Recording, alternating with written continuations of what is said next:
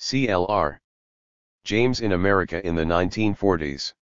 American Civilization. By CLR. James. American Civilization. An Introduction. CLR. James is one of the greatest writers and activists in the Marxist tradition. His vision of the movement of war/de-civilization encompassed his own experience of the Caribbean, where he was born, Europe, America, and Africa. The crux of his development as an original thinker was the first period he spent in the United States, 1938 to 53. Towards the end of that period, James produced a book-length manuscript entitled Notes on American Civilization. This document, published here as American Civilization, is in many ways the most wide-ranging expression of his thought, the indispensable link between his mature writings on politics and his semi-autobiographical masterpiece, Beyond a Boundary. 1. James completed his long essay on American civilization in early 1950, at a time which he felt was critical for the future of human society. Its central theme was the struggle of ordinary people for freedom and happiness, a struggle which he found to be most advanced in America. At the same time, James recognized that the forces mobilized to repress these popular energies had never been so developed, or so brazenly employed, as in the 20th century. American civilization was an expression of a great surge of energy and imaginative vision as James, at the peak of his intellectual powers, responded to historical circumstances and launched himself on an extensive program of writing. His concern was with no less than the conditions of survival of modern civilization. James's work on the manuscript was abandoned as he became swept up in a fight to avoid deportation. After his enforced departure from America in 1953, he never again found the circumstances in which to complete the original work he planned. CLR. James died in Brixton, London in May 1989.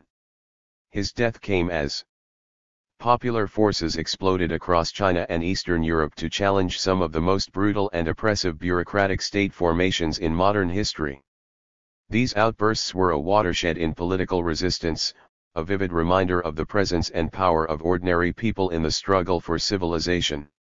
At the same time, too, they constituted a unique experience in terms of mass communications. This movement of the people was a world event like no other.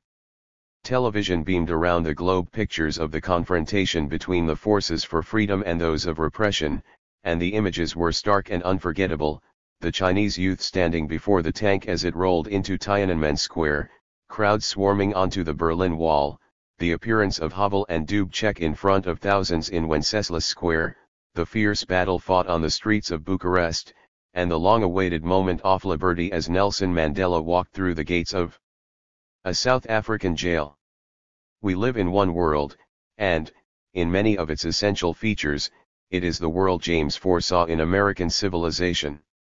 He understood the modern era to be a moment in the history of humanity which would result either in the total reorganization of society by ordinary men and women, socialism, or the continuing degradation of civilization as manifested in the public violence of fascism, the Stalinist state, and the threat of nuclear war, barbarism. James drew attention to the subjective and objective features which together were, for him, what made the 20th century distinctive. The development of industry, urban growth, and the tremendous expansion of mass communications had given ordinary people a coherence, concentration, and awareness they had never known before. Moreover, this sense of collective purpose was becoming increasingly universal. But, at the same time, this capacity for popular self-expression and self-organization came up against the enhanced powers of rule from above, embodied in the modern state apparatus and in bureaucratic organization more generally. As the struggle intensified, James saw that it reverberated through all areas of life, including the most personal relations between men and women. James's particular insight into the 20th century drew self-consciously on his own life experience, containing as it did several distinctively new currents of the 20th century world. First of all, he was black, and he had grown up at a time when imperialist war had projected black and colonial peoples onto the world stage as a potential revolutionary force. His participation in Europe's intense political struggles during the 1930s and his involvement with the movement for colonial freedom gave him a unique insight into the crisis of European hegemony and the interrelation between struggles in the metropolitan countries and the colonized areas. But this was not all. James's move to the United States in 1938 opened his eyes to the specific contribution to be made by the people of America to 3. The global struggle for a new society. It was this transition from Europe to America that holds the key to James's revolutionary vision. He saw early on that the Second World War represented an opportunity for America to launch its bid for world dominance at the expense of European imperialism. By the end of his 15-year stay, a world system based on competition between the two new superpowers of the United States and the Soviet Union, the Cold War, had arisen to terrorize mankind with the threat of nuclear annihilation. Reading James's 1950 manuscript some 40 years after it was drafted, it is possible to find their anticipations of a world to come. He drew attention to political developments which subsequently unfolded within America itself, notably the civil rights and feminist movements. Moreover, he highlighted the contradiction between bureaucracy and the people, a central feature of the modern crisis which now stands more fully revealed in the aftermath of Stalinism's failure. The remarkable prescience of American civilization, however, was not fortuitous. James wrote his study at a critical time when America was asserting its world leadership with consequences as far-reaching as those unleashed a century earlier by the Civil War. His analysis caught some of the deeper currents of modern history, and, following his own approach to the work of great artists and writers, we can understand its originality to have been forged in a moment of transition, as one historical era gave way to another. James's creative innovation in this text was revealed not just in the content but also in the unfinished form of the writing itself, which sought to bridge the gap between the world of books and the lives of ordinary Americans. The unraveling of the post-war order as a result of the collapse of Stalinism reopens all the questions that James posed 4 decades ago. American civilization has immense significance, both as a penetrating account of the world in 1950 and as a powerful source of critical insight into the entire post-war era, illuminating as it does the century which now draws to a close. To the place of American civilization. In James's life and work. CLR. James arrived in the United States at the end of 1938. Behind him were 6 years of intensive political activity in Europe and a substantial body of writings. The major texts of this pre-war period, World Revolution, The Black Jacobins, and The History of Negro Revolt II reflected the direction in which James's ideas were developing, specifically his attempt to integrate the struggles of black and colonial peoples into the revolutionary concerns of European Marxism. They also contain the seeds of his future work, both practical and theoretical, which he brought to maturity during his 15-year stay in America. It would, however, be mistaken to think of James as having only been made by his experiences of Europe. When he left his native Trinidad for England in 1932, he was 31 years old, mature and educated, widely read in the classics, in European history, and literature. He was a published author of fiction and a sports journalist of note. Furthermore, James's method and his perspective were already formed, having evolved during his early years, and both were encapsulated in his appreciation and understanding of the game of cricket. As a young boy, James watched cricket from the window of his house. His attention was caught by different players with their distinctive styles. He talked extensively to cricketers, he studied technique and played himself to a good standard. He built up his own library of newspaper clippings and collected books which enabled him to trace the evolution of the game. In this way he developed a sure grasp of history, but it was combined with a strong visual memory and sensitivity to the uniqueness of individuals within particular social contexts. These elements and the thoroughness with which James approached questions in cricket became the hallmark of all his subsequent work. For James, cricket was a metaphor for the world, and at the core of its interpretation lay a method combining history with keen personal observation. James's youth was not marked by any explicit political interest, but he reached adulthood during a period of considerable change and unrest in the island's colonial society. As he wrote subsequently, cricket had plunged me into politics long before I was aware of it. When I did turn to politics, I did not have much to learn. 3.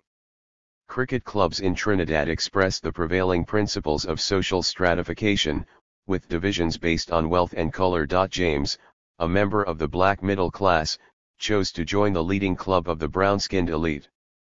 He later regretted this political decision on the grounds that it distanced him from the creative energies of the Caribbean people. These were exemplified in the exciting styles of cricket played by Trinidad's lower middle-class blacks, most notably by the great all-rounder, Larry Constantine. Nevertheless, it was Constantine, with his pragmatic political sense and his experience of touring abroad as a professional cricket-editor, who began to question James's bookish notions of the world. It was also Constantine who invited James to join him in England, to collaborate on the writing of his cricket memoirs. But, by the end of the 1920s, James's perceptions were being changed by other forces. He could not ignore the restlessness of the Trinidad people in the years after the First World War, and he was, like everyone else, closely following the activities of Captain Cipriani. Cipriani, a local man, achieved prominence during the war as a champion of West Indian soldiers serving abroad. When they returned, these men were expected to settle back into the old structures of colonial authority. But this 5. was impossible, given their experience of war combat, their struggles against discrimination and segregation, their encounters with the ferment of revolutionary ideas, some of which crystallized in Garvey's Back to Africa movement. The strong bond forged between Cipriani and the men formed the basis for a political movement which took off after their return to Trinidad. It was a time of heightened crisis, punctuated by massive strikes, particularly that by dock workers, and rioting in Port of Spain which had to be suppressed by military force. For Cipriani, the war had proved beyond doubt the capacity of the West Indian people for self-government, and he articulated the frustration and general dissatisfaction with Crown Colony government. James was in active sympathy and he prepared to write a biography of Cipriani.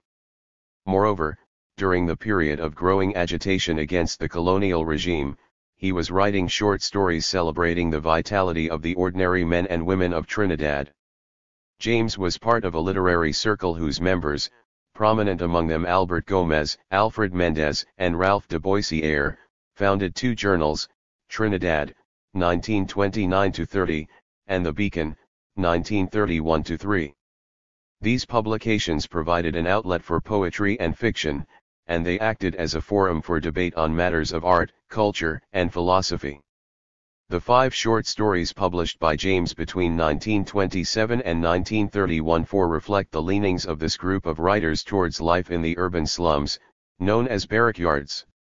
The themes and characters he chose, however, were not dictated by conscious political considerations or by an explicit desire for social realism. Rather, they grew naturally out of the material available to him as a writer and observer in Trinidad. Barrackyard life, vibrant and unexplored, was a creative source, native to the Caribbean. Through its discovery, James and his contemporaries began to break the hold of the English tradition over the subject matter and cultural sensibility of colonial writing. Their work, located in the conditions of the Caribbean, laid the foundations for a distinctive body of literature, a genre consolidated and expanded by a later generation of writers such as V.S. Naipaul, George Lamming, and Wilson Harris. In the spring of 1932, James left behind the confines of Trinidad's colonial society and embarked for England in the hope of joining the cosmopolitan circle of London's Bloomsbury as a writer. He carried with him a novel, Minty Alley, 5 and a draft of his biography of Cipriani. But his career in Britain soon took a different course from the one he expected. I arrived in England intending to make my way as a writer of fiction, but the world went political and I went with it. 6. London's intellectual atmosphere was dominated by political debate, especially over the events of 1917, the formation of a workers' state in the Soviet Union and the emergence of Stalinism. But, in an economic climate of depression, the early optimism had begun to dissipate. The growing fascist threat weighed down over a turbulent Europe. James's first taste of radical politics came soon, when he moved to Nelson, the militant Lancashire textile town, nicknamed Little Moscow, which employed Larry Constantine as a professional cricketer. Industrial unrest throughout northeast Lancashire culminated, during August, in an all-out strike which brought cotton manufacturing to a virtual standstill. James found himself caught up in the events. He took part in the public meetings, the demonstrations, and the discussions which spilled over into people's homes. It was in this atmosphere that he completed his biography of Cipriani, and, with Constantine's financial help, it was published by a small Nelson firm in September 1932. It was abridged a year later by Leonard Woolf as The Case for West Indian Self-Government. Its publication, however, marked the end of the first phase of James's life, one situated firmly in the formative conditions of his Caribbean youth. James learned a great deal from his stay in Lancashire, witnessing the day-to-day struggles of its working-class communities, finding, too, considerable interest among them in the colonial question. He and Constantine became widely known as spokesmen on the West Indies, and, in the process of explaining social conditions there, they learned about themselves and were able to clarify their own political position. It was while living in Nelson that James first became acquainted with Marxism. He read Trotsky's The History of the Russian Revolution, 1931, and later he began to study the work of Marx, Engels, and Lenin. He quickly dispensed with the literature being produced by Moscow and its British agent, the Communist Party, and he developed a Marxist position which was implacably opposed to the Stalinism of the Soviet Union. James joined the nascent British Trotskyists, many of whom were at that time operating within the Independent Labour Party, ILP. For the next 2 years James was primarily concerned with the possibilities of revolution in Europe, and he was immersed as a writer and political activist in Britain's radical left-wing movements. His approach to questions of politics was distinctive. It stemmed, in part, from the fact that he had mastered European history and literature before he studied the principal works of the Marxist tradition.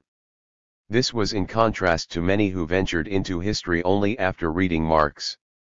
James's historical perspective, laid down in the West Indies, and the method he developed through his study of cricket, the rigor and thoroughness with which he handled material, marked every aspect of his political career in Britain. He quickly became one of the spokesmen of the British Trotskyist movement, and his enhanced public profile as a cricket reporter on the Manchester Guardian brought increased respect to the Marxist group, of which he was the leader. James's work on revolutionary movements in Europe taught him the importance of international working-class collaboration, and this lay at the heart of his response to the Italo-Ethiopian crisis of 1935-6. After Mussolini's invasion of the last independent African state, James supported a motion at the ILP's annual conference calling for workers' sanctions against Italy instead of the government's League of Nations sanctions. The party's pacifist members refused to accept the conference's endorsement of the resolution, on the grounds that it might precipitate war. Many members, including James, broke with the ILP on this issue. It was a harsh lesson in the equivocation of the organized left and the labor movement. At that time the widely held view of radicals was that the revolution had to take place first in Europe, only then would its leaders be able to grant the subjects of the colonies their freedom. James rejected this view, since he knew from history and from his own experience the great potential of the so-called backward peoples. He wrote at the time, "Africans must win their own freedom. Nobody will win it for them. They need cooperation, but that cooperation must be with the revolutionary movement in Europe and Asia." 8. The Italo-Ethiopian crisis turned James decisively towards Africa. It gave focus to general questions concerning leadership and the masses in revolution and the relationship between the European left and the colonial world. He had already begun to explore these questions in his study of the slave revolution in San Domingo. James's work on these issues was strengthened in 1936 by the arrival in London of his boyhood friend, George Padmar. After being recruited by the Kremlin to head the Profinterns Negro Bureau, Padmar broke with Moscow over its changing line on the colonies. In the context of the Soviet Union's attempt to make an alliance with Britain and France against Germany, Italy, and Japan, Padmar had been instructed to cease his anti-imperialist organizing against Britain and France, who had the most colonies in Africa, and direct his political efforts against the very powers that had no African territories. Padmar brought to England his considerable skills, his international perspective, and his knowledge of how to build a political movement. He helped to reorganize the International African Friends of Abyssinia, a committee set up by James, Amy Ashwood Garvey, Jomo Kenyatta, and other blacks. It became known as the International African Service Bureau with Padmar as chairman and James as the prospective editor of its journal, International African Opinion. James's activities in the pre-war period connected him to a long line of immigrant radicals who had played a distinctive role in British political life. These people often advocated broad ideals, such as colonial freedom, while, at the same time, also inserted themselves into the struggles of local working-class communities. James was conscious in particular of those Irish and Indian radicals whose struggle for freedom was then more advanced than 8. That of the radical Pan-African movement he was instrumental in organizing. The different threads of James's political activity and historical writing during the years 1932–8 came together in the 3 books he published towards the end of his stay in England. The first, World Revolution, 1937, was a history of the Communist International, considering in detail the foundation and development of the Soviet Union. James examined the part played by key figures, Lenin, Trotsky, Stalin, in the Russian Revolution and its aftermath, and he firmly linked the fortunes of the newly created workers' state to the fate of the revolution in Europe. He showed the far-reaching consequences, for both the Soviet Union and the international revolutionary movement, of Stalin's 1926 pronouncement, "Socialism in one country." World Revolution was not particularly original, but James's revolutionary Marxist position opposed to Stalinism was badly needed at that time by Trotskyists and their sympathizers on the left. It was the first systematic work on the Russian Revolution in English written from a Trotskyist viewpoint. James had access to the plentiful material available in French.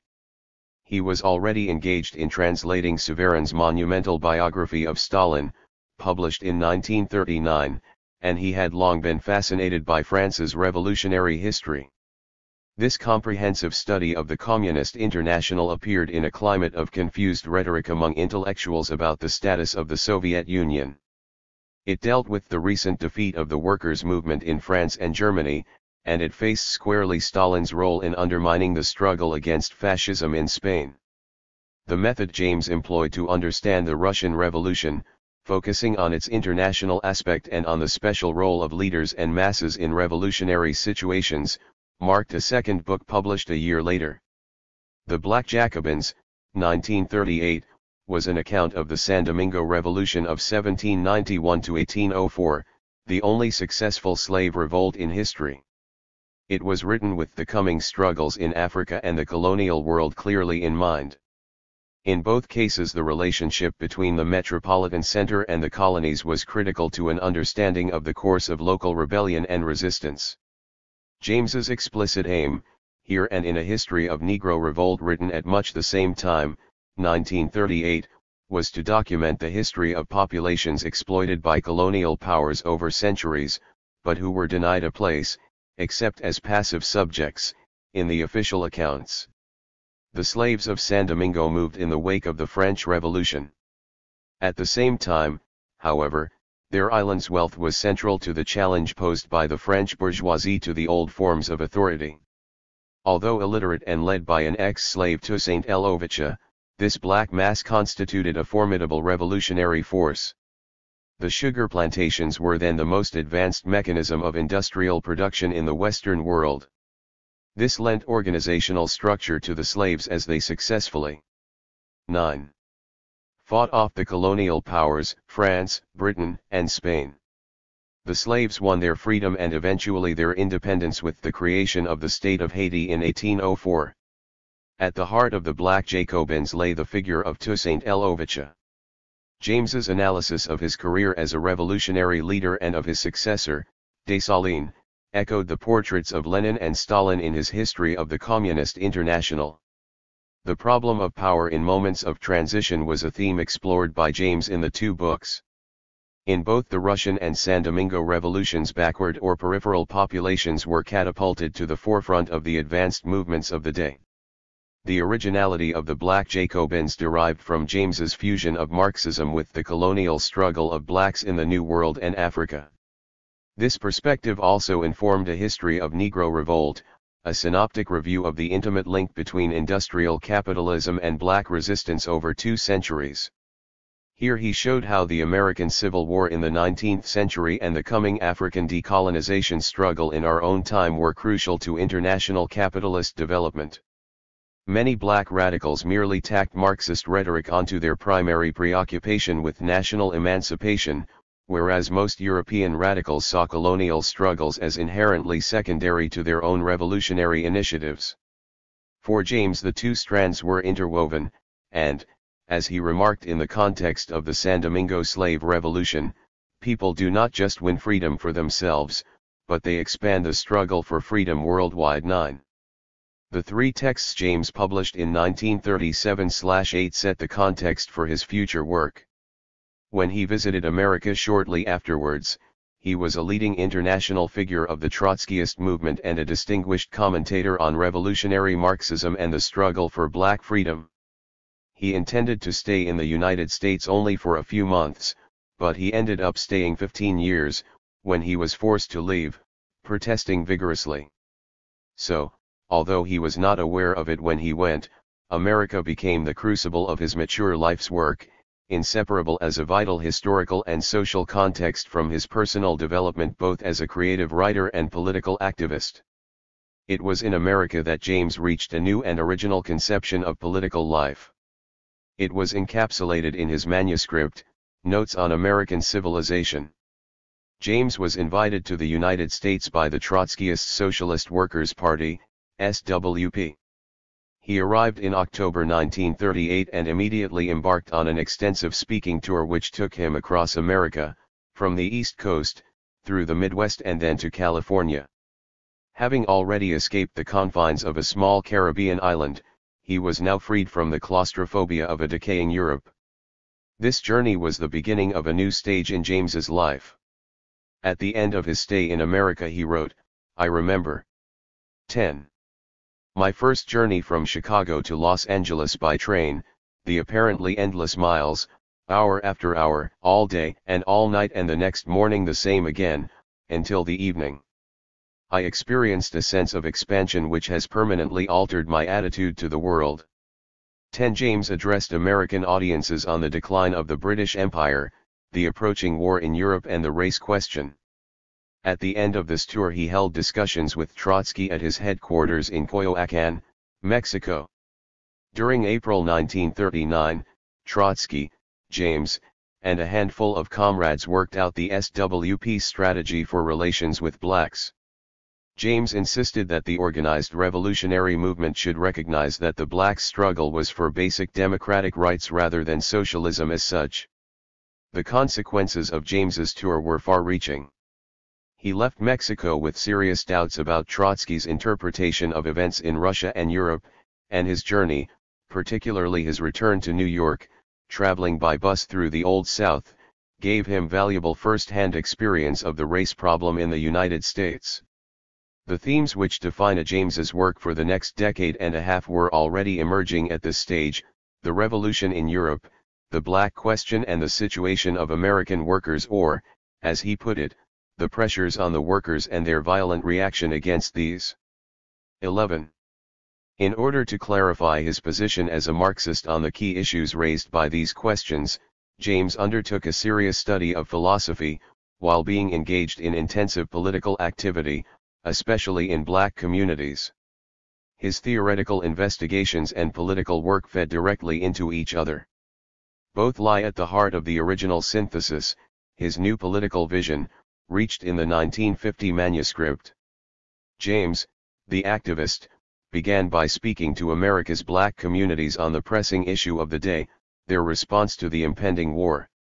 In the context of Roosevelt's call for Americans to defend democracy in Europe, James reminded blacks of their own lack of freedom and basic democratic rights in the United States. Drawing on historical precedents, he recognized the tremendous threat blacks, employed at the heart of the American capitalist machine, could pose to the government. He emphasized that this threat was magnified not only by their potential alliance with white workers, but also by their links with the millions of colonial peoples resisting imperialism worldwide. Later, during 1942, James traveled among the rural black communities of Missouri, and he learned a great deal through his participation in the sharecroppers' fight for better wages. Writing in 194:3, he described this as going into the wilderness for 10 months, a tremendous experience involving thousands upon thousands of workers, black and white, and much traveling over hundreds of square miles. 12. The more deeply he penetrated into the lives of America's blacks, both the industrial workers of the northern cities and the agricultural laborers in 11. The South, the more certain James became of the key role they would play in America's future. In the most advanced society of the day, the blacks were the most exploited and oppressed section of the population. Their struggle, rooted in the history and day-to-day experience of a stark inequality, had an independent vitality and developing organic political perspective of its own. For James, the black question lay at the core of the American question. It encapsulated the central contradiction of a society whose original ideals of freedom and equality were, in the 20th century, crushed at every turn by the coercive power of industrial capitalism. James's work on the position of blacks within the United States led him directly into the question of the revolution in America. The challenge of the New World was the bridge into the other main body of work James carried out in America during his 15-year stay. This consisted of theoretical investigations stimulated initially by the ideological confusion which followed the Hitler-Stalin Pact in 1940. The SWP was soon split by this development. The split, which was led by Max Shachtman and others, involved a very large minority of the SWP and the majority of the Trotskyist youth. James supported the minority position, which rejected Trotsky's advocacy of the unconditional defense of the USSR and the class character of the Soviet Union as a degenerated workers' state. The minority quickly organized itself in May 1940 into the Workers' Party, WP, under the leadership of Max Shachtman. James's theoretical contribution to the new formation was soon displayed when the WP's official organ, the New International, devoted its special July 1940 issue entirely to publishing his analysis of capitalist society and the war.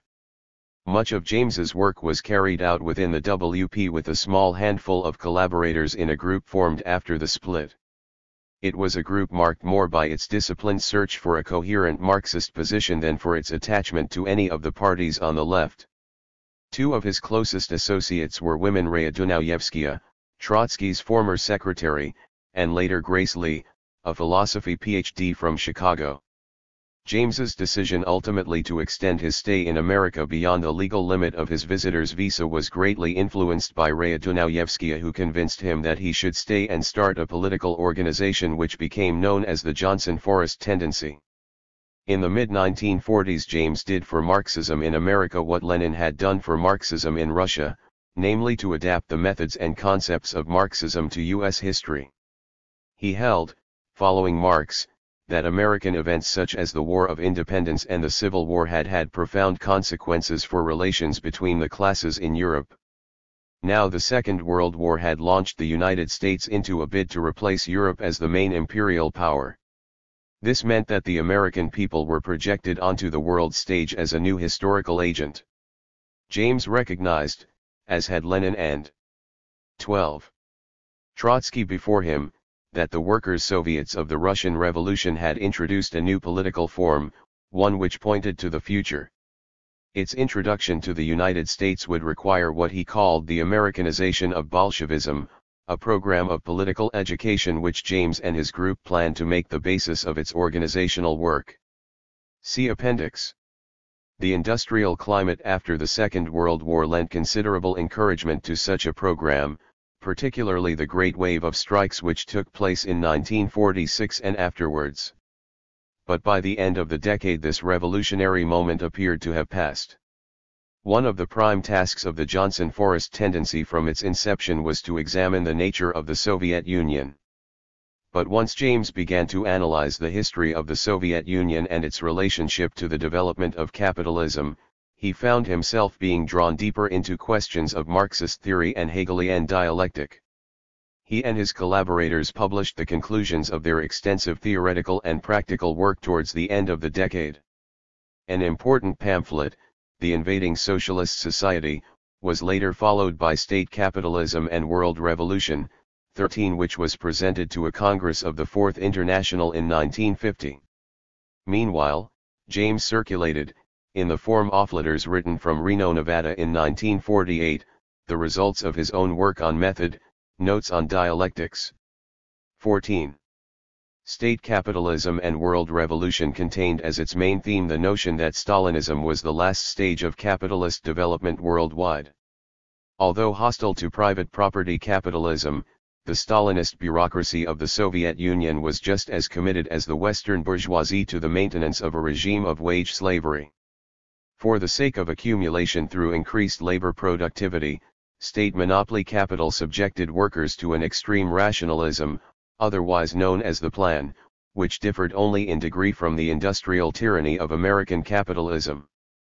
The book's inspiration was Lenin's last writings after 1917, and it ends with the observation that the political deficiencies of the revolutionary movement in 1950 were substantially philosophical. In Notes on Dialectics, James set out to teach his followers how to use Hegel's science of logic. Dialectical reason, he explained, was a way of thinking which reflected the movement of the object of thought, the world in which we live. Analytical thinking and common sense can only identify what is or has been, but the dialectic, in contrast, enables us to imagine a different future by combining speculation with knowledge in the context of action. James applied this method to the history of the international labor movement, beginning with the French Revolution. He showed that Trotsky's thought never moved with history, remaining trapped in the circumstances of the Russian Revolution and its immediate aftermath. This was nowhere more clearly exposed than in the Leninist notion of the Revolutionary Vanguard Party. James concluded that the next decisive stage in history, 13, would be the overthrow of the rule of the party itself and the emergence of the people against the structures of government bureaucracy. Having decided that Trotskyism was not just wrong in its ideas, but fundamentally wrong in its method, James broke with the Trotskyist movement. In doing so he was also ready to break with the old European forms of political life, which he had come to see as irrelevant to America and an impediment to world development. For he had long been engaged in the process of seeking to understand American society.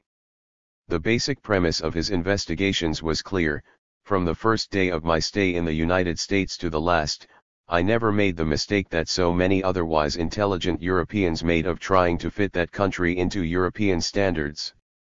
Perhaps for one reason, because of my colonial background, I always saw it for what it was, and not for what I thought it ought to be. I took in my stride the cruelties and anomalies that shocked me and the immense vitality, generosity, and audacity of those strange people. 15. Following his arrival in 1938, James rapidly immersed himself in a study of American history and literature, but he also paid serious attention to the popular arts of the American people.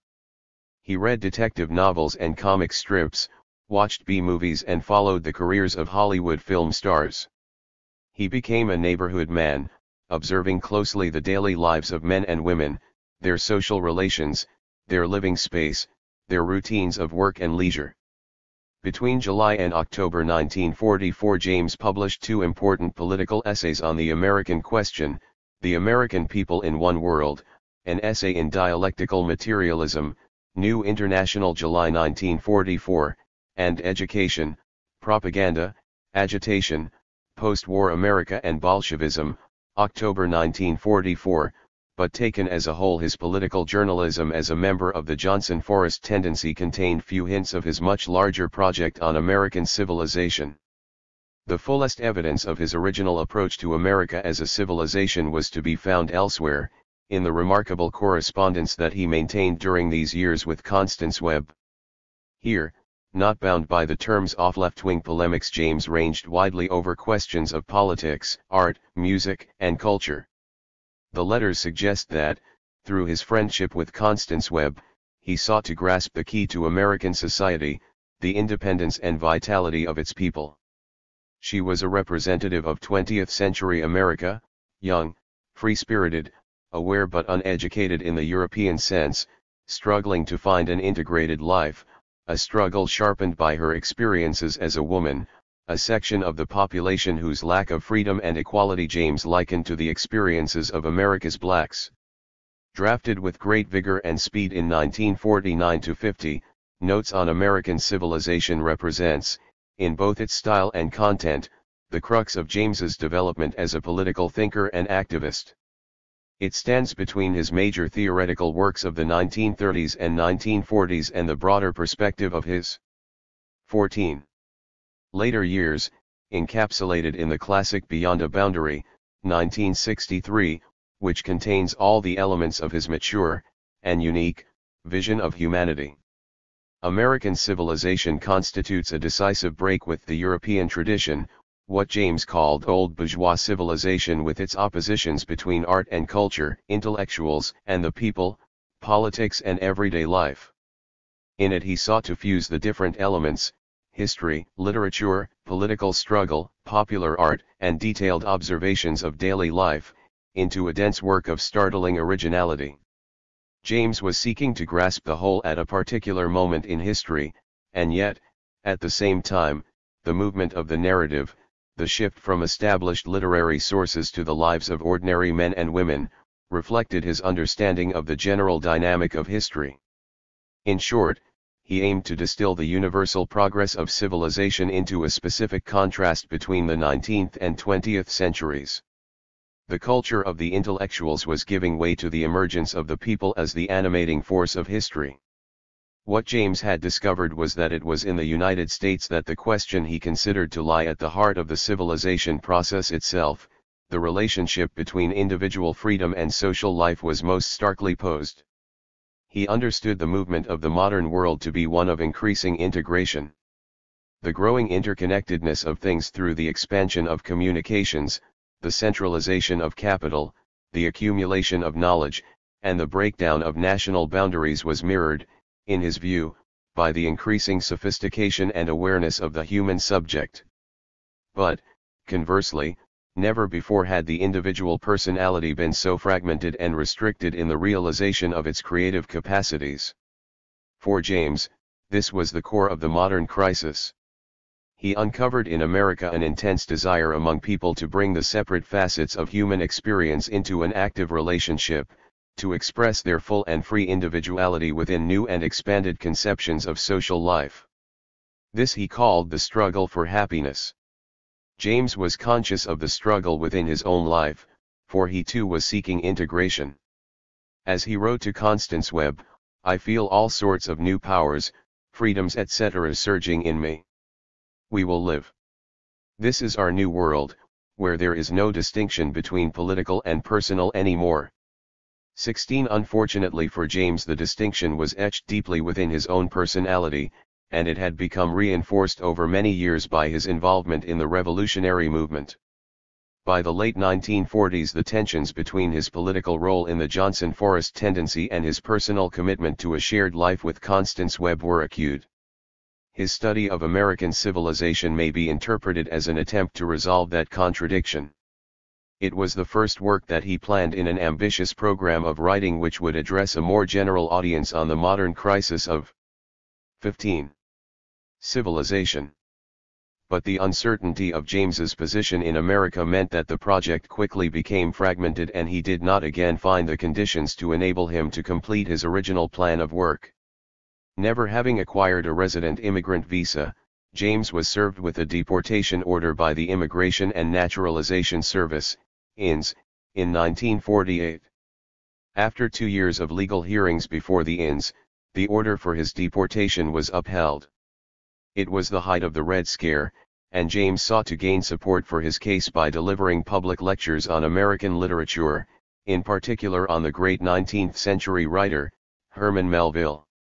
These formed the basis of a critical study, Mariners, Renegades, and Castaways, the story of Herman Melville and the world we live in, 17. But, although it was sent out to every congressman and others who might influence James's case, he finally lost his appeal against deportation, and the book has only recently reached a wider audience. The American Civilization Project was transformed into a collective enterprise of the Johnson Forest tendency as a part of James's struggle to remain in the United States. In its themes and preoccupations, Mariners, Renegades, and Castaways was clearly taken from the more comprehensive study of America which James had already begun. Writing with explicit reference to the barbaric, totalitarian regimes of Hitler and Stalin, but mindful also of American trends, James addressed the obvious, the immense, the fearful mechanical power of an industrial civilization which is now advancing by incredible leaps and bringing at the same time the mechanization and destruction of human personality. 18. For James the question had been posed a century earlier by Melville in Moby Dick, his tale of the Pequor's ill-fated voyage in search of the great white whale. James took the ship to be a microcosm of the newly emerging industrial society, and he discussed the different characters and the dynamics of their relations as they unfolded within the novel's narrative structure. He began with the towering presence of Captain Ahab, the embodiment of a wholly new human type, the captain of industry and ultimately the modem totalitarian dictator, a man prepared to bring about the ruin of civilization in the pursuit of his own personal ambition. Counterposed to this destructive force was the ship's crew, its members being representative of the ordinary people of the world. Melville showed them at work inside the whaling ship. His description of the intricacy of their tasks, their skills, their cooperation and sense of community strongly appealed to James, who saw in it the picture of a modem proletariat. Echoing a central theme of American civilization, James here offered a particularly penetrating analysis of the characters of the narrator, Ishmael, and the ship's 3 officers, Starbuck, Stubb, and Flask. They were the intellectuals, the educated, the possessors of technical knowledge, those trained to be leaders, and yet, when the Pequod neared its destiny, they wavered hopelessly. 16. As did their 20th-century counterparts, between submission to the monomaniacal power of Ahab and an affirmation of the crew's humanity. They could not decide. Moving beyond Moby Dick to explore the relationship between the writer and the world around him, James developed this theme, the crisis of the intellectuals, or what he called the revulsion of modern man from an intolerable world. 19. But he was interested, too, in the process by which strange stuff, the raw material of the imagination, was molded and refined to make something new, and Ahab, that rarest of achievements, the creation of a character that will sum up a whole epoch of human history. So in Mariners, Renegades, and Castaways, James located the novelist in the movement of history, placing him at the moment of transition from one world to another. At the same time, he celebrated Melville's ability to see, to create a masterpiece out of the uniqueness of his artistic personality. This was at once highly individual and rooted in society, expressive of its fundamental dynamic. In his critical study of Melville's work, James demonstrated the maturity of his dialectical method. Its foundations had been laid during his boyhood years of cricket watching and later developed self-consciously through political activity and the study of revolutionary leaders such as Toussaint L'Ouverture. Although James's investigation was of a major literary figure, it was closely tied to other theoretical and political work in which he had been engaged while living in America, work which by 1950 had brought about fundamental changes in his thinking. For this reason, Mariners, Renegades, and Castaways was more than a penetrating exercise in literary criticism, it was also a chapter of an autobiography, revealing aspects of the life of James himself. This was exemplified in the finale to the Melville study, where he described his experiences as an internee among the renegades and castaways of Ellis Island. America had irrevocably altered James's perspective on the world, and his 15-year stay there had enabled him to develop an original conception of political life. His vision was now founded on recognition that the fate of humanity lay in the hands of ordinary men and women, that intellectuals would play no decisive role in the working out of society's future. This was no fanciful notion or mystical belief, but a conception rooted in James's understanding of history and his many years of political activism. In a sense, then, both Mariners, Renegades and Castaways and the longer, unfinished work, American Civilization, can be understood as the first stage in James's attempt to place himself in history, an autobiographical project which occupied him intermittently in his final years. This was so not just because together they contain the fullest statement of his political position as he reached the peak of his creative powers, but also because they have at their heart the excavation of the intellectual tradition to which James himself, 17, was so closely bound. Writing them cleared the way for a more explicitly autobiographical volume exploring the formative conditions of James's Caribbean upbringing, through an interpretation of the world of cricket. It appeared a decade later as Beyond a Boundary. The period following his departure from the United States in 1953 was a difficult one for James. He had broken with the Trotskyist movement in which he had worked for 2 decades, and, although he remained in active communication with his own American organization and colleagues, he found himself separated from the vitality and expansiveness of the New World. Returning to a Europe changed by the experience of war, he found its intellectuals isolated and demoralized. In Britain, the great socialist ideals of the 1930s had been transformed by the Labour government into the palliative institutions of the welfare state, but emancipation struggles in the colonies had set in motion the disintegration of the British Empire. James's dislocation, coupled with the pressing need to earn a living, left him struggling to continue the work inspired by the political struggles and popular arts of the United States. But the experience of America was something very specific, as he revealed in a letter written to his friends in New York shortly after his arrival in England. It is most remarkable, but at the present moment the feeling that I have and the memory of life in the United States are expressed most concretely in gramophone records, jazz records in particular, and movies. 21. The original 1950 manuscript of American Civilization languished, unrevised, among James's papers. At first, he tried to interest his old London publisher, Frederick Warburg, in his book, but it was no easy matter to revise the work for a European audience, a very different one from that which he had had originally in mind. Several sketches for a new version that he planned to write jointly with James can be found among his papers for the years 1953-5. By the beginning of 1956, the American Civilization project became a focus for renewed discussion between James and his political associates in the United States, now organized as the Correspondence Group. An incomplete draft, dealing mainly with American workers and women, was the only outcome of this collaborative exercise, and it was again put aside when the pressing issues raised by the 1956 Hungarian Revolution and the independence of Ghana in early 1957 diverted the energies of James and his associates.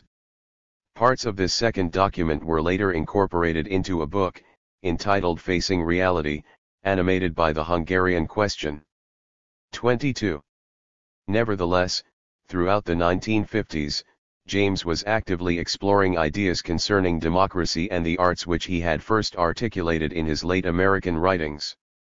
He was seeking to develop a critical method by means of which the work of great artists could be approached, both to open up the individual creative process itself and to assess its place in social life.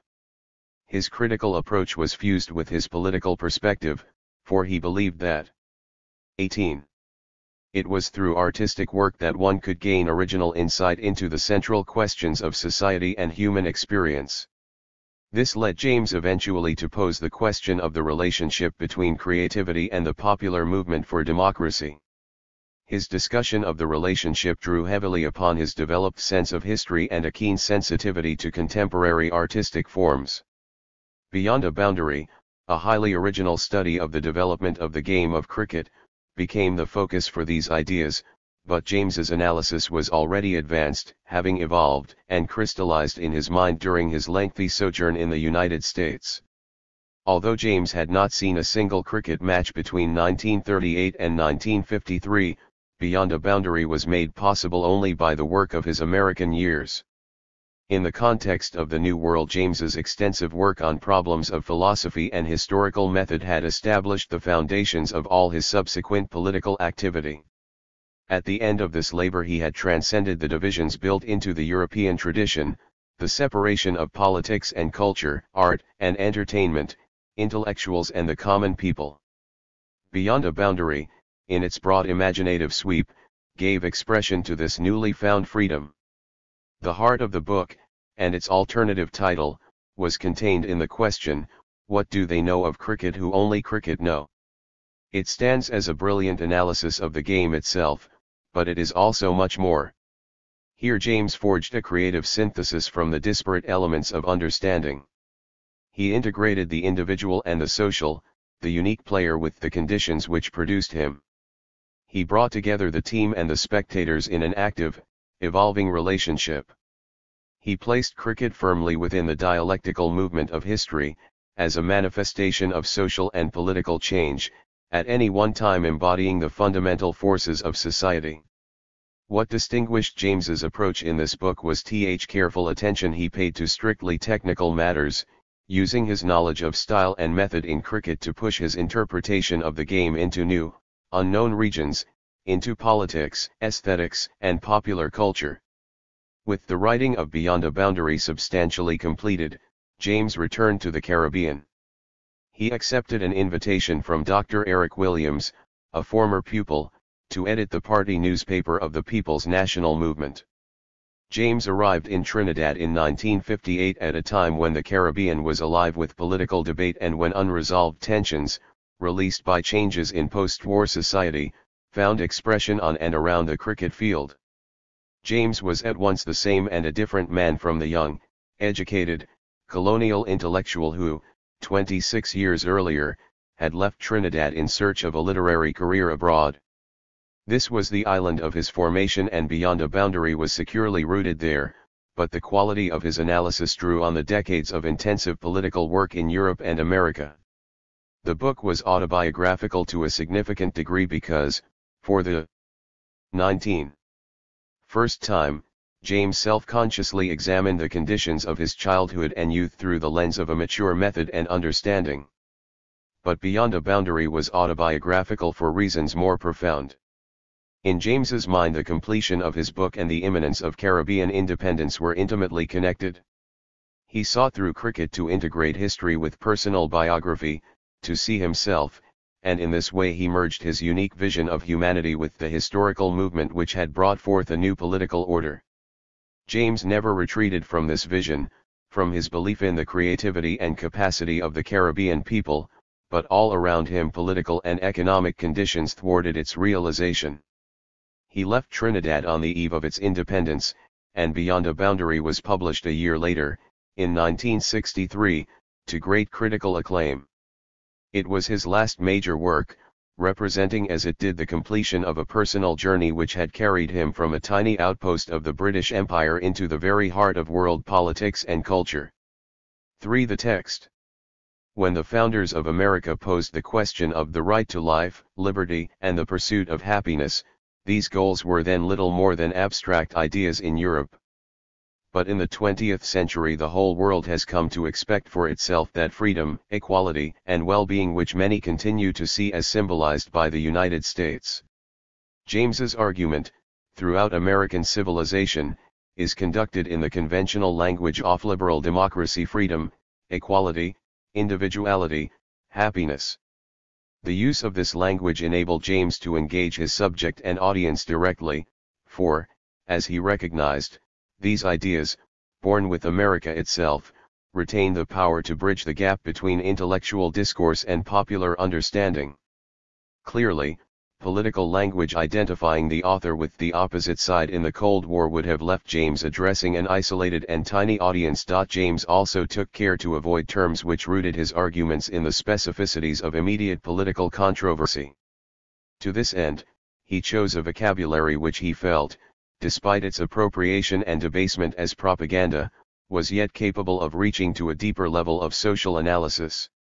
Having avoided the terms socialism and capitalism, James built his study around two oppositions: civilization vs barbarism and democracy vs totalitarianism. However familiar these terms might seem, James used them both to convey the movement of modern history and to probe into the heart of the world crisis. Although he attempted no formal definition in the text, James meant by civilization the progressive tendency of world history as a whole. Its core was the drive to integrate the individual and society, and its creed was a 20. Humanist desire for universal freedom and happiness. Its antithesis, barbarism, sacrificed the individual to a limited version of society and was based on inhuman mores, coercion, and division. The social practices of the ruling segments of most historical civilizations, in contrast to their achievements in art and religion, were highly unequal, even barbaric. As James noted, Wendell Phillips, the 19th-century abolitionist, had described the American Civil War as a struggle between civilization and barbarism inside America itself. Within the history of civilization, democracy represented for James a specific stage of politics, people power or rule from below. Its principles were self-organization, freedom of association, individual freedom, and equality. James contrasted the restricted form of parliamentary democracy with the direct participatory form of ancient Athenian democracy. For him, the antithesis of democracy was totalitarianism, control from above, the fusion of party and state, the destruction of the individual in the name of totality. In the 20th century, this form of government was epitomized by the Stalinist regime. James held that the completion of the civilization process was socialism, and by this he meant the extension of democratic principles into the sphere of production. When the mass of ordinary working people controlled their own labor processes, the consequences for the organization of all aspects of society would be fundamental. Although the name socialism was largely absent, the idea permeated all of James's text. The daily evidence of the struggle for such a society in America was what he called the thing itself. James sought to capture this historical movement of society in the organization of the manuscript.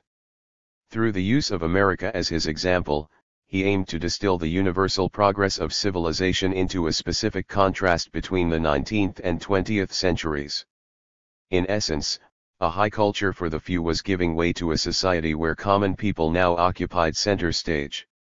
Thus the first part of American civilization, dealing mainly with the past, draws heavily upon literary sources in which the presence of ordinary men and women can only be guessed at, whereas in the second part, based largely on James's own observations, the people make themselves known directly in the fullness of their lives. James made it clear that he had in mind both an intellectual and a popular audience, and he stated that later drafts would entail a movement from one to the other. In his attempt to integrate two levels of analysis, the abstract and the concrete, James's manuscript was reminiscent of the work of his great predecessor, Alexis de Tocqueville. Indeed, James explicitly placed himself in the tradition established by de Tocqueville's classic Democracy in America, published a century earlier, and it is not difficult to find many parallels in the scope and method of their writing. The dialectic of ideas and life, of form and content, was also reproduced. 21. At the heart of James's critical theory. The principles of his method were exemplified by what he found best in Melville's writing, particularly in Moby Dick, a creative synthesis of the real and the symbolic. For James, the distinctiveness of Melville lay in his great sympathy with the common man. He anchored his story of the Pequod in a precise description of various individuals at work and in their relations with others, bringing a sharp realism to the task. At the same time, by means of symbolism, he reached beyond the actual to the deepest stirrings of his age, finding indications and points of support by which the innermost essence and widest reaches of the universal may be grasped. 23. James's method was given its most serious test in his long, central chapter on the popular arts, the bridge between the two parts of his argument. He regarded this chapter as one of unusual difficulty. Here he explored the relationship between different levels of human experience, the actual and the possible, the past and the future in the present. James believed that art, and in 20th century America that meant above all the movies, was the principal means through which people sought to make connections between real life and the world of the imagination. With this in mind, he identified the essential ingredient of great art as simplicity. The scope of the artistic medium was always widened, he felt, by a process of simplification, with a view to appealing to the widest audience possible. But once a new artistic form had become simplified, James added, there was a substantial increase in the complexity of relations which could be built up from it. James illustrated his thesis by pointing to the finest example of modern art, the elemental quality of Chaplin's films Before the Watershed of 1929. James understood the appeal and greatness of Chaplin's pantomime to derive from the primitive connection it made with the visceral emotions of the people, but the simplicity of Chaplin's principal character, the little man, opened out, touching the universal, drawing the audience into the complexities of the modern world and linking its everyday experiences to the general movement of society. If the movement of the manuscript of American Civilization represents the shift from historical abstraction and literary ideas to direct personal observations of contemporary life, this chapter on the popular arts achieves a methodological synthesis. James derived from his analysis of the contemporary popular arts a vision of the political movement of American society which he tried to realize in the second part of the text through an account of the actual lives of the people. What he saw in art, he also identified as being present in politics, namely that the American people, symbolic of modern people everywhere, were already beginning to shape the forms and content of political life.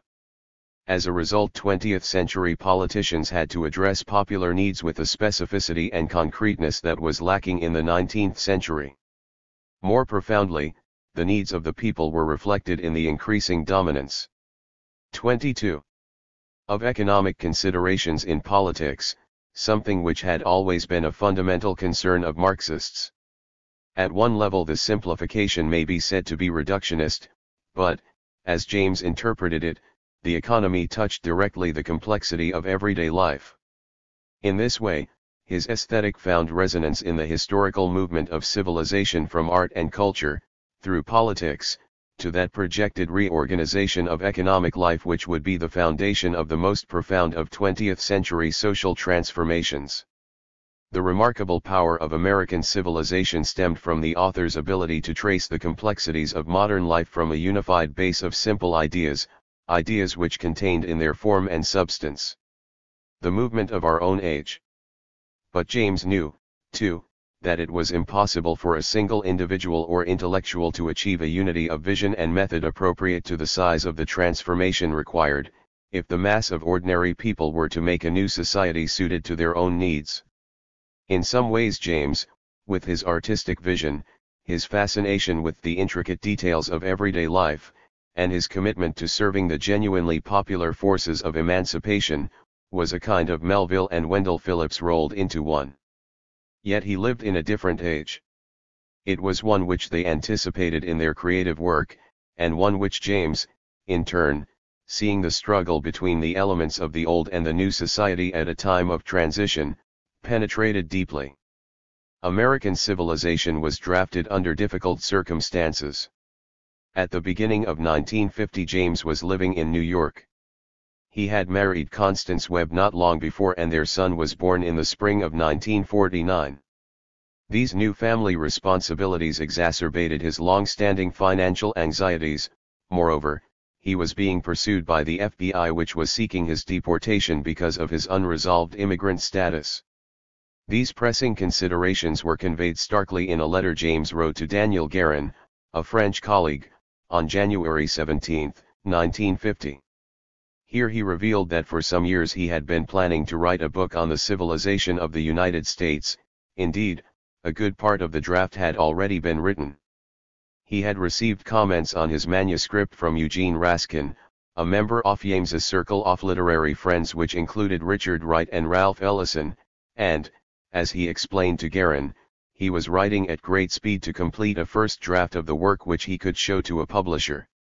He hoped to raise an advance to alleviate his straitened circumstances, but he felt, too, that the work itself was assuming a new importance. The haste with which James completed his manuscript is indicated by references within the text to articles in the New York Times from December 1949 to February 1950. It would appear that at this stage he was working mainly alone, intending to circulate the draft among his friends and collaborators before incorporating their comments into a final, publishable version. 23. James's correspondence about his project on American civilization conveyed an atmosphere of secrecy. There were a number of reasons for this. First of all, James did not wish his vulnerable personal situation, illness and shortage of money, to be known to his opponents, including the federal government. Furthermore, there was a potential conflict between publishing a highly personal document and the discipline required of him as an official member of the leadership of the SWP. Under the pressing circumstances in which James found himself, the 1950 manuscript never reached completion, and it subsequently languished among his unpublished papers. In 1987, each of the editors arrived independently at the judgment that the 1950 manuscript was a coherent and original piece of work which shed new light on James's established corpus of writing. Moreover, although it was a document of the mid-20th century, it seemed to provide a unique insight into the contemporary crisis of the late 20th century.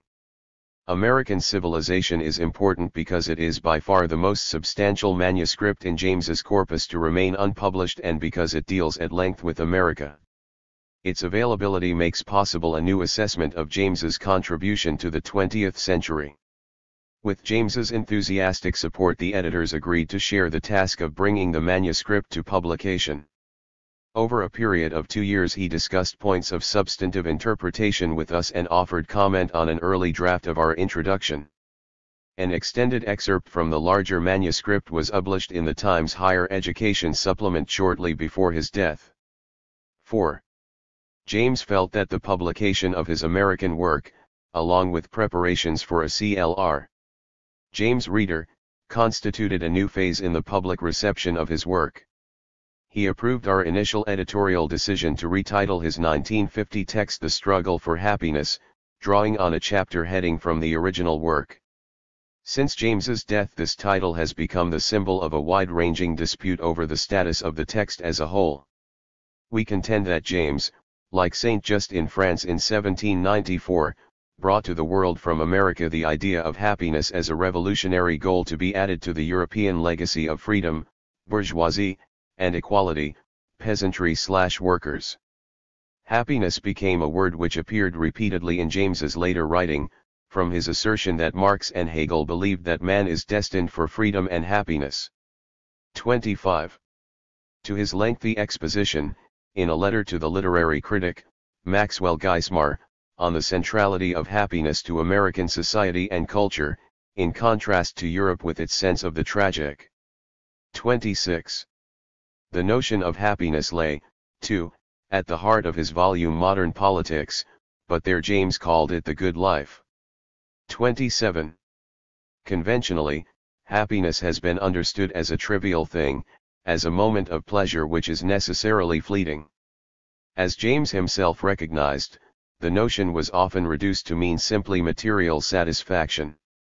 He 24.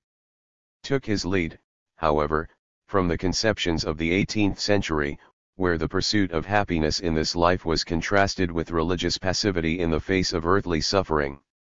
Although he nowhere defined the concept closely, the idea permeated American civilization, for he held happiness to be as essential to the human experience as the desire for freedom and equality. It was the desire of the modern age, what the people want, expressive of complex and deeply rooted needs of human beings, for integration, to become whole, to live in harmony with society. For James, then, happiness had two facets: the freedom to be a fully developed, creative individual personality and to be part of a community based upon principles conducive to that aim. This was the unity of private interest and public spirit which de Tocqueville had found in the early American democracy and which James believed was still the palpable goal of the American people in the 20th century. It is significant in this respect that James used as the title for his chapter on the industrial workers. As he makes clear in the text, the integration of individuals in modern society would require a fundamental reorganization of the way people experience work. America contributed the idea of happiness to our understanding of civilization itself. Today it has become a universal goal, and with the emergence of the people of Eastern Europe, Asia, and Africa as the potent symbols of the collective force of humanity in its opposition to the forces of oppression, we are reminded again that happiness is inseparable from the active struggle for its attainment. For the present volume, it remains to give an account of some of the decisions which have led to this edition of American Civilization taking its present form. Although we intended at first to tidy up a manuscript which its author regarded only as a preliminary draft, we later agreed to publish the text as it was originally written, with the exception only of a few typographical corrections and the insertion of some chapter headings where none existed before. We believe that the benefits of an accurate historical record outweigh any that our tinkering might have contributed. The text depends heavily on extensive quotation from sources identified only by author and title, without reference to page numbers. It was James's practice in lectures to read long excerpts from selected texts, thereby allowing the content and language of the original a full measure of expression. Although the habit of scholarship was deeply ingrained since his youth, he did not usually inflict his learning on his audience. We felt that adding page 25 numbers to the quotations in American Civilization, as well as being an intervention on our part, would lend a spurious air of academic precision to James's freewheeling enterprise. We have, however, added a bibliography of references made in the text. This introduction was begun while James was alive and it has undergone significant revision since his death in response to criticisms made by the literary executor, Robert A. Hill.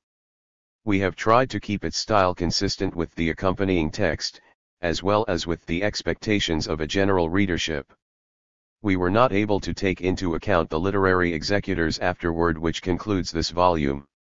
On the suggestion of Robert Hill, we have also added as an appendix a piece written by James in 1944, The Americanization of Bolshevism. Anna Grimshaw and Keith Hart. Cambridge. Preface. The following is an attempt not to outline but to give a preliminary view of an essay I propose to write for the general public. Essay because it is a statement of a position. It will be 75,000 words, no more. This ms. is neither an outline or an abridgment. It seeks only the best way to convey certain ideas. The person who has this copy, is asked to make marginal notes or make comments in any other way, preferably in writing. This document is absolutely confidential. This means that it should not be talked about to anyone, should not be seen by anyone. Any exception made to this will be looked upon as a breach of trust. The American civilization is identified in the consciousness of the world with two phases of the development of world history. The first is the Declaration of Independence. The second is mass production. Washington and Henry Ford are the symbols of American civilization. And on the whole this instinctive judgment is correct. The corollaries to these two embodiments of the American civilization express the past and the future. The Declaration of Independence enshrines life, liberty, and the pursuit of happiness. To this day nowhere in the world is there such a struggle to grasp at all the elements of life and liberty. Nowhere has happiness been pursued with such uninhibited energy and zest. Mass production and the economic power it brings represent the summation of the impact of the United States upon the modern world. Napoleon's army, the German army, made the dominating impression upon their opponents, and other contemporaries in the days when they forged the national destiny. It is American production which was decisive in the last war and recognized as such. It is upon the strength or instability of the American economic system that the modern world looks for indications as to the future. Russian communism bases its tactical perspectives and strategic plans for the victory of its system in the struggle for world domination upon its estimate of the same alternatives, the continuing strength or instability and crisis inherent in American production. In fact, life, liberty, the pursuit of happiness and mass production are today not distinguishable. They form an entity.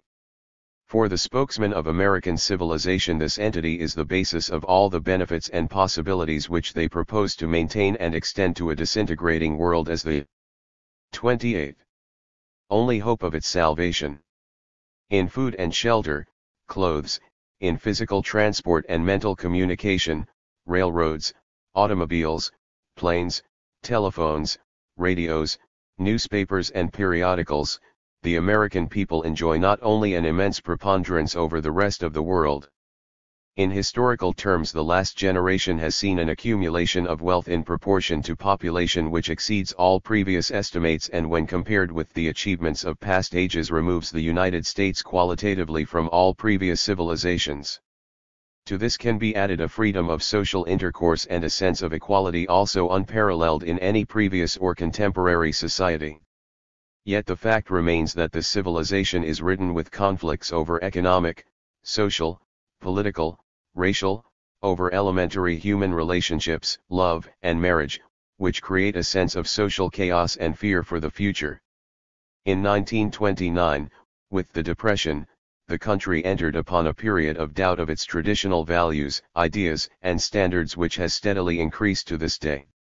If the root of the fear is not atomic war, it is not fear of the Russian rivalry in the ordinary sense of those words. The doubts are rooted in doubt and fear of the American system itself, fear and doubt of the ever-new conflicts and exacerbation of old ones that it ceaselessly breeds, and fear and doubt because both Western Europe and the millions in the Far East maintain a stiff and very often an aggressive hostility to taking the achievements and traditions of America as a model. Great masses of workers in Western Europe, hundreds of millions in Asia and impressive numbers in Latin America seem to prefer the Russian brand of communism. Thus the greatest power in Western civilization no longer knows what to believe about itself. From the incessant questioning in all sections of the press for years now of the lack of any clear perspective, I select only two recent examples. Life in its review of 50 years wrote as follows of America in 1900. Its vigor and its vastness somehow typified a new spirit that was spreading across the country in the years between 1900 and the Great War, a cocksure confidence that Americans had the power to do anything in the world and do it better than the rest of the world. It was an adolescent spirit, boiling with the conflict between youthful naivete and mature sophistication that always marks adolescence in a man or a country. Looking back on that faraway and almost forgotten era, it takes on a soft, golden haze. As a nation we were at peace, the world loved us, and if there was evil among us at least some of our leaders recognized it and fought it. God was in his heaven, the devil in his hell. It was probably the last time when people could be sure of things, when the world was in order and everybody knew where he stood in it. The scene was being set for the most surprising and adventurous half-century in the memory of man. In the New York Times Book Review of January 15, Lewis Mumford wrote, 29. Before the First World War the greater part of Western civilization was still inflated by the profound optimism that had buoyed up the 19th century, the century of progress. Under the influence of the new ideology that had grown up with capitalism and mechanical invention, the leading minds of the period thought that mankind had found the secret of happiness by turning its attention to the quantitative solution of all its problems. Absolute bankruptcy of perspective permeates the whole article. Today, as I write the above, I see in the New York Times January 17, 1950 one of the most remarkable manifestations of the day. R. L. Duffus is an editorial writer for the New York Times, and that is as good a position as any from which to observe the world. He writes novels and his latest is reviewed by Orville Prescott. Here are some abstracts from the review. On the world in general. Considering the nature of the world he has been writing about, it is interesting to note that Bob Duffus has never let its unhappy state sour his serene disposition. The hopelessness and misery of modern man in general. It is also a moving one in its quiet way. It is moving because it seems true to the life we hectored and flustered citizens of the 20th century know. The men and women on board Mr. Duffus' doomed plane are portrayed with a sure touch and deep understanding. And most of them are afraid. Their fears are different. Some lie in a past which won't be buried. Some concern a future without faith or hope. Some are vague and metaphysical, and some are sharp and sadly personal. These people, young honeymooners and elderly vacationers alike, are people of sorrows, acquainted with grief. Guilt and self-doubts gnaw at their vitals, and the shadow of the world's sickness darkens their sky. The special hopelessness of youth. Spark Crawford, the former bomber pilot on his honeymoon, was the most desperately afraid of them all. He was afraid of a world which had no secure place in which to preserve the idealism of youth. That pilot up there, Spark said to his bride, has got what they call a flight plan. He knows where he's going and what weather he can expect. I don't. I wish I did. I want to have some purpose, the way I did before. I want to think that I'm working with a lot of other people on a job that has to be done. It is one of life's tragedies that people like Spark can't feel sure of such a purpose. Here this confession of universal hopelessness appears in a great newspaper, and it is certain that no one will protest, no one will comment as upon 30. Anything unusual. Everyone accepts this as normal. This hopelessness is infinitely deeper than it was in Europe in the years preceding World War II. In fact, it is a question if in any of the great critical periods of human history that we know, the decline and fall of the Roman Empire and the transition from the religious to the secular age, Puritan Revolution, founding of America, 30 Years' War, it is a question if at any time mankind at large has ever reached such a state of hopelessness and doubt of itself as now characterizes Western Europe and above all, the United States. I propose to deal with this contrast in the civilization of the United States, between the possibilities and the realities. Others have dealt with this. What I do not propose to do is to deal with it in terms of the trade cycle, the crisis of capitalism, government spending, etc. As a stranger who has lived in the United States for 12 crucial years, I propose to analyze the concepts of liberty, freedom, individuality, the pursuit of happiness as I have observed them and studied them in the past history and actual lives of the American people. What exactly do I propose to do that is new? In a review of D. W. Brogan's The American Character, Max Lerner writes as follows. Actually, the book deals with a few American problems but not with the American problem, which still needs someone to define it. Actually, it deals not with the American character, assuming you can discover one amid the pitfalls of national psychology, but with some American traits. Whoever it will be who will write an important book on America today, he will have to face much tougher questions of economics and social theory, of national psychology, of politics and metaphysics, than Mr. Brogan has set for himself.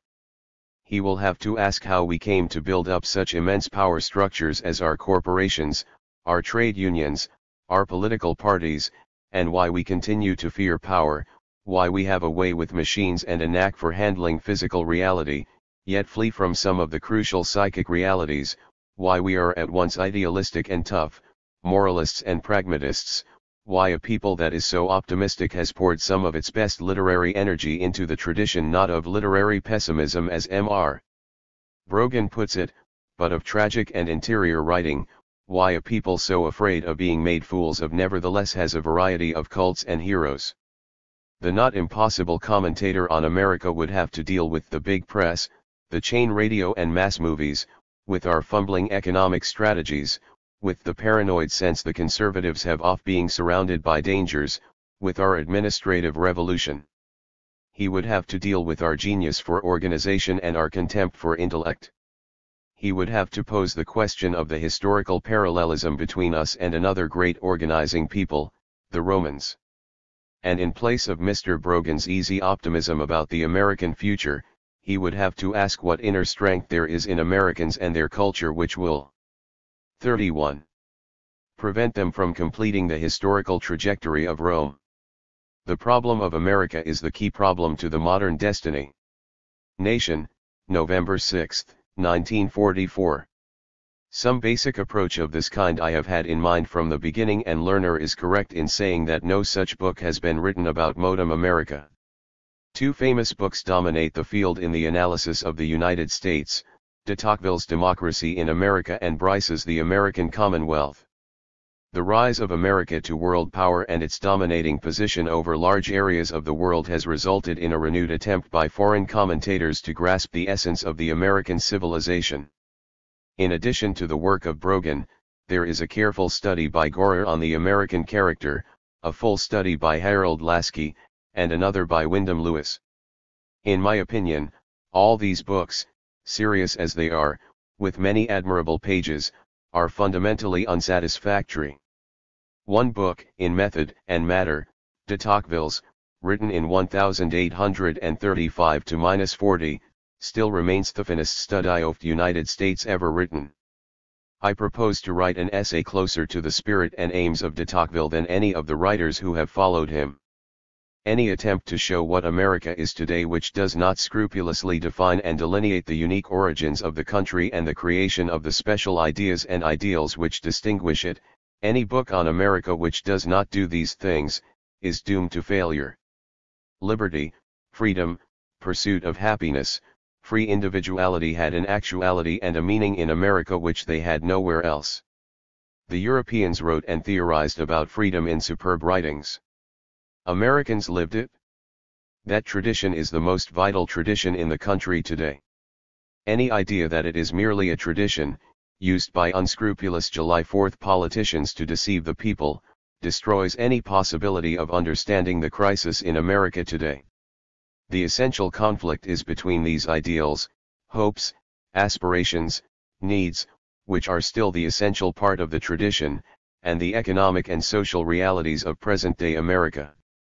To pose this problem demands that men be not treated or analyzed as economic statistics.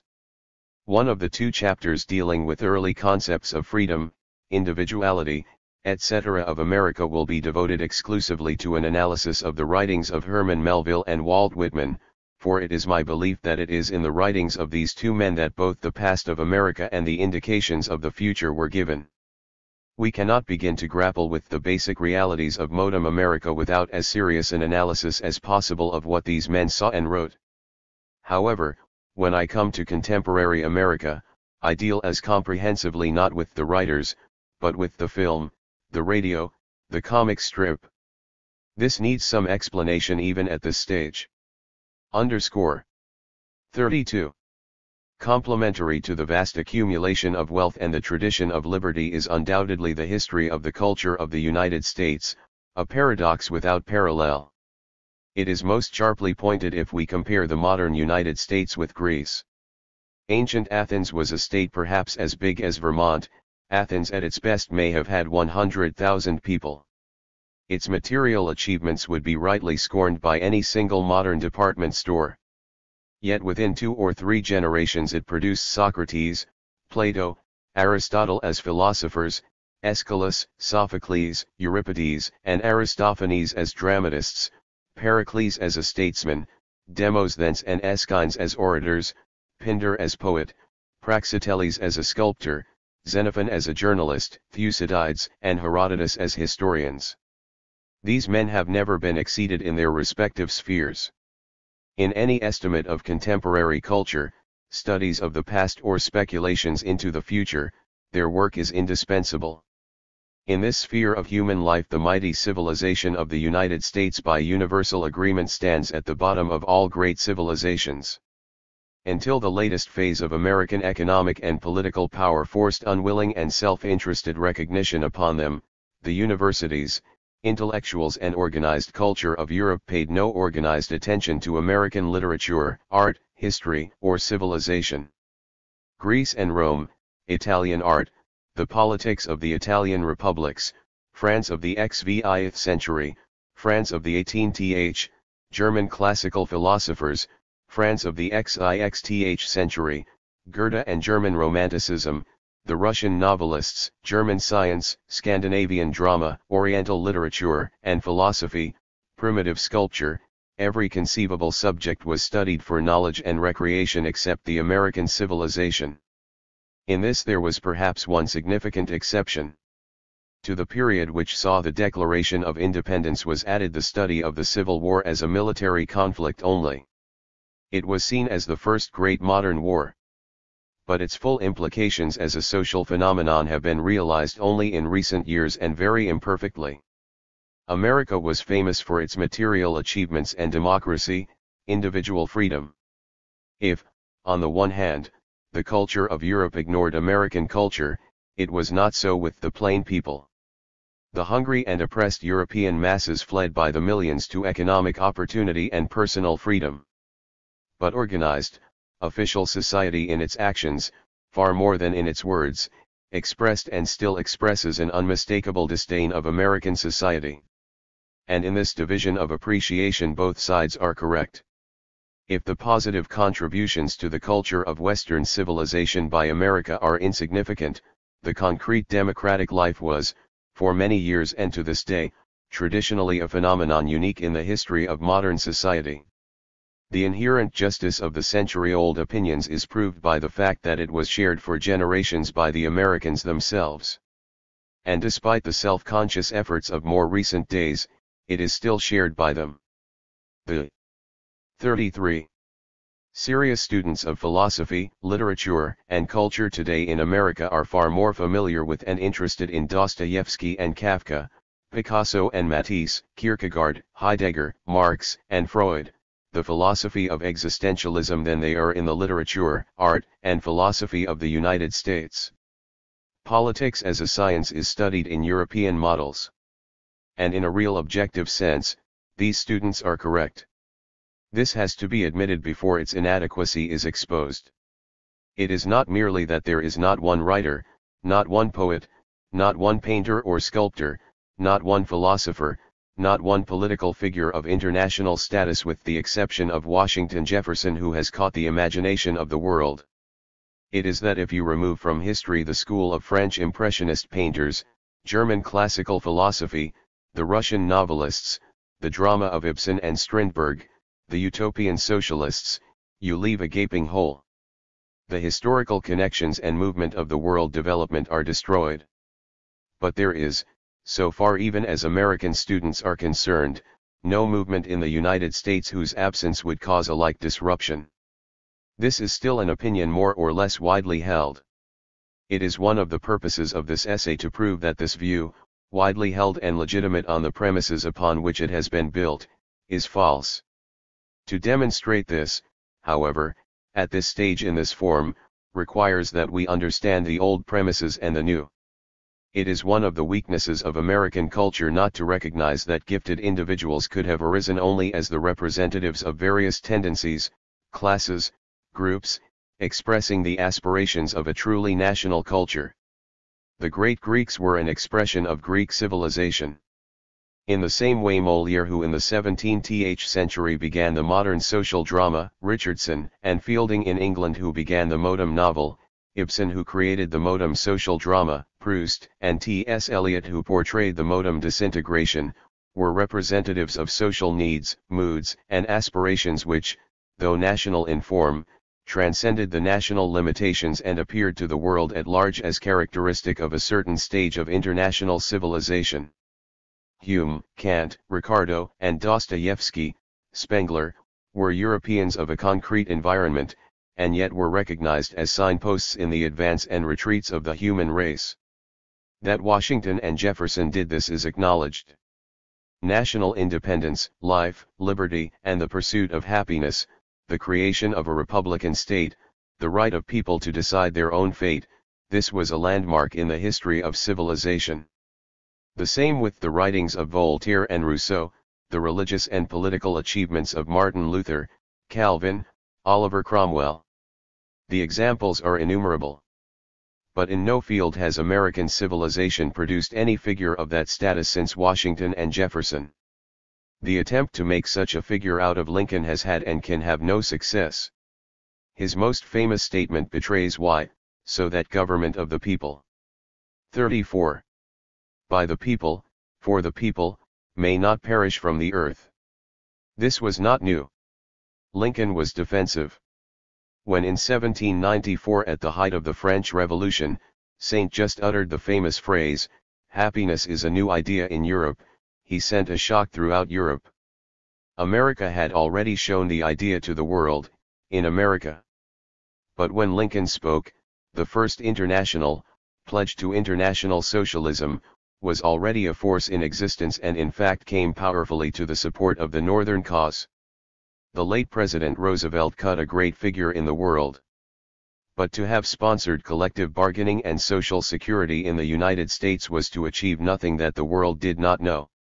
His most striking statements: "There is nothing to fear except fear itself, quarantine the aggressor, for freedoms mean nothing in the history of the world today. Patrick Henry's give me liberty or give me death, Tom Paine's the age of reason remain, because they were said at a time when to say them cleared a new road. Today as a contribution to the contemporary crisis, they mean nothing, as little as the four freedoms. Yet so distinctive has been the historical development of the United States and its positive achievements, so characteristic is it of human society today, such is its power and influence, that to probe the source of this colossal failure increasingly becomes one of the great analytical needs of the crisis-ridden civilization of today. Why has the United States failed to produce men who planted flags in unexplored territory? It is not for lack of gifted individual men. Politically, the late President Roosevelt had enormous gifts. If his political testament rose no higher than the Four Freedoms and the New Deal, it was not because he lacked capacity. But we can take a less controversial figure. Walt Whitman had all the elements of literary genius. His literary career is of much greater significance to the 19th century and the 20th than the work of Anatole France. He was in every respect superior as a man of letters to a Matthew Arnold, both in his understanding of the world of literature and of his own country. But France and Arnold produced solid, consistent, coherent, and finished bodies of work. It was precisely this that Whitman failed to do. In the crisis of world civilization and the extraordinary contradictions, the successes and failures of American civilization, the failures and successes of Whitman are today of infinitely more importance than that of many men, great writers who achieved coherence and concentration. Whitman attempted to solve the contradictions between the individual and universal society. Similarly with Poe, a figure slighter than Whitman, with very little substantial work to his credit. Yet he can be seen today as one who in his convulsive stabs at various types of literature was the epitome, far more than any European, of the most pronounced literary manifestation in the world today, from the insatiable needs of millions on the one hand, to the work of aesthetic coat rise on the other. It is in the failures and the reasons for the failures that lie the significance of 35. The American historical experiences. I propose then to show how and why a re-evaluation is necessary of the American writers of the middle of the 19th century. For the first time in the history of modern literature they were grappling with problems that could not be seen clearly in the American democracy. They could not write with the consistency and sustained force of European writers for whom the problems were narrower. But today, when the full complexity of the relation between individual freedom, individual liberty, and democracy, to society as a whole, faces us all in Europe as well as in America, men like Whitman and above all Melville, can better be understood, and Melville's Moby Dick stands out as a product of American civilization which could only have been produced in America and is unsurpassed in the whole literature of the 19th century. He is being recognized at last, but nowhere have I seen anything like justice done to him as an interpreter of the United States and a guide to contemporary society and contemporary art as a whole. But Melville has left no serious descendants.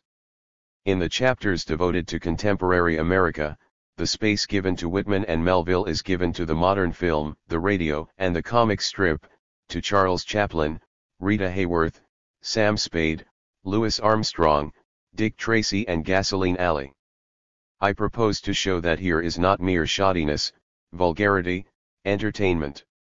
On the contrary, here, after the writers of the middle of the 19th century, are the first genuine contributions of the United States to the art of the future and an international art of the modern world.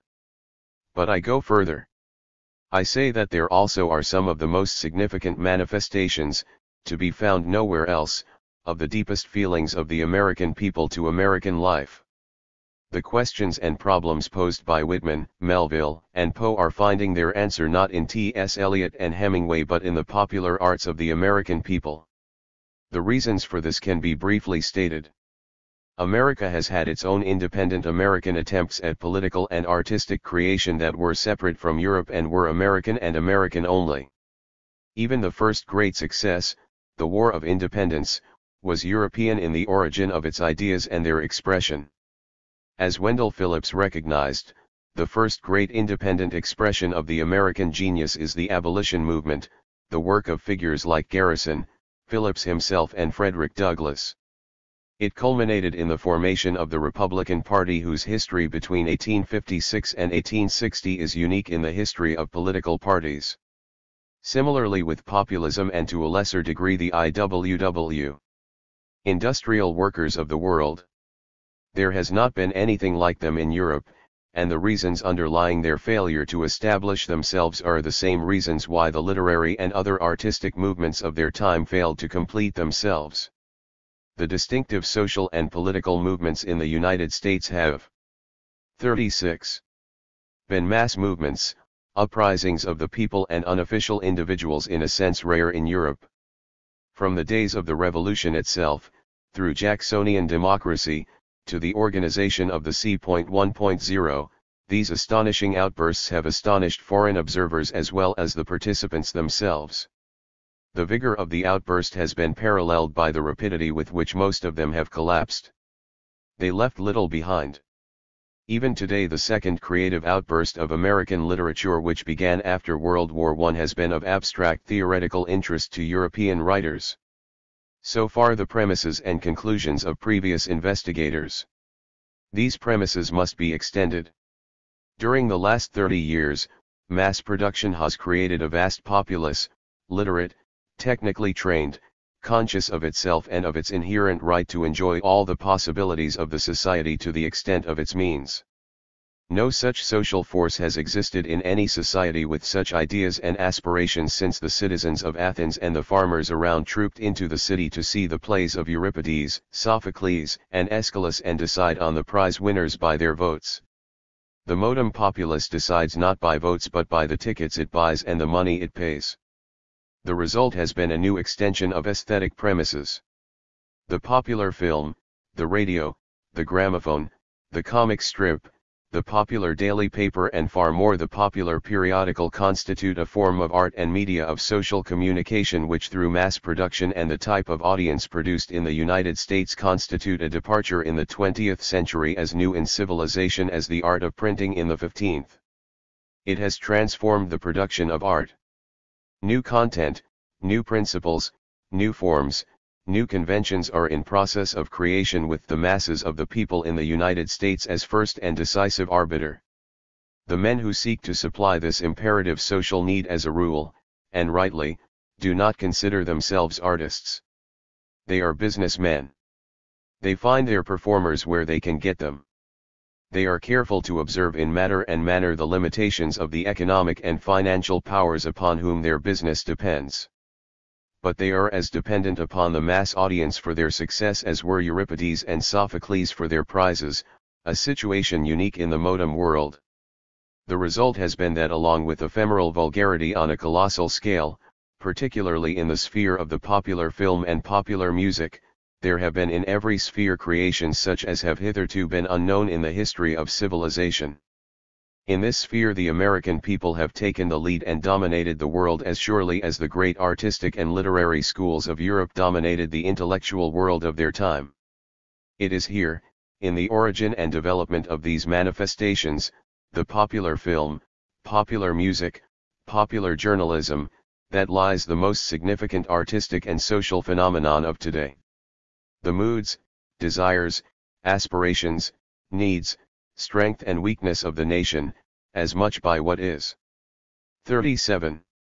Included as what is omitted, are portrayed here as in the art of no other period.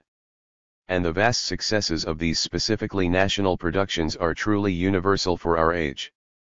It is in the study of these that it can be seen why American civilization failed to achieve distinctive quality in the past and why to this day the distinctive literary talents, Hemingway, Woolf, Faulkner, right, to the extent that they continue in the traditions of Hawthorne, Melville, and Poe, remain, as does all American art from the beginning to the present day, divorced from any significant current in modern life. Whence its profound alienation from the society, its inability to satisfy either itself or the national need, or contribute to the development of civilization on a world scale. To give but one example, take the famous phrase describing Hemingway, etc. The lost generation. Which was this lost generation? A body of intellectuals, no more. The great mass of the nation between 1920 and 1929 was not a lost generation. For them it was the generation of Charlie Chaplin and Douglas Fairbanks, not of the sun also rise and a farewell to arms. It is necessary to break harshly with this kind of thinking, or the realities of the 20th century will continue to elude us. I propose to go further. In observing the content and form of the popular arts in America today, with their international success, it is possible to deduce the social and political needs, sufferings, aspirations, and rejections of modern civilization to an astonishing degree. Still further, the writings of the Americans in the middle of the 19th century, Poe, Melville, Hawthorne, Whitman, Emerson, in relation to the popular social and artistic movements of today assume a new significance. In the ability of Hawthorne, Poe, and Melville to adapt themselves to their society, in the ways they sought escape and reconciliation, it was possible to see anticipations of many developments in the literature and social writing of the Europe of the late 19th century. Today, however, in examining the productions aimed at satisfying the artistic needs of the masses, it is possible to say that it is in the study of these and the outbursts of American social and political action in the same period that there can be seen the beginnings of tendencies which have now reappeared with tremendous concrete force both among intellectuals and in the artistic fare of the masses. The literary and social expression of the popular arts in the United States, with all their defects, assume therefore a symbolical significance which raises them far beyond the status they occupied in estimates based on other premises. That is why I devote substantial space to the lives of the great masses of the people in factories, offices, and department stores, their home lives, and seek a correlation in this with what is so lightly called the entertainment industry, but what is in reality one of the most powerful social and psychological manifestations of the American life and character. Finally, I find the American pattern to be the dominant social pattern of our time, and in this conviction I give a fairly detailed treatment of totalitarian. 38. Anaism in the world at large and totalitarian tendencies in the United States. Gorer, for example, in his book, and a very serious careful study it is, spends a great deal of precious space on the prevalent fear of homosexuality among men in the United States, on the significance of the woman culture, clubs, etc. Many writers ignore totalitarianism in the United States or simply equate it with monopoly capitalism, finance capital, etc. In my opinion, all this is unpardonably superficial. The great body of American people have a deep and terrible fear of totalitarianism, but by it they do not at all mean the same thing. Wealthy and conservative interests identify this with opposition to communism and a determination to defend private property. Many radicals refer to the fascist tendencies of the N.A.M. and periodically watch the progress of Gerald L. K. Smith. The rival politicians make political capital over welfare state, statism, regimentation, individual freedom, etc. There are, however, two aspects which are fundamental to any treatment of totalitarianism in the United States. The first is the astonishment at the rejection by so many powerful social groups abroad of the traditional and specifically American concepts of democracy. There is, on the one hand, the fantastic spectacle of Moscow trials, 99% election victories, the gross impostures, deceptions, cruelties, and barbarisms of the totalitarian regimes, and their success. There is a doubt if some retrogression in human affairs is not taking place inseparably connected with the bureaucratization and centralization of social life, or perhaps some incurable recession in human nature. Side by side with this there is an understanding by the American people as a whole of the violent impulses which exist in the society around them. The large majority are hostile to them but know that they exist. This I propose to treat fully. I trace as carefully as I can the forces making for totalitarianism in modern American life. I relate them very carefully to the degradation of human personality under Hitler and under Stalin. I aim at showing that the apparently irrational and stupefying behavior of people in totalitarian states is a product of modern civilization, not merely in terms of the preservation of property and privilege but as the result of deep social and psychological needs of man in modern life. I believe that the close study of the United States will explain most easily to the people of Western Europe why totalitarianism arises, the horrible degradation it represents, its terrible cost to society, the certainty of its overthrow. Such then is the book I propose to write. I have, however, to give a warning. What is written here is not a rough draft of the book. It is not an outline. It is not an abridgment. New things will be added. Much of this will be drastically cut. The whole will be put together in one closely interconnected logical and historical exposition for the average reader, in 75,000 words, not a word more, and written so that it can be read on a Sunday or on 2 evenings. L. 39. The final draft will therefore be quite different from this. I use in this manuscript long quotations, repetitions, digressions, historical and literary references, etc. because for the limited circle before whom I am placing these ideas and this project, it is the most convenient form. The finished book is something else. For one thing, I propose an immense research in the actual lives and opinions of the people so that the ideas which are expressed here in quotations by authorities will emerge in an entirely different form, will emerge as expressions of the lives and activities of the people concerned. Again, I shall deal, for example, with Melville on the whole, and not with Moby Dick alone. The reader of this manuscript must bear these warnings carefully in mind and look upon what he is reading as an attempt to place before him a body of ideas and a method. Note: in this volume there is made an identification of the regimes of Hitlerism and Stalinism under the common name totalitarian. It must be understood that this implies no identity of the regimes. The characterization has been made merely to emphasize the ultimate social consequences of any kind of regime which does not develop along cooperative creative lines, developing the creative spirit of the mass. Politically speaking, the differences between Stalinism and fascism, particularly on a world scale, are of immense, in fact of decisive importance. Very careful revision will be necessary of the specifically political formulations, and it would be very wrong to attribute to them more than a role in the explanation of essentially social phenomena. 1. Here I propose to give not an outline but an indication of how I see Chapter 1 at present. It is an account of the development of economic forces, social relations, and their specific expression in the United States from 1776 to 1876. These are seen, however, in relation to developments in Europe and in relation to European commentators, in particular de Tocqueville. The geographical and physical conditions are the immense size and resources of the country. Insofar as it is settled in 1776, it is divided into well-defined regions: New England, the South, where it is possible to produce a subtropical agricultural product like cotton; the expansive West. These divisions are fundamental to an understanding of all aspects of American life from 1776 to the present day. Historically, the country in 1776 is without the political and ideological relations of feudalism and a landed aristocracy which form the concrete milieu of the development of European culture. These conditions, the geographical and the historical, are the conditions within which America develops.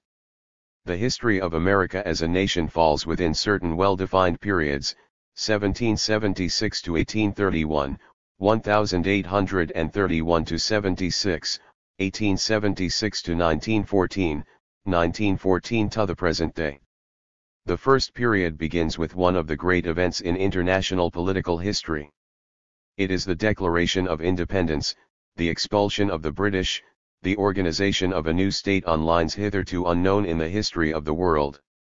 America at the time presents a spectacle of economic and social equality unknown in history. No one is very rich, no one is very poor. Opportunity is open to all. Thus in actual living conditions America is unique. The social conditions embody the ideal conditions for bourgeois individualism. All individuals start level, the race is to the energetic and the thrifty, the bold. Ideologically, however, the European past hangs over the country. Jefferson 41 is the product of Locke. The great pamphleteer of the Revolution is a European, Tom Paine, the embodiment of the revolutionary consciousness of Europe. It is the peculiar historical development of the United States that allows the ideals of 18th century Europe to be expressed in a manner so close, approximately, to reality. The ideas of European individualism thus find their clearest expression concretely in the United States, and very nearly their finest political expression. Chatham expressed his admiration for the declarations, state papers, etc. of the first American statesmen of independence. And they were indeed miracles of sober, disciplined adjustment of political ideas and economic forces. They do not achieve complete, i.e., abstract purity because, 1. Government to be effective must represent certain substantial citizens and classes in the country. The organizers of the state and the framers of the Constitution knew this. Hence they earn the hostility of the broad masses of mechanics and farmers who see government as the pure association of the combined individual wills. The principles of authority and democracy face each other. 2. The slave owners of the South insist that the Declaration of Independence and the Constitution compromise on the slavery question. The regional question inserts itself into the new nation. It will never be resolved. We now take up an essential part of the method of this essay. What is the development in Europe in the corresponding period up to the French Revolution in 1789? In France Quesnay's Tableau économique appeared in 1762. In Great Britain there appeared in 1776 Adam Smith's Wealth of Nations. In Germany in 1781 appeared Kant's Critique of Pure Reason. In France, also in 1762, appeared Rousseau's Social Contract. In the next decade appeared the complete works of Voltaire in 70 volumes. The brilliant European theory is counterposed to the American reality. These are not mere books. Voltaire symbolized the preparation of the French Revolution and the destruction of the privileges of church and aristocracy in a world which had outgrown feudalism. Rousseau signifies perhaps the most potent political, literary, and psychological influence of the century and has never lost his significance. While in opposition to the monarchy and aristocracy with the encyclopedists, he attacked them in behalf of democracy. He established never again to be ignored the rights of the individual as the individual. Despairing of seeing the individual integrate himself into any society, he began the cult of the individual psyche and the escape to nature or elsewhere, from the weight of society. Kant altered completely the idea of the analysis of ideas and revolutionized the methods of intellectual speculation. Quesnay sketched the first drafts of the modern science of political economy, and Adam Smith established the science. His Wealth of Nations was no mere treatise. It settled accounts with mercantilism and feudalism and constituted a program, method, and guide. 42. By which the British bourgeoisie, the greatest industrial class then known to history, was to live for over 100 years. Why were these developments in such contrast with the United States? It was not lack of a cultural tradition. No public man could be more cultured than Jefferson. Ine was a doctor with an interest in political economy. Franklin as an amateur showed exceptional abilities in various scientific directions. The central reason is the absence of sharp social differentiation and conflict. America reaches its greatest creative height in the conflict with Great Britain. But the British are an alien force. Driven out of the country they leave no roots. But the great European landmarks in theoretical analysis and statement are the result of clearly defined conflicts of classes and aspirations for national leadership. Adam Smith speaks for the British industrial bourgeoisie against the solidly established mercantilists and their aristocratic and monarchical allies, who dominate the state, the economy, and financial system. Quesnay and the encyclopedists represent similar forces in France. Rousseau signifies the coming of age of a new section of society, the intelligentsia, the exponents of economic, social, and political ideas, of educational theories and psychological analysis, of literary and artistic criticism. It is a social grouping without actual power, but it has more directly expressed the social conditions of expanding ages than any other class in history. Kant is the first in the desperate attempt of the German middle class to find some way of raising backward Germany to the level of the surrounding countries. And each school of thought, pursuing its special interests, lifts itself above them and charts new roads which surrounding nations recognize as new stages in the universal movement. We have to see the interrelations between the European and the American development. Between 1783 and 1835 America shows the ideal conditions for which Europe struggled so hard, in the struggle producing some of its most remarkable contributions to social thought. America took an entirely different development. Its development was in industry and agriculture, in extending the frontier, in the practice of democracy and the creation of the free individual. Most of this is familiar and does not need repetition here. There are, however, certain aspects which must be brought sharply into focus. I shall use a few quotations as the most convenient means of expressing them. They express what is loosely called the American spirit, and it must be defined before it can be analyzed and its place in the contemporary development established. Bear in mind the famous European discoverers, Columbus, Vasco da Gama, the Spanish conquistadors, the Elizabethan voyagers, small groups of men who represent the carefully selected representatives of the nation and achieve world-famous feats with the eyes of the nation upon them. The American experience is entirely different. Listen to Burke, pleading the cause of the Americans before the British Parliament. 43. And pray sir, what in the world is equal to it? Pass by the other parts, and look at the manner in which the people of New England have of late carried on the whale fishery. Whilst we follow them among the tumbling mountains of ice, and behold them penetrating into the deepest frozen recesses of Hudson's Bay and Davis Straits, whilst we are looking for them beneath the Arctic Circle, we hear that they have pierced into the opposite region of polar cold, that they are at the antipode, and engaged under the frozen serpent of the south. Falkland Island, which seemed too remote and romantic an object for the grasp of national ambition, is but a stage and resting place in the progress of their victorious industry. Nor is the equinoctial heat more discouraging to them than the accumulated winters of both the poles. We know that whilst some of them draw the line and strike the harpoon on the coast of Africa, others run the longitude and pursue their gigantic game along the coast of Brazil. No sea but what is vexed by their fisheries. No climate that is not witness to their toils.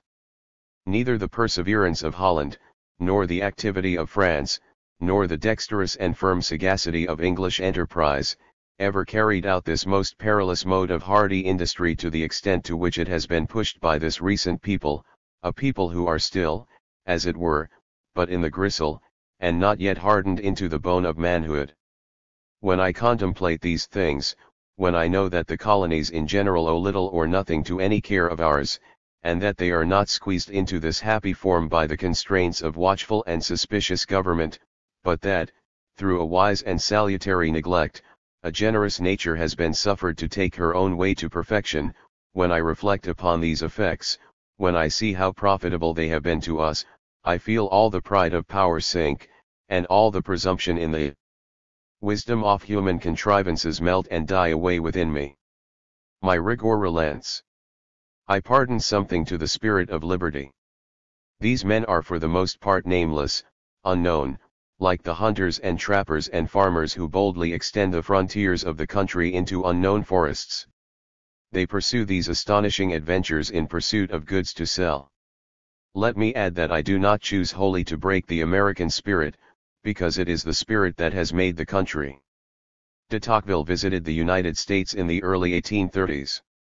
He describes also the seafaring industry, over half a century after Burke. The following comparison will illustrate my meaning. During the campaign of the Revolution, the French introduced a new system of tactics into the art of war, which perplexed the oldest generals and very nearly destroyed the most ancient monarchies of Europe. They first undertook to make shift without a number of things that had always been held to be indispensable in warfare. They required novel exertions of their troops which no civilized nations had ever thought of. They achieved great actions in an incredibly short time and risked human life without hesitation to obtain the object in view. The French had less money and fewer men than their enemies, their resources were infinitely inferior, nevertheless, they were constantly victorious. 44. Until their adversaries chose to imitate their example. The Americans have introduced a similar system into commerce, they do for cheapness what the French did for conquest. The European sailor navigates with prudence, he sets sail only when the weather is favorable.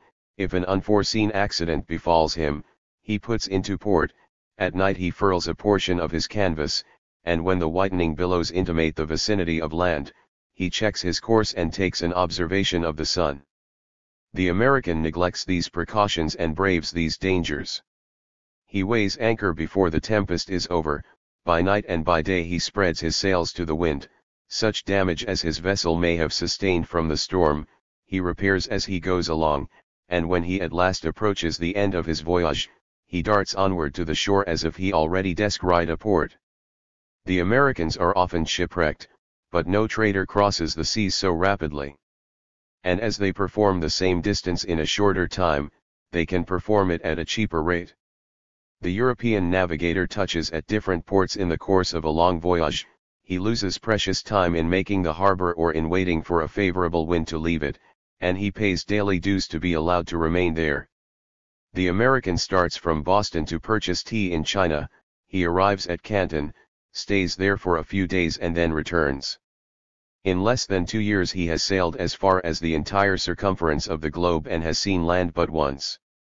It is true that during a voyage of 8 or 10 months he has drunk brackish water and lived on salt meat, that he has been in a continual contest with the sea, with disease, and with weariness, but upon his return he can sell a pound of his tea for a halfpenny less than the English merchant, and his purpose is accomplished.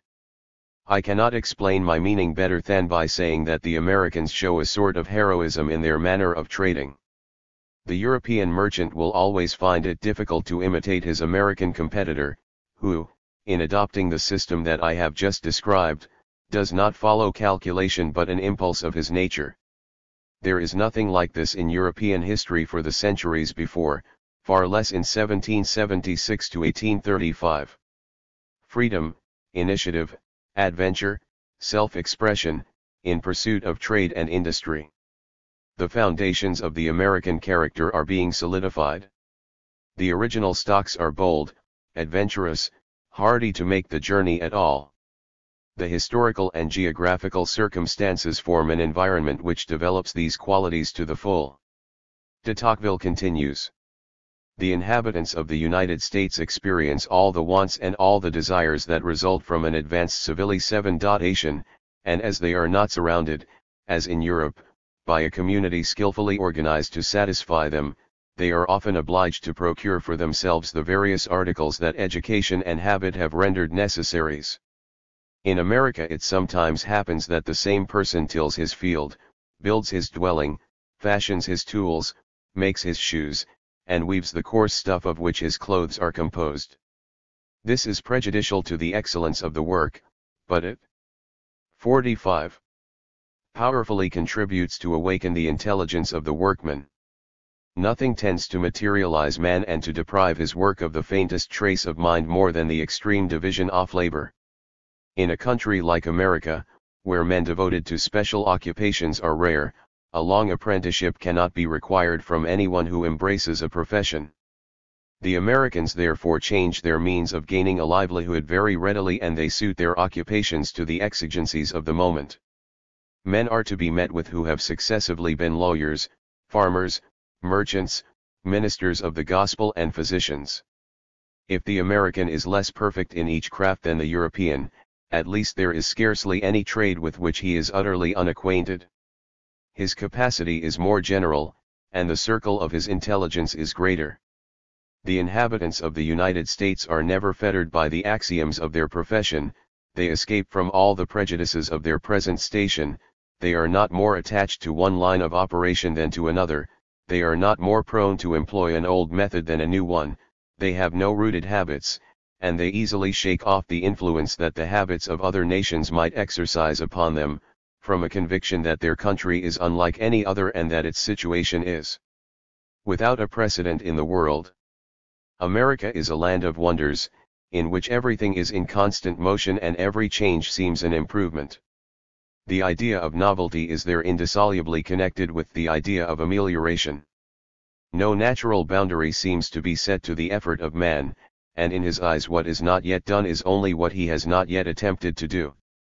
This perpetual change which goes on in the United States, these frequent vicissitudes of fortune, these unforeseen fluctuations in private and public wealth, serve to keep the minds of the people in a perpetual feverish agitation, which admirably invigorates their exertions and keeps them, so to speak, above the ordinary level of humanity.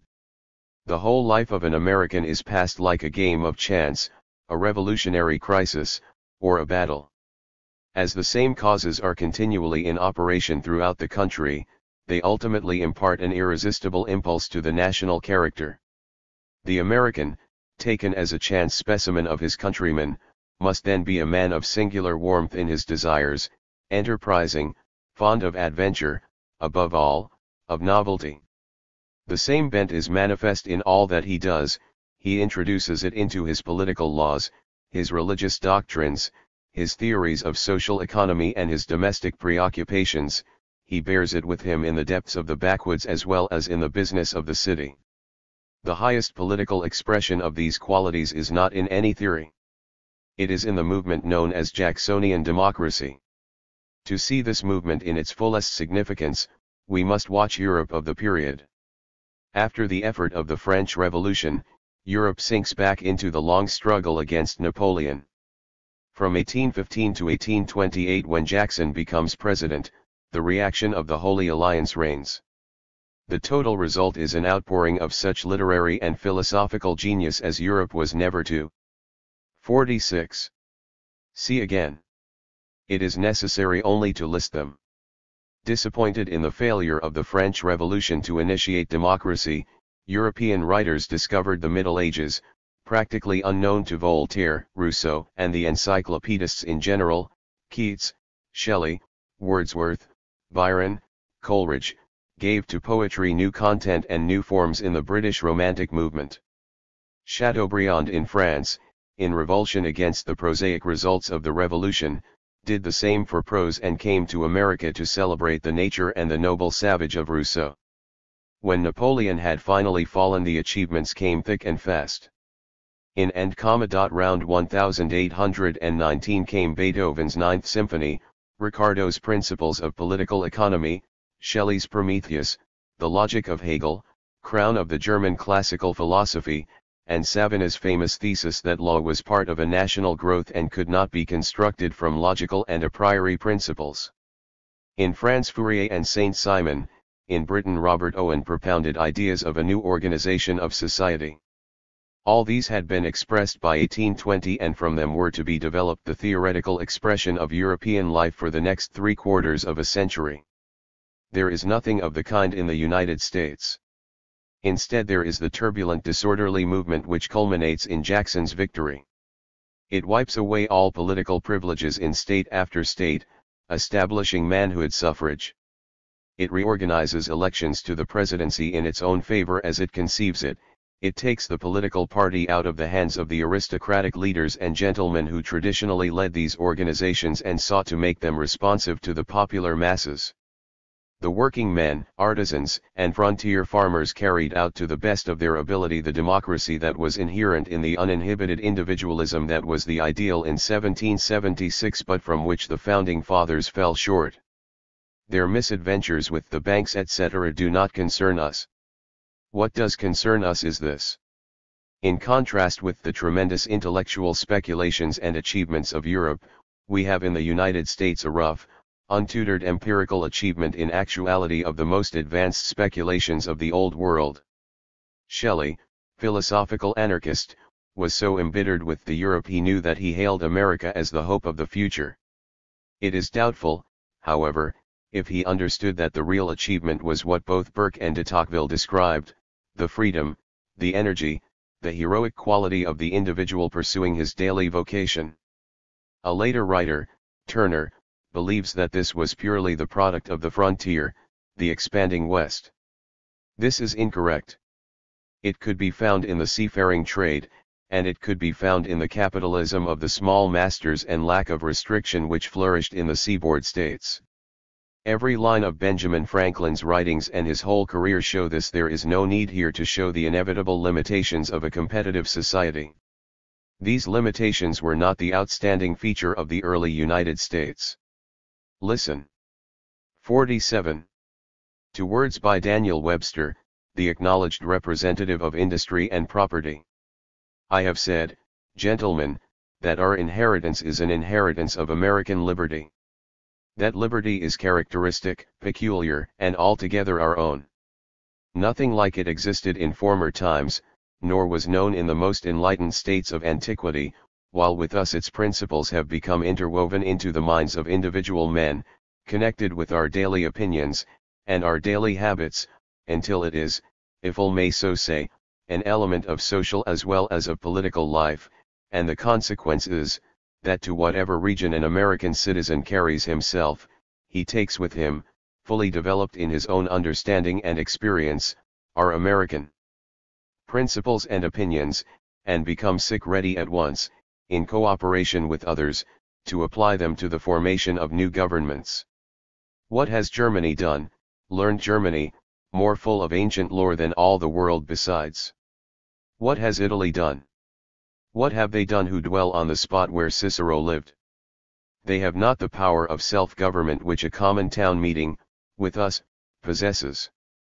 Yes, I say, that those persons who have gone from our town meetings to dig gold in California are more fit to make a republican government than any body of men in Germany or Italy. Again he says, we have a great, popular, constitutional government, guarded by law and by judicature, and defended by the affections of the whole people. No monarchical throne presses these states together, no iron chain of military power encircles them, they live and stand under a government popular in its form, representative in its character, founded upon principles of equity, and so constructed, we hope, as to last forever. In all its history it has been beneficent, it has trodden down no man's liberty, it has crushed no state. Its daily respiration is liberty and patriotism, its yet youthful veins are full of enterprise, courage, and honorable love of glory and renown. Large before, the country has now, by recent events, become vastly larger. This republic now extends, with a vast breadth, across the whole continent. The two great seas of the world wash the one and the other shore. Webster believed that 5/6 of the property in the North was owned by the laboring people, workers, and farmers. I give these quotations to show how genuinely and sincerely America believed in its principles, however it might fail in practice. Also essay though the finished work will be, I propose to put it together with material of this type, to show the actual growth from stage to stage. Webster shows what Americans thought. It received its highest, most complete, most finished expression in Lincoln after 1861. But a dozen years before that the whole ideal had been challenged. The challenge was literary and political. Today, and in fact long before today, it 48 has become perfectly clear that Poe, Melville, and Wendell Phillips saw far more deeply than Webster and Lincoln into the America of 1840 to 60. The regional division of the United States is now far more powerful in opposition to the general development than in 177-5. Its dominant economic structure is not the free individual, expressing himself fully in industry or in adventure on the seas seeking trade. Since cotton has become an important element of world production, the dominant economic pattern is that of aristocratic plantation owner and Negro slave. The South fights the universal suffrage. In 1831 Calhoun threatened nullification, i.e. to disrupt the Union, and Jackson had to threaten him with suppression by force. De Tocqueville, the most remarkable social analyst, native or foreign, to examine personally the United States in the first century of its existence, saw the country in 1831. His observations of fundamental importance are three. 1. The individual thought primarily of himself as a unit, being unconnected with definitive social stratification as in Europe. De Tocqueville's expression here is very sharp and should be borne in mind. He says the individual thinks only of a very puny thing, himself. That is where he starts, in a democracy. 2. This individual, however, showed an altogether exceptional capacity for free association, in industry, in politics, and for any other purpose. Individuality and universality achieve a fusion unknown elsewhere. 3. Another observation of de Tocqueville's was the domination of the rule of the majority, the advantages and dangers of which he described in detail and at length. What de Tocqueville thought was a general situation, however, was a special one. De Tocqueville believed that it was this domination which resulted in the ostracism of minorities, and the total lack of any free discussion in the United States. In no country, he says emphatically, is there such lack of free and independent discussion. We shall come to this again.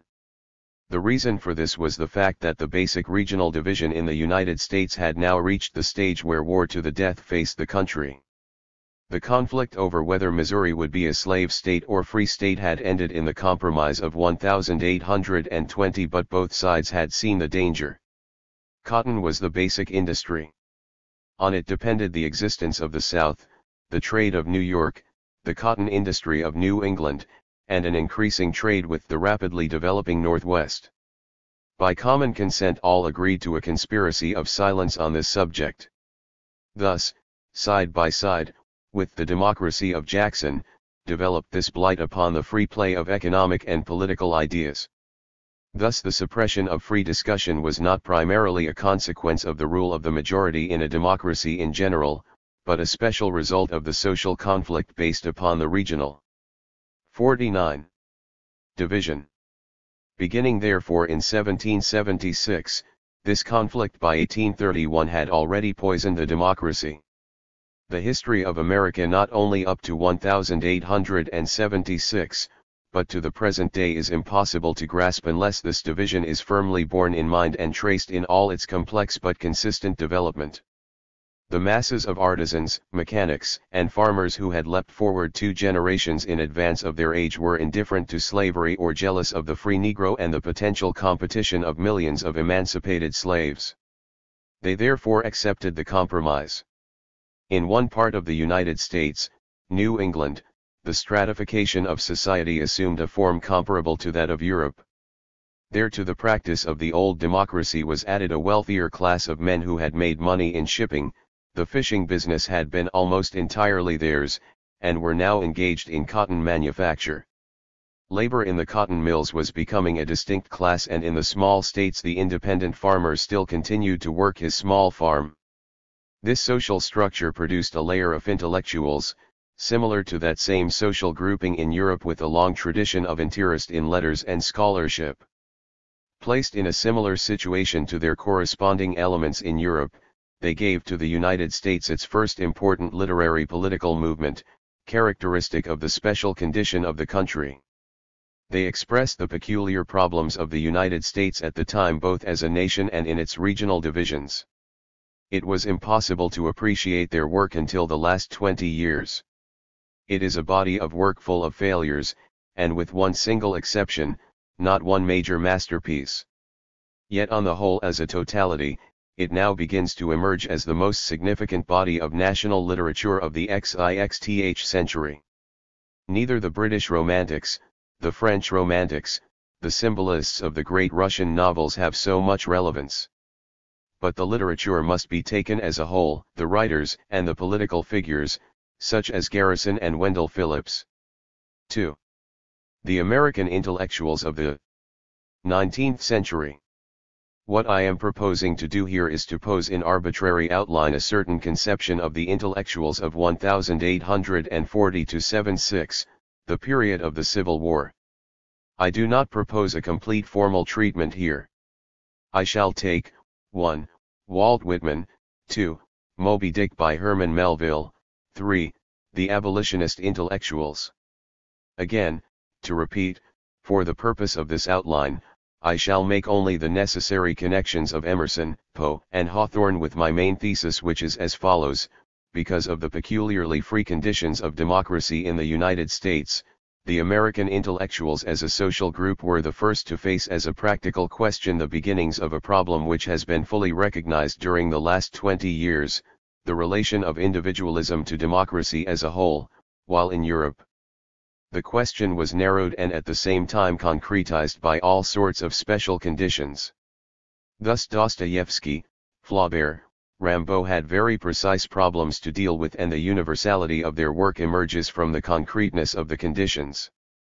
Problems were posed for the American intellectuals in a very different way, hence the vagueness and the uncertainty of their work, its inability to achieve significant form, or, where it did, as in Hawthorne, the narrowness and limitations it showed.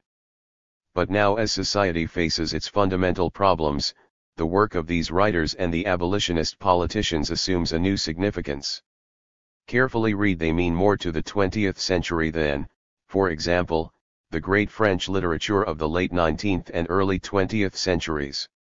Their only rival is the Russian literature of the 19th century, and while it serves no purpose to make invidious comparisons, this much can be said: World War I made the writings of the Russians familiar to the general modern reader. World War II already seems to have lifted the American literature of the middle of the 19th century to a new level. 51.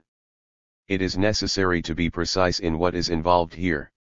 Madame Bovary is a great masterpiece. It was written by Flaubert as a protest against what he considered the evil consequences of certain aspects of Romanticism. But the great French novelists set Madame Bovary so firmly within the environment which produced her, and saw both sides of the problem so clearly, that modern readers, and film directors, see her today as a woman more sinned against than sinning, and this without doing any violence to the novel as written. In fact, Baudelaire, the enemy of the social values of his day, saw the novel in this way from the very beginning. Classics in that sense in which European literature is so profuse are very few in American writing. Precisely what the American writers and intellectuals have to give will now be indicated. The quotations, the circumstances of this outline, the newness of what I have to say will make these particular notes lengthy. They will be much briefer, more concentrated in a book. Walt Whitman. Whitman is the most comprehensive of the American intellectuals of this period, one of the most unusual figures in the realm of literature, and an American who is the opposite pole to Melville. Until the end of World War I he was a larger figure in literature, both at home and still more abroad. Like Melville, he embodies American and international characteristics. Like Melville, what he represents, what he expressed, is clearer than ever today. But whereas Melville grows from year to year, Whitman shrinks. This poet, with the reputation of having devoted his life and his work to the struggle for American and world democracy, may yet end by being excoriated by the popular masses everywhere if they take any notice of him at all. He is, on the surface, an enigmatic figure. There is no enigma about him really. Here is a case where we have to ignore all the things Whitman said about himself and depend entirely upon the literature as literature. We shall have to watch that, and by watching that, we shall be able to reconstruct the real Whitman. As an artist, Whitman is first, last and nothing else but a lyric poet, self-centered, individualistic, in the tradition of the great individualistic romantic writers and poets, from Rousseau through Wordsworth, Keats, and Shelley, to Lamartine, de Vigny and de Busset. And all this shouting, and real hoarse-voiced shouting it is, about democracy is only because of this. European romantic individualism everywhere was expressed as a revolt against the domination of industrial civilization. Industrial civilization created the need for individualism, free enterprise, and free institutions, but at the same time created horrible conditions for the great masses of men, and subjected sensitive intellectuals to such wealth and power above and such misery below that they declared their own souls sufferings, defiance, solace. 52. To be the only reality worth cultivating. That was Rousseau, Keats, Shelley, Byron, and in various ways the succeeding generations of poets. Whitman was the same. This must be firmly grasped, it must never be let go or he will be terribly misunderstood, and his real significance for us completely lost. But this individualistic romantic was an American, and he could find neither feudalism nor oppressive capital nor any striking combination of both to revolt against. Furthermore, America in 1850 was traditionally and actually a land of equality and heroic individual achievement. Whitman accepted it. Individualism, Romanticism in the United States. That is Whitman. Now for his poems. His most perfect poem, i.e., the one in which he is master of all his powers and his inspiration is out of the cradle endlessly rocking. I shall not quote from this, but it is a purely romantic poem, his own personal loss of a dear friend, set in the memory of an incident of childhood where a bird lost its mate. The apotheosis is a glorification of death. No European poet has surpassed it. In fact, in one important sphere, style, he breaks new ground. This is the kind of poem Whitman was always master of. It is not a literary fact. It is a social fact. Undoubtedly the greatest of American poets, he had nothing more to say really than the retreat from society to the individual experience which has distinguished European poetry for 150 years. We must have some more examples of this. Here is his Once I Passed Through a Populous City.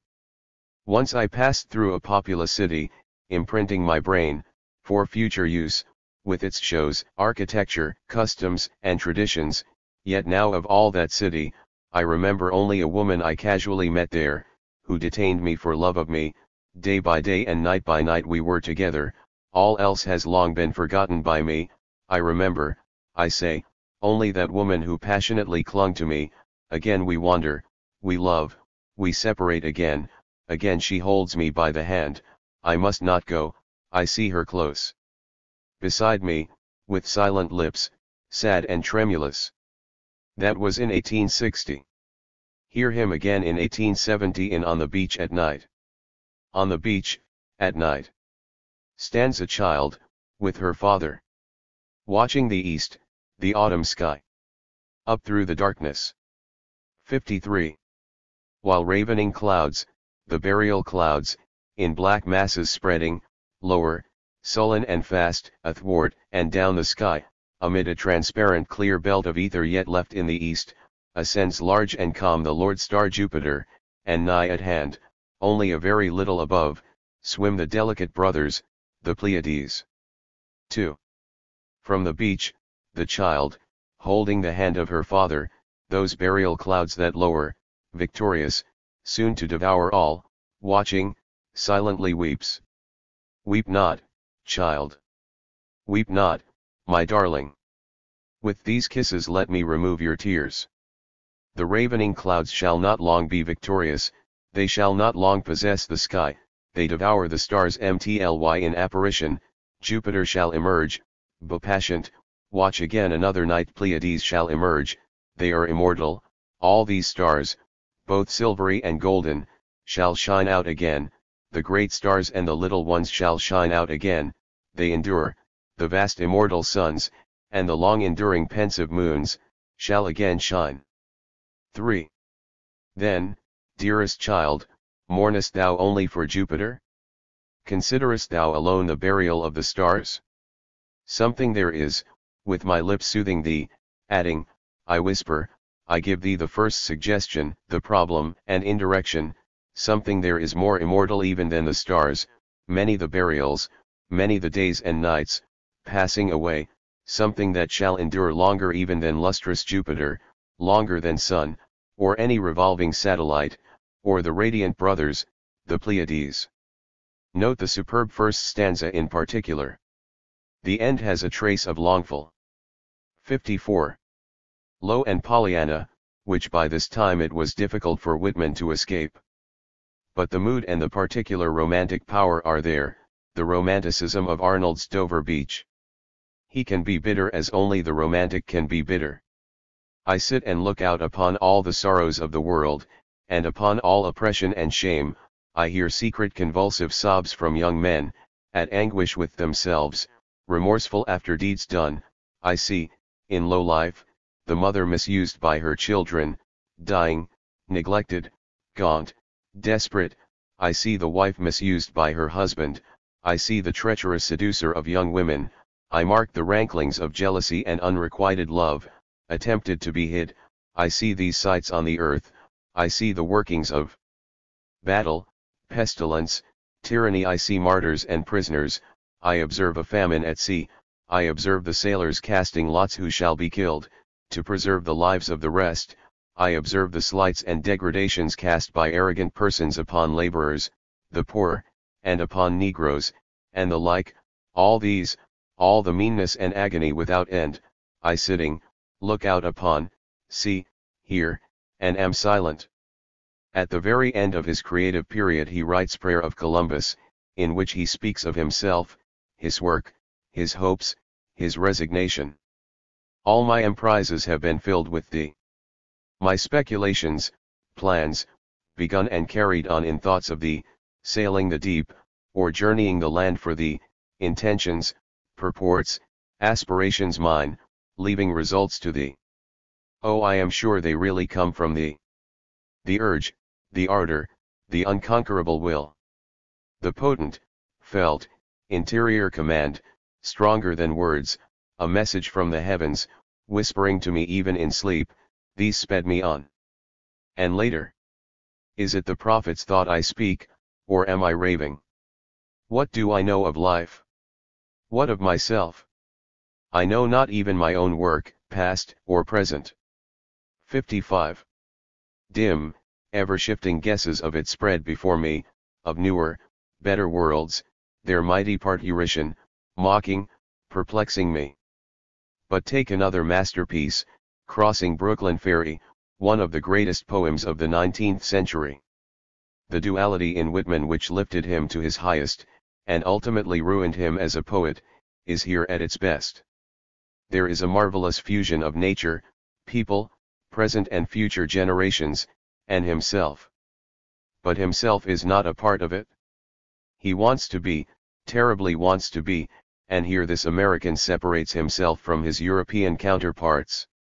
He, and this is a fundamental part of the modem American character, product of the whole country, is an isolated individual. But he craves free association with his fellows. The old heroic individualist activity was going, and Whitman, the intellectual, passionately wanted to be one with his fellow men. I have emphasized a few words in some stanzas from this wonderful poem to show precisely the proof of this terrible sense of separatism and the need to fill the gap which so characterizes Whitman and his countrymen. Others will enter the gates of the ferry and cross from shore to shore, others will watch the run of the flood tide, others will see the shipping of Manhattan north and west, and the heights of Brooklyn to the south and east, others will see the islands large and small, 50 years hence, others will see them as they cross, the sun half an hour high, 100 years hence, or ever so many hundreds years hence, others will see them, will enjoy the sunset, the pouring in of the flood tide, the falling back to the sea of the ebb tide. It avails not, neither time or place, distance avails not. I am with you, you men and women of a generation, or ever so many generations hence. I project myself also, I return, I am with you, and know how it is. Just as you feel when you look on the river and sky, so I felt, just as any of you is one of the living crowd, I was one of a crowd, just as you are refreshed by the gladness of the river and the bright flow, I was refreshed, just as you stand and lean on the rail, yet hurry with the swift current, I stood yet was hurried, just as you look on the numberless masts of ships, and the thick-stemmed pipes of steamboats, I looked. 56. I too many and many a time crossed the river, the sun half an hour high, I watched 12th month gulls / saw them high in the air, floating with motionless wings, oscillating their bodies. I saw how the glistening yellow lit up parts of their bodies, and left the rest in strong shadow. I saw the slow wheeling circles and the gradual edging toward the south. Whitman there managed the fusion. Again, when he came into contact with life at some point where he felt himself at one with his fellows, his personal lyricism, although still intensely personal, assumes concreteness and a genuinely national note. Hence the complete success of his poems on Lincoln, particularly when lilacs last in the dooryard bloomed. Similarly, there are some very fine poems in Drum Taps when he writes of the Civil War. That is one part, so to speak, of Whitman's work, the lyrics and the form. The other, is, as poetry valueless, but extraordinarily significant as a portrait of the United States between 1850 and 1914, and with a very special development of them between 1937, the date of Roosevelt's quarantine speech, and today. What are these ideas? Whitman tried to prove that, contrary to Europe, in America all men were equal, that all men were knitted together by a common bond of democracy with a capital D, that not only all men in America were equal, but all men all over the world were really equal, and in time, 1 generation, 50 generations, it did not matter, would all be really equal with the equality of equal Americans. He was for revolutions in Europe which would make Europeans able to be equal as Americans were equal. He developed special poetical methods of his own to overcome the potent fact that men were not equal, and as time went on, he adopted every shibboleth of the time to maintain, in his verse, his fantastic thesis. Americans en masse did not read, and would not read Whitman. It was not that he was too deep, he was too shallow. They believed this more or less and would accept it from public orators, public-minded parsons, newspaper editorials, commencement orators, and the like. When it was presented as poetry, they would have nothing of it. Let us take 2 poems, Carol of Occupations, and another more famous one, Salad au Monde, and with the latter link, in this connection, Song of the Broad Axe. In Carol of Occupations occurs a typical Whitman passage, ridiculous as poetry but not to be ignored. Here is one line. The ankle chain of the slave, the bed of the bedhouse, the cards of 57. The gambler, the plates of the forger. 2 lines later. What is learned in the public school, spelling, reading, writing, ciphering, the blackboard, the teacher's diagrams. A dozen lines more of the same. Then.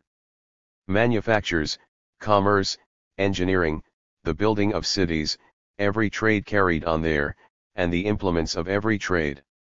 Skip a dozen lines, we are still at it.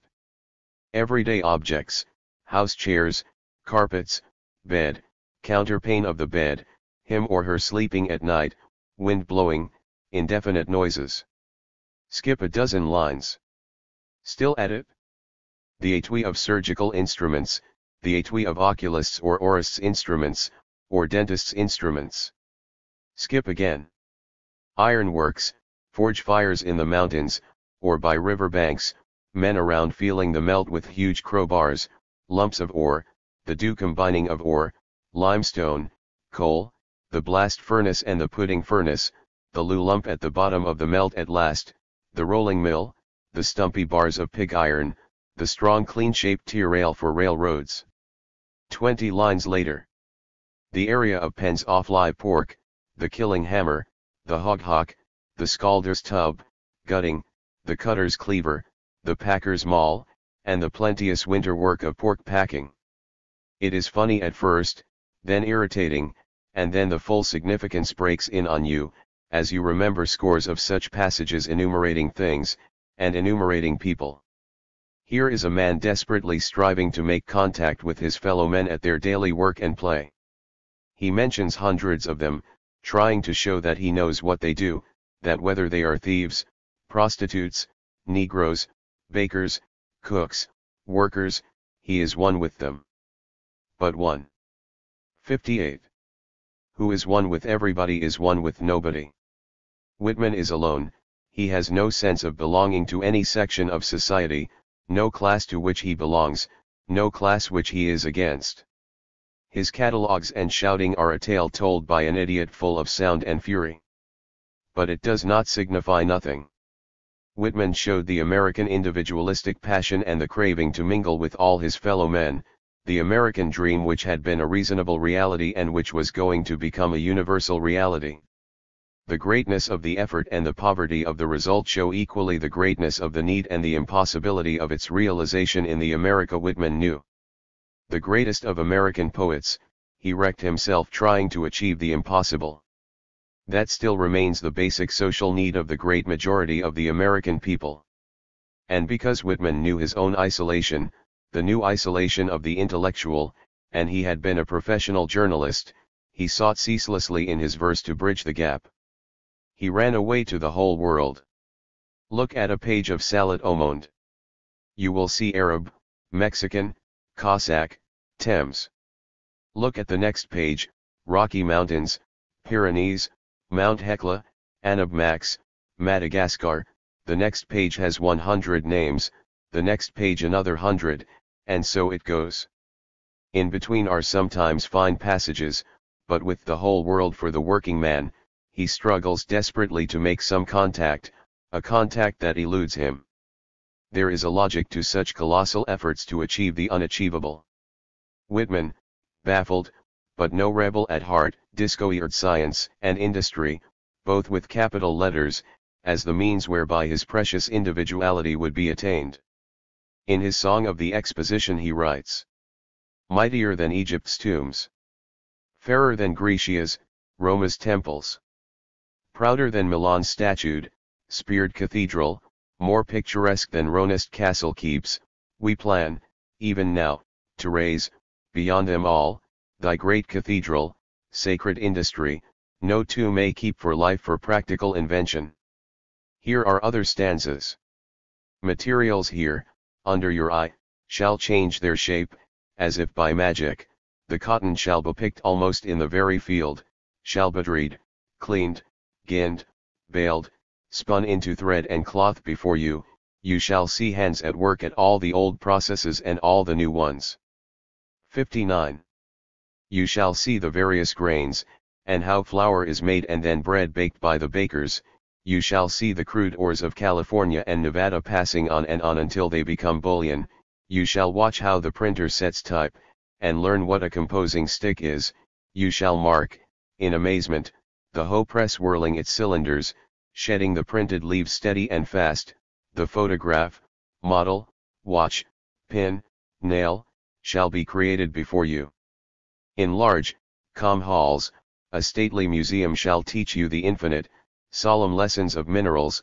In another, woods, plants, vegetation shall be illustrated. In another, animals, animal life and development. One stately house shall be the music house. Others for other arts, learning, the sciences, shall all be here. None shall be slighted, none but shall here be honored, helped, exampled. This, and these, America, shall be your pyramids and obelisks, your Alexandrian Pharos, gardens of Babylon, your temple at Olympia. The male and female many laboring not, shall ever here confront the laboring many. With precious benefits to both, glory to all, to thee, America, and the eternal muse. A captain of industry, a financier set out to make money, to create industry for profit. He never claimed to be making a nation of great individuals, or if he did, he was not serious about that. The politicians between 1865 and 1892, when Whitman died, are not remembered today by anybody. They contributed nothing to individualism, free or unfree. Yet this writing of Whitman's was exactly what a skillful publicist on their behalf would have written: visionary ideals of individual freedom and concrete subordination to the reality of the prevailing regime. Another of Whitman's revolutionary discoveries was sex, or as he called it, animality. But today Whitman's revolutionary attitude to sex is a damp squib. It is no use saying it was revolutionary in its day. Melville's homosexual episode between Ishmael and Queek is as fresh and far more significant. 60. Today than the day it was written. And it is because Melville was not exploiting individuality. He was describing fundamentally what he had observed among many men. Whitman preached the equality of women. To the end of his days he believed that he had made the working man and the working woman the center of his literary innovation. What is the actuality? Science, industrial development, the recognition of sex, of the body beautiful, equality for women, the equality of the working man, all led by democracy with a capital D. What are these but the ideals by which progressive America lived during the period that Mark Twain called the Gilded Age? What is the reality? People view with terror the development of science. As we shall see in succeeding chapters, the growth of the cathedral of industry has resulted in problems undreamed of by Whitman. The social ideas of other poets become outmoded and unimportant. His have never sunk into oblivion. They have remained. But they have remained in a manner which shows us how much and how little Whitman represented. Today in the Cold War, the picture of America which is being presented to the world by the rulers of America is Whitman's picture. Free individuals, free enterprise, science, industry, democracy, that is the voice of America, and this at a time when every thinking mind in America is pondering over the outcome of precisely what these terms signify for American and human civilization. The very attempt to represent these as ideals for the whole world is no more than an extension of Whitman's Salat au Monde and Passage to India.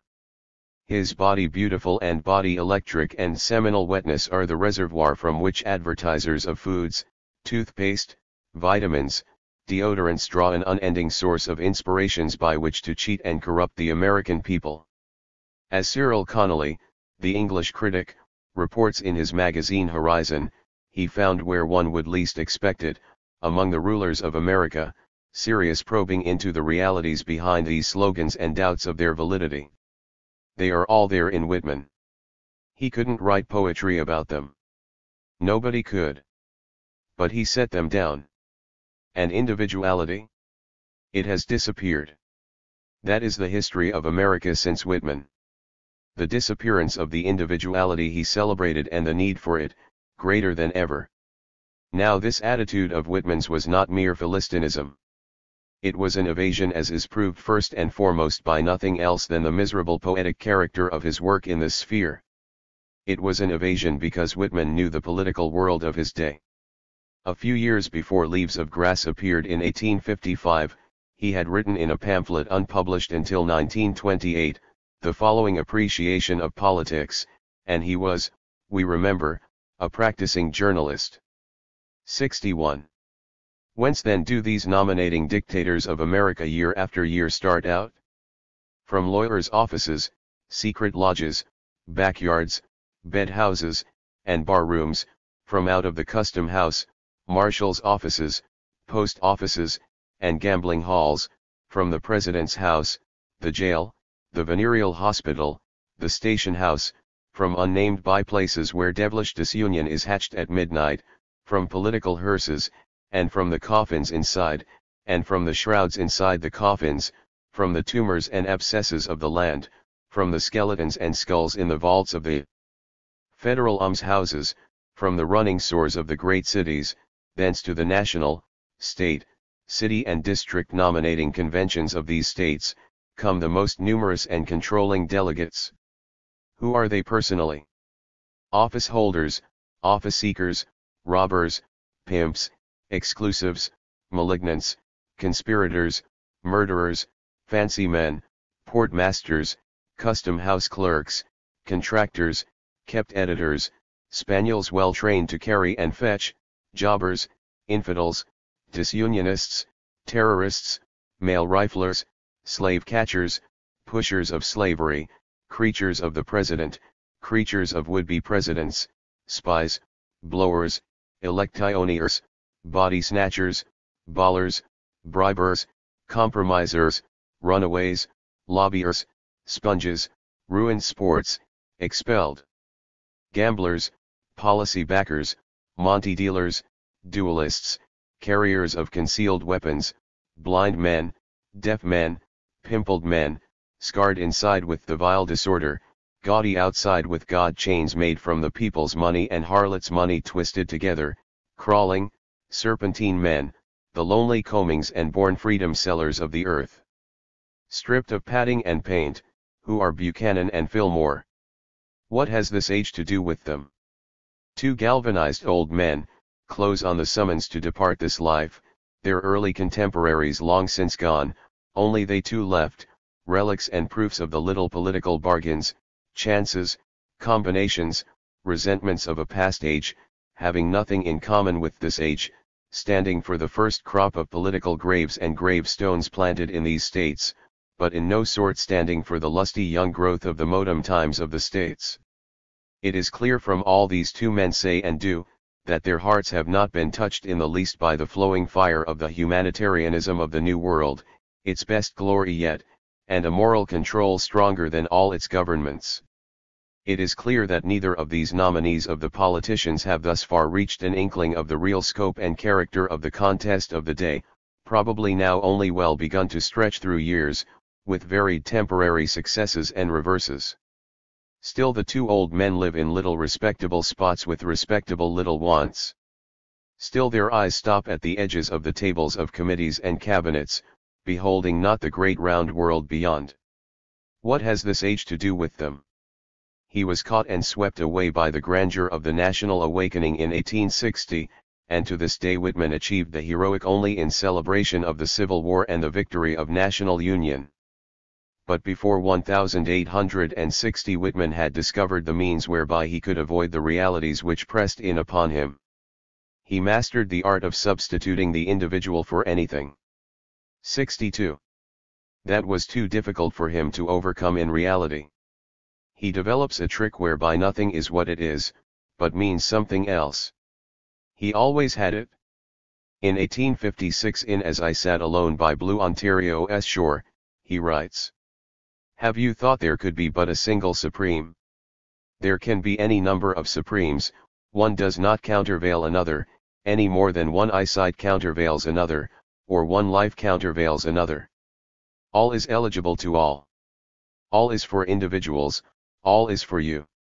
No condition is prohibited, not God's or any. All comes by the body, only health puts you in rapport with the universe. Produce great persons, the rest follows." Later in the same poem it is going full blast. "I swear I begin to see the meaning of these things. It is not the earth, it is not America, who is so great, it is I who am great, or to be great, it is you up there, or anyone, it is to walk rapidly through civilizations, governments, theories. Through poems, pageants, shows, to form great individuals. Underneath all, individuals. I swear nothing is good to me now that ignores individuals, the American compact is altogether with individuals, the only government is that which makes minute of individuals, the whole theory of the universe is directed to one single individual, namely, to you. Mother, with subtle sense severe with the naked sword in your hand, I saw you at last refuse to treat but deal directly with individuals. It has a certain glamour but the modem man cannot help distrusting it. It is too facile, too glib, and before long the doubt is proved. Oh, I see now, flashing, that this America is only you and me, its power, weapons, testimony are you and me, its crimes, lies, thefts, defections, slavery are you and me, its Congress is you and me, the officers, capitals, armies, ships are you and me, its endless gestation of new states are you and me." 63.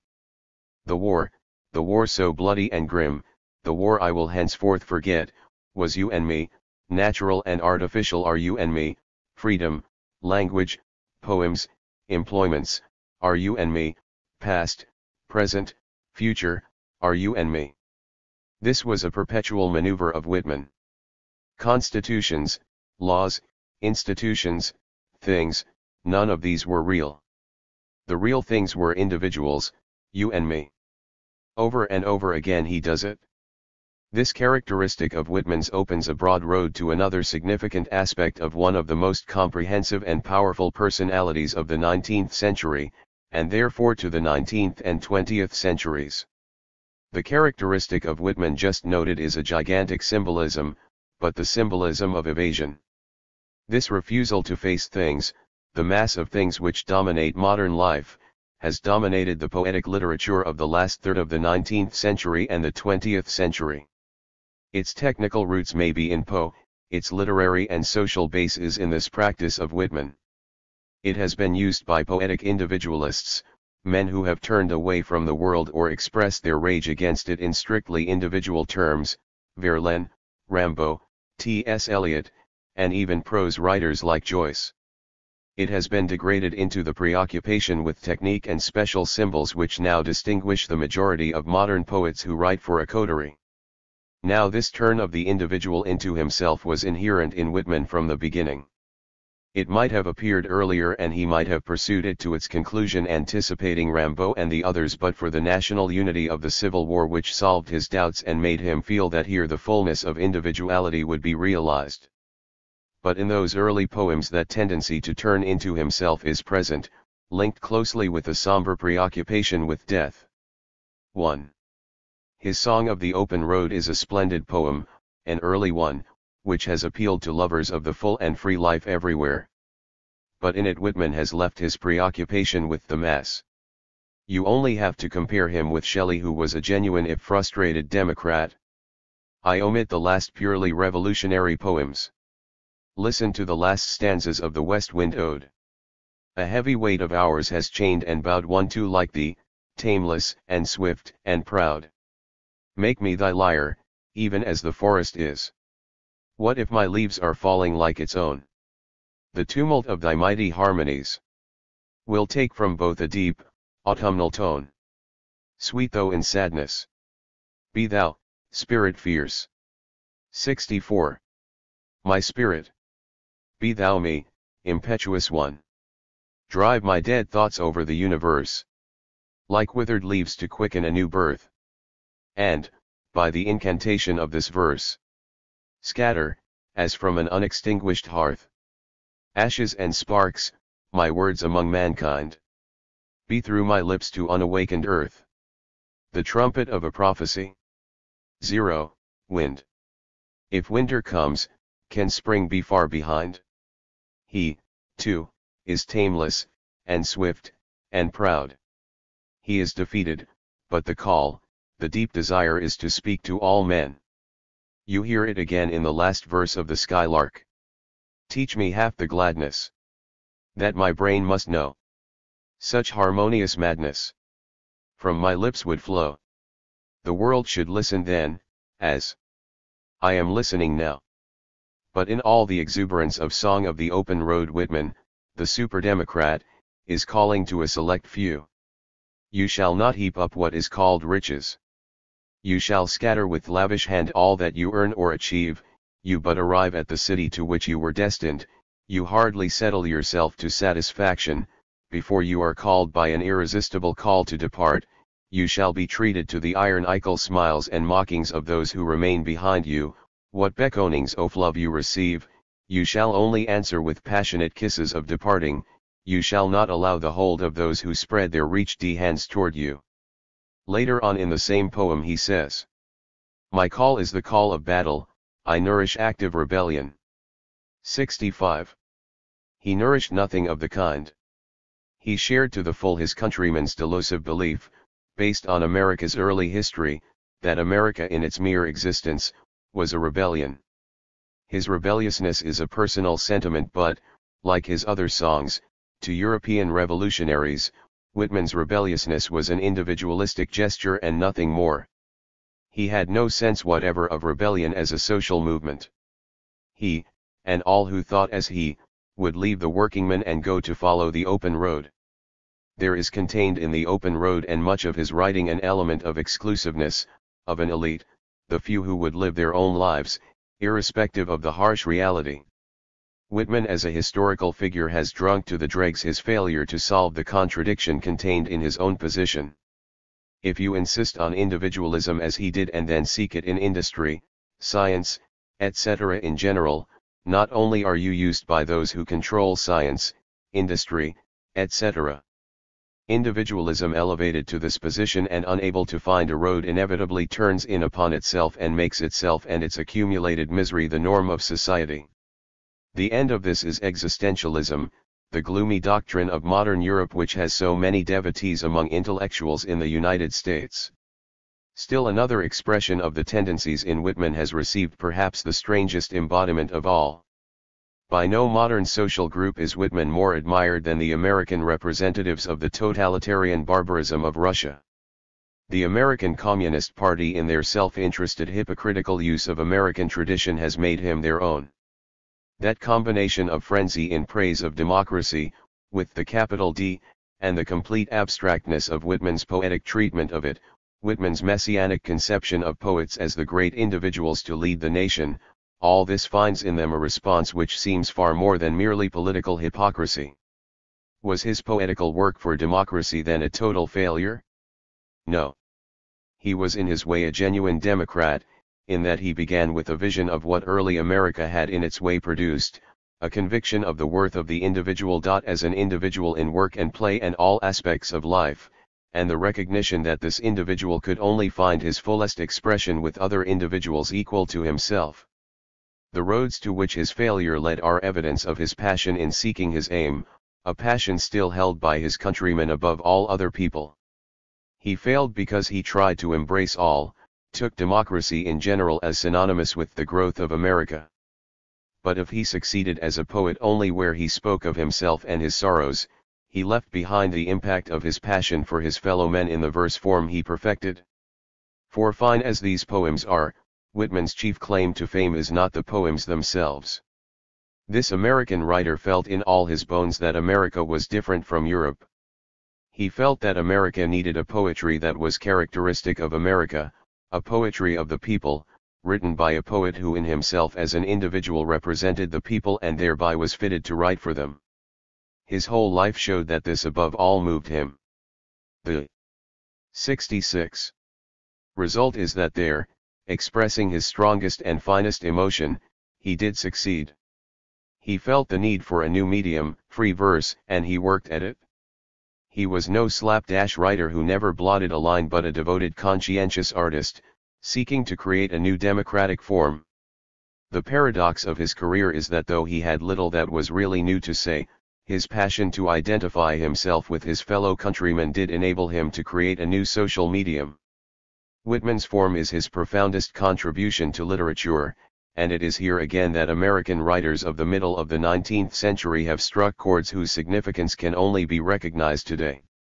Hegel has drawn attention to the fact that the verse of the ancients did not rhyme, and was a verse which depended upon quantity pure and simple, giving a tremendous flexibility of the individual line. He claims that this type of verse represented the oneness of the individual Greek with the social phenomena of life and the objects that Greek life dealt with. The Greek was a part of his society.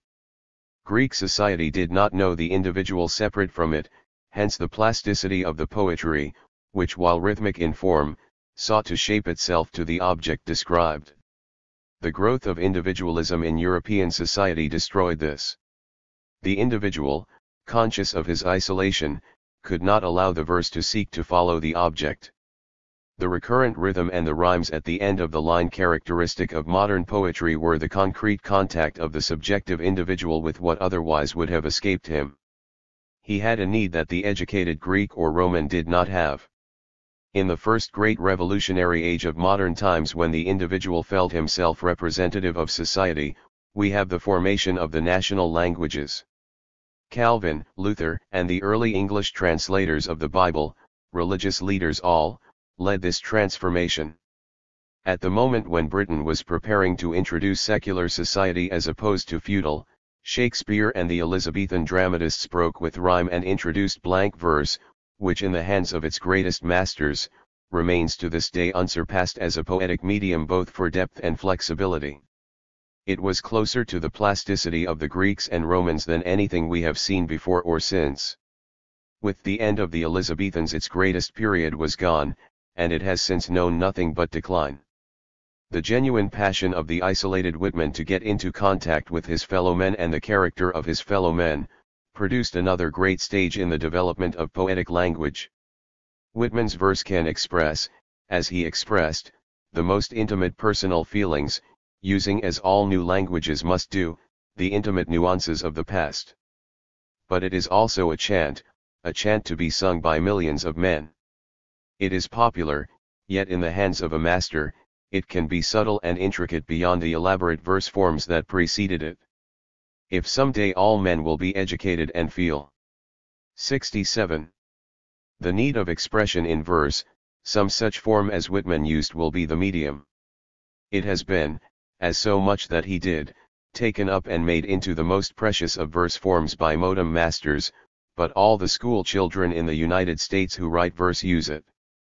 His passion for identification did find some permanent expression, but not in the same sense that he intended. Herman Melville. Herman Melville is the exact opposite of Whitman, at least in his great book, Moby Dick, with which alone I propose to deal. Melville's greatness and superiority to Whitman is due to the fact that, stirred by the critical period, he did the very things that Whitman did not do.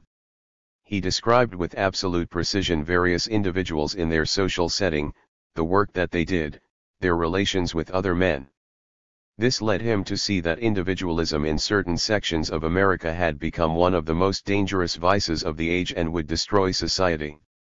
Before we take up the book itself, however, we wish to place before the reader one page of Melville in which he describes an individual who is quite unnecessary to the organic structure of the book.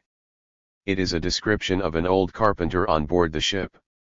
The extract is very long, but it is the easiest way to express at present the fact that in scores and scores of single pages of Melville you find more sympathy with the common ordinary man, and at the same time realism, than you will find in all of Whitman's poetry put together. Here it is.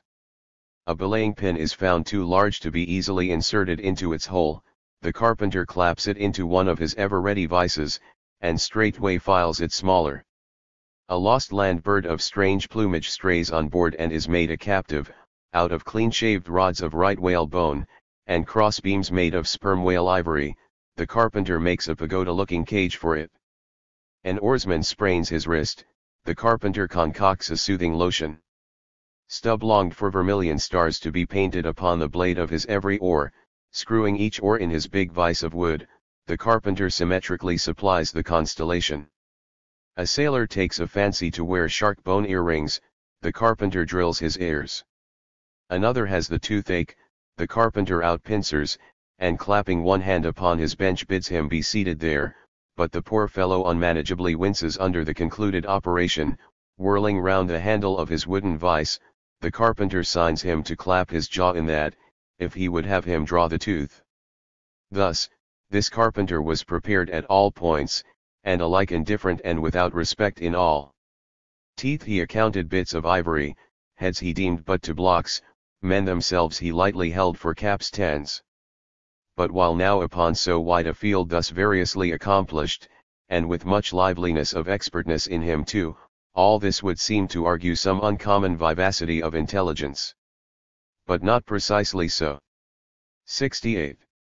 For nothing was this man more remarkable, than for a certain impersonal stolidity as it were, impersonal, I say, for it shaded off into the surrounding infinite of things, that it seemed one with the general stolidity discernible in the whole visible world, which while pauselessly active in uncounted modes, still eternally holds its peace, and ignores you, though you dig foundations for cathedrals. Yet was this half-horrible stolidity in him, involving too, as it appeared, an all-ramifying heartlessness, yet it was oddly dashed at times, with an old crutch-like, antediluvian, wheezing humorousness, not unstreaked now and then with a certain grizzled wittiness, such as might have served to pass the time during the midnight watch on the bearded forecastle of Noah's Ark. Was it that this old carpenter had been a lifelong wanderer, whose much rolling, to and fro, not only had gathered no moss, but what is more, had rubbed off whatever small outward clingings might have originally pertained to him? He was a stripped abstract, an unfractioned integral, uncompromised as a newborn babe, living without premeditated reference to this world or the next. You might almost say, that this strange uncompromisedness in him involved a sort of intelligence, for in his numerous trades, he did not seem to work so much by reason or instinct, or simply because he had been tutored to it, or by any intermixture of these, even or uneven, but merely by a kind of deaf and dumb, spontaneous literal process. He was a pure manipulator. His brain, if he ever had one, must have early oozed along the muscles off his fingers. He was like one of those unreasoning but still highly useful, multum in parvo, Sheffield contrivances, assuming the exterior, though a little swelled, of a common pocket knife, but containing, not only blades of various sizes, but also screwdrivers, corkscrews, tweezers, awls, pens, rulers, nail filers, countersinkers. So, if his superiors wanted to use the carpenter for a screwdriver, all they had to do was to open that part of him, and the screw was fast, or if for tweezers, take him up by the legs, and there they were.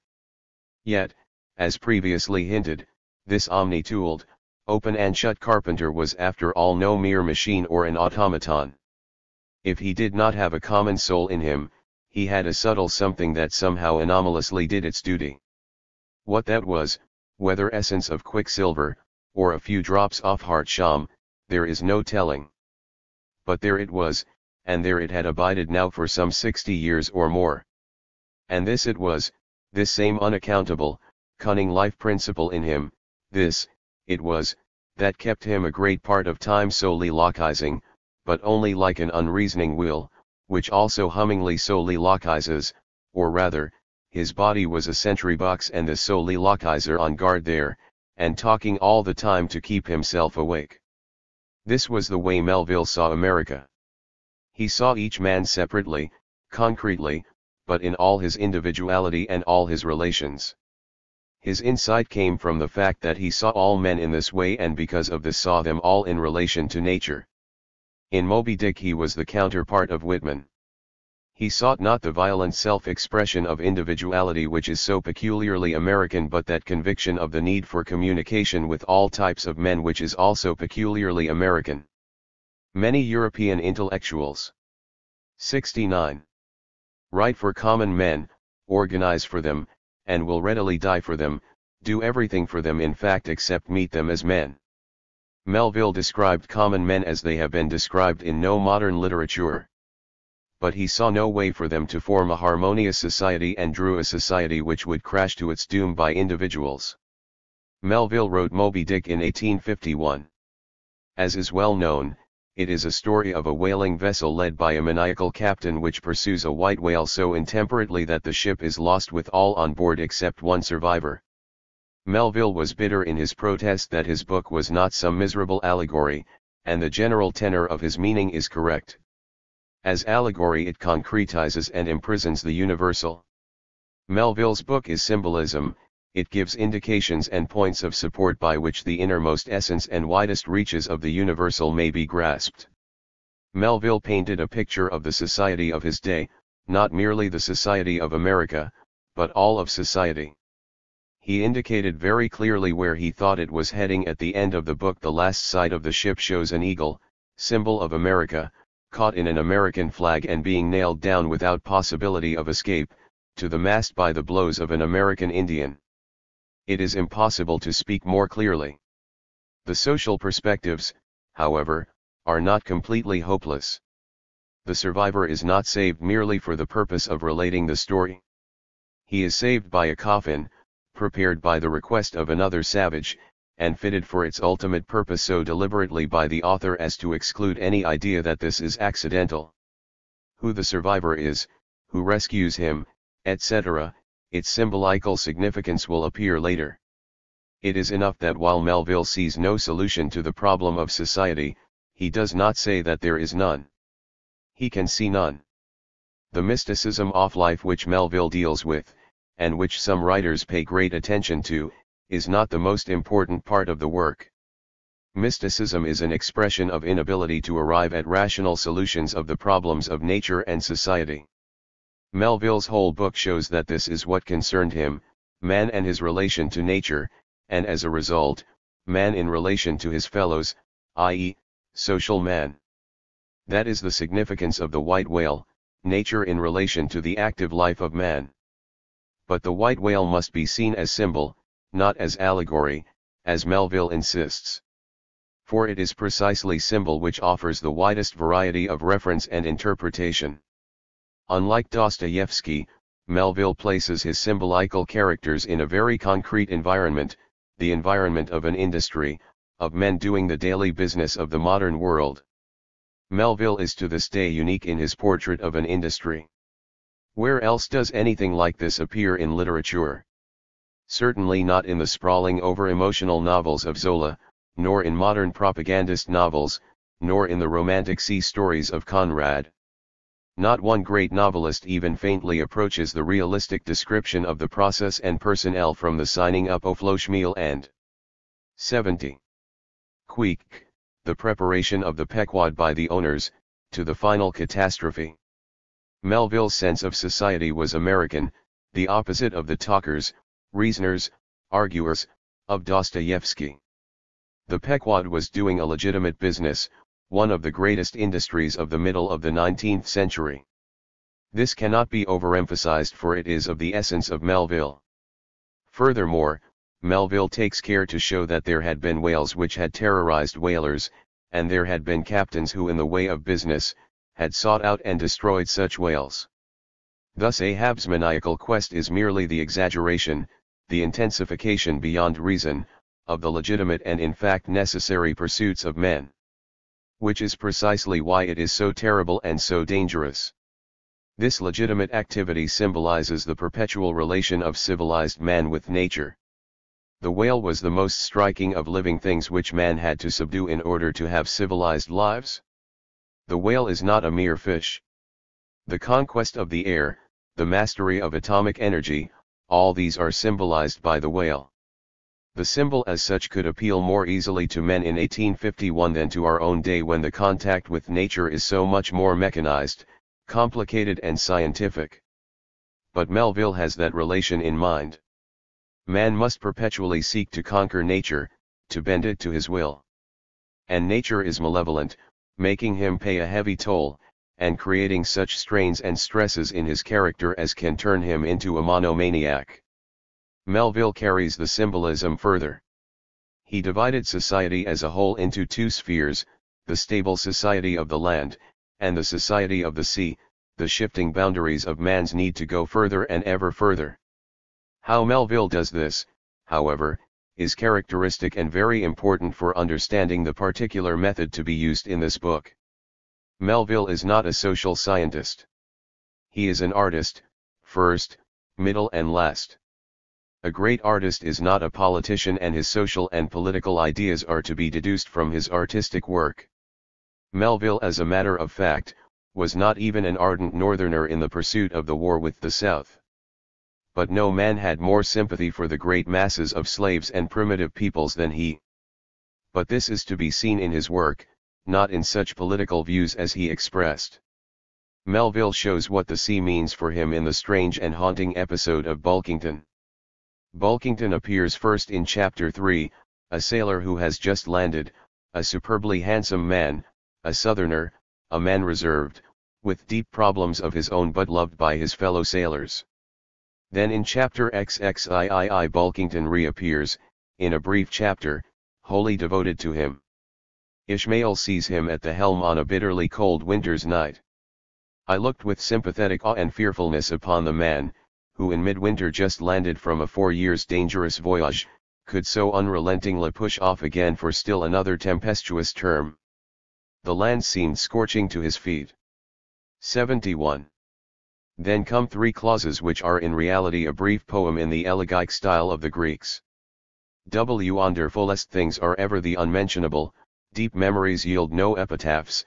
This 6-inch chapter is the stoneless grave of Bulkington. No novelist anywhere can surpass Melville at such moments. The power of the poetry derives not only from the monumental weight of the words but the dramatic setting. Bulkington appears no more in the book. Melville then continues. Let me say only that it fared with him as with the storm-tossed ship, that miserably drives along the leeward land. The port would fain give succor, the port is pitiful, in the port, all that's kind to our mortalities. But in the gale, the port, the land, is that ship's direct jeopardy, she must fly all hospitality, one touch off land, though it but graze the keel, would make her shudder through and through. With all her might she crowds all sail offshore, in so doing, fights gainst the very winds that fain would blow her homeward, seeks all the lashed sea, landlessness again, for refuge's sake forlornly rushing into peril, her only friend, her bitterest foe. Then he states what for him man's life means. Know ye now, Bulkington? Glimpses do ye seem to see of that mortally intolerable truth, that all deep, earnest thinking is but the intrepid effort of the soul to keep the open independence of her sea, while the wildest winds of heaven and earth conspire to cast her on the treacherous slavish shore. But as in landlessness alone resides the highest truth, shoreless, indefinite as God, so, better is it to perish in that howling infinite, than vaingloriously dashed upon the lee, even if that were safety. For worm-like, then, oh, who would crave and crawl to land? Terrors of the terrible. Is all this agony so vain? Take heart, Zero Bulkington. Bear thee grimly, demigod. Up from the spray of thy ocean perishing, straight up, leaps thy apotheosis. That is the sea for Melville, the unknown that man must continually seek to know. Death and destruction face him, but men who matter, cannot resist. Moby Dick is merely the active principle in the sea, nature, the unknown, which is in constant conflict with man. Moby Dick is a baffled, defeated, but not a hopeless book. Ishmael, the writer of the story, is an individualist intellectual who goes to sea because he is sick at heart. Ahab is the individualist whose individualism imperils all of society. Bulkington is an individual, a superb person, physically and in the effect of his personality, yet he is a southern mountaineer, turned ordinary sailor and loved by his fellow sailors. Melville has greater respect for no one in the book. He 72. Recognizes the significance of the type. It holds the future of man in its hands, the things that for Melville matter. But Melville can only describe him as from a distance and praise him. He can do nothing else with him. We shall appreciate the significance of this when we see later where Melville openly confesses his bafflement. Melville, as is known, describes every detail of whale fishing, the conversion of the ship into a factory at sea for the extraction and storage of oil. One of his profoundest and most far-reaching symbolical episodes is based upon this conversion of the ship into a factory. But his book is often misunderstood because critics take the tiresomeness of his endeavor, never lost sight of for a moment, to root the madness of Ahab in the normal. Thus whaling is described from the most ancient days, classical times, and the days before Columbus, when Indians in canoes chased the great fish. Noble passages show how the discoveries of Australia, the trade with Latin America, the independence of those countries all came from the days of the whaleman. And all through Melville shows the worldwide scope of the industry. Again, his style is at its most magnificent when he describes the course of the Pequod in its chase after Moby Dick. The struggle is the struggle between man and nature, as old as historical time and as wide as the world. But though less obvious, Melville is equally concerned with the relations between man and man, relations which man must enter into, in order to pursue his destined task. Once more the ship symbolizes the whole world, in which are portrayed the most characteristic social types, with the most delicately shaded individual types of character to represent the organic types of Melville's day. There is a crew of 30 men on board. In Chapter XL, Melville lists them: first Nantucket sailor, second ditto, a Dutchman, a Frenchman, one each from Iceland, Sicily, Long Island, the Azores, China, the Isle of Man, third Nantucket sailor, a Lascar, a Tahitian, a Portuguese, a Dane, a fourth Nantucket sailor, an Englishman, a fifth Nantucket sailor, a Spaniard, and one from Belfast. They are in their way skilled workmen. But Melville repeatedly calls them a heathen crew, renegades, castaways, the scum of the earth. Yet again, in a manner unique to himself, this American writer invests them with dignity. They do their work splendidly, the ship is kept in fine shape, the whole crew does its daily work heroically, to recall de Tocqueville's phrase. Melville draws the reader's attention to it.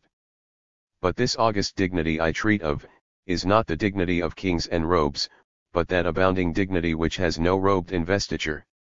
Thou shalt see it shining in the arm that wields a pick or drives a spike, that democratic dignity which, on all hands, radiates without and from God Himself, lo, the great God absolute, the center and circumference of all democracy. His omnipresence, our divine equality. 73. If, then, to meanest mariners and renegades and castaways, I shall hereafter ascribe high qualities, though dark, weave around them tragic graces, if even the most mournful, perchance the most abased, among them all, shall at times lift himself to the exalted mounts, if all shall touch that workman's arm with some ethereal light, if all shall spread a rainbow over his disastrous set of sun, then against all mortal critics bear me out in it, thou just spirit of equality, which has spread one royal mantle of humanity over all my kind. But it is not only that he says so. The whole treatment shows an absolutely unique objectivity about ordinary labor without sentimentality which cannot be found in any other novelist. Having laid his basis, so to speak, Melville then portrays a social stage higher, the picked men, the highly skilled harpooners, who represent the highly skilled craftsmen so characteristic of the economy of his time. There was no necessity whatever for Melville to do what he does. He gives this vastly important role to three savages, Queek, a cannibal from the South Seas, Tashtego, an American Indian, and Dago, an African giant. They are the representatives of the three continents where primitive men were still found. Here again Melville's unbounded sympathy and admiration within a strictly realistic framework is unique in literature. The men are masters of their craft, brave and skillful as virtuosos. But over and over again they perform the bravest acts, far beyond the line of duty. Whenever anything remarkable is done, one of them does it. Queek at the very beginning saves a boat in danger and rescues a sailor given up for lost. To save Tashtego, he dives into the head of a dead whale, slashes a hole in it, grabs Tashtego first by the foot, recognizes that he cannot pull him out that way, spins him round inside the head to get him by the arm and then drags him out. When a whale is sighted, it is Tashtego who sees it and sings out in a marvelous chant. Dago is an imperial Negro.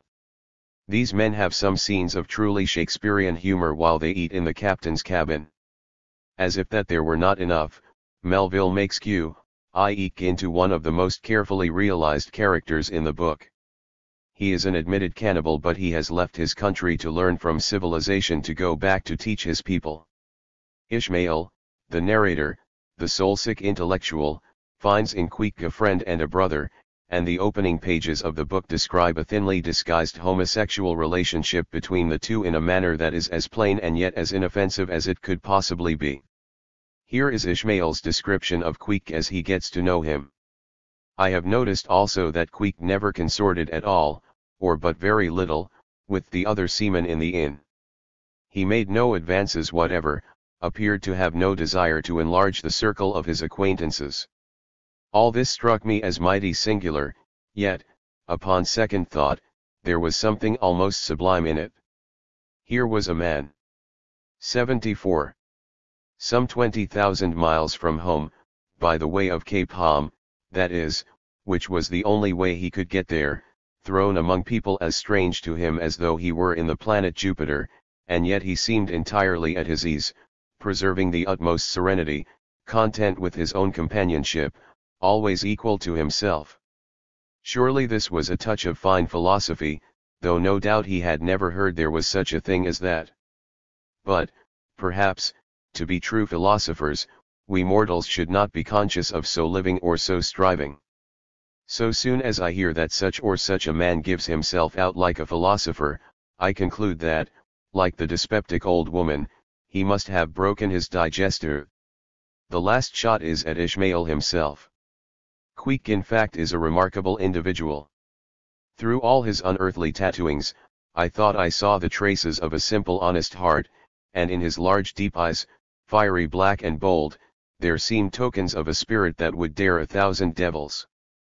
And besides all this, there was a certain lofty bearing about the pagan, which even his uncouthness could not altogether maim. He looked like a man who had never cringed and never had had a creditor. Whether it was, too, that his head being shaved, his forehead was drawn out in freer and brighter relief, and looked more expansive than it otherwise would, this I will not venture to decide, but certain it was his head was phrenologically an excellent one. It may seem ridiculous, but it reminded me of General Washington's head, as seen in the popular busts of him. It had the same long regularly graded retreating slope from above the brows, which were likewise very projecting, like two long promontories thickly wooded on top. Queek George Washington cannibalistically developed. In that strange crew, Bulkington and Queek are the men Ishmael admires. Let us pause here for a while. It is obvious that these savages do key work in the whaling business, that Queek is a distinguished personality. But he is a savage, a cannibal. If in addition to his grand physique, his skillful work, and his noble character, he were a civilized human being, then there would be some hope for the world which Melville sends to its doom. But splendid as he is, the primitive Queek cannot save society. Melville in the person of the distraught Ishmael can admire and love. It is not difficult to see the significance of this for the world of today and the whole problem of world civilization. Next in the hierarchy are three American mates, Starbuck, Flask, and Stubb, capable men all, but differentiated with a marvelous skill and sureness. Starbuck is a conscientious man, Stubb a man of humor, and Flask a devil-may-care who took everything as it came. Now the question that Melville poses is, why did this ship's crew not 75. Revolt, put Ahab in irons or kill him, and thus save the ship and crew? This problem, so pregnant for today, is handled by Melville with unique insight and mastery, and the subtlety of the relations between Ahab and the crew and Ahab and the mates is a political study of rare discrimination. No generation but our own could have appreciated this. Melville himself poses the question, but says that crews had been known to revolt against captains and says that the men of the Pequod were perfectly capable of it. One of his most telling strokes is his statement that the crew were not only mongrel, renegades, castaways and savages, but that they were morally enfeebled also by the incompetence of mere unaided virtue or right-mindedness in Starbuck, the invulnerable jollity of indifference and recklessness in Stubb, and the pervading mediocrity of Flask.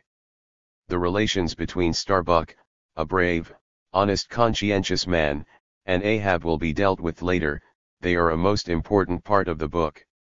It will be useful to make clear here that Melville was deeply concerned with the inability of the crew to put an end to the mad captain by revolt. In Chapter Live Melville breaks his narrative to introduce a story and goes to great length to give the impression that it is true. This story is the story of a revolt.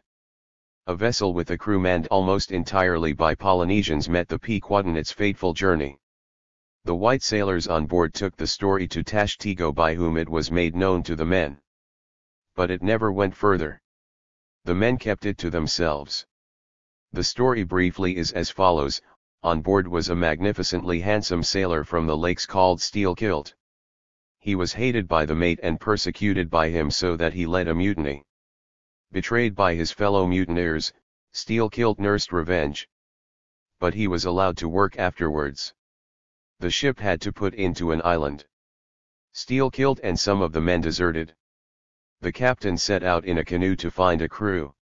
Steelkilt and his fellows intercepted the captain's canoe, made him stay on an island until they made their escape, got a boat and reached home safely. There is no space to tell of the bravery, the resource, and the decision which characterized Steelkilt in this narrative, which is superbly done. It could not have been accidental that Melville made this particular story known to Ahab's crew.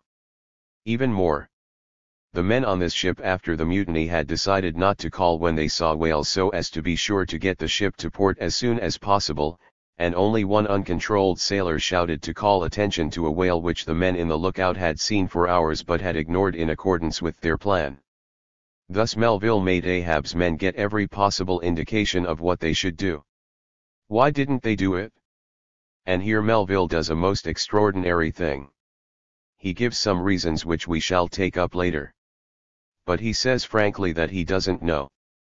Ahab inspired his men with his hate of the white whale. The whale seemed to the men also in some dim unsuspected way, the gliding great demon of the seas off life. But why should this be so? All this 76. To explain would be to dive deeper than Ishmael can go. Melville cannot understand why. It should be obvious by now that behind this marvelous sea story, this writer was digging into problems of far greater social significance for us today than were Flaubert, Dostoevsky, and Rimbaud. And yet the study of Ahab is a masterpiece, perhaps so far the only serious study in fiction of the type which has reached its climax in the modern totalitarian dictator. Here we must pause a bit to get our literary and sociological points of reference clear. Melville was not writing a political tract for 1950 nor a political tract for the times he lived in. But he was looking at society as a whole, painting it in as comprehensive a series of relations as he could. He saw the characteristic social types of his day, and because he lived at a turning point, he saw also a characteristic social type of the age which was to follow. This, in fact, seems to be the condition of many of the greatest works of the genuinely creative writers. Dante summed up not only the Middle Ages but saw clearly the new secular age. Balzac, temperamentally and politically, admired the aristocracy. But although he disliked, he was fascinated by, the new bourgeoisie, and his imagination was stimulated by the new men and their impact upon the old society. The greatest example of this is Shakespeare. He held all the ideas of the radical aristocracy. But he came at the turning point, just before the Puritan Revolution, the revolution of individualism. How great passions could shake men who had escaped the rigid roles of feudalism, this more than anything else was what interested Shakespeare. Hence the great tragedies, and the tragedy above all of Hamlet, who could not decide. The very greatest writers seem to be those who come at the climax of one age, but this is because the new age has grown up inside the old and they are watching both. This was the case with Melville. The old heroic individualist America he knew, but he could see as artists see that the old individualism was breeding a new individualism, an individualism which would destroy society. The prototype of this was Ahab. The modern dictator whose prototype he is best exemplified by Adolf Hitler. Again, it is necessary to stop and make clear what we are doing. Melville did not write a political treatise. The modern dictator arises from economic and social circumstances profoundly different from those of Melville's day. Nevertheless, the greatness of a writer is revealed by the fact that peering and probing until he finds what he considers the fundamental types of his own period, he portrays what we in later years can see are the ancestors of what exist in our own world. We are therefore entitled, in fact we have to, with the knowledge that we have gained through the development of history and our own experiences, examine earlier writers and see how much they saw that was permanent and enduring. In this respect Ahab is an astonishing character in fiction. He is not only 77. The individualism that Melville saw and feared, run mad.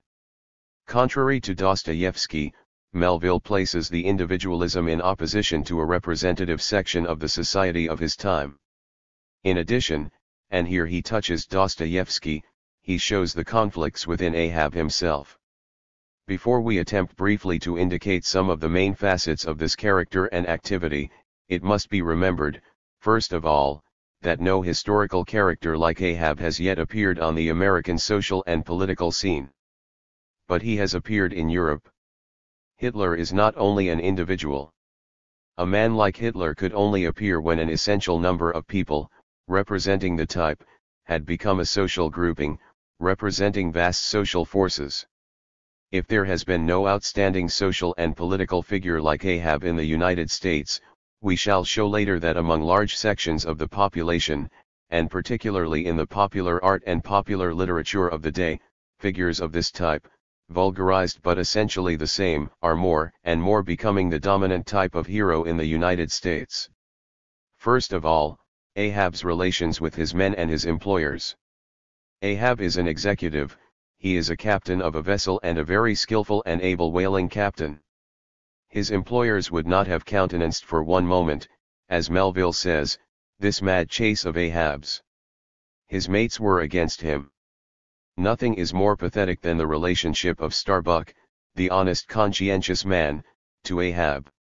Starbuck is the only man who challenges Ahab and tries to tum him back, talks to him of the ease and comforts of life at home. Ahab dominates him by sheer force of personality. At a certain stage when Starbuck sees that Ahab is, as he says, going to ruin the lives of perhaps 30 men, he takes a gun and goes towards Ahab's cabin to shoot him. But he cannot do it. Inside he hears Ahab talking in his sleep about his quest and he gives way. When Ahab takes to the boat for the last fights against Moby Dick, he places Starbuck in charge of the ship and thereby places his life in Starbuck's hands.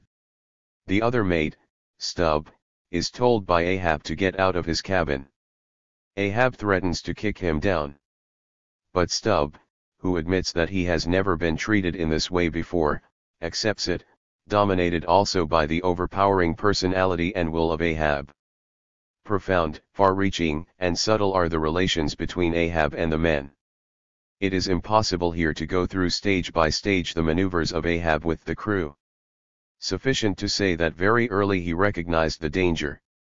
To use Melville's own words, Ahab was now entirely conscious that, he had indirectly laid himself open to the unanswerable charge of usurpation, and with perfect impunity, both moral and legal, his crew if so disposed, and to that end competent, could refuse any further obedience to him, and even violently wrest from him the command. From even the barely hinted imputation of usurpation and the possible consequences of such a suppressed impression, gaining ground, Ahab must of course have been most anxious to protect. 78. Himself. That protection could only consist in his own predominating brain and heart and hand, backed by a heedful, closely calculating attention to every minute atmospheric influence which it was possible for his crew to be subjected to. This occurs as early as chapter XLV, when there are still 2/3 of the book to go and the reader of this outline must accept for the time being that the rest of the book is a manual of political practice between a dominant political figure and the officers and ranks whom he must dominate. Every change of atmosphere in the men, every doubt, every enthusiasm is used by Ahab in order to maintain control. At a certain stage the men are doubtful and suspicious, but so certain, so domineering, so overwhelming is Ahab's concentration on his purpose that they dare not raise the question with him and his mates move around unable to look at him. At a certain stage, when Starbuck is considering arresting Ahab, he trembles at the idea of having to stand the wrath and hatred of the old man, as he would be even when confined and chained as a prisoner of the crew. There is no need so far as this is concerned of any special interpretation.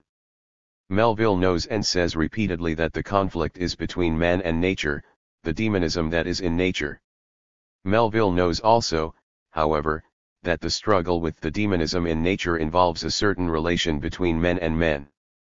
And he himself states, to accomplish his object, Ahab must use tools, and of all tools used in the shadow of the moon, men are most apt to get out of order.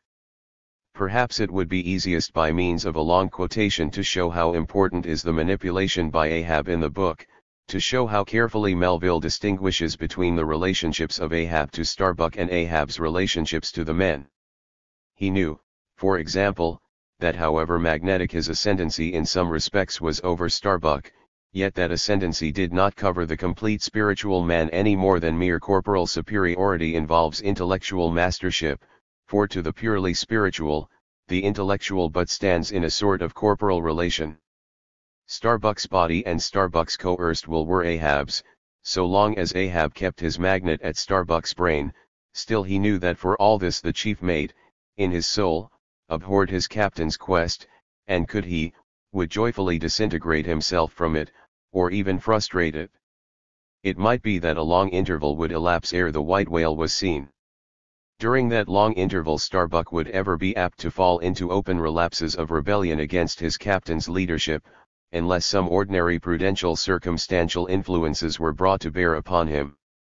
Not only that, but the subtle insanity of Ahab respecting Moby Dick was no ways more significantly manifested than in his superlative sense and shrewdness in foreseeing that, for the present, the 79 hunt should in some way be stripped of that strange imaginative impiousness which naturally invested it, that the full terror of the voyage must be withdrawn into the obscure background, for few men's courage is proof against protracted meditation unrelieved by action, that when they stood their long night watches, his officers and men must have some nearer things to think of than Moby Dick.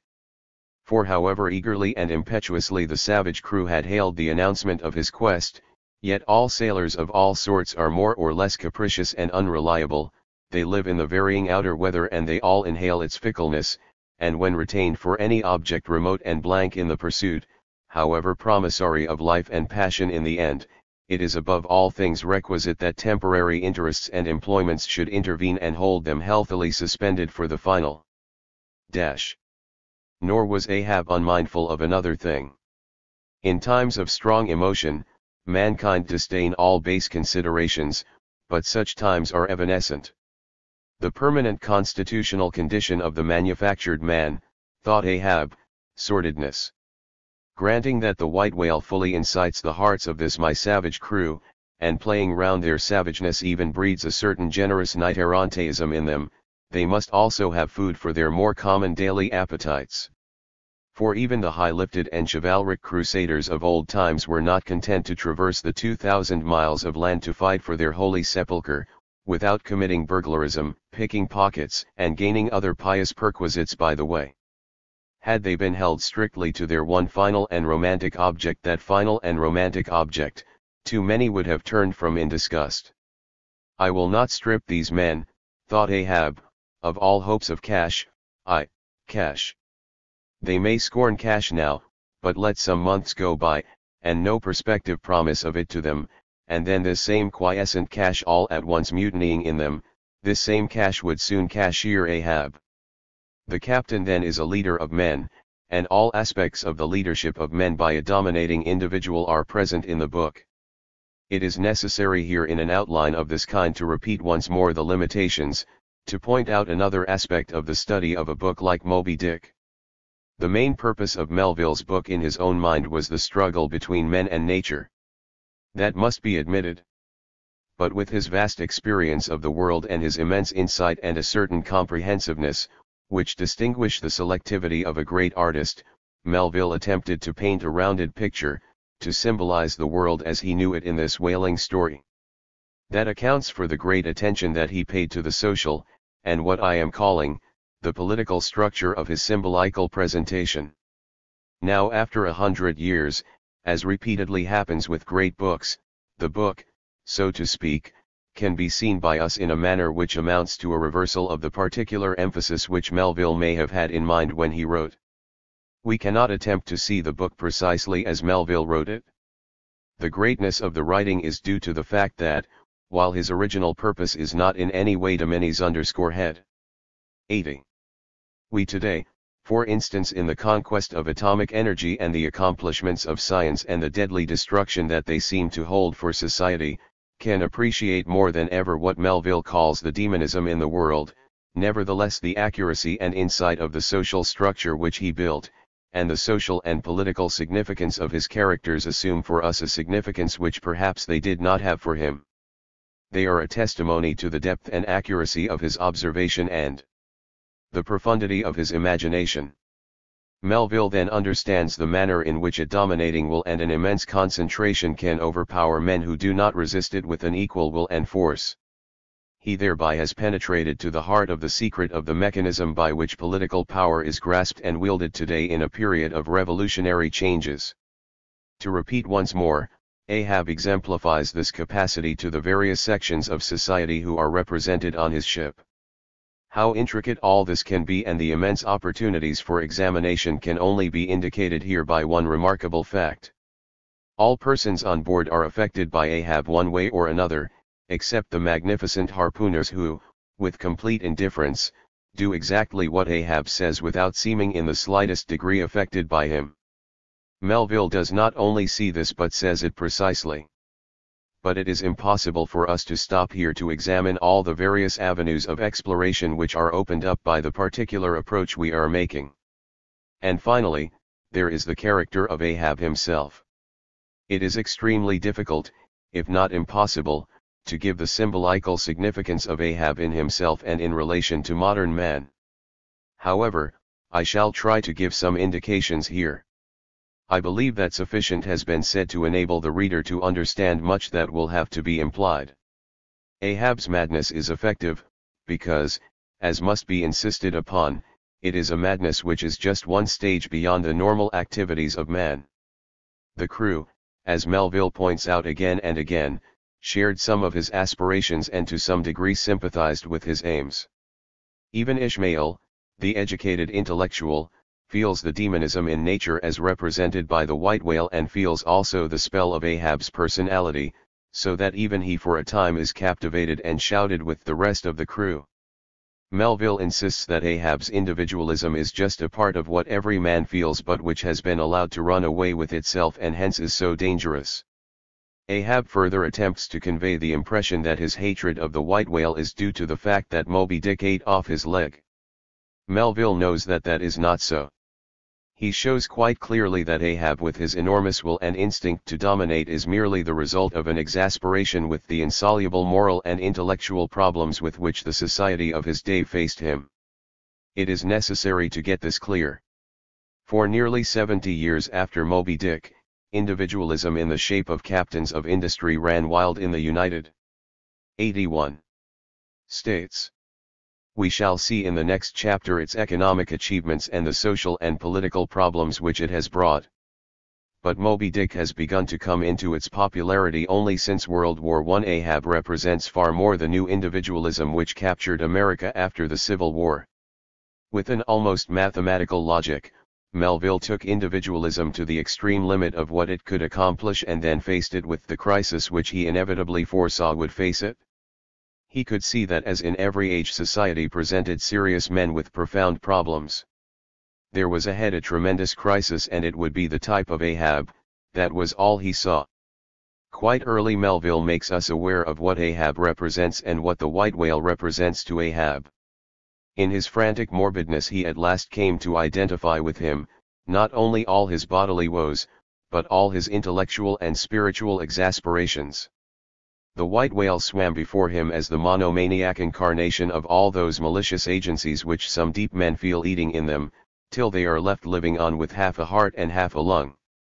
That intangible Molly Goodnighty which has been from the beginning, to whose domination even the modem Christians ascribe one half of the worlds, which the ancient Ophites of the East reverenced in their statue devil, Ahab did not fall down and worship it like them, but deliriously transferring its ideas to the abhorred white whale, he pitted himself, all mutilated, against it.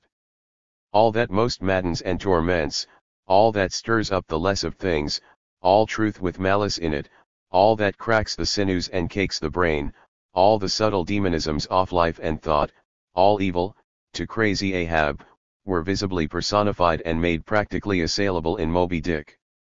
He piled upon the whale's white hump the sum of all the general rage and hate felt by his whole race from Adam down, and then, as if his chest had been a mortar, he burst his hot heart's shell upon it. Ahab represents not merely man in general, but the individualistic man of the 19th century at a stage where he faces the insoluble nature of his problems both with nature and society. That is where modern man has reached today. And if in Ahab's day, Ahab felt it more than all the others and thereby gained the domination through his will, Bulkington felt it also and Ishmael, the intellectual. So in their various ways did many of the crew. Today we have reached a stage where this consuming rage with the social and psychological problems of society is eating away at the whole of humanity. However, society is not the same. Where Ahab, the dominating executive, felt it most, today it is in the great masses of the people in whom it stirs. All this we shall come to later. It is sufficient that Melville saw it, understood it, and painted it with what we can see today was a marvelous clarity. The final aspect of Ahab's character is the fact that he is a human being. We do not live far enough removed from a man like Hitler to be able to understand the real secrets of the power which he wielded over men. 4. 82. Politics, although the sum total of economic and social forces, is made by individual men. Ahab gains Starbuck's sympathy because he confessed to him that he did not understand why he was so calm and driven. For 40 years he had been a whaleman, 40 years he tells Starbuck of suffering and privation. What is the cause of it? Much of the passage is too long to be quoted. It is sufficient, however, to say that it is precisely the need of man to live, to work, to struggle for his existence, constantly to go on further, which is the basis of Ahab's madness. And finally Ahab comes to the conclusion that it is fate, it is the destiny of man so to act, and he, Ahab, is merely fulfilling destiny. It is impossible to understand the modern social and political world without real and genuine insight into this aspect of modern society. As Ahab says, "What is it, what nameless, inscrutable, unearthly thing is it, what cozening hidden lord and master, and cruel, remorseless emperor commands me, that against all natural lovings and longings I so keep pushing and crowding and jamming on myself the time, recklessly, making me ready to do what in my own proper, natural heart, I durst not so much as dare. Is Ahab, Ahab? Is it I, God, or who, that lifts this arm? But if the great sun move not of himself, but is as an errand boy in heaven, nor one single star can revolve, but by some invisible power, how then can this one small heart beat, this one small brain think thoughts, unless God does that beating, does that thinking, does that living, and not I? By heaven, man, we are turned around and round in this world, like yonder windlass, and fate is the handspike. And all the time, lo! That smiling sky, and this unsound sea. Look! See you albacore. Who put it into him to chase and fang that flying fish? Where do murderers go, man? Who's to doom, when the judge himself is dragged to the bar? In the end, however, as inevitably happens to these men, beginning upon the basis of the ordinary needs of mankind, driven by the dominating will to positions of authority, feeling in time that the immense catastrophes and social upheavals are merely the result of inevitable destiny, they reach the stage where they see themselves as chosen instruments and ungoverned by any law. Ahab tells Starbuck near the end.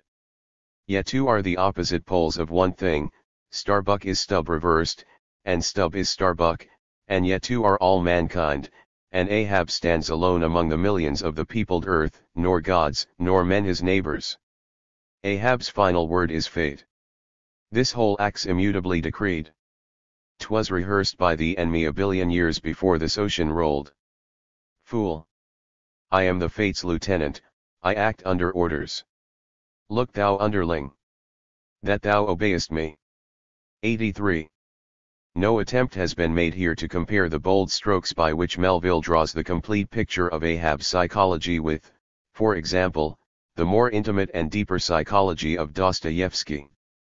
It is sufficient, however, that Melville draws the picture of modem tormented man driven by the inevitable desire to solve his problem, bringing the whole world down with him, and all this with a combination of realism and symbolism unmatched in the works of any author of the 19th or 20th centuries. The last word, so far as the social significance of the book is concerned, must be with Ishmael, in which is perhaps the most remarkable page. The Pequod has been converted into a factory at sea, the Try-Works. The factory is aglow, the oil is boiling. It is night, and Ishmael, the intellectual, suddenly feels that the whole spectacle is not within the bounds of reason. The burning ship drove on, as if remorselessly commissioned to some vengeful deed. See now what can easily pass for a picture of the more primitive type of industry but which was characteristic of much of the unskilled industry of Melville's time. Note particularly the role played by the men in this astonishing bit of symbolism. The hatch, removed from the top of the works, now afforded a wide hearth in front of them. Standing on this were the Tartarian shapes of the pagan harpooners, always the whale ship stokers. With huge pronged poles they pitched hissing masses of blubber into the scalding pots, or stirred by the fires beneath, till the snaky flames darted, curling, out of the doors to catch them by the feet. The smoke rolled away in sullen heaps. To every pitch of the ship there was a pitch of boiling oil, which seemed all eagerness to leap into their faces. Opposite the mouth of the works, on the further side of the wide wooden hearth, was the windlass. This served for a sea sofa. Here lounged the watch when not otherwise employed, looking into the red heat of the fire, till their eyes felt scorched in their heads. Their tawny features, now all begrimed with smoke and sweat, their matted beards, and the contrasting barbaric brilliancy of their teeth, all these were strangely revealed in the capricious emblazonings of the works. As they narrated to each other their unholy adventures, their tales of terror told in words of mirth, as their uncivilized laughter forked upwards out of them, like the flames from the furnaces, as to and fro, in their front, the harpooners wildly gesticulated with their huge pronged forks and dippers, as the wind howled on, and the sea leaped, and the ship groaned and dived, and yet steadfastly shot her red hell further and further into the blackness of the sea, and the night, and scornfully champed the white bone in her mouth, and viciously spat round her on all sides.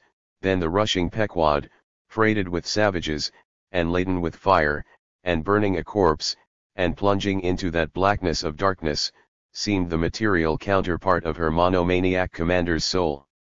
It is impossible to say more clearly that modern industrial society was going to its doom and that Ahab's madness was the result of this society.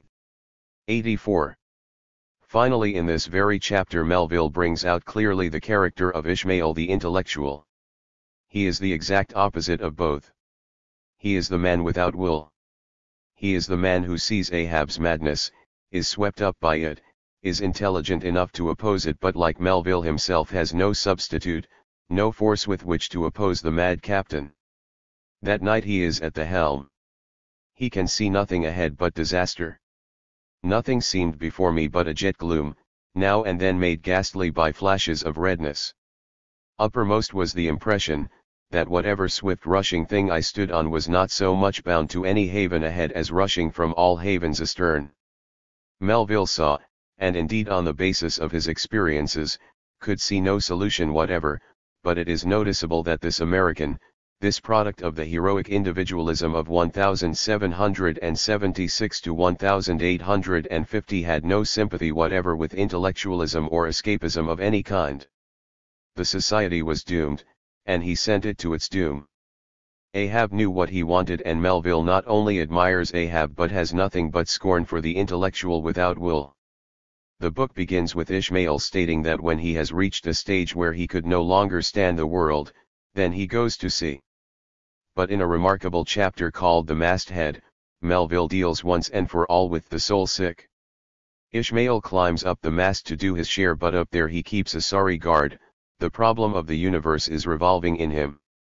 He is up there deep in thought and reveling in his sorrow, so to speak, reveling in his intellectual problems. But Melville, with that sarcastic yet genially Shakespearean humor which he uses so often, soon puts him in his place, making him say of anyone so loftily perched, "There is no life in thee, now, except that rocking life imparted by a gently rolling ship, by her, borrowed from the sea, by the sea, from the inscrutable tides of God. But while this sleep, this dream is on ye, move your foot or hand an inch, slip your hold at all, and your identity comes back in horror. Over Descartian vortices, you hover. And perhaps, at midday, in the fairest weather, with one half-throttled shriek you drop through that transparent air into the summer sea, no more to rise forever. Heed it well, ye panthesis." Melville had no use for the ivory tower, nor would he have had for those for whom the problems of the universe revolve in their own insides. The point is that he knew the type. There must be a final point on his style. Buffon says that the style is the man. And that is true. But the really great man is the society. And therefore, through remote refractions, the style is more than the man. It is the society too. It has been noted that Melville is very strongly influenced by, among other 85 writers, Shakespeare and Sir Thomas Browne. Melville's Moby Dick, as I have indicated above, is truly Shakespearean in the geniality and breadth of its humor. But Shakespeare's influence on Melville is, in my opinion, a social matter. Shakespeare came on the eve of a great change in the society of his country. He expressed the immense vitality of an age which was finishing and another which was about to begin. He felt the individualism and its ramifications which were to distinguish European society for hundreds of years. It is clear that Melville felt the same about the America of his time, clear that he viewed the new man with the same interest, insight, and at the same time, fearful admiration with which Shakespeare feared Macbeth, Othello, and Lear. At the same time, the influence of Sir Thomas Browne is very strong. Browne in his Urn Burial expressed a learned historical scepticism of the very vitality which so attracted Shakespeare. Browne seemed to say that history in the end worked out only to dead bones and a tomb. I do not think it at all surprising that both these authors influenced Melville to the extraordinary extent that they did. He was conscious of the immense vitality and dangers of the individualism which he now saw about to rise to a new and unprecedented stage. But he was conscious also, as Browne was conscious, of the inevitable end of all things. All collapsed and the great shroud of the sea rolled on as it rolled 5,000 years ago. The abolitionists, Whitman and Melville, were intellectuals, and their work must be treated as the work of such. With the abolitionist intellectuals, we touch a new dimension, intellectuals whose whole intellectual, social and political creativity was the expression of precise social forces. They were the means by which a direct social movement expressed itself, the movement of the slaves and free Negroes for freedom. Any kind of analysis of the abolitionist intellectuals must therefore begin with the slaves. The decade 1820-30 in the United States marked the birth of capitalist America. The transition from colonial America did not take place tranquilly. The election of Jackson in 1828 marked a great political uprising of the people, believing that by their votes they had overthrown a corrupt and aristocratic administration. In 1824 Denmark VC had led a major slave revolt.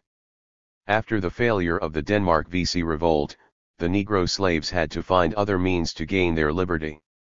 The Underground Railroad began to function around 1825. In 1826 the Free Negroes organized the Massachusetts 86 General Colored People's Association. Terrified by the emergence of a political leadership among the Negroes themselves, the slave owners concentrated their efforts on persistent persecution of the free Negroes, particularly through the propaganda of the American Society for the Colonization of the Negroes in Africa. In the Middle States, through which the Underground Railroad passed, there were 80 branches of this society. Against this persecution the Negroes mobilized to publish Freedom's Journal, the first Negro newspaper in the United States. Such was the condition of the slavery issue when, in 1829, a Negro named David Walker wrote, printed, and scattered over the South a pamphlet entitled Walker's Appeal. It was addressed to the free blacks who were urged to make the cause of the slave their own. It censured that meekness and non-resistance of the blacks, and in a third edition, published in 1830, it went so far as to touch on the superiority in numbers and bravery of the blacks over the white, and to advise an insurrection when the time was ripe. The effect was immediate. Copies found in the hands of Negroes in Richmond, Virginia, in New Orleans, in Savannah, in Tarboro, North Carolina, were seized and formally transmitted by the governors of Virginia, Louisiana, Georgia, and North Carolina to their respective legislatures, and sharp laws against the free blacks were enacted by Georgia and Louisiana. The excitement produced by Walker's appeal had not subsided when the danger of writings of this sort was brought home to the slave owners by a rising of slaves in Virginia, an outbreak known as Nat Turner's insurrection. It was quickly put down, and every Negro concerned in it, together with many who were not, was hanged, shot, mutilated or beheaded. Thus the Cambridge Modern History describes this period. The free Negroes continued to organize. The rights of all appeared at this time, and the first National Negro Convention was called in September 1830. It was in 1831 that Garrison's Liberator appeared.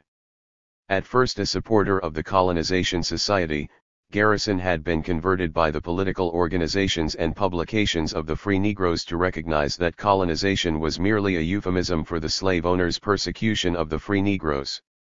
At first obscure and isolated, Garrison's Liberator became after the Nat Turner insurrection nationally famous. Thus continues the Cambridge Modern History account. The insurrection was at once attributed to Negro preachers and incendiary publications such as Walker's pamphlet and the Liberator. To attack the Liberator now became habitual in all slave-holding states. The corporation of one city forbade any free Negro to take a copy of it from the post office. A vigilance committee in another offered $1,500 for the detection and conviction of any white person found circulating copies. The governors of Georgia and Virginia called on the mayor of 87. Boston to suppress it, and the legislature of Georgia offered $5,000 to any person who should secure the arrest and conviction of Garrison under the laws of the state. Undeterred by these attacks, Garrison gathered about him a little band of abolitionists, and towards the close of 1831, founded at Boston the New England Anti-Slavery Society, and in 1833 at Philadelphia, the American Anti-Slavery Society. The mission of the society was to labor for the abolition of slavery and the immediate emancipation of the slaves, and to carry on this work by organizing societies, sending out orators, and enlisting the pulpit and the press, and by the circulation of anti-slavery books, pamphlets, newspapers, and pictures. From that beginning there was no turning back. It is sufficient to say here that the Underground Railroad with its constant stream of Negro slaves and the free Negroes were the driving force of abolition from which it drew its most effective policy and most effective personnel. Without this constant contact with the mass, abolitionism would have been nothing, and none knew this and admitted it more freely than the abolitionists themselves. They had found what both Whitman and Melville had failed to find. A finished book will have to relate Emerson, Thoreau, and the Transcendentalists to Whitman, Melville and the abolitionists. It cannot be done here. Sufficient to say that even Parrington says that the soil which produced Emerson also produced Garrison, they were complementary parts of the same movement. What we have to show is that if Whitman anticipated the new loneliness of the American character, its passion for the old free association which it was losing, the powerful but false ideals which it tried to substitute and did substitute for many years, if Melville brushed aside the slaves and painted a picture of impending catastrophe for America and the whole world, whose significance we are only today able to see, then the abolitionist intellectuals in their political action showed a solution, or rather a method of solution, that corresponded in range and intensity to the inspired vision of Melville. If Melville saw the totalitarian dictator as the ultimate end, the abolitionist intellectual embodied an American anticipation of the most radical political action that the 19th and 20th centuries have known. To show this could best be done here under the following headings. The social situation from which the abolitionists sprang, the actual characteristics of the movement, its foreshadowing of the future. The situation from which abolitionism sprang. Earlier we have referred to the blight which had descended upon the nation in regard to the discussion of slavery. New York commercial houses, New England cotton manufacturers led the powerful interests in the North. 88. Their spokesman was Daniel Webster. Henry Clay spoke for the West. The clash which ended with the Missouri Compromise had frightened the nation. By common consent slavery was declared unfit for discussion. Says John J. Chapman. The years between 1820 and 1830 were the most pitiable through which this country has ever passed. The conscience of the North was pledged to the Missouri Compromise, and that compromise neither slumbered nor slept. In New England, where the old theocratical oligarchy of the colonies had survived the Revolution and kept under its own water locks the new flood of trade, the conservatism of politics reinforced the conservatism of religion, and as if these two inquisitions were not enough to stifle the soul of man, the conservatism of business self-interest was superimposed. The history of the conflict which followed has been written by the radicals who negligently charge up to self-interest all the resistance which establishments offer to change. But it was not solely self-interest, it was conscience that backed the Missouri Compromise, nowhere else, naturally so strongly as in New England. It was conscience that made cowards of us all. The white-lipped generation of Edward Everett were victims, one might say, even martyrs, to conscience. They suffered the most terrible martyrdom that can fall to man, a martyrdom which injured their immortal volition and dried up the spirit of life.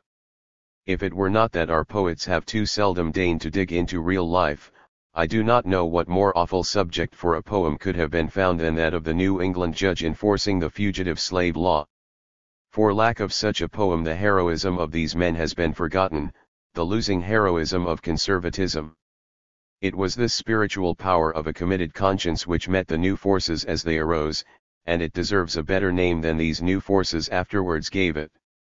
In 1830 the social fruits of these heavy conditions could be seen in the life of the people. Free speech was lost. "I know of no country," says Tocqueville, who was here in 1831, "in which there is so little independence of mind and freedom of discussion as in America." Tocqueville recurs to the point again and again. He cannot disguise his surprise at it, and it tinged his whole philosophy and his book. The timidity of the Americans in this era was a thing which intelligent foreigners could not understand. Chapman also says of the Transcendentalists. The Transcendentalists were sure of only one thing, that society as constituted was all wrong. In this their main belief they were right. They were men and women whose fundamental need was activity, contact with real life, and the opportunity for social expansion, and they keenly felt the chill and fictitious character of the reigning conventionalities.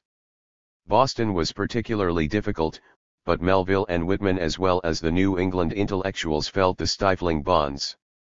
89. But there was an immediate problem. Let us take Garrison's biographer. The slavery question had shaken men's faith in the durability of the Republic. It was therefore adjudged a highly dangerous subject. The political physicians with one accord prescribed on the ounce of prevention principle, quiet, silence and oblivion, to be administered in large and increasing doses to both sections. Mum was the word, and mum the country solemnly and suddenly became from Maine to Georgia. We must get that atmosphere well. Everything seemed at stake. The characteristics of the organization. It is necessary here to abstract. Any rounded portrayal of the abolitionists is out of the question. But as we look back at them in the light of modern history, we can extract and tabulate from their concrete activity certain characteristics. They proposed immediate and unconditional emancipation of the slave on the soil. This meant to tear up by the roots the foundation of the Southern economy and society, wreck Northern commerce, and disrupt the Union irretrievably. Washington, Jefferson, and the others had challenged a foreign Europe. There had been a long train of usurpations, they had been pricked and goaded by revolutionary elements at home, they went to the goal by stages.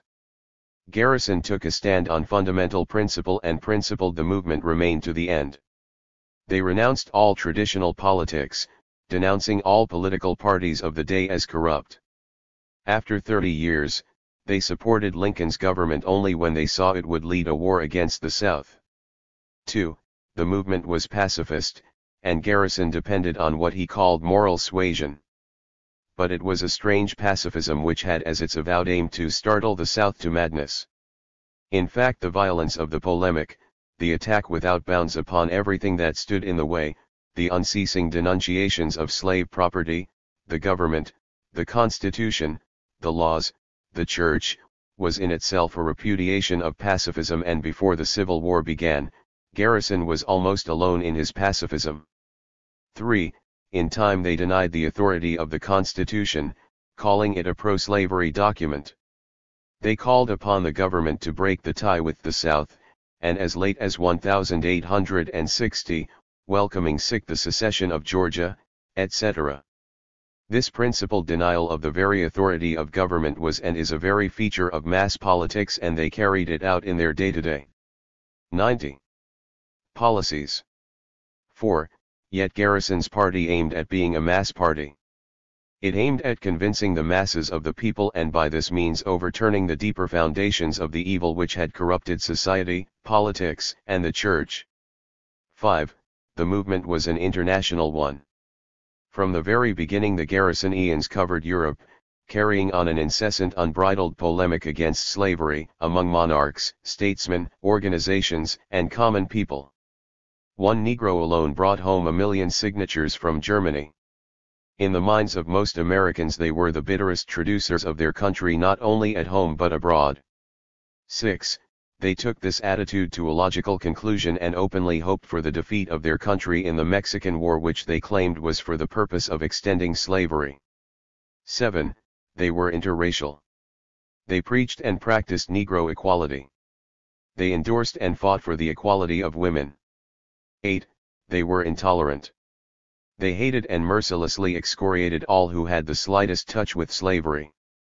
Hale, the head of the Free Soil movement, was denounced for putting his name to a petition to raise a monument for Henry Clay. They respected nothing but their cause and denounced equally those leaders of the Free Soil Party who walked in the funeral procession of Daniel Webster. Phillips explains their principles. When we think of such a man as Henry Clay, his long life, his mighty influence cast always into the scale against the slave, of that irresistible fascination with which he molded everyone to his will, when we remember that, his conscience acknowledging the justice of our cause, and his heart open on every other side to the gentlest impulses, he could sacrifice so remorselessly his convictions and the welfare of millions to his low ambitions, when we think how the slave trembled at the sound of his voice, and that, from a multitude of breaking hearts, there went up nothing but gratitude to God when it pleased him to call that great sinner from this world, we cannot find it in our hearts, we could not shape our lips to ask any man to do him honor. Great sensation. No amount of eloquence, no sheen of official position, no loud grief of partisan friends, would ever lead us to ask monuments or walk in fine processions for pirates, and the sectarian zeal or selfish ambition which gives up, deliberately and in full knowledge of the facts, 3 millions of human beings to hopeless ignorance, daily robbery, systematic prostitution, and murder, which the law is neither able nor undertakes to prevent or avenge, is more monstrous in our eyes, than the love of gold, which takes a score of lives with merciful quickness on the high seas. Hainaut on the Danube is no more hateful to us than Hainaut on the Potomac. Why give mobs to one, and monuments to the other? Phillips generalized the policy. 91. We do not play politics, anti-slavery is no half-jest with us, it is a terrible earnest, with life or death, worse than life or death as the issue.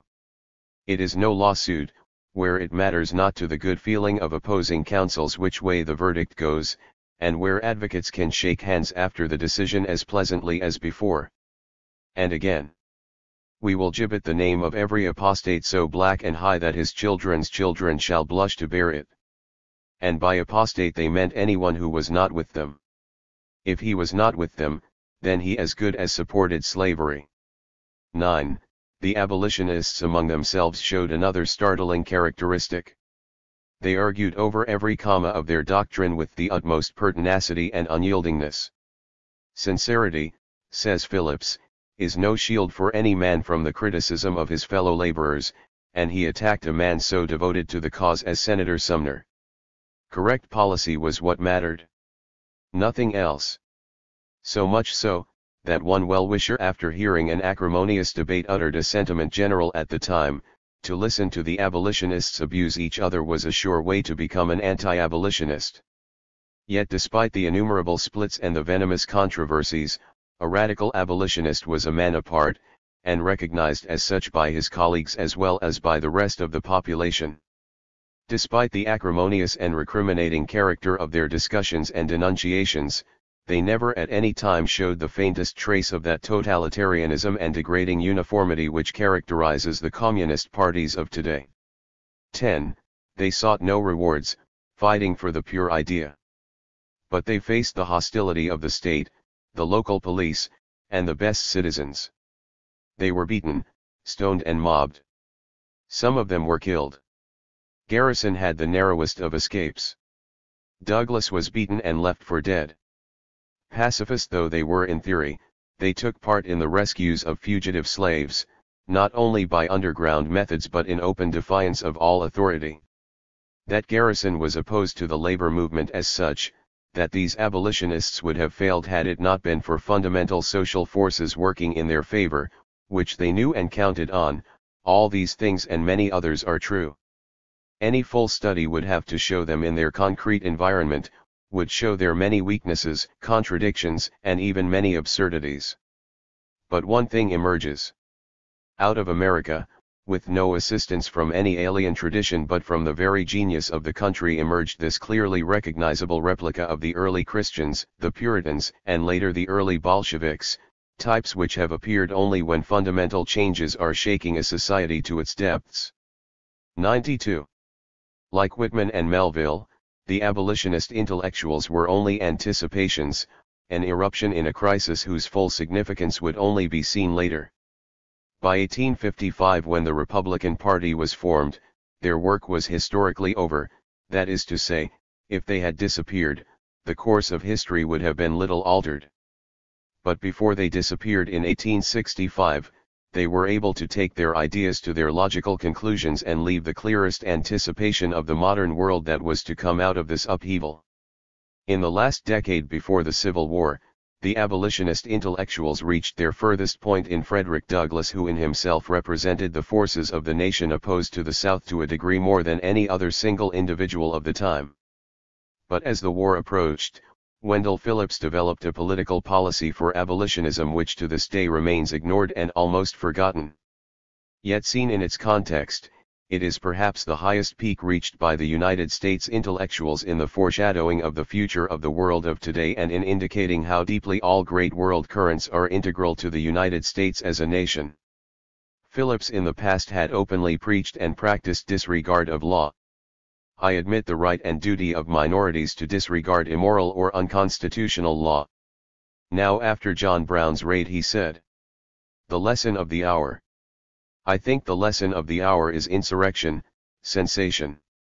Insurrection of thought always preceded the insurrection of arms." He developed fully the thesis of a slave insurrection. From the beginning of the Civil War he preached that the Negro slaves were the key to America's future. He opened his speech on Lincoln's election by saying that for the first time the slave had elected a president of the United States. The Negro for 50, or 30, years has been the basis of our commerce, the root of our politics, the pivot in our pulpit, the inspiration of almost all that is destined to live in our literature. The Negro was the key.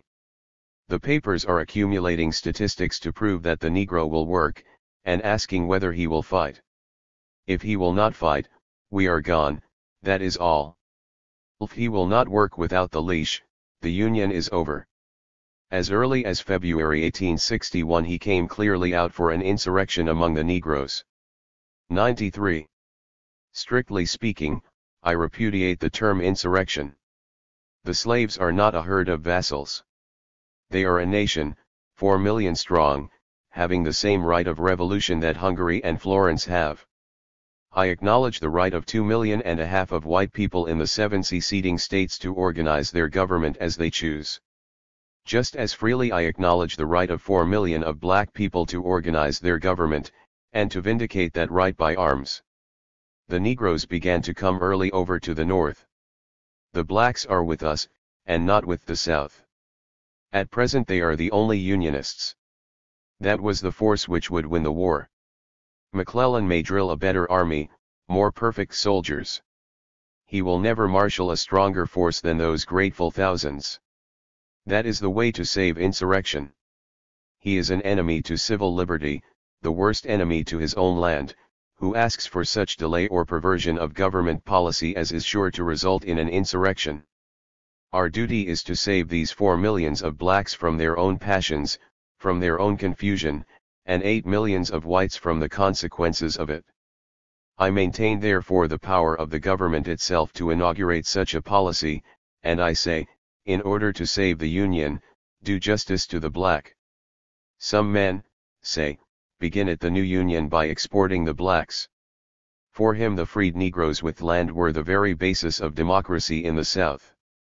If you do, you export the very fulcrum of the lever, you export the very best material to begin with. Something has been said about the Alleghenies moving toward the ocean as the symbol of colonization. Let me change it. The nation that would shovel down the Alleghenies, and then build it up again, would be a wise nation compared with the one that should export 4 million blacks and then import 4 millions of Chinese to take their place.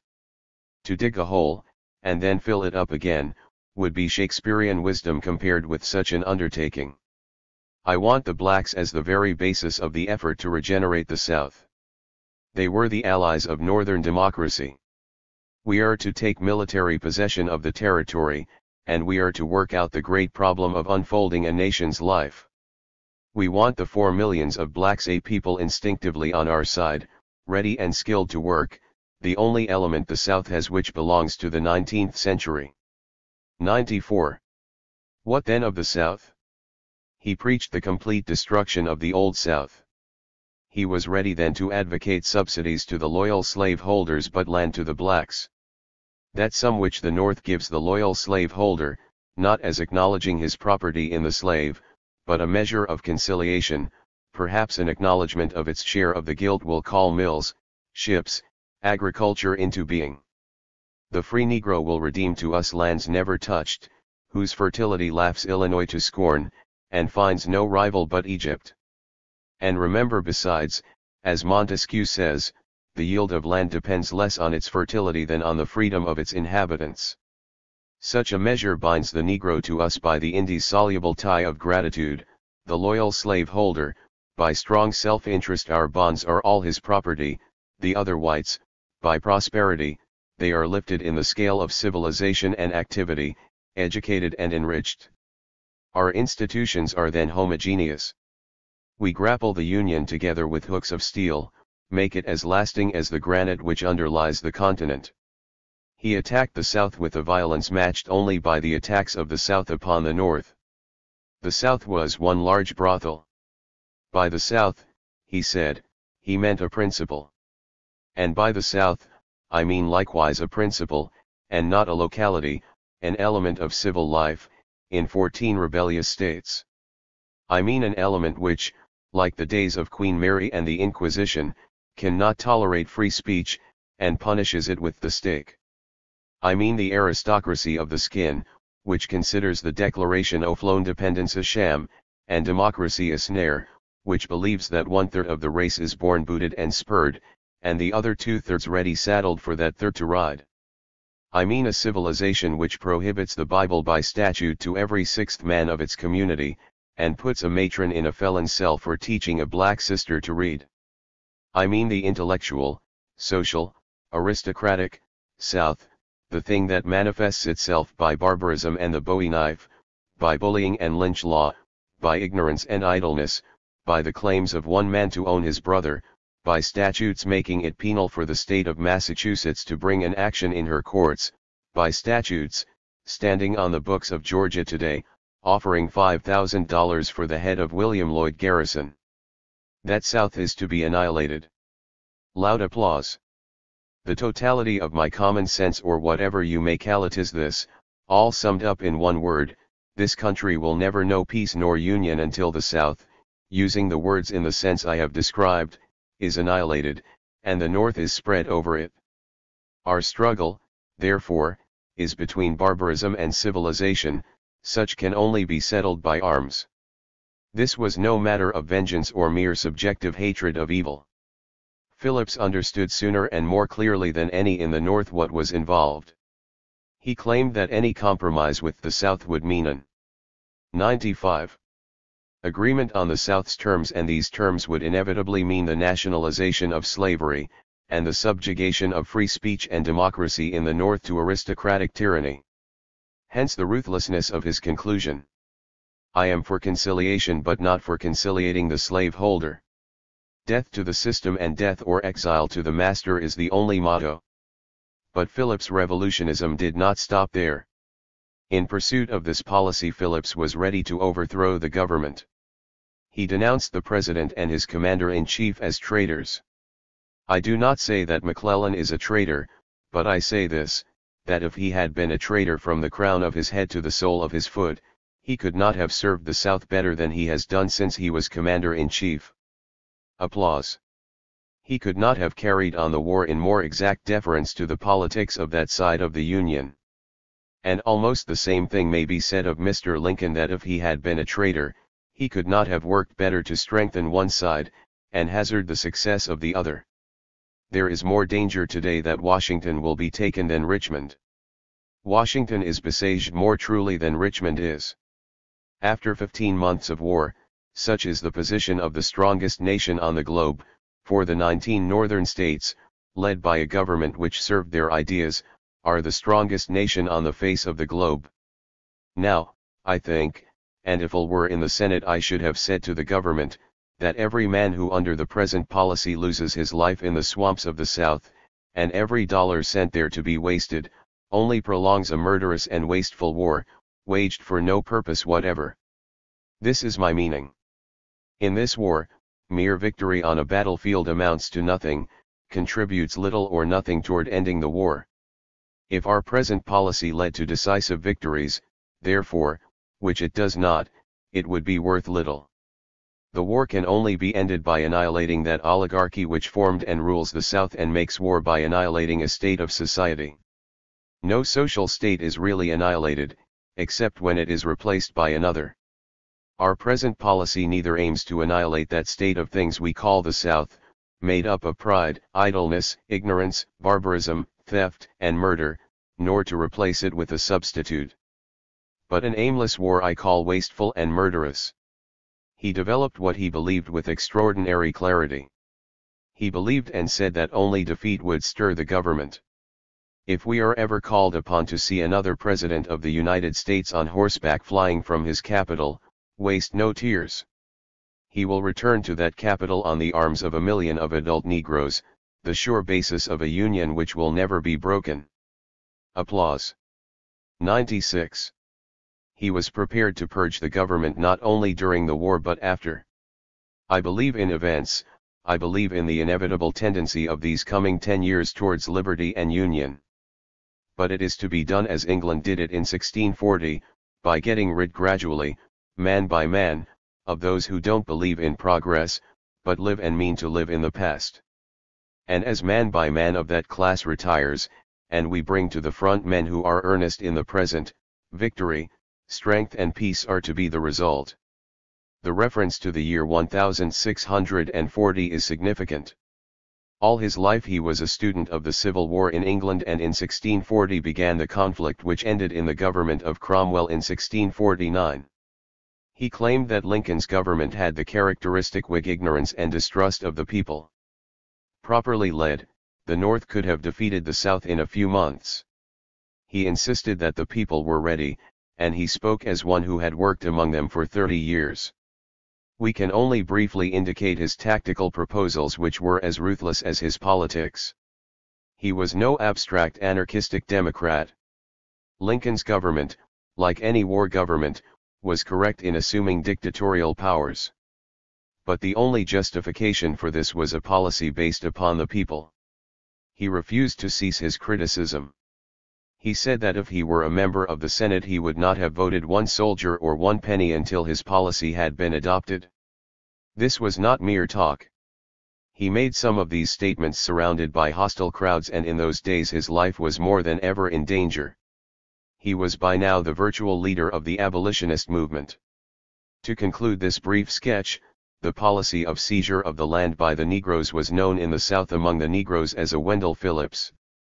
Phillips at one time was organizing a party to challenge Lincoln's government, but by degrees the power of the North asserted itself, and for the same reasons that the Republican Party superseded the abolitionists, Lincoln's government was never challenged from the left. But one thing is clear. The great national crises in social upheavals are caused by challenges to revolutionary governments, not to established ones.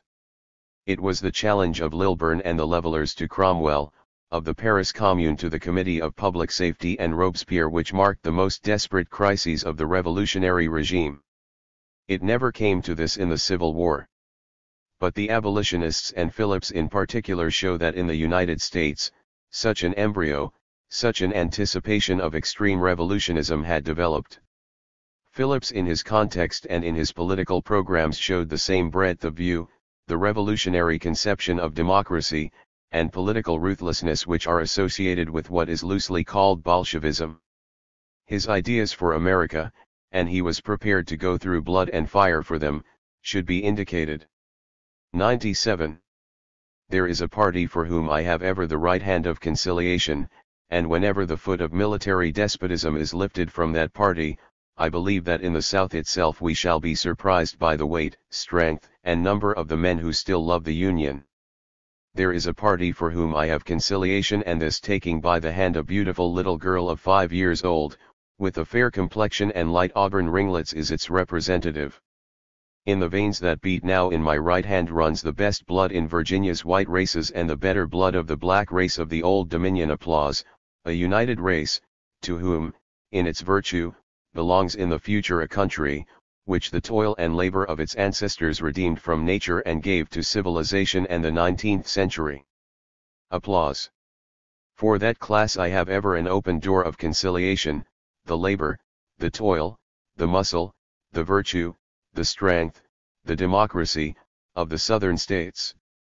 This blood represents them all, the poor white, a non-slave holder, deluded into rebellion for a system which crushes him, some equally deluded and some timid and gagged masters, the slave restored to his rights, when, now, at last, for the first time in her history, Virginia has a government and is not a horde of pirates masquerading as a state. So, the South has not yet felt the first symptoms of exhaustion. Get no delusive hope that our success is to come from any such source. He ends another speech.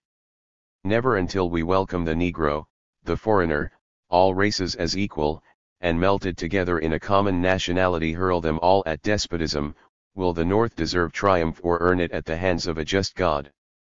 Applause. But the North will triumph. I hear it. Do you remember in that disastrous siege in India, when the Scotch girl raised her head from the pallet of the hospital, and said to the sickening hearts of the English, I hear the bagpipes, the Campbells are coming, and they said, Jessie, it is delirium, no, I know it, I heard it far off. And in an hour a pibroch burst upon their glad ears, and the banners of England floated in triumph over their heads. So I hear in the dim distance the first notes of the jubilee rising from the hearts of the millions. Soon, very soon, you shall hear it at the gates of the citadel, and the stars and stripes shall guarantee liberty forever from the lakes to the Gulf. Continued applause. The simplicity and sincerity of his whole life show that he was one of those rare politicians who say such things and act upon them. The attempt of the American Communist Party to appropriate Phillips as one of their national heroes is not very successful. It cannot be, reshaped though he is, and this will not continue long. The great orator and inflexible politician cannot in America be manipulated for any other purpose than those he professed. It is possible now with extreme brevity to sum up a lengthy chapter. 1. Whitman, a singer of loneliness and democracy with a capital D. 98. 2. Melville, prophet of destruction. 3. Abolitionism, advocates of mass revolution. The further economic and social development of America into the present crisis must now occupy us. 3. 1876 to 1919, the new individualism. 1876 marked the end of the attempt of the South to establish a democracy upon the traditional pattern. Northern capital, in the full tide of its strength, unrecognized before 1865, now organized the West upon a pattern entirely different from the old equalitarian democracy. Except for the populist outburst at the end of the century, which we shall take up later, the South seemed to become a backward part of the United States, content to work out its Negro problems along its own lines. The expansion westward dominates the development. In this period it is precisely here that the clash between the traditional America and the modem America first represents itself most sharply. After de Tocqueville, the writer on America who has earned for himself both in the United States and abroad the greatest reputation as an analyst of the United States is Viscount Bryce, author of The American Commonwealth. Bryce was ambassador to the United States, a highly educated and trained example of the British politician of the late XIXth century. He had all its limitations, the chief of which was a fascinated interest in details, especially in political details which showed the difference between the British system and the American. Conversely, he was deficient in analytical power. His mistakes are important. In 1888, the year the first edition of his book appeared, he wrote as follows: I propose here to use quotations heavily.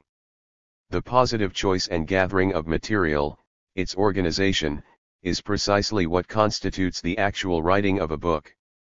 Similarly, the using of Turner's work as a medium of controversy is for the present purpose and the present purpose only. The probable method in the book would be gathering the material from independent and preferably original sources and then posing the problem in terms of the conflicting views of well-known American politicians, writers, thinkers, etc., and the programs and actions of organizations. 1876–1919, The New Individualism. There are no struggles between privileged and unprivileged orders, not even that perpetual strife of rich and poor which is the oldest disease of civilized states. One must not pronounce broadly that there are no classes, for in parts of the country social distinctions have begun to grow up. But for political purposes classes scarcely exist. No one of the questions which now agitate the nation is a question of rich and poor. Instead of suspicion, jealousy, and arrogance, embittering the relations of classes, good feeling and kindliness reign.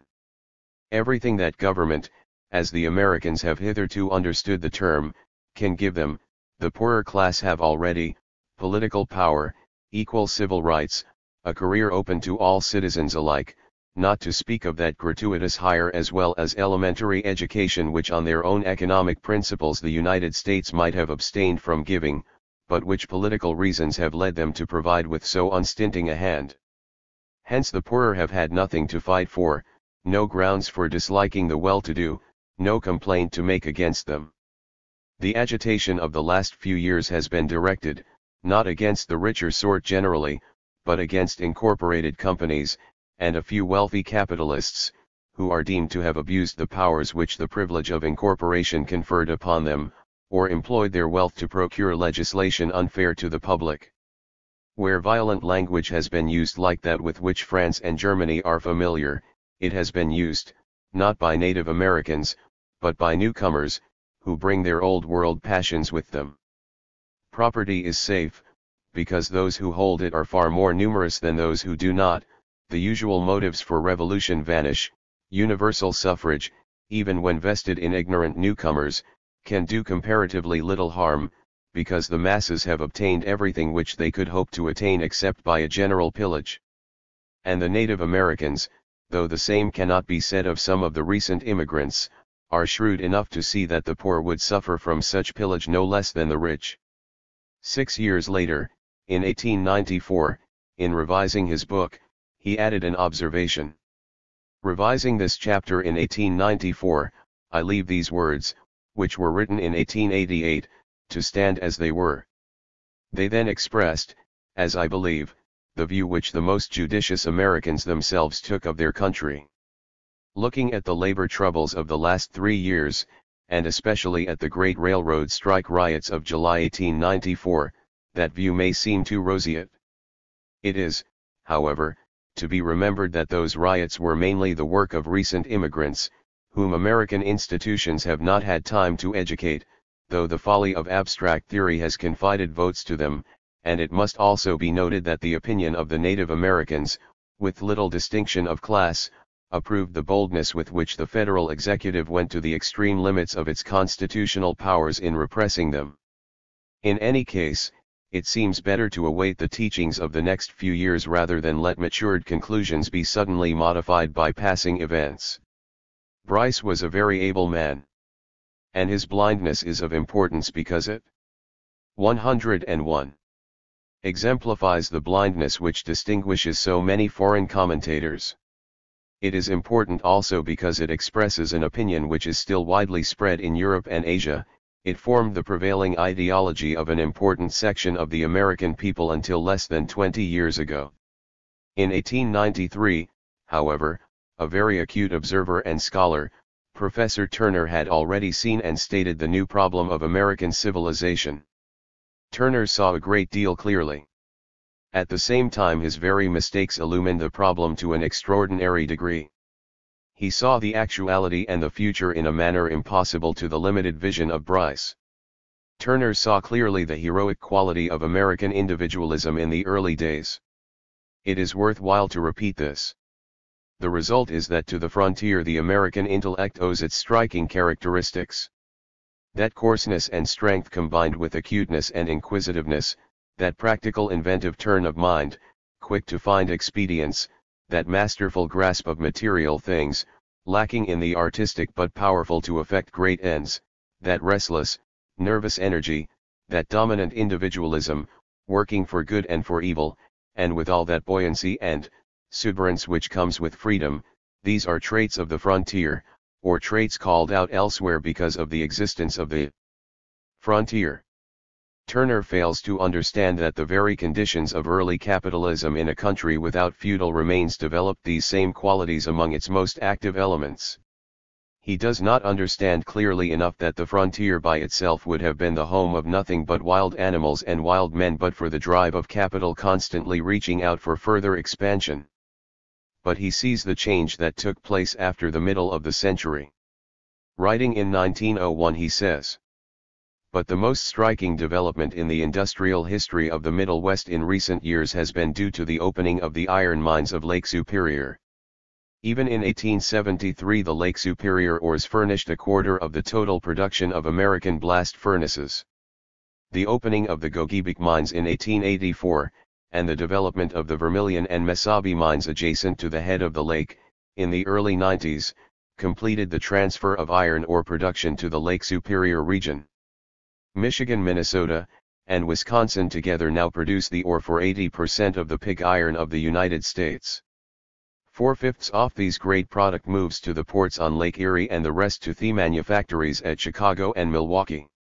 The vast steel and iron industry that centers at Pittsburgh and Cleveland, with important outposts like Chicago and Milwaukee, is the outcome of the meeting of the coal of the eastern and southern borders of the province and of Pennsylvania with the iron ores of the north. The industry has been systematized. 1876 to 1919, the new individualism. And consolidated by a few captains of industry.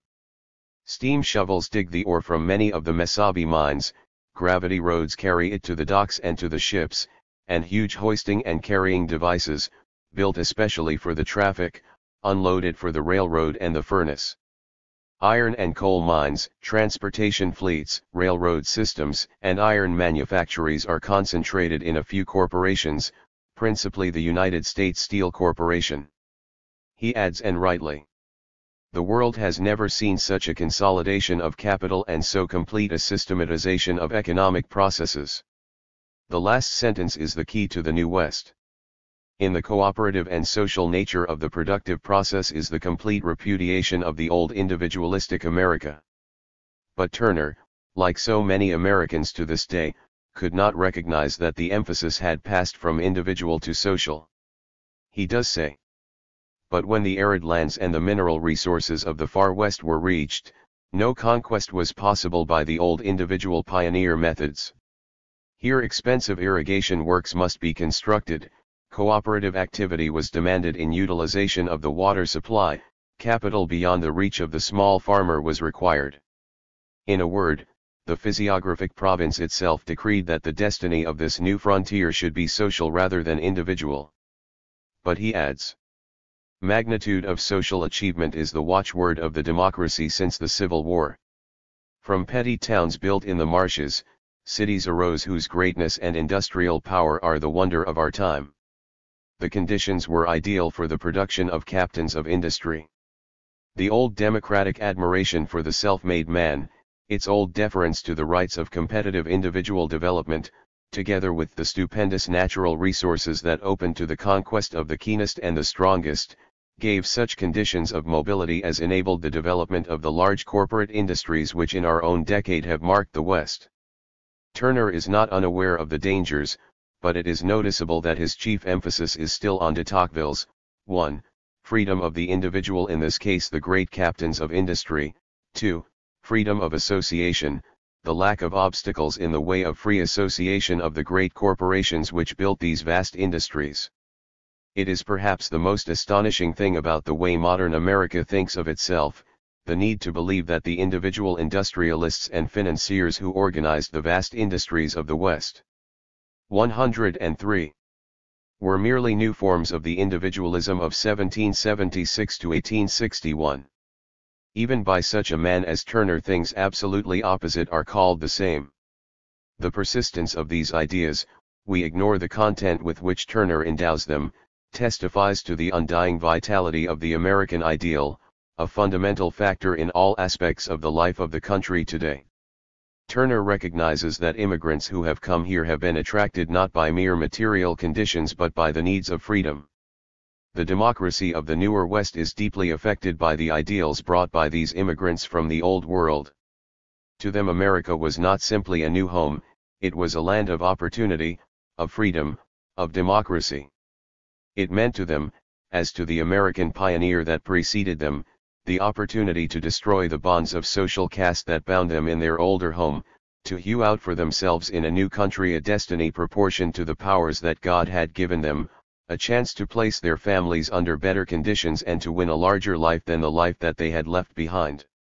He who believes that even the hordes of recent immigrants from southern Italy are drawn to these shores by nothing more than a dull and blind materialism has not penetrated into the heart of the problem.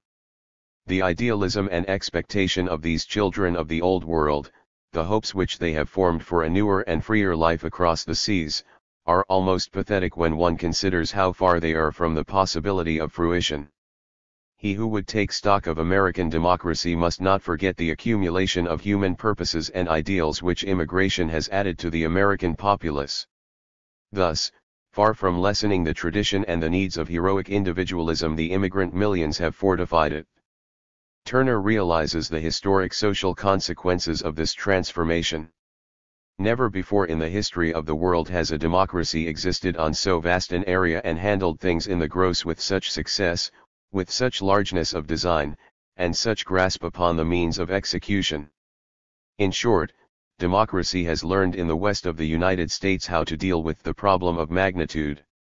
The old historic democracies were but little states with primitive economic conditions.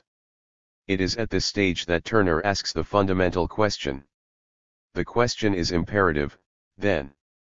What ideals persist from this democratic experience of the West, and have they acquired sufficient momentum to sustain themselves under conditions so radically unlike those in the days of their origin? In other words, the question put at the beginning of this discussion becomes pertinent. Under the forms of the American democracy, is there in reality evolving such a concentration of economic and social power in the hands of a comparatively few men as may make political democracy an appearance rather than a reality? The free lands are gone. The 104 1876 to 1919, the new individualism. Material forces that gave vitality to Western democracy are passing away. His answer is a pattern for the actual development which has taken place today and its complete futility. It is to the realm of the spirit, to the domain of ideals and legislation that we must look for Western influence upon democracy in our own days. It is a historic moment in American thought and practice, and in the thought and practice of Western civilization. That is precisely the dominant form that American social and political life has taken for 50 years and which it seeks to impose upon the world. The realm of the spirit, ideals, legislation. To which must be added institutions. The problem of the United States is not to create democracy but to conserve democratic institutions and ideals, public schools. The break with the past is complete. For it was the material conditions and social relations which created the individuality and freedom of early America, which with all its defects was unprecedented in history and exceeded the best that the most advanced theorists of Europe could hope to see realized in their own day. The very phrasing of Turner shows his realization of the fact that by 1901, an end had been reached. For half a century the United States has sought by legislation and institutions and the propagation of ideals to create what Turner calls a new democracy. The names of the political slogans tell the story. The Square Deal of Theodore Roosevelt was succeeded by the New Freedom of Woodrow Wilson. Franklin Roosevelt made new combinations. He proposed the New Deal and he specified the freedoms as four. President Truman continues the sequence with the Fair Deal. The result is democracy by state, or as its enemies call it, statism. And pathetically, both sides argue for and against statism on behalf of our traditional freedom. What has happened to this freedom within the last 50 years? It is idle to pretend that between 1876 and 1920 there appeared a development of American literature from the heights reached in 1840 to 65. Whitman continued his career, the foundation of which had been laid in 1855 to 65. A new figure emerges, however, Mark Twain. That both he and Whitman before they died repudiated the America of their day is not too important for us. What is remarkable is that two of Twain's books, Tom Sawyer and Huckleberry Finn, have earned a secure place in the hearts of European intellectuals. In fact, as finished complete works, many European critics would give them a very high place in the American contribution to world literature. Thus the most popular writer of the advancing industrial 105 age achieved his most finished expression in writing of the old democratic America, in this case the America of the frontier. That old America produced not only the greater writers of the middle of the century, it produced Lincoln and was the source, if only through nostalgia, of the two acknowledged masterpieces of the 50 years which followed the Civil War.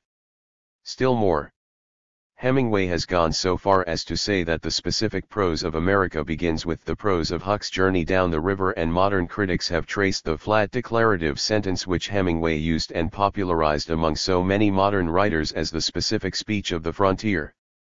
It is altogether remarkable, and its significance will be appreciated later, how not only during the period of industrial growth but far more, in the contemporary period, whatever is socially significant in literature and the arts takes its roots from the United States, which came to an end in the Civil War. 4. 1. The official opinions of a very substantial organized body in the United States revolve around the thesis of the freedom of the individual, in business enterprises but elsewhere also, and free association. To sneer at this means to misunderstand the past of the United States and the tremendous power of this idea, which is and will always remain a part of the national tradition. It cannot be abstracted from the nation. It is the peculiar, the special contribution of the United States to international civilization.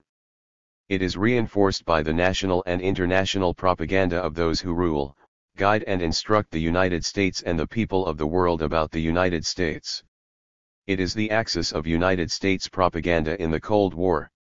In the minds of the American people, it is inextricably allied to the growth of productive power of the United States, both as cause and effect. 2.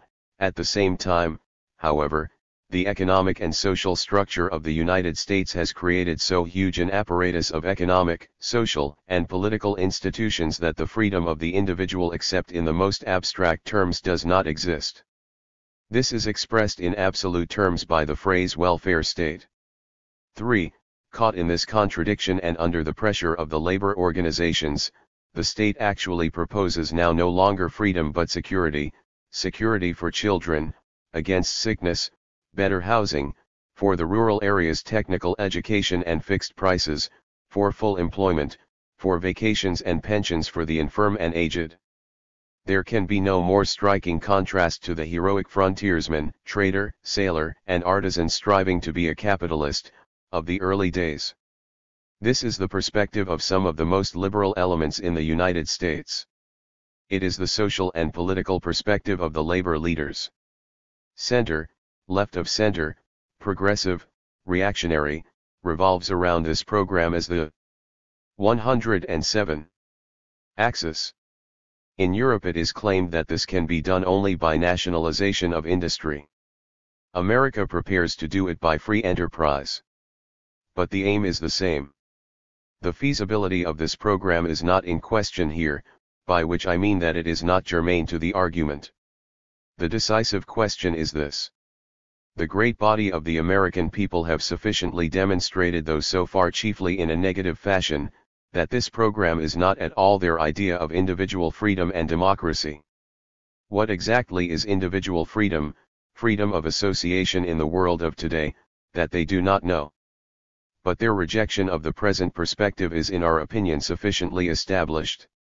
In any essay of this kind it is necessary to take great leaps. We are faced now with the question of what has happened to individual freedom and freedom of association. The simplest way is to state, 1. That freedom has been lost in modern industrial production, 2. That the outstanding social fact of the United States is that the population has gone a long way on the road to recognizing that freedom has been lost. This is the most important stage reached in the history of the United States since the Civil War.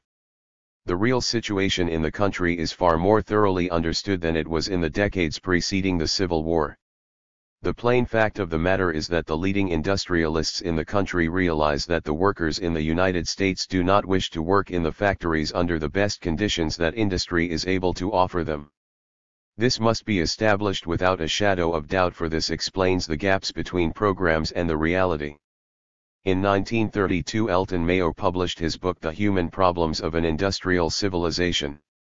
The result of careful experiments and investigations conducted over many years, the book seriously tackled for the first time the question, what are the conditions, wages, incentives, social aspirations of the average worker in industry? Mayo demonstrated the divorce that existed between the worker's conception of his relation to industry, what he thought of his work, his own relation to it, the incentives that evoke satisfactory work. He painted a picture of a working force in deep but baffled hostility with the conditions of labor as they existed in contemporary industry. The book was in sharp contrast with the methods of improving productivity associated with the names of Beddoes and Taylor. Mayo's proposals do not concern us here. Sufficient to say that his work can be adequately summed up in the need for individual freedom and free association of the modern worker. It was during the war and immediately after that the problems assumed the proportions of a fundamental crisis in the very bowels of the productive system.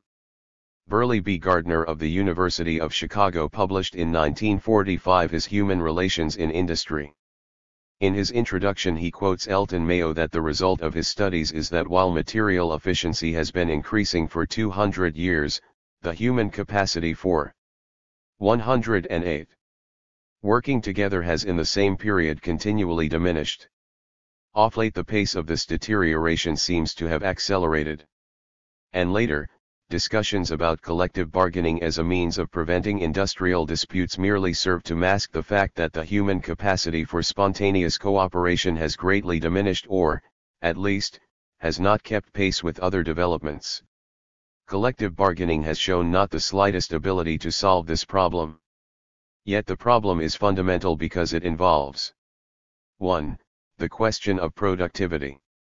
2. The sleepless antagonism between the workers and supervising personnel, from which arises an abnormal tension, continuous disruption of production and an atmosphere which periodically explodes in labor conflicts of great violence over apparently secondary questions.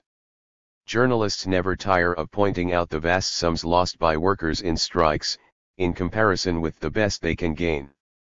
If money pure and simple was involved, such strikes would be far fewer in number and would be infinitely easier to settle.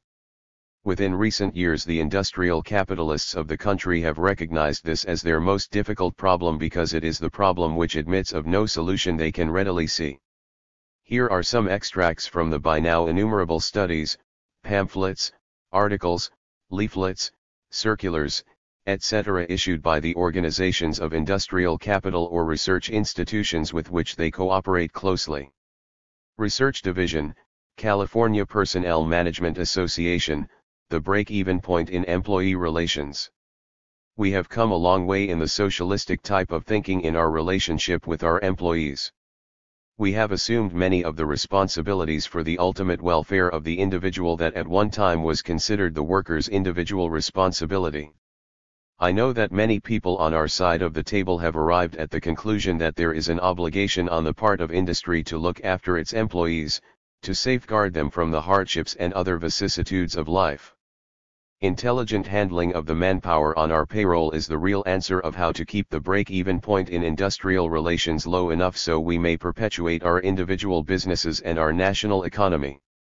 If our workers can be made to understand that there is nothing magic about success in business, if the workers can be made to believe that they as individuals have an obligation to bring to their workstations all the energy and all the ability which they possess, then and only then will the break-even point in business maintain itself at a place where everybody profits.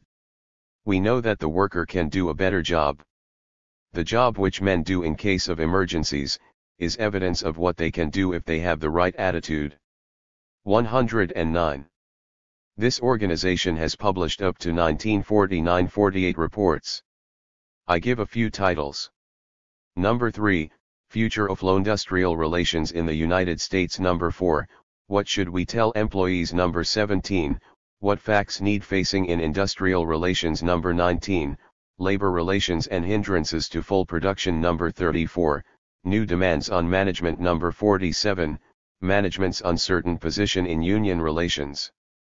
I quote from number 47.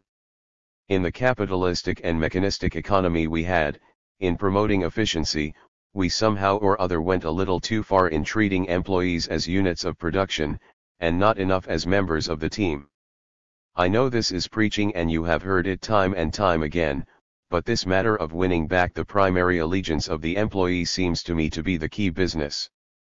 The social and political implications of the conflict are always present to these men. I don't believe men join unions for better wages, shorter hours, or things like that. They join unions because they want to belong to something that is on their side. How did these workers get the idea that a union with headquarters 3,000 of miles away is more on their side than the employer who gives them the job? I cannot avoid the conclusion that somehow or other managers, their bosses, and owners, missed an enormous opportunity at the turn of the century in not taking some steps to see that did not occur. 15 million employees, rightfully or wrongfully, have come to the conclusion that they have more in common with unions controlled from distant places, with interests of which they know nothing whatsoever, than they have in common with the fellow who gave them a job. And let's not say that is not so. Simply look at the votes. I quote again from number 45.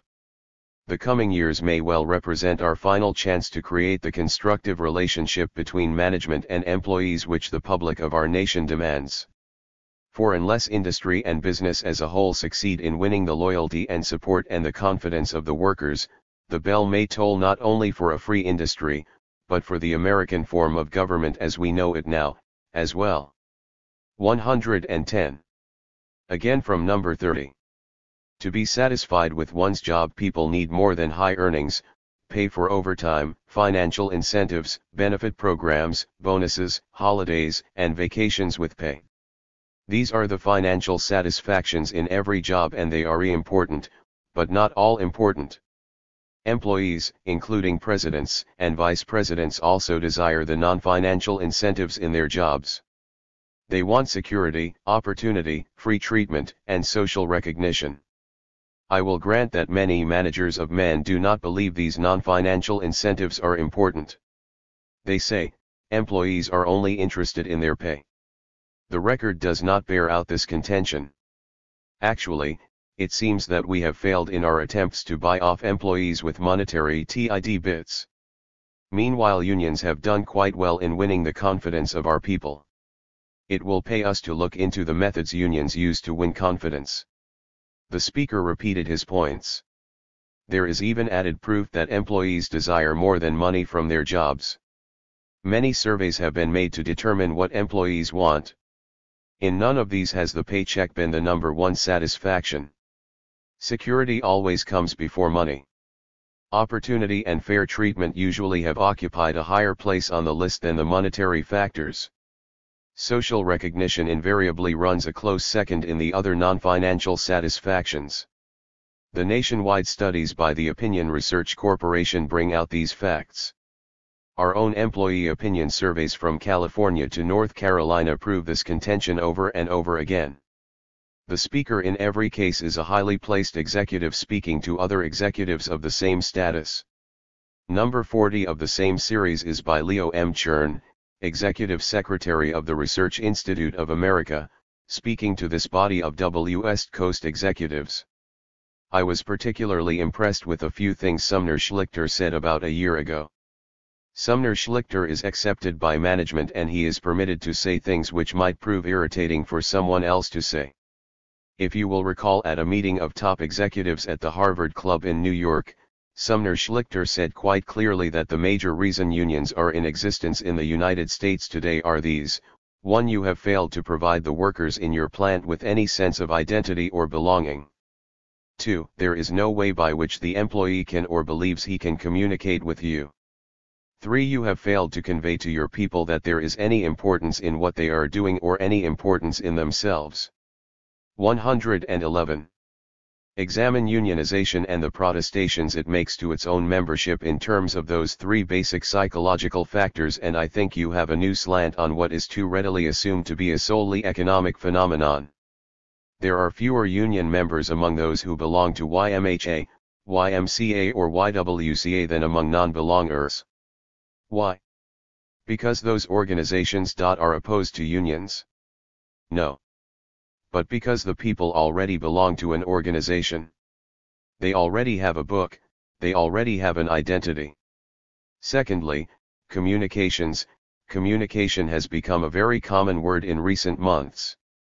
It is part of the post-war human fever, the fever of human relations, which has moved quite rapidly through industry. In How Industrial Relations Men Are Planning for Period Ahead, a survey made among Pacific Coast industrial relations and personnel executives, the following occurs. One top corporate official declared in his return that his company has been seeking for years to find some basis for measuring worker effort. He believes if personnel executives will undertake some form of research on this problem, that a new basis might be found for more fairly and adequately compensating personal effort at all levels of work. This gentleman could get no comfort from the explanation that a good job evaluation program is intended to get the same result. Let us now turn to Detroit. C.K. Wilson of General Motors is the most indefatigable crusader on behalf of the benefits and advantages of working in American industry. In articles, in reprints, in pamphlets, addressed to his employees, he combats precisely this antagonism of the workers to the very work itself. In an address by Henry Ford II to the Economic Club of New York, he says, "It is worth remembering that output per man-hour in this country has increased on average about 2% a year. Mere continuation of this trend would mean a future full of better things for more people. But it is my own feeling that the tremendous gains which have been achieved by machine techniques may be substantially matched when we learn to make better use of ourselves as people." There is significant evidence on this point. We have seen many instances of greatly increased productivity on the part of men under certain favorable conditions, increases which were achieved very often with less individual physical effort and greater individual satisfaction than the same men experienced under different conditions. Men have not yet learned to work at anything like their easy capacity. Instead, they have often been persuaded that they ought to do far less than they are able to do, that they should mark themselves down, that they should be second-rate when they can be first-rate. I am impressed also by the fact that no one, in industry, labor, or government, 112, has spent a fraction of % of the time and effort on research into the problems of the human factor that has been spent on pure and applied research in the field of the physical sciences. We need to find out how to do the same continuous, difficult, experimental, and research work in the field of human science which we have done in the field of the physical sciences. I think we can then expect to get comparable results. These are the industrialists themselves. I now give a statement from industrial counseling by two workers in education and research. The uncertainty of the future of industrial counseling is covered by the long shadow which cloaks in doubt the entire future relationship of labor and management. Man has advanced technologically with gigantic steps, but socially and politically he has fallen far behind. The worker lives in a society today where there is little pride or understanding of the worth of one's job. There is a keen and cutting sense of personal futility. Employees and employers understand neither themselves nor each other, and the sense of belonging, of having an established and solid niche in the social group is rapidly disappearing, if indeed it exists at all. Those who plan counseling programs cannot ignore this trembling social structure, in which the place of the digger of the ditch is of no less importance than that of the big desk executive. The end of the war saw the end of certain counseling problems, and certain new ones have been added, but the greatest changes may yet lie ahead. There is no need to continue with this. From one end of the country to the other, the university schools dealing with business or industrial administration, Harvard, Princeton, Massachusetts Institute of Technology, University of Pennsylvania, are occupied with the problem in close collaboration with industrial capital. The problem has by now reached the general public. The spate of books increases daily. I list a few with some extracts. The Social System of the Modern Factory, B.W. Lloyd Warner et al. The introduction of the machine into all parts of the production processes of the shoe factory in Yankee City has destroyed the skill hierarchy so that workers have become interchangeable cogs in a machine, and come to feel that the only security for the individual lies in belonging to an organization of fellow workers. Understanding Labor, B. Bernard H. Fitzpatrick. The labor problem is not strictly an economic problem. Basically it is a problem which is human, a problem of adjusting men to themselves, and men to matter. 113. Beyond Collective Bargaining by Alexander R. Heron. Union Management Cooperation by Kurt Braun. Foundations for Constructive Industrial Relations by R. C. Hyman. Human Leadership in Industry, The Challenge of Tomorrow by Sam A. Louis Sohn. Management Can Be Human by Harvey Stowers. Industry today is faced with human problems that may hold greater dangers than the Second World War. Human understanding and the building of men are the greatest need of the world. The author is convinced that management can be human only when we realize that our workers are human. We must realize that our workers possess more brains and more good ideas collectively than could possibly be possessed by the most gifted supervisor. Psychology in Industry by Norman R. F. Mayer. Employee Counseling by Nathaniel Cantor. Management and the Worker. B. F. J. Roethlisberger and W. M. J. Dixon Together, or Forfeit Freedom by Robert Wood Johnson. As a human being, no worker can thrive and give good service in the void of loneliness. He must feel that he belongs, that he is a responsible and respected person who counts for something in his group. With this must go dignity and satisfaction in the job beyond the pay for doing it. Each employee must understand his work, not merely as a set of movements, but as a part of the operation of his plant, office, or store. Industry and Society by the Committee on Human Relations in Industry, and including articles by Warner, Harbison, White et al. As science and technology have advanced, the capacity of the industrial organization to elicit the cooperation of its members has undergone a serious deterioration. It has been commonly assumed that the working man is motivated primarily, if not exclusively, by a desire for material rewards. The Western electric research, along with innumerable studies of primitive and civilized societies, has shown that human motivation is an exceedingly complex thing, with economic rewards being only one factor. While economic incentives are still given primary emphasis in industry, their limitations are coming to be more recognized. However, in many cases this has led management off in vain pursuit of some other simple factors that will solve the problem. Industry has gone in for insurance plans, employee recreation, plant libraries, recorded music, free vitamin pills, inspirational posters, and various other supposed morale builders, but none of them touch the heart of the problem, the relations of the individuals to one another in the social system. In the popular press, surprisingly far-reaching and thoughtful articles. 114. Appear, notably two by Peter Drucker in Collier's for April 18, 1946. What is most striking is the unanimity of all industrialists, journalists, professional investigators, university professors, on the simple fact that the workers, not merely in coal mines but throughout industry, have reached a definitive stage in relation to industry. The whole may be summed up in the following extracts from an article in Fortune, October, 1949. The importance of the article is that it rather flamboyantly sums up the sober, anxious preoccupations of industrialists and social students of industry all over the country. One of the most difficult problems management has to face in a large industrial plant is that of the human being. And the failure to solve this problem has had as much to do with the weakening of the enterprise system, here and throughout the world, as any other single factor. As Elton Mayo has said, while material efficiency has been increasing for 200 years, the human capacity for working together has in the same period continually diminished. A man's work is of necessity a commodity that he sells on a market. The problem is, how to buy it without taking over the man too, that is to say, without making him the slave of the machines that he is supposed to command. The worker needs not only a power to bargain but a sense of belonging. He wants to be treated like a human being, not just a number on a payroll. In a big plant this is not easy. The humanization of industry is something that has to be undertaken with the utmost earnestness, and it must have the personal attention and enthusiasm of the topmost executive.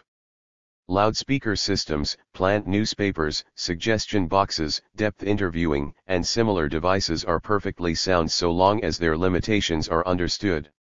It is obviously necessary to develop adequate forms of communication between employer and employees. But the communications must have integrity. Management must really respect the workers' ideas. That which has hitherto been lacking in this field, however, is precisely the theme of this article, namely, the recognition by the employer that his employee is possessed of certain rights, the implementation of which is the joint concern of the boss and the worker. From this principle the humanizing of the shop will inevitably follow. The last paragraphs are typical in the realization that here in the factory is the denial of all human individuality and freedom of association. We can sum up the preceding. 1. The employers know that there is among American workers an antagonism to the circumstances of their labor which goes far beyond mere wages.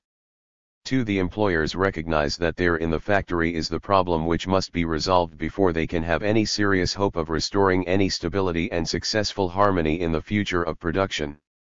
115. 3. This conflict affects all relations in society, not only the strictly political, but the very attitude with which the worker contemplates his whole relation to society. 4. The employers and their advisors are completely at a loss what to do. At the purely economic root the problem has been sufficiently diagnosed not only by industrial psychologists, but the diagnosis has been accepted by writers like Margaret Mead and Gorer. The specific feature of American heavy industry is the transference from man to machinery of the bodily and mental activities which formerly distinguished the craftsman or skilled laborer. The modem worker is a cog in a machine. All progress in industry consists of making him more and more of a cog and less of a human being. The process has now reached a breaking point. I do not propose here to go into all the details by which I shall establish the profound actuality and ramifications of this central social problem in the United States. I wish here to indicate a few points. 1. White-collar workers have testified to the not dissimilar monotony of their daily lives. 2. Doctors and junior executives have testified to the enormous strains and tensions to which their increasingly routinized activities subject them and the pressures upon them as individuals of the organizations to which they belong. 3. It is not merely the daily grind of assembly line workers. It is that the whole of productive life is tuned to this pattern. I take as example not the millions of substandard migrant laborers whose miserable conditions are well known, but a worker on a modem well-appurtenanced ranch in the West, owned by a famous popular singer. The worker has a good clean room and bed. He has a good breakfast at a fixed time, all the men together. He is taken to work in the fields. His mechanized work occupies him, with an interval for lunch. After dinner he has an hour or two to spare. But he is forbidden to drink. He is forbidden to go to town so that he will be fit for work next day. Saturday nights the men are free. They go into town and get drunk. Sunday night the routine begins again. The whole week, except for the weekend, is organized around fitness for the work. Conditions and pay are not bad as such things go. But on this ranch as on so many others, wherever they are good, they are so organized as to squeeze the last ounce out of the laborer. I have taken an agricultural worker to establish the first consequence from the central industrial problem posed above. The whole week is just one round of work and sleep, eating, etc. to prepare for work. The worker no longer works an 8-hour day. It is one long week of 40 hours. On Saturdays he 116 recovers slowly. By Sunday night he is just beginning to feel relaxed when he must be ready for another 40-hour stretch. I have purposely emphasized the evidence of the opinion of employers, journalists, etc. Strangely enough, the attitude of the workers themselves has received little attention and documentation except insofar as the employers themselves and their investigators have made them known. I am, however, in the position where I shall be able to match the documentation with material that I can gather which will place before the reader the attitude of experienced workers who have for many years studied the effects of modern industry upon themselves and upon their fellow workers. The results of the above would be far-reaching enough if they were limited to their immediate consequences. But within the limits of an essay it would not be difficult to show that the stage of industrial production to which we have arrived has placed its stamp upon the whole civilization. Let us just sketch the main outlines. The waiter or waitress who serves the food, the grocer who sells the articles, the bus driver who is in charge of transport, the whole civilization takes tempo and method from the basic economic structure and the relations it brings with it. And finally the whole social arrangement of life bears the stamp of this mechanization. In city after city, street after street, are the 2 or 3 rooms, kitchen, and bath, the same breakfast cereal, however disguised, the same ride to work, the work itself, the same evening paper, the same radio commentator, the packaged foods, the neighborhood movie. However different, they all combine to a deadly uniformity and monotony. There is no necessity here to trace the relation of de Tocqueville's comments through Bryce to the more acute observers of the present day. De Tocqueville praised the individual American because he had accepted the stultifying effects of division of labor. The uniformity of American life was the basis of equality. Bryce noted the uniformity of American life. Turner saw only the individual activity and freedom of capital to associate which built the gigantic economic structure of the West. Now these various trends in a development have arrived at an impasse. We can sum up this chapter.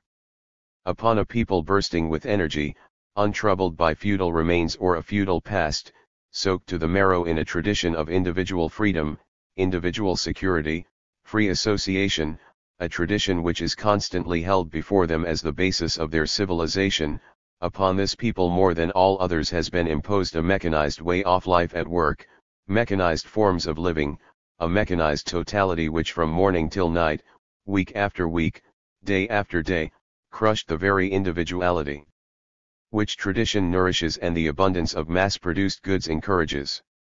The average American citizen is baffled by it, has always been. He cannot grasp the process by 117, which a genuine democracy escapes him. With the crash of the economic system in 1929 and now the perpetual crisis of World War threatening worldwide destruction, all the tensions are arising, confusedly but remarkably to the surface. These tensions have been the driving force in the extraordinary scope and manifestations of what is loosely called in the United States the entertainment industry. Far from being entertainment, it is so far the most striking expression of the tensions and deep crises of American society, occupying a similar relation to the developing society as the writers of 1840-60 occupied in relation to the America of Webster and Lincoln. 5. Popular arts and modern society. At every stage in a book there is reached a certain climax. We approach it in the sketch for this chapter. The chapter will embrace so much that it is necessary here to place the main points already made briefly before the reader. 1. There is today an immense concentration on freedom, individuality, the individual and the state, the one-party state, the welfare state, planning versus free enterprise, etc. 2. The concepts of individuality, liberty, etc. had a meaning and a great historic meaning in the years of the foundation of America. There has developed a type of economy and society where individuality, freedom, etc. are in essence lost. The industrialists of America consciously see and understand this more clearly than any other section of the population. We laid stress on Whitman, Melville, and the abolitionists because they expressed, as was the way, the inescapable way of the 19th century, the great individual writer expressed in his artistic reactions the deepest and most enduring social and ideological currents of his age. These writers were not introduced for purely historical reasons, or for reasons of elucidation or to point out the contrasts and similarities between then and now, important as these are. They were introduced for all these reasons but also because, representing America at its coming of age as a modem nation, what they stood for endures. But the fundamental ideas are now placed in an entirely different setting. To state it crudely, where formerly we had to look at the economic relations of society, the political and social movements and the great artistic expressions to get a whole, complete, and dynamic view of the society, while as far as the great mass was concerned, we had to guess, today it is not so. The modem popular film, the modem newspaper, the daily Popular Arts and Modern Society 119. News, not the Times, the comic strip, the evolution of jazz, a popular periodical like Life, these mirror from year to year the deep social responses and evolution of the American people in relation to the fate which has overtaken the original concepts of freedom, free individuality, free association, etc. To put it more harshly still, it is in the serious study of, above all, Charles Chaplin, Dick Tracy, Gasoline Alley, James Cagney, Edward G. Robinson, Rita Hayworth, Humphrey Bogart, genuinely popular novels like those of Frank Yerby, Foxes of Hal, The Golden Hawk, The Vixen, Pride's Castle, men like David Selznick, Cecil DeMille, and Henry Luce, that you find the clearest ideological expression of the sentiments and deepest feelings of the American people and a great window into the future of America and the modern world. This insight is not to be found in the works of S. Eliot, of Hemingway, of Joyce, of Emmaus directors like John Ford or René Clair. I have to stop here and make myself perfectly clear. I believe that the novels of Frank Yerby, particularly the last one, are as bad, as writing, as they can possibly be. Pride's Castle, the latest, in fact sets a landmark for illiteracy. I believe also that in Dubliners, a portrait of the artist as a young man and Ulysses James Joyce expressed one of the greatest literary temperaments and genius of the modern world. I have never been to see The Informer without being tied up in knots inside for days afterwards. But this recognition of the greatness of these men has nothing to do with the issue, despite the fact that men like Joyce and Eliot express so much of the modern world, one half of it. On the other hand, Cecil DeMille with his mighty historical spectacles represents something else. And precisely this, what it is and what it is not expresses the American people today. We shall have to take the problem from many angles and bit by bit they will create a composite picture of the tremendous social manifestation hidden behind what is called entertainment. We shall see also an equally valuable picture of new, entirely new conditions of the relation between art and society which are unfolding before us. In addition, this relation will give us deep insight into modern political psychology and help us to knit together various currents in what is a world movement towards the creation of man as an integral human being, a full and complete individuality with the circumstances and conditions of that fully integrated individuality. We shall have to take 1. A general historical sketch of the modern popular arts as they have developed since 1929 and before 1929.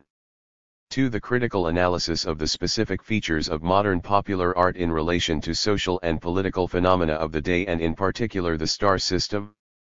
3. The outline of integrated man with specific reference to 120 Popular Arts and Modern Society, A.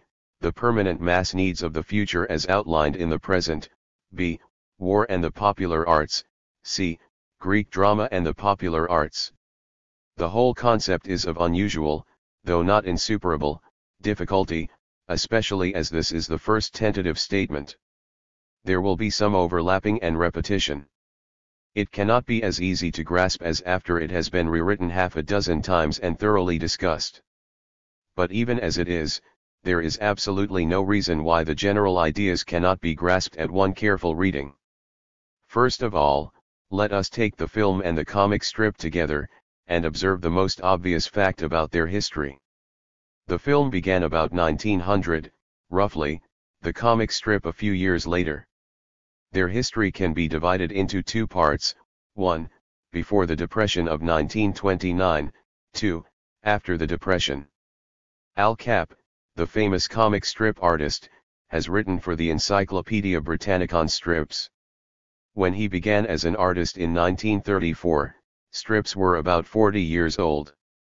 Early comics were simple, straightforward pictures with gags. But by the 30s they had changed entirely. Says Cap. The clowns had been pushed off the comic page by the misery vendors, the horror vendors, the blood merchants. The hilarious Pam, or Zawi, ending of the comic simpleton overcome by the brutality, misunderstanding, avariciousness, or bad temper of his fellow men had been supplanted by the help. The rattlesnake is strangling me, mother dear. Or, take dad, you copper, right through the head, type of ending wherein the comic simpleton was supplanted by a pathetic golden-haired little girl simpleton whose perils never ended, in fact, increased each day in violence and intricacy. The comic strips, with a few die-hard hard-fighting exceptions, were no longer comic. The word went out from circulation department that anxiety about the fate of Orphan Annie's dog sold far more papers than did joy over the foolishness of Boob McNutt. In fact, we know that the author of Dick Tracy, Chester Gould, had spent years trying to interest various editors in his work and failed. It was in 1931, note the date, that Patterson of the New York Daily News accepted the idea of Dick Tracy. This Patterson had a reputation with cartoonists, because, according to a recent article, he always seemed to know exactly what would be popular. Where previous editors had turned down the idea of a detective strip as preposterous, Patterson, in 1931, accepted it with the following words, some of which I have emphasized. People call detectives dicks. Dick Tracy, that sounds all right. But he's not a cop to start with. He's an ordinary guy. Have him going with a girl, call her Tess. Her old man runs a little store of some kind, and every night he takes the cash upstairs. Popular Arts and Modern Society 121. They live over the store. There's a stick-up and the gunmen kill the old man. Show the bullets going right into him. Tracy chases the hold-up men but they slug him. He sees them escape in a black sedan. He clenches his hands, looks to heaven and says he'll avenge the old man. To this I'll dedicate my life. Saturday Evening Post, December 17, 1949. 1. Show the bullets going right into him. 2. He is not a cop to start with, he's an ordinary guy. 3. To this I'll dedicate my life. The bitterness, the violence, the brutality, the sadism simmering in the population, the desire to revenge themselves with their own hands, to get some release for what society had done to them since 1929, Patterson understood it perfectly. He understood also that the people did not want this avenger to be a cop, the law, authority, the state. He had to be an ordinary guy, one who went out and did the job himself. But Patterson was no artist. He was a man of business in a society with principles and ethics which had to be protected. He launches Tracy on his career as a dedication to the preservation of order. When salesmen went out with the strip they had to point out that Tracy was the law and therefore entitled to use weapons. Patterson no doubt thought that thereby society was protected, but we believe him to have been mistaken. The strip began on October 12, 1931, and this was the first murder in comic strip history. The same year saw the appearance of Public Enemy with James Cagney, and in this period began the exploits of Cagney, Edward G. Robinson, Paul Muni, and George Raft as gangsters.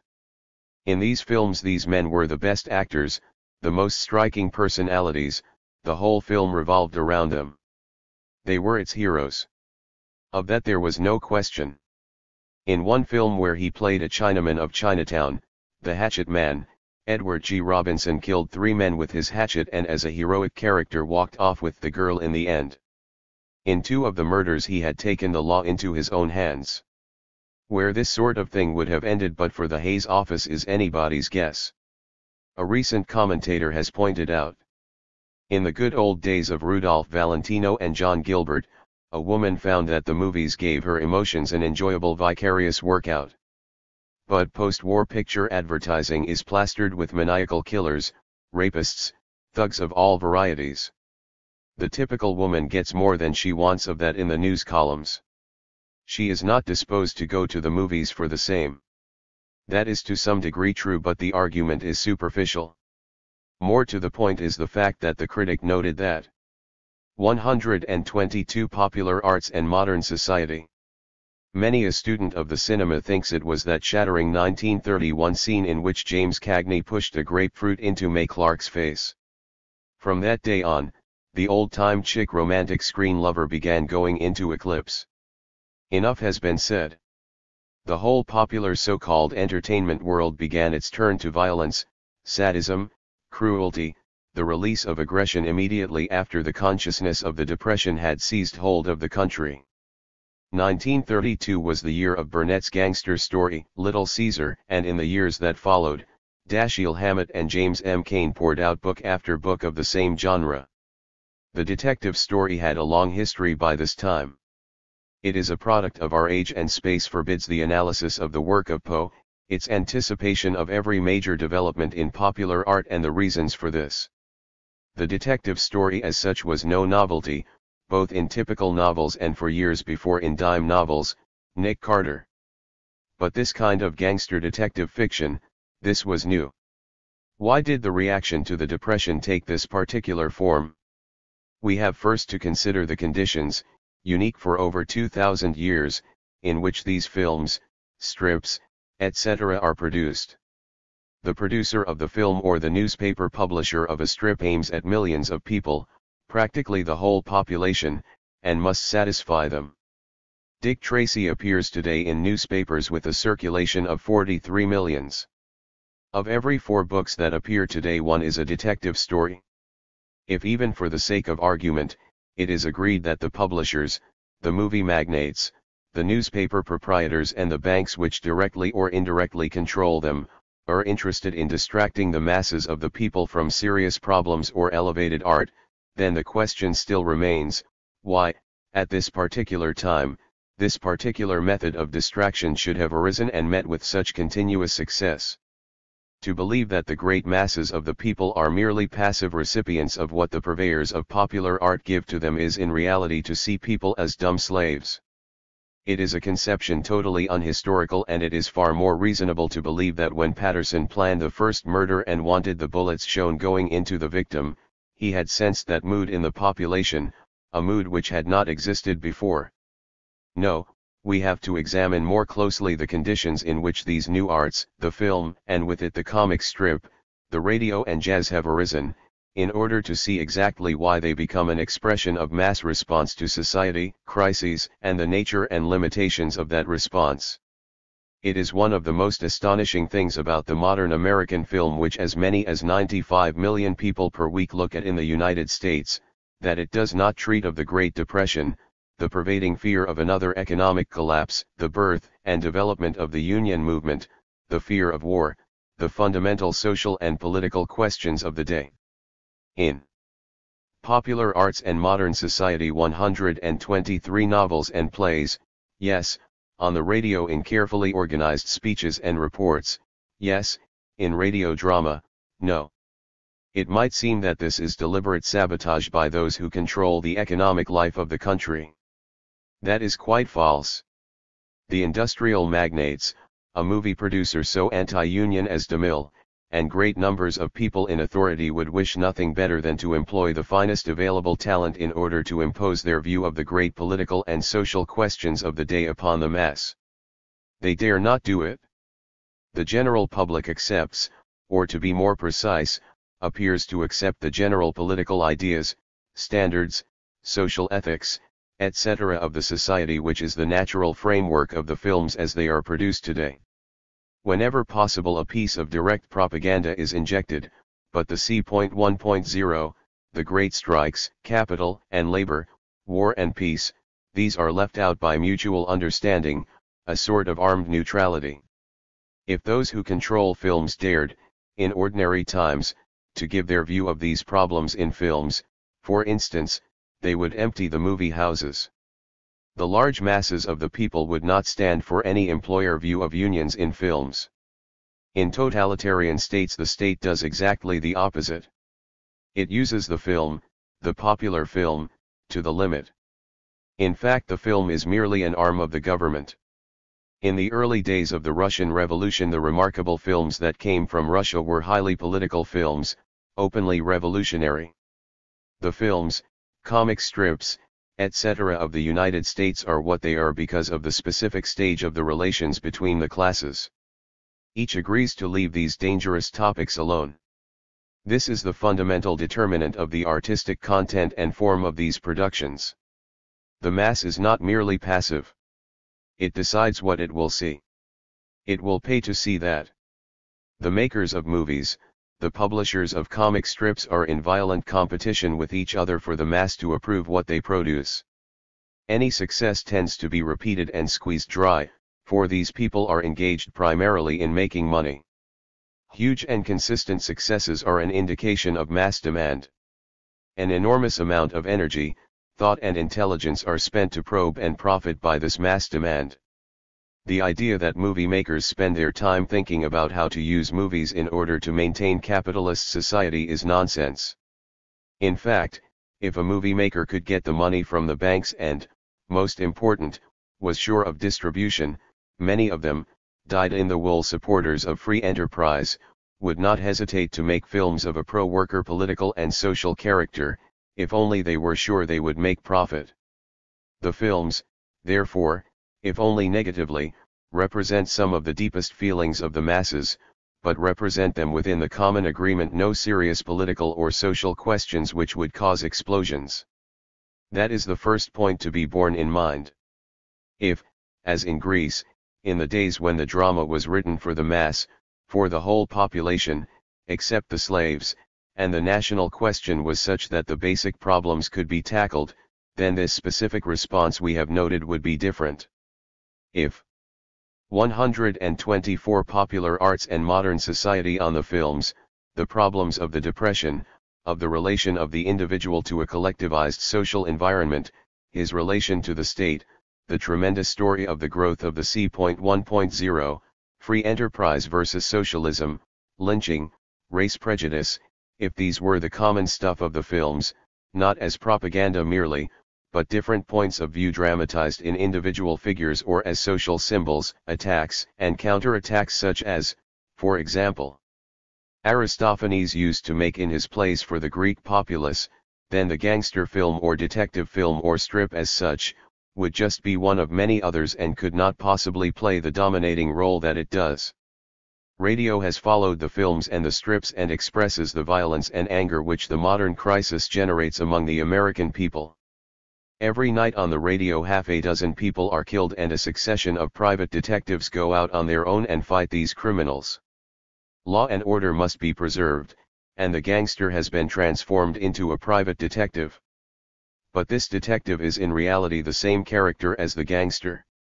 He uses what methods he can, he is as ready with his gun butt or a bullet as the gangster.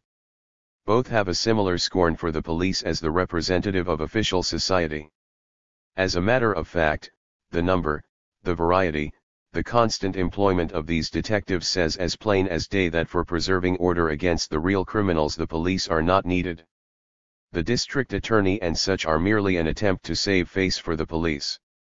In The Maltese Falcon, Dashiell Hammett makes his detective Sam Spade give a summary of his social ethics to a woman whom he loves, but is going to send to prison. It sums up what the private detective represents by a master of his craft. "Why must you do this, Sam? Surely Mr. Archer wasn't as much to you as Miles," Spade said hoarsely, "was a louse. I found that out the first week we were in business together, and I meant to kick him out as soon as this year was up. You didn't do me a damned bit of harm by killing him." "Then what?" Spade pulled his hand out of hers. He no longer either smiled or grimaced. His wet yellow face was set hard and deeply lined. His eyes burned madly. He said, "Listen. This isn't a damned bit of good. You'll never understand me, but I'll try once more and then we'll give it up. Listen. When a man's partner is killed, he's supposed to do something about it. It doesn't make any difference what you thought of him. He was your partner and you're supposed to do something about it. Then it happens we were in the detective business. Well, when one of your organization gets killed, it's bad business to let the killer get away with it. It's bad all around, bad for that one organization, one bad for every detective everywhere. Third, I'm a detective and expecting me to run criminals down and then let them go free is like asking a dog to catch a rabbit and let it go. It can be done, all right, and sometimes it is done, but it's not the natural thing. The only way I could have let you go was by letting Gutman and Cairo and the kid go. That's Popular Arts and Modern Society 125. You're not serious," she said. "You don't expect me to think that these things that you're saying are sufficient reason for sending me to the... Wait till I'm through and then you can talk. Fourth, no matter what I wanted to do now, it would be absolutely impossible for me to let you go without having myself dragged to the gallows with the others. Next, I've no reason in God's world to think I can trust you, and if I did this and got away with it, you'd have something on me that you could use whenever you happen to want to. That's 5 of them. The 6th would be that, since I've also got something on you, I couldn't be sure that you wouldn't decide to shoot a hole in me someday. 7th, I don't even like the idea of thinking that there might be 1 chance in 100 that you'd played me for a sucker. And 8th, but that's enough. All those on one side. Maybe some of them are unimportant. I won't argue about that. But look at the number of them. Now on the other side we've got what? All we've got is the fact that maybe you love me and maybe I love you. This man lives in a world of his own according to ethics of his own. He is a gangster who, however, has chosen the side of the law because it is safer that way. He, Philip Marlowe, the detective creation of Raymond Chandler, Perry Mason, and others, are in constant warfare with the police, sometimes in danger of arrest, imprisonment, and the chair. It is out of the question here and now to make any precise analysis of all the basic implications of the world that these writers create. But it will help to look for a few minutes at Dashiell Hammett. Hammett published his first, or one of his first stories in October 1923. It is a story of robbery, but it is a brief psychological study of what takes place in a man's mind. Robbery and soul-searching. But Hammett moved rapidly and Sam Spade appeared in 1929. As Ellery Queen's Mystery magazine notes, the psychological probing was apparently a passing phase in Hammett's creative development, to be replaced later by his psychological preoccupation with violence and brutality, and still later, with nonchalant cynicism. His writing is not a factory production. His work develops in relation to his environment, and like many more profound writers he seems to sense in advance the period ahead. Again, one of his earlier creations was a typical detective of the new school, the Continental Op, a nameless detective.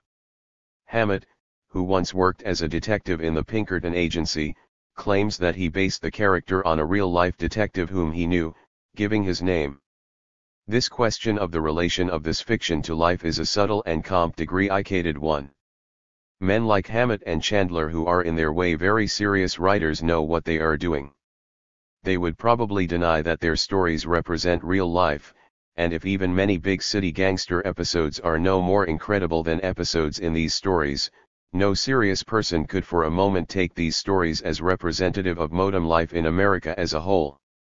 126 Popular arts and modern society, but that is only on the surface. First of all, these stories have tension. And that is what is characteristic of modern American life, an enormous tension. The millions of modem readers feel it in these novels and in well-made gangster films.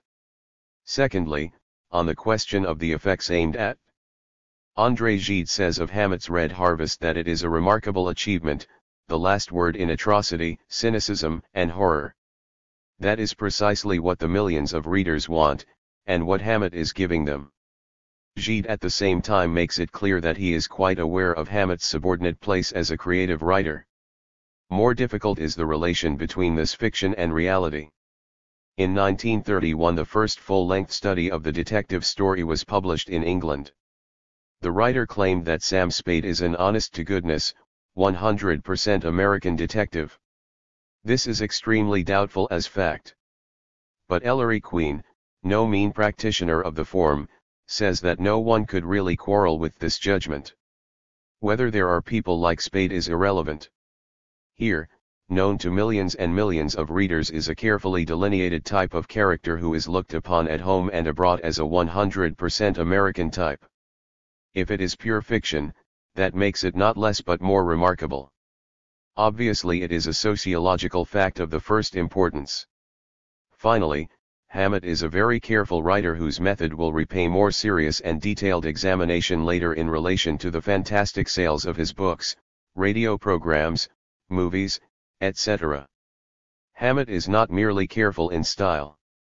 He knows the effects he is trying to get and pursues them in story after story until he gets them as he wants them.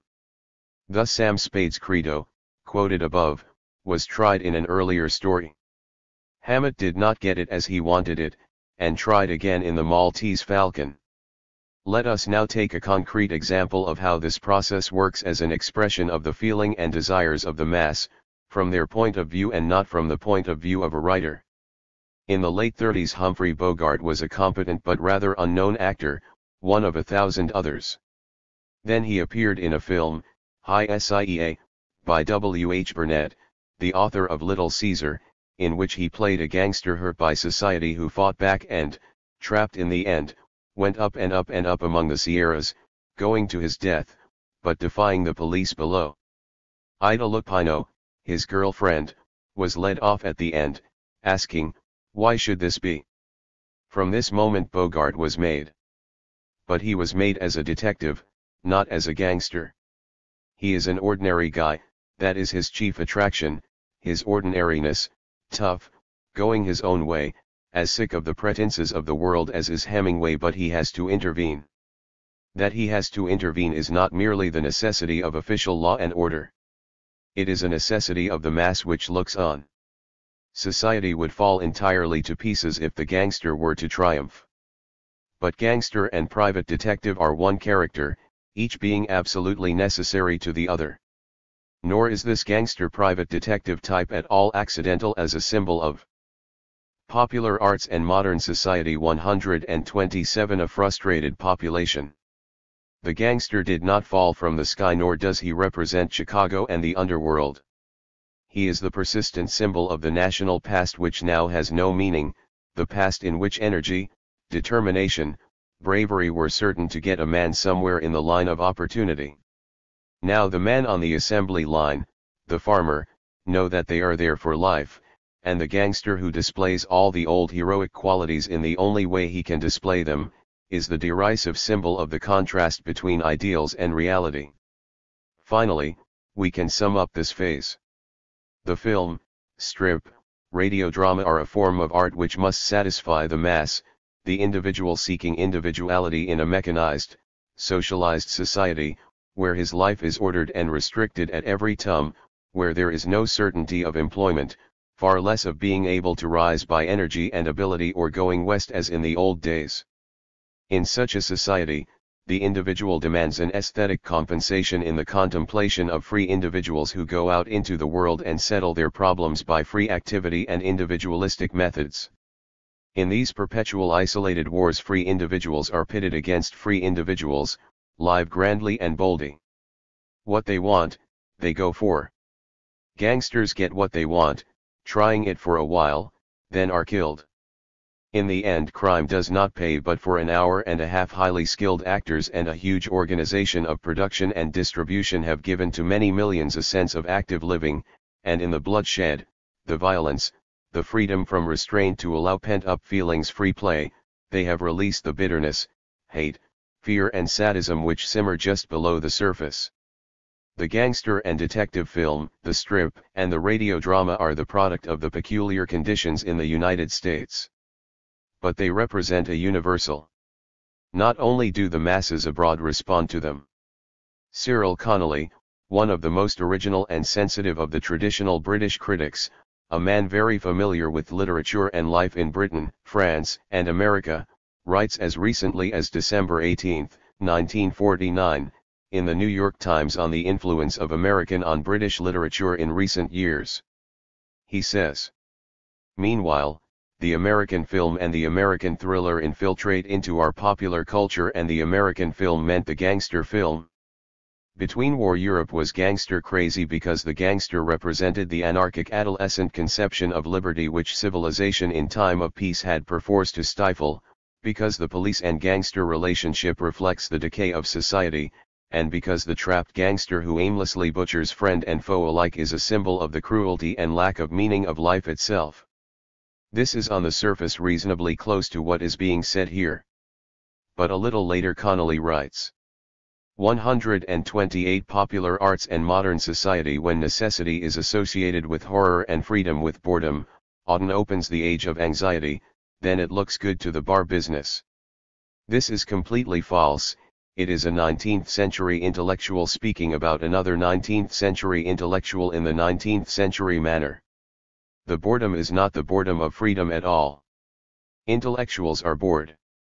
The masses are not. They have no freedom and they resent it. They cannot drink their problems away. Connolly wavers in one section of the truth.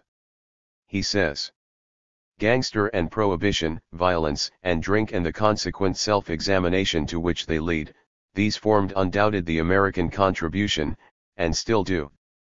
But he says almost immediately, American humor has had an ever more devastating influence than American despair, probably because it is, through the sense of the absurd, so close to despair. Another half-truth.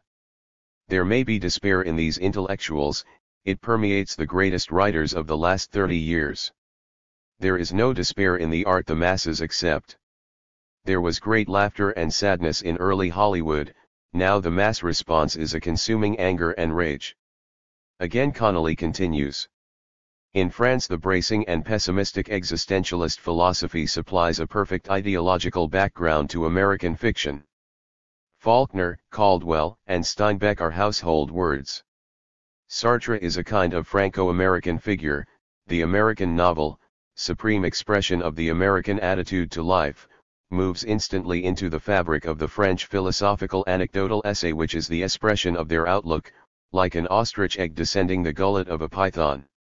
The German occupation made the French mad in the American sense and brought them nearer to the American madness than to the British good-tempered fortitude. Here are his limitations complete. Connolly is a gifted man with real knowledge and insight. But he still thinks that Faulkner and the rest express America. Whitman and Melville expressed America in the 19th century, they were intellectuals, writing for intellectuals. These will be taken up in the finished study. It is an important link in the chain. Serious research will have to be done to find out how the real mass expressed itself in any literary or artistic way. But the absence of this powerful mass impact upon them shaped the art of these writers. But today we have something else. The mass is vocal and articulate in its art. It does not sense underlying currents. Popular arts and modern society 129 as the great writers we have analyzed did. Being the social organism that it is, its responses are immediate almost from year to year. America today is to be found far more in these responses than in the writings of the artists. In fact, you cannot understand the artists unless you bear in mind the mass responses and the social conditions which make these possible. And it is my opinion that a real insight into Melville and Whitman can only be had by recognizing what the society of their time lacked. To take an example, I am convinced that, and I will be able to show without difficulty, Moby Dick is in essence a scenario for a film, and such a film as is the closest to the spirit of the tragedy of Aeschylus as anything written in the 19th and 20th centuries. Film, strip, and radio have certain limitations. Published fiction has very few. The relations between these forms and how each treats murder, violence, atrocity, etc. will be an important part of this study. At the moment, however, we take them separately. The success of Frank Yerby's novels completes the general picture of the entertainment world. 30 years ago, novelists like Hall Caine, Jean Stratton Porter, A Girl of the Limberlost, Marie Corelli, Florence Barkley, The Rosary, satisfied the emotional needs of the fiction reading mass that did not take its reading too seriously. A generation before that, Augusta Evans Wilson, Beulah, St. Elmo, Vashti, At the Mercy of Tiberius, satisfied the needs of a vast public. But these books need and will be given a special analysis which cannot be made here.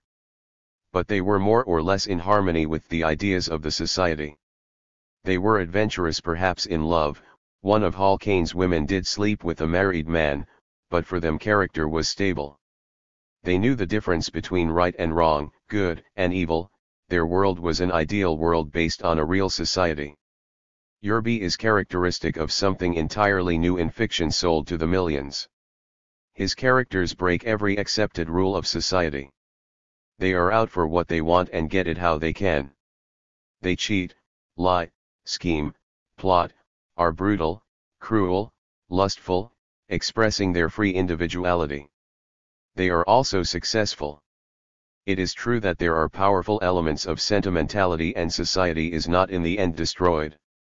But the difference between these and previous popular novels of the same genre is immense. The novels are eagerly read by millions who find in them the same satisfaction that is found in the gangster film. The passionate individualistic American temperament that Melville knew so well and saw only as a danger to the organizers of society, is now stirring in tens of millions of individuals, the masses of the people, thwarted in their daily lives, hemmed in on all sides. Why Yerby's books are a primitive elemental response to some of the deepest needs of the American people in their reaction against society. That is not aesthetics, or some kind of social interpretation. It is as clear as day that the great mass of the nation no longer accepts, or takes for granted, the traditional ethics, social ideas, social aspirations, etc. by which the great masses live at any given time in a 130 popular arts and modern society given society. The great success of the main characters in Margaret Mitchell's Gone with the Wind shows the same response to characters who let nothing stand, and their way. The same with Kathleen Winsor, Forever Ember. The jackets of many recent popular novels show pictures of lustful women with their breasts almost uncovered, indications of the violent, uninhibited characters inside. Society has obviously reached that stage where formal concepts of social living are in such direct opposition to what the people so obviously feel that it is ripe for drastic social transformations. It was precisely this kind of bewilderment at society and resentment at the differences between what was preached and what the people really thought, that formed the psychological basis for the acceptance by such millions of people in Germany of Hitler's irrationalism, mysticism, and nonsense. Faith in the traditional rationalism, modes of thought, ideas of progress, etc. had been undermined and destroyed long before Hitler became a force, and this has been traced in the critical study of the fiction of Germany following World War I. It is clearly shown that in America, particularly, and in the contemporary world in general, the place to look is in the popular arts. It is obvious that there are many more types of film, strip, and radio drama than the gangster detective theme. The reader of a sketch like this will understand that we concentrate upon what is now outstanding. The Depression obviously marks a turning point. There was an interlude during the war, precisely during that period of the actual shedding of seas of blood, violence and gangsterism of the type described disappeared. But with the end of the war, blood, violence, and crime have achieved heights undreamed of in 1931.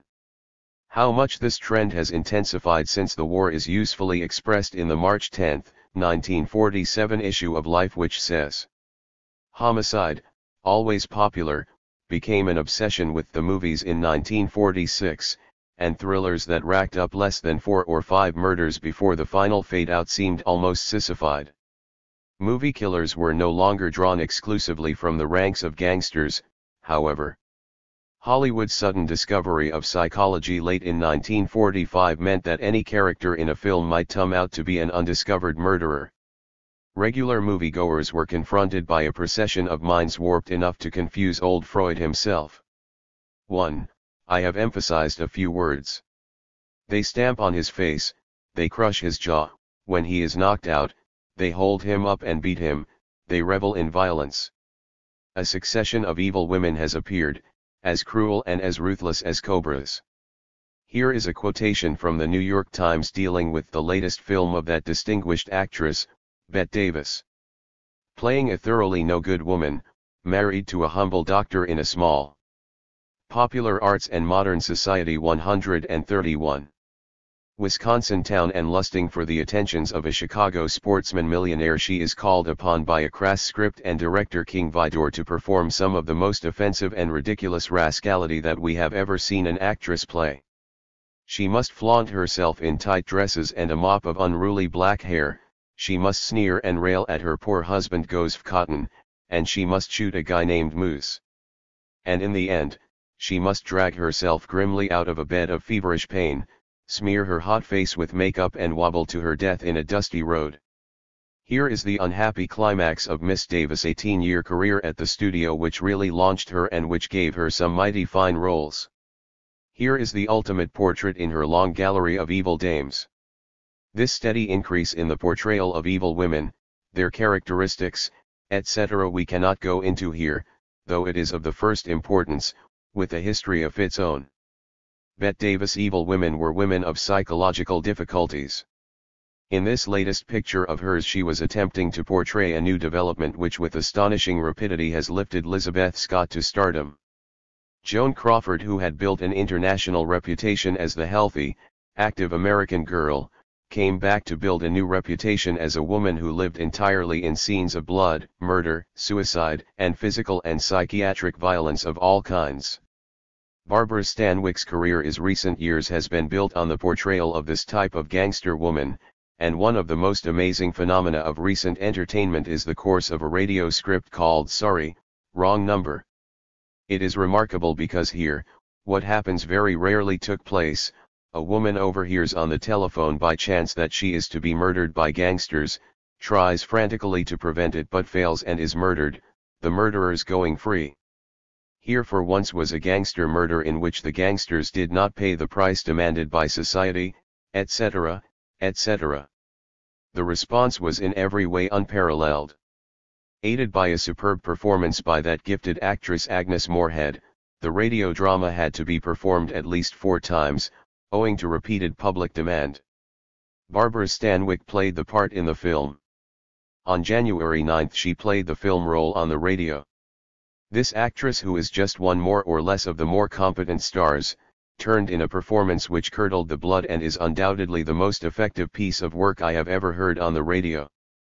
Which brings us to another question which can only be raised here: the vigor, tension, artistic force which seem to inspire directors, script writers, and performers when they have to do a really serious murder film. The writer is informed by one sensitive and very well-read observer that she prefers murder and gangster films and radio dramas to all others because they are the only performances that seem to be real. There for the time being, but only for the time being, we shall have to leave this. James Cagney has once again had a startling success as a maniacal killer who dies in a blaze of glory by firing into a chemical tank, and perishing in 132 Popular Arts and Modern Society. The flames. One after the other, these films pour out, vying with each other in bloodshed and violence, cruelty, sadism, and disregard for all established standards. It has continued and increased for 20 years. Before 1929. This 20-year period has little artistic innovations to its credit. Except for some work by Orson Welles, from which little came in the end. Exactly the opposite is the history of the previous period. The artistic achievements of the film up to 1932 are the most remarkable of our age. Consider. The early producers, actors, directors, etc. worked on their own for the simple public, despised by intellectuals, critics, and all the educated members of society. Yet by themselves, pioneers and commonplace public between them, they produced the greatest artist of modern times, Charles Chaplin, and in him they produced something that was new and contains in it the elements of the future. By new I mean what Greta Garbo is not. In Garbo there was or is undoubtedly a tragic actress with the physical qualifications for transference to the screen. But there was nothing new about her. Chaplin was new. Bogart, Edward G. Robinson, Gable, and the rest are interludes, they and what they stand for will disappear. But Chaplin goes very deep into the social needs of today and tomorrow. Let us see first where he originated. He was a product of the Mack Sennett comedies, and it seems that at last people are beginning to understand and appreciate what they represented. Repeatedly a new popular art, or a new stage of development of a traditional art appeals to wider strata of the population. It is the belief of some that this means a lowering of standards. This is, with all necessary qualifications, utterly false. When Wordsworth broke with the diction of the 18th century and wrote his famous preface in 1798, stating that he would use the language of the people, he widened immeasurably the scope of poetry by the simplification of the medium. The Romantic movement at its best did precisely this. Pascal in the Provincial Letters made modern French prose. He took the theological disputes from out of the churches and the monasteries into the general public. Calvin did the same, in fact he crystallized the modern French language. The popularization which Shakespeare introduced into drama and his care to satisfy the groundlings drew bitter comment from the scholarly men who preceded him. The history of literature, to which for the time being, I confine myself, is filled with these examples. In their crude mercurial manner, but having a new medium to play with and very sensitive to their audience, if they were not, they would go broke. The early makers of these comedies simplified the medium, they went for the viscera. In the multitudinous confusions, collisions, accidents, popular arts and modern society 133 throwing, etc. in which they worked, they aimed not at wit but at finding the most primitive, elemental source of humor and human discomfiture. This much is certain. Aristophanes, the greatest of all comic dramatists and a deadly serious social critic of his time, would have reveled in their type of work. His was full of it. Molière also with his undying interest in farces would have appreciated what they were doing, and it is not improbable that Shakespeare also, with his clowns and broad buffoonery would have understood what they were after and used the medium much as they did, though for other purposes. They sought their humor in the very bellies of the audience where Aristophanes sought his. Modern critics who now realize how completely their work is gone, say that they rocked their audiences with laughter, achieved form, and made many of the discoveries which are still used by modern film directors. Yet in all this primitive filmmaking they were social critics. They had an enemy, the pretensions and hypocrisies of Romanticism in its decay. They belabored the fantastic furniture which still filled middle-class houses, they belabored the conventions of Victorian romantic drama, and they were in perpetual conflict, though friendly, with the policeman, the representative of the modern state, the man of law and order. They collapsed in 1929, not because of the talkies as so many still seem to believe, but because of the Depression. It was out of these that Chaplin came, and the vulgar directors and the common public between them had settled the line of his art long before any intervention by the critical elements in society. Chaplin has been called the one universal man of modern times, appealing to all, intellectuals and populace alike. He is new because of the primitiveness, the elemental quality of his medium, pantomime. He strikes deeper than mere wit or dramatic situation. Yet from this primitive element he has created some of the most subtle and complicated constructions of our time, and the care he lavishes on every inch of his films is known. It is impossible to write on Chaplin here more than the elemental. First of all, as a social figure, for this is the most important thing about him. The tramp was an individual. He defied the growing mechanization and socialization of life. He was an individual to the point of extreme idiosyncrasy. With his flopping shoes, baggy pants, and derby he invaded every scene and sought to make himself at home. This, seen in retrospect, is an astonishing blow at what the film has become since 1929. The great masses accepted this truly audacious symbolism instinctively. If the tramp had walked into a session of Congress declaring war, he could not have been out of place in the eyes of his audience. This symbolism with far-reaching implications in aesthetics and its relation to society came very early in the film. Since the 30s, it has been entirely lost. Secondly, Chaplin represented the ideals of the society in their constant conflict with reality. Life, then, was supposed to be gracious, elegant. 134 popular arts and modern society delicate in responses, full of human sympathy, etc. The tramp persistently tried to be all these things, as persistently the result was his grotesque contact with reality. But he never gave up. He picked himself up, brushed off his derby, settled his cane and went off again. Few today would deny that the 20th century so far shows that either a new society is on the way or the old society is headed for complete catastrophe. Chaplin is best understood if we compare him to another character of 3 centuries ago, Don Quixote. Then, too, a new society, bourgeois society, was on the way. The ideals of the old society still held sway. Cervantes used the new form, the modern novel, and launched his fantastic knight on horseback who went forth colliding with the world around him as the tramp collided with the modern world. Chaplin in those days could laugh at the world, and the world could laugh with him. But the Depression killed him as it killed all genuine creativity in the cinema. After 1929 the banks got a grip on the film, but Chaplin has had enough money to make his own films. He is therefore a particularly instructive example of what the Depression did. The influence of a society is far more powerful than the actual financial control. City Lights, 1931, was his last masterpiece, a bitter response to the Depression. But then Chaplin, a man of deep social sensibility, was finished. Modern Times tackled labor and machinery, a conflict which that very year was due to explode in the formation of the C.1.0. Chaplin attempted to laugh at it, to deride it. It could not be done. Chaplin was not merely a comic man. The finest comedy is possible only where the author is comic, because if he were not, the environment would become tragic or collapse altogether. This destruction of humanity by machinery could not be laughed out of existence. It was no passing evil which laughter could cure. It was there, a monster growing. René Clair had tackled it in a Nous la liberté.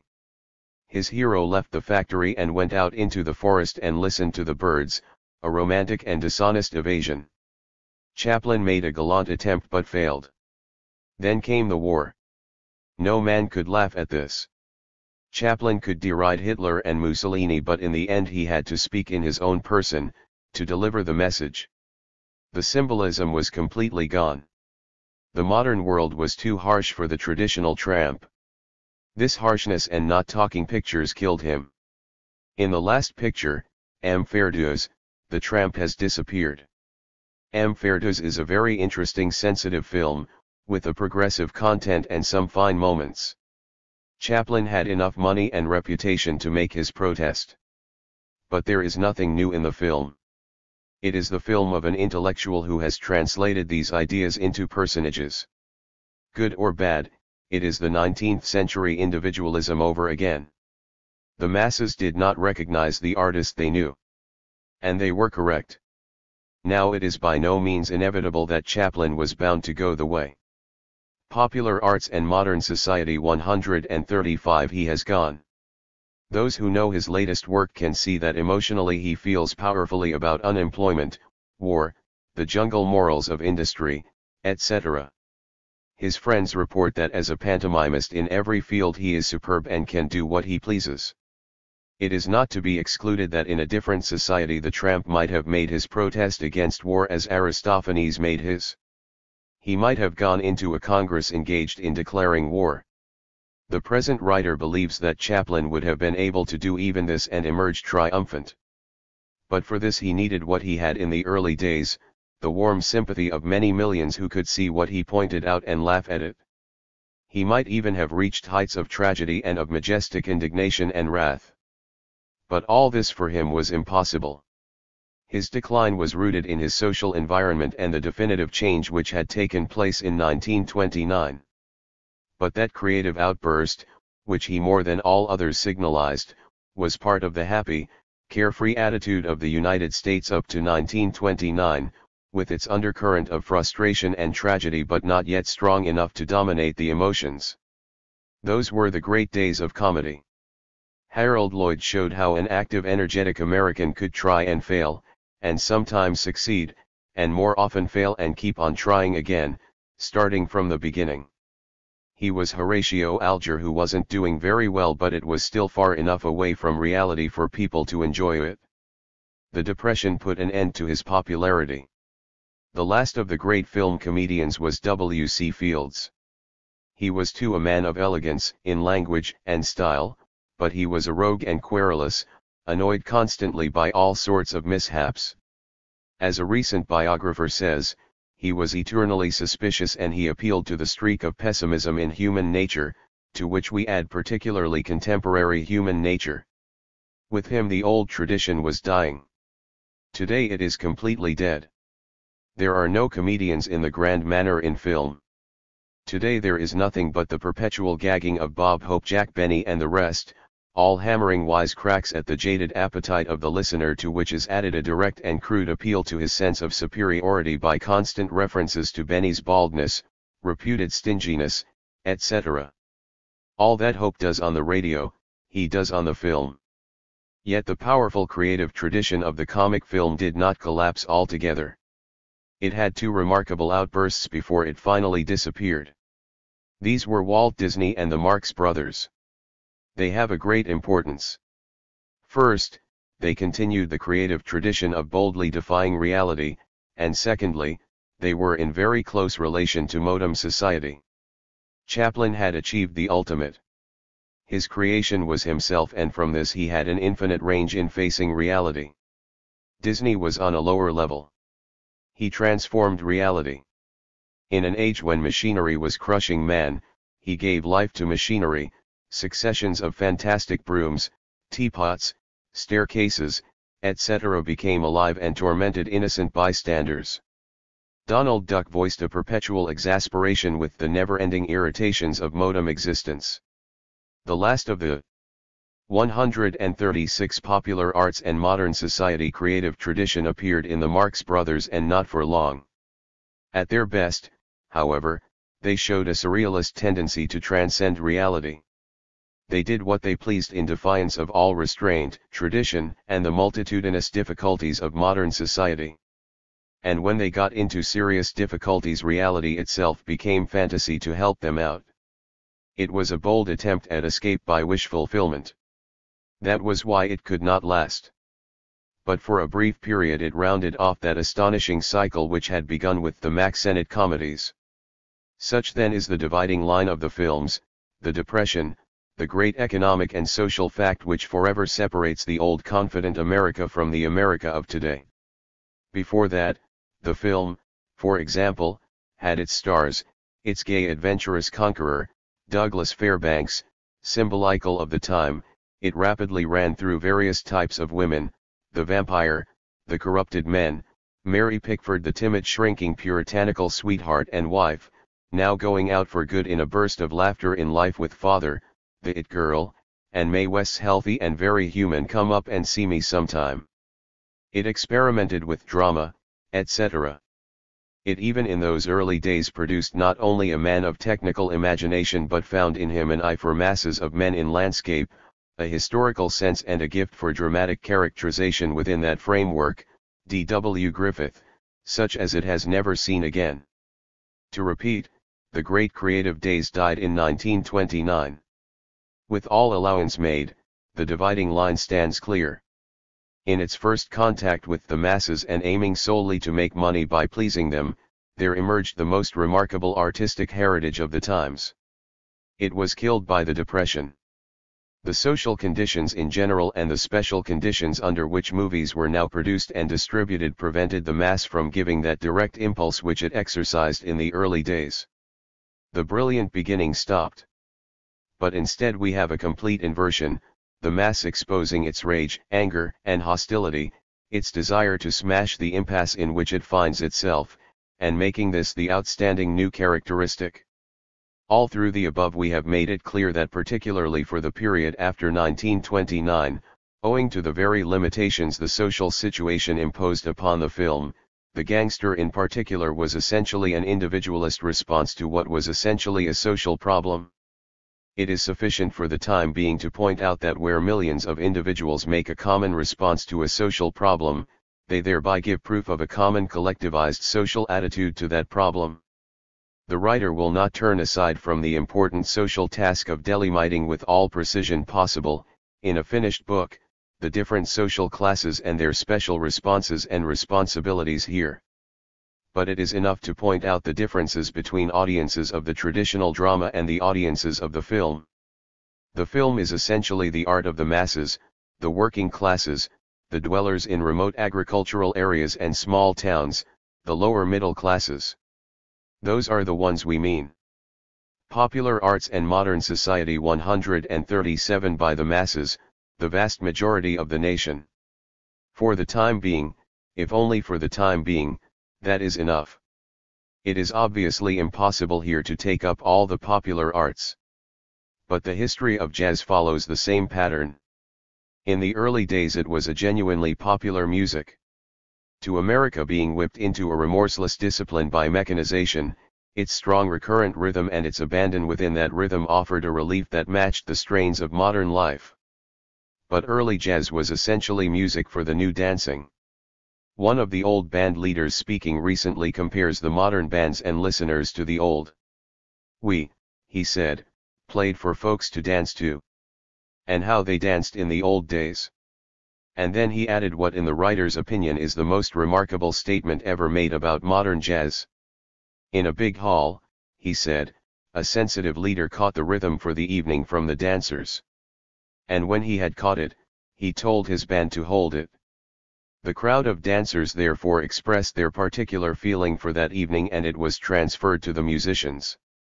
Today, with the commercialization of jazz, that is gone.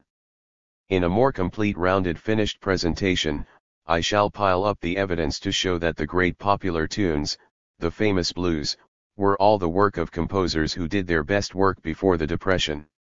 Recently Life in its tracing of 50 years writes that the song and dance musical, a peculiarly American form, reached its climax in 1931. It isn't that Hollywood, for example, does not attempt to work over the old field and that the public fails to respond. It tries but simply is unable to do what it did 30 years ago. Says a life critic about Mr. Peabody and the Mermaid. Mermaids belong to that world of the unreal and fantastic which was where Hollywood began. This is extremely profound and is another testimony to the genuine creativeness of early Hollywood. He continues. But in this film the sum total of fantasy consists of putting a tail on Anne Blythe. Hollywood today cannot do it. And we shall have to go seriously into the question of the organic relation between the creative imagination of an artist, the receptivity of a public and the connection between them. And in the same connection we should note the underlying similarity between Chaplin and Jackie Coogan in The Kid and the modern The Bicycle Thief, which comes from Italy where the society is in such disorder that artists have some freedom. In 1919 Chaplin and his audience had some freedom of thought, the freedom of confidence and a lack of a sense of responsibility. Yet there is the same sense of mankind lost in a world beyond his understanding, and this is emphasized by childhood as the new Italian directors understand so. 138 Popular arts and modern society. Well, Hollywood could do this once upon a time. It cannot do it now. We can conclude with a quotation from James Thurber, a practicing humorist with both pen and pencil, a man of talent and great experience with the public and with fellow artists. The most alarming thing about today is that all the kids are worried about the world's situation. They didn't when I was young. Then the greatest menace was Halley's Comet. And my cousin Earl's motorcycle. They have things to worry about now. In the year 1930 Perlman published his first stories and Ogden Nash his first poems. All the rest of the humorists got started in the 20s. The Depression had a much more shattering effect on people than the First War. When a kid saw his father come home in uniform, it seemed a natural thing. When a kid heard his father say he was wiped out and saw his mother burst into tears, it was a shattering thing. There is a grim turn to the stories today, even to humor. There were so many writers in the 20s without this sense of doom. The sense of doom that they, the lost generation writers, Fitzgerald, Hemingway, Dos Passos, had was more legendary than real. They were the lost generation, but they were lost in Paris, and having a pretty good time. All of them had a good 20 or 30 years to look ahead to. There just wasn't the sense of another war to look forward to then, as there is now. Thurber in one sense is mistaken. It is not merely a question of war. Men are not so afraid of the chances of death. The blight, and the turn to murder and violence, which has descended upon the American people since 1929 expresses the fact that the bottom has fallen out of the civilization. Men have no confidence in it any longer, and are brought sharply up against the contradiction between the theories, principles, ideas, etc. by which they live and the realities which they actually face. Some positive aspects in popular art. Al Capp claims, or it is claimed for him, that since 1932, he is one of the few who is opposing the comic strip tendency to blood, murder, cruelty, and sadism. This is not true. 4 years before him and side by side with the murders there has appeared another powerful tendency which holds its own. It is represented by the enduring popularity of Gasoline Alley and Blondie, to take only two, and it is continued in the much abused soap operas. It is the need of the great modern population of the United States to have the daily incidents of its life, the everyday commonplace inconsequential actions of life dramatically represented. There is no need here to give examples from Gasoline Alley, the most remarkable perhaps of them all in this respect. Incidents, ideas, conversations, hopes, fears, that take place 10. Popular arts and modern society 139 million times a day or could take place in any one of 10 million families are presented and followed by millions with a passionate interest every day. This is something entirely new. During the war the writer followed for months during 1944 one particularly interesting soap opera. The characters were an attractive woman whose husband had gone to war. She got a job as secretary to a businessman who fell in love with her. Day by day, the relations between them in business and then inevitably out of business, were developed, not without skill.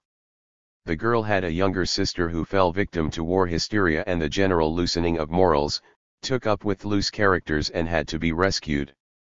At the same time as this was being shown, the course of the husband in France was also portrayed. He was wounded, was taken care of by a beautiful French girl. Again there were complications. Letters passed between husband and wife constantly. The whole was kept within 2 or 3 days at most of the actual historical events in Europe, as for instance, celebrations of July 4th, or some such holiday, were constantly being participated in by the hero and heroine within a few days of their actual occurrence. It is possible to laugh at the simplicity, the naivete, and the simple conventions within which this radio serial was written and produced. As art it did not make history. But it represented the situation of many millions of wives in the United States out working, a younger sister who had gone astray, a husband abroad who was in danger from enemy bullets and foreign women. There were millions who day after day could identify a tense personal situation with these symbolical figures. And investigation has already shown that these serials, ridiculous as they are, mean more than mere idle passing time to the women who listen, overburdened with domestic work, the care of children, illnesses. They should be listened to and examined in the light of the fact that art has now assumed a very intimate relation to the daily lives of the great masses of the people. It is not difficult to imagine a social situation in which by means of fine artists and gifted performers, there will be an almost day-to-day correspondence between the ordinary experiences of many millions of human beings and their transmutation into aesthetic form. There enters into the field of art a closeness to life unknown in past periods of human history which will not fail to have far-reaching effects on both. The same trend can be seen in magazines like True Confessions, etc. There, especially some years ago, the attempt was made to tell true stories. The language was high-flown, the sentiments commonplace. But there was this wish to get away from romanticism and deal with actual life, the things that really happen to people. Looking through recent issues, I have seen at least 2 stories dealing with the problems of an ordinary kid of 17, weighing the chances as to whether she should go to bed with her boyfriend or not. Gasoline Alley and its prototypes, the soap operas, the realist stories of the old True Confessions can be abused on the score of vulgarity, triviality, exploitation by manufacturers, etc. But when all of that 140 popular arts and modern society can be said, has been said, there remains an immense social and artistic movement, which points a broad arrow to the future and the integration of the social and aesthetic aspects of life. The war, as always with any great war, also brought into concrete form, in very distorted form, powerful tendencies in modern social life and a similar integration. An important part of this work will be to show how during the Civil War there appeared with great apparent suddenness many of the economic and social tendencies which had been germinating almost unperceived in the pre-war period, and the same has to be done for World War IL. Popular art in World War II saw an orgy of propaganda and boosting of all aspects of the cause of the United Nations. The best that can be said of it was that it served its purpose. Nevertheless, it symbolized infinitely more than the actual purposes it served. Politics invaded and dominated the popular arts of screen and radio. Democracy, the coming new society repeatedly referred to in film after film, directly political films such as Mission to Moscow, underground movements abroad, revolution and counter-revolution, heroism and self-sacrifice, for a cause, denunciation of wealthy collaborators, war departments, military headquarters, intelligence services. Suddenly, under the stress of events, it was possible to see representations of the actual concrete events which were shaking the world. Here again, to look woodenly at the actual performances is to make a serious analytical error. It is inevitable that in the future not merely the daily simple experiences of the population will undergo rapid transformation, the great social and political events of the day, war or no war, will find themselves artistically on the screen and radio, with the result of a still further integration of all aspects of the life of modern man. Perhaps the most important aspect of the war films was the attention given to the actual life of the common man.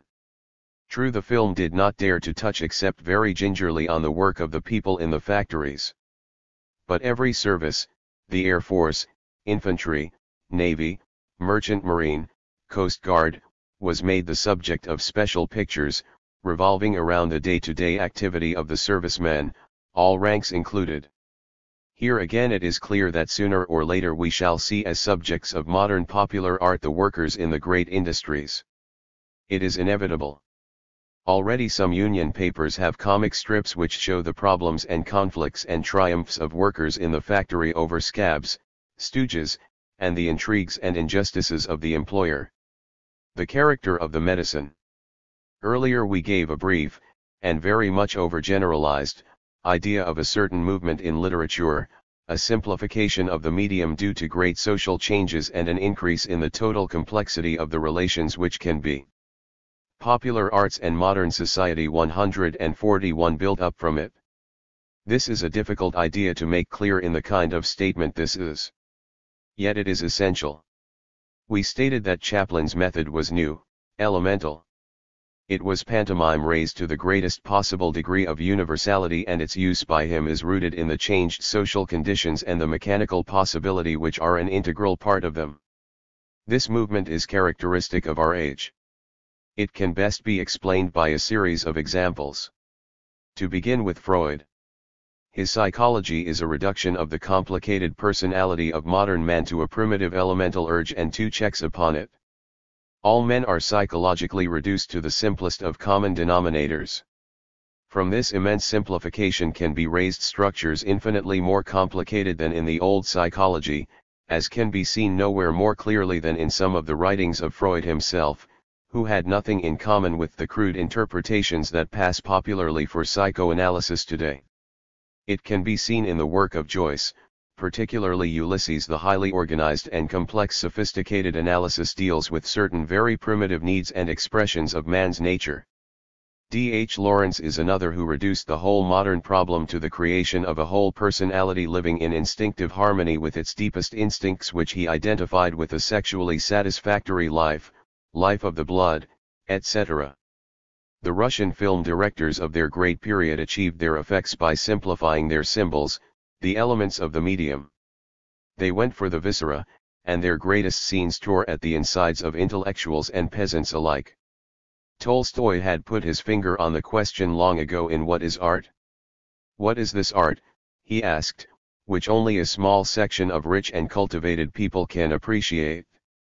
He talked much nonsense, and his own attempts to make a popular art by writing parables were doomed to failure. But he saw that in the modern world this division of serious art into art for the few and rubbish for the mass could not continue. It was wrong somehow, suitable for a slave society or a feudal society, but wrong in the modern world. In as fundamental a matter as politics, the simplification and complexity is taking place all around us. The contemporary crisis is recognized among vast sections of the world as an economic crisis, and the old conception of politics that reigned in America, for example, during the 19th century is gone. Politics today comprises all aspects of life, and more than ever, wages, conditions of labor, employment, etc., and the political party must deal with these elemental necessities primarily, or promise to deal with them. In 1871, when someone in his cabinet mentioned unemployment to Gladstone, he replied quickly and definitively that his government had nothing to do with that problem. In a complicated way that will need strenuous analysis to explain, the modern world now faces in every sphere basic realities. The Russian regime appeals to its followers in terms of a future higher stage of communism in which all the basic problems of life will be 142 popular arts and modern society solved. The fascist regime made war for living space, and its attempt to appeal to the profoundest instincts raised questions of blood, soil, race, the folk community. That was its way of evading the basic elemental issues which had transformed the parliamentary games of the 19th century and the diplomatic maneuvers which preceded wars into a recognition of the real relations which constitute contemporary society. In their way, Chaplin and Walt Disney are examples of this. The film has given them the opportunity of dealing with the most elementary symbols and relating them to very complicated social structures. It is the medium itself which enables them to make the universal appeal to all classes. Nor is language any serious barrier. The American film is the most popular film in every modern country. This was particularly striking in the creative period with its bold symbolical characters, the tramp, the gifted men who formed the foundation of the comedies, Buster Keaton, Fatty Arbuckle, Mickey Mouse, and the other Disney characters. The audiences accepted these without any difficulty. For 20 years no new characters have appeared. That type of imagination and the readiness to respond to it, they are by and large intimately united, are gone. What we get instead is a new type of symbolism, a symbolism that goes to the very heart of the modern age, its denial of personality to the mass and the determination of the mass to realize some form of individuality in however vicarious a form. The great characters of 1910 to 30 were individuals, but individuals that boldly defied reality. At the same time we had the star system, the heavy dramas, the light comedies, etc., which must form the stock in trade of the film. For the last 20 years, however, along with the surface realism, technical discoveries, etc., the most outstanding feature of the American movie is the complete domination of the star system. What has happened is that side by side with the representation of murder, violence, atrocity, evil, the masses have fostered a system whereby a certain selected few individuals symbolize in their film existence and their private and public existence revolt against the general conditions.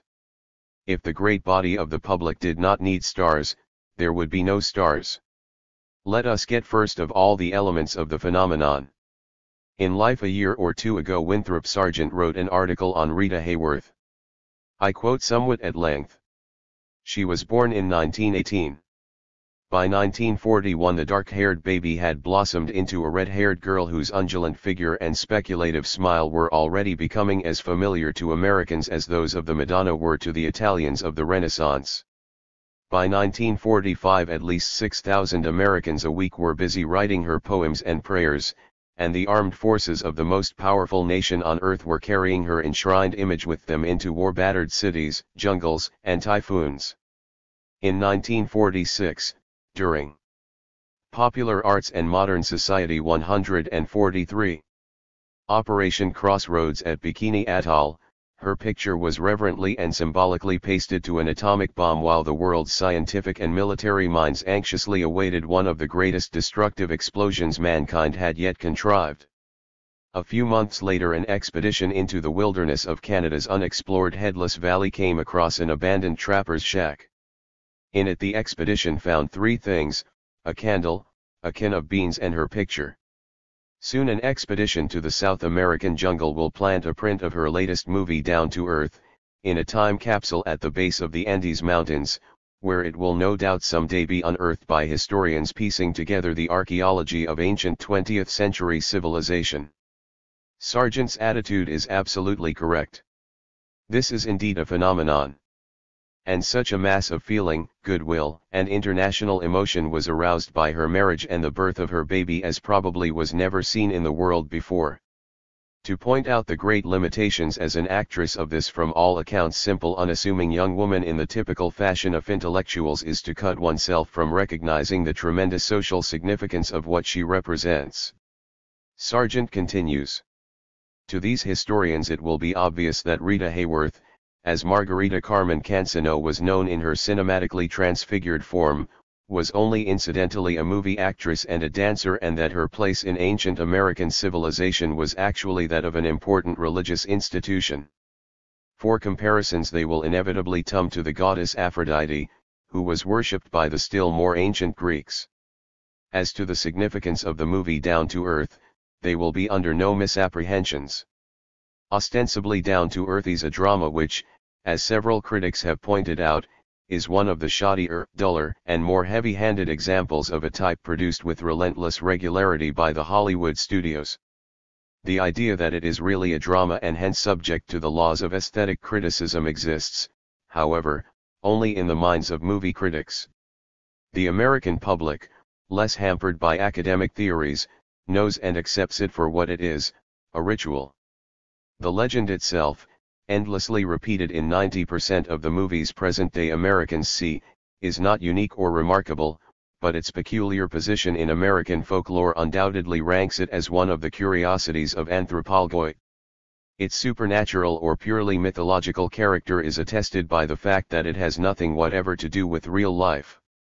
The goddess, endowed by a vast priesthood of make-up men, costumers, cameramen, and hairdressers with a concentrated allure no real woman could approach, moves through the ritual as its center and goal. Minor variations of plot are unimportant. She is pursued by the hero who overcomes various obstacles in the process and is finally rewarded with a sacramental kiss or a walk with the goddess, arm in arm, into the illusory future. Despite the fact that sex is presented here as a sugar-frosted dream of romance rather than a procreative reality, no doubt is left as to its all-pervading power. 144 Popular Arts and Modern Society. The writer does not follow Sargent in his interpretation of the Rita Hayworth cult as a modern version of the Greek worship of Aphrodite or the cult of the love goddess. There is not the slightest doubt that what she represents, and we have been able to get its full impact solely in the modem film for the mass, is very closely associated with the mass cults of more primitive peoples and can throw a great deal of light on them. The important thing is that she is in no sense a mere creation of predatory industrialists for stupid masses but is a product of the age. She and Lana Turner and the rest symbolize women, love, Aphrodite, what you will. What is important is that unlike the Tramp, Mickey Mouse, Harold Lloyd, etc., she, as a concrete human being, without a trace of genius, talent, or even remarkable personality, has become such a symbol. These stars do not exist to interpret plays, to express emotions, ideas, etc. Plays, scripts, etc. are written to give them an opportunity to display the personality.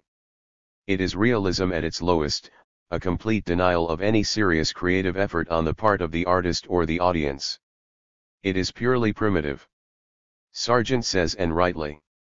Rita Hayworth in her role as the goddess is more intimately known to many Americans than their wives or sisters. They have watched her gravely sensuous face with its curious flat-topped forehead and amber-colored eyes, register the whole gamut of emotion from petulant fury to little girlish glee. They have watched the wind rustling through the freshly shampooed masses of her famous red hair. They have heard whispered words of love from her full voluptuous lips. They know every detail of the proud assured, feminine Hayworth walk. They have gloated over the Hayworth personality, that ideal mixture of American girlish health with just a teasing trace of Latin dignity and feline exoticism. They have noted how the Hayworth look contains subtle traces of the goddess, other standard impersonators, slight suggestions of the kittenish predatoriness of Lucille Ball, the healthy sensuality of Anne Sheridan and Esther Williams, the wide-eyed virginal innocence of Loretta Young. They have followed the vicissitudes of her private life, her marriages and divorce, the birth of her child, the adventures of those fortunate few males who occasionally take her dancing or play tennis with her.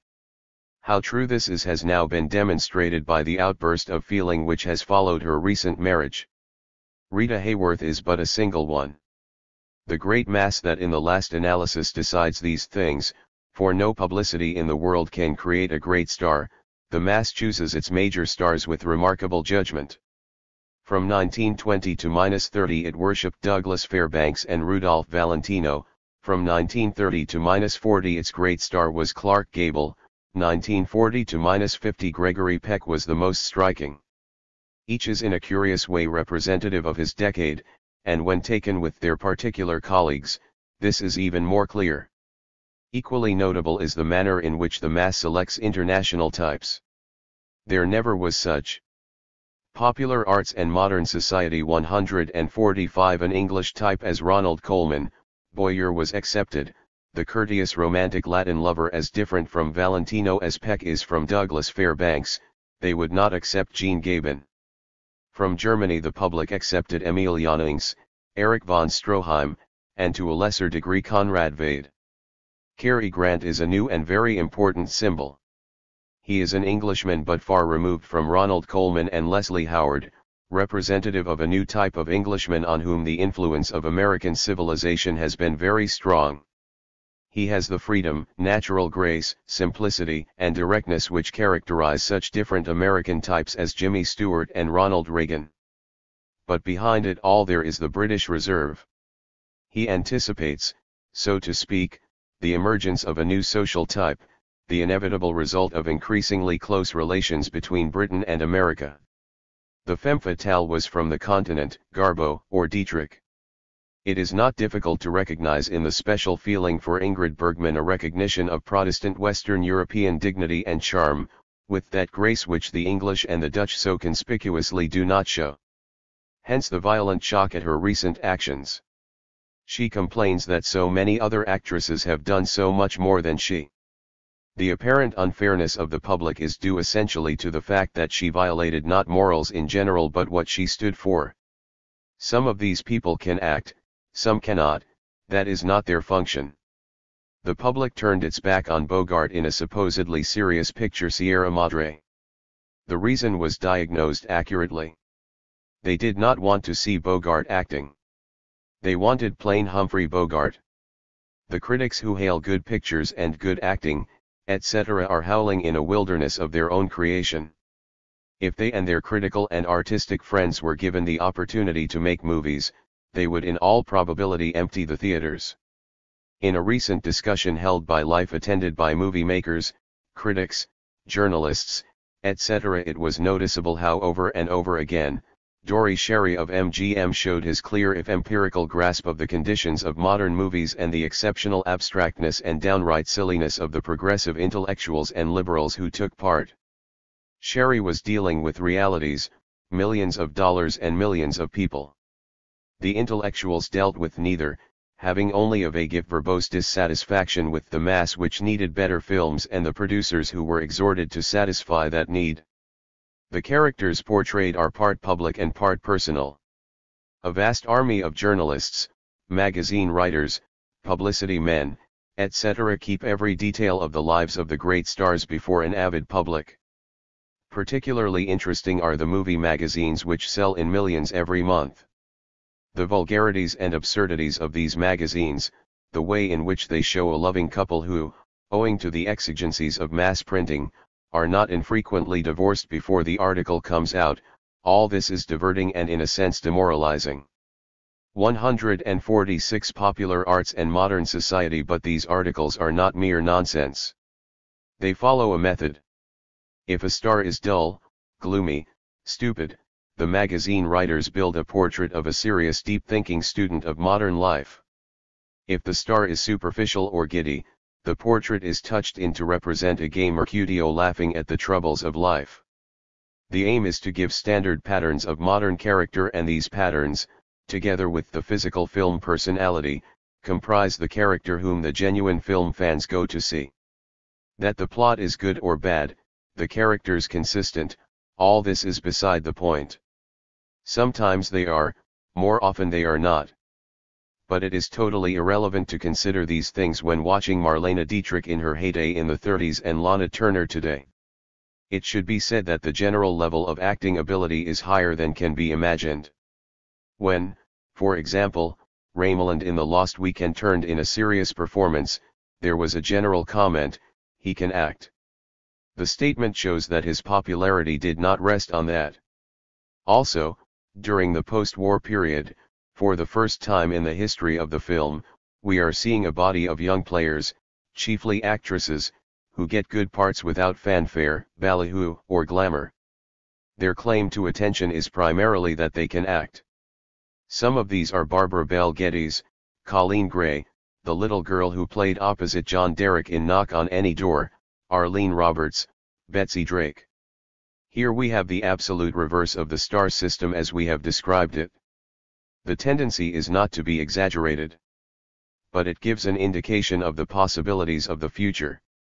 It would seem that deprived of any serious treatment of the problems which overwhelm it since 1929, the modern masses have reacted in two main ways.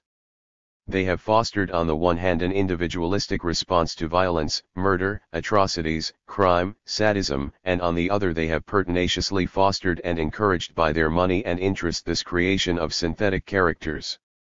2.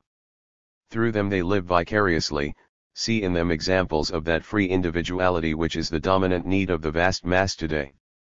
Not only in their artistic but in their public lives these stars are the real aristocracy of the country, and they perform one essential function of any genuine aristocracy. They fill a psychological need of the vast masses of people who live limited lives. The whole vast creation of early Christianity with its hierarchy of saints and its precise descriptions of heaven were a similar complement. The 400 of American society with its wealth and extravagance draw from a confident America, with the traditions of liberty, equality, and freedom, nothing but derision and irreverent laughter. The aristocracy of the films is something else. So great is the consideration that they enjoy that during the war the government found that these stars were the ones from whom it got the most results when it wished to make important announcements. The generals, politicians, etc. were glad to get a few minutes on the radio programs. The great sporting figures are the same. In the daily Popular Arts and Modern Society 147 press there is the same rush to read columnists, anything to get away from the routine mechanized existence. These synthetic film characters are a far more serious social phenomenon than the detectives who reappear in book after book and radio drama after radio drama. They are limited to elementary conceptions of human character by which the existing deadness of life is made more tolerable. Yet within these limitations a spark can burst into flame. When John Garfield defied social workers, do-gooders, and in his gloomy uncooperating personality claimed that the depression had ruined his chances of life, and he would get what he wanted how he could, the public made no immediate and powerful response. But Garfield was soon tailored to fit the framework within which the synthetic characters operate. There is another connected aspect to this question of personality and the modern mass. Take the case of Tom Brennan, the originator of the Breakfast Club, who died recently. He was neither a dramatic personality in the commonly accepted sense of the term, nor could the present writer discover any trace of what can be described as wit, humor, excitement, energy, or any of the qualities by which one human personality is able to express itself and draw a common response from many others. Yet this man was able to discover among middle-aged and elderly women a streak of cheated romanticism, a readiness to express it and at the same to laugh at it, which drew him millions of followers on the radio, to whom he became a dearly loved symbol of some gap or need in their lives. Thousands wept and mourned when he died. The Townsend Plan gives one indication of the attitude of the middle-aged and the old to society. Brennan's Breakfast Club is another. There is the case of Arthur Godfrey with his fantastic following, as also Mary Margaret McBride who can sell vast quantities of some food by merely mentioning it, just as when Clark Gable discarded his undershirt in a picture, sales of undershirts fell by 50%. But great as is the power exercised, it is a very irrational thing. Mary McBride took one look at herself on television and fled from it. One glimpse of her might destroy her hold over the millions who listen. It is clear that in the modern mechanized collectivized world, with its building up on the one hand of all sorts of possibilities and vistas for the individual personality, and on the other its confinement of the personality to a narrow routinized existence with the mechanical means, there arises the need to realize the thwarted possibilities or certain parts of them through some symbolic personality. Yet the narrow basis on which it rests shows how unreal, how unsatisfactory it is as a reality, and how much it is a substitute for some profound inner need. For a brief period Father Coughlin showed the political possibilities that slumber behind these manifestations of our time. Other countries in the modern world have shown not only the possibilities but the realities. 148 Popular Arts and Modern Society. We have stressed all through that in the immediate sense the violent bloody reactions and the acceptance of synthetic individuals who on the screen and off live freely, the reaction of the public is of each person as an individual. But if 50 million people react as individuals in a common way, they become or rather they are expressing a profound communal social force. This violence on the one hand, the absence of any creativity and the decline to accepting a few individuals as the raw material of the functions art must fulfill is a sign of a profound dislocation in society, as profound as it can possibly be, a dislocation in the deepest, most intimate, most instinctive elemental life process of the modem human being. Between them they are the psychological preparation on a vast social scale of the most striking social and political actuality of our time, the emergence of the totalitarian state. Blood, violence, atrocities, cruelties beyond all record of human history or human expectation, and a relation between a totally mechanized mass and a few individuals, a complete conscious reversal of all standards and ideals of human conduct slowly built up over hundreds of years. The inhabitants of these countries are not made. Human nature is not subject to relapses. Every basic feature of the totalitarian state is the product of social development and the psychological responses it generates. The educated, the intellectuals, express themselves and their social ideas, their intimate personal lives in innumerable ways, witness for example, Joyce's novels. But the great masses are for the most part only statistics, voters, wage earners, unionists, white-collar workers, etc. But in the modem world, as soon as they had the choice of what they should choose as entertainment, they have expressed themselves in negative and concealed form, but clearly enough within the limitations allowed to them. So far it has not been possible to differentiate within what I have designated as the mass more than to say what I have already said, it is the vast new audience which the film has brought into existence. To what extent are the violent murderous rejection and the adoration of individuals characteristic of the mass in general?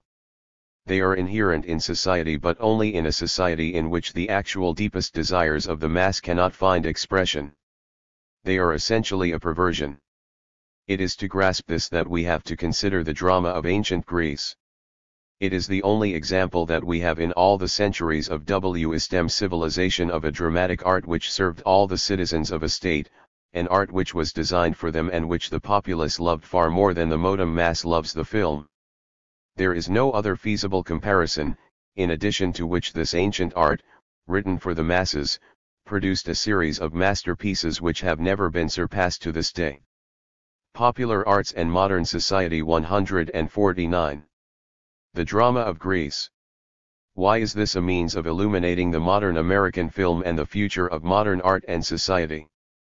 The average reader who has not studied the subject knows that scholars and students believe and have for hundreds of years believed that the writings of these Greeks are some of the greatest plays ever written. And he is content to leave it at that. If he is interested in the modern film, and modern popular art, democracy, and modern society, he would be very wrong. Let me give you some immediate reasons which have nothing whatever to do with the literary quality of the plays as art. 1. The Greek poet in the great days of the Athenian drama was the spiritual and social leader of the state of Athens, the most influential intellectual force among all classes of society and not only among the cultivated and educated.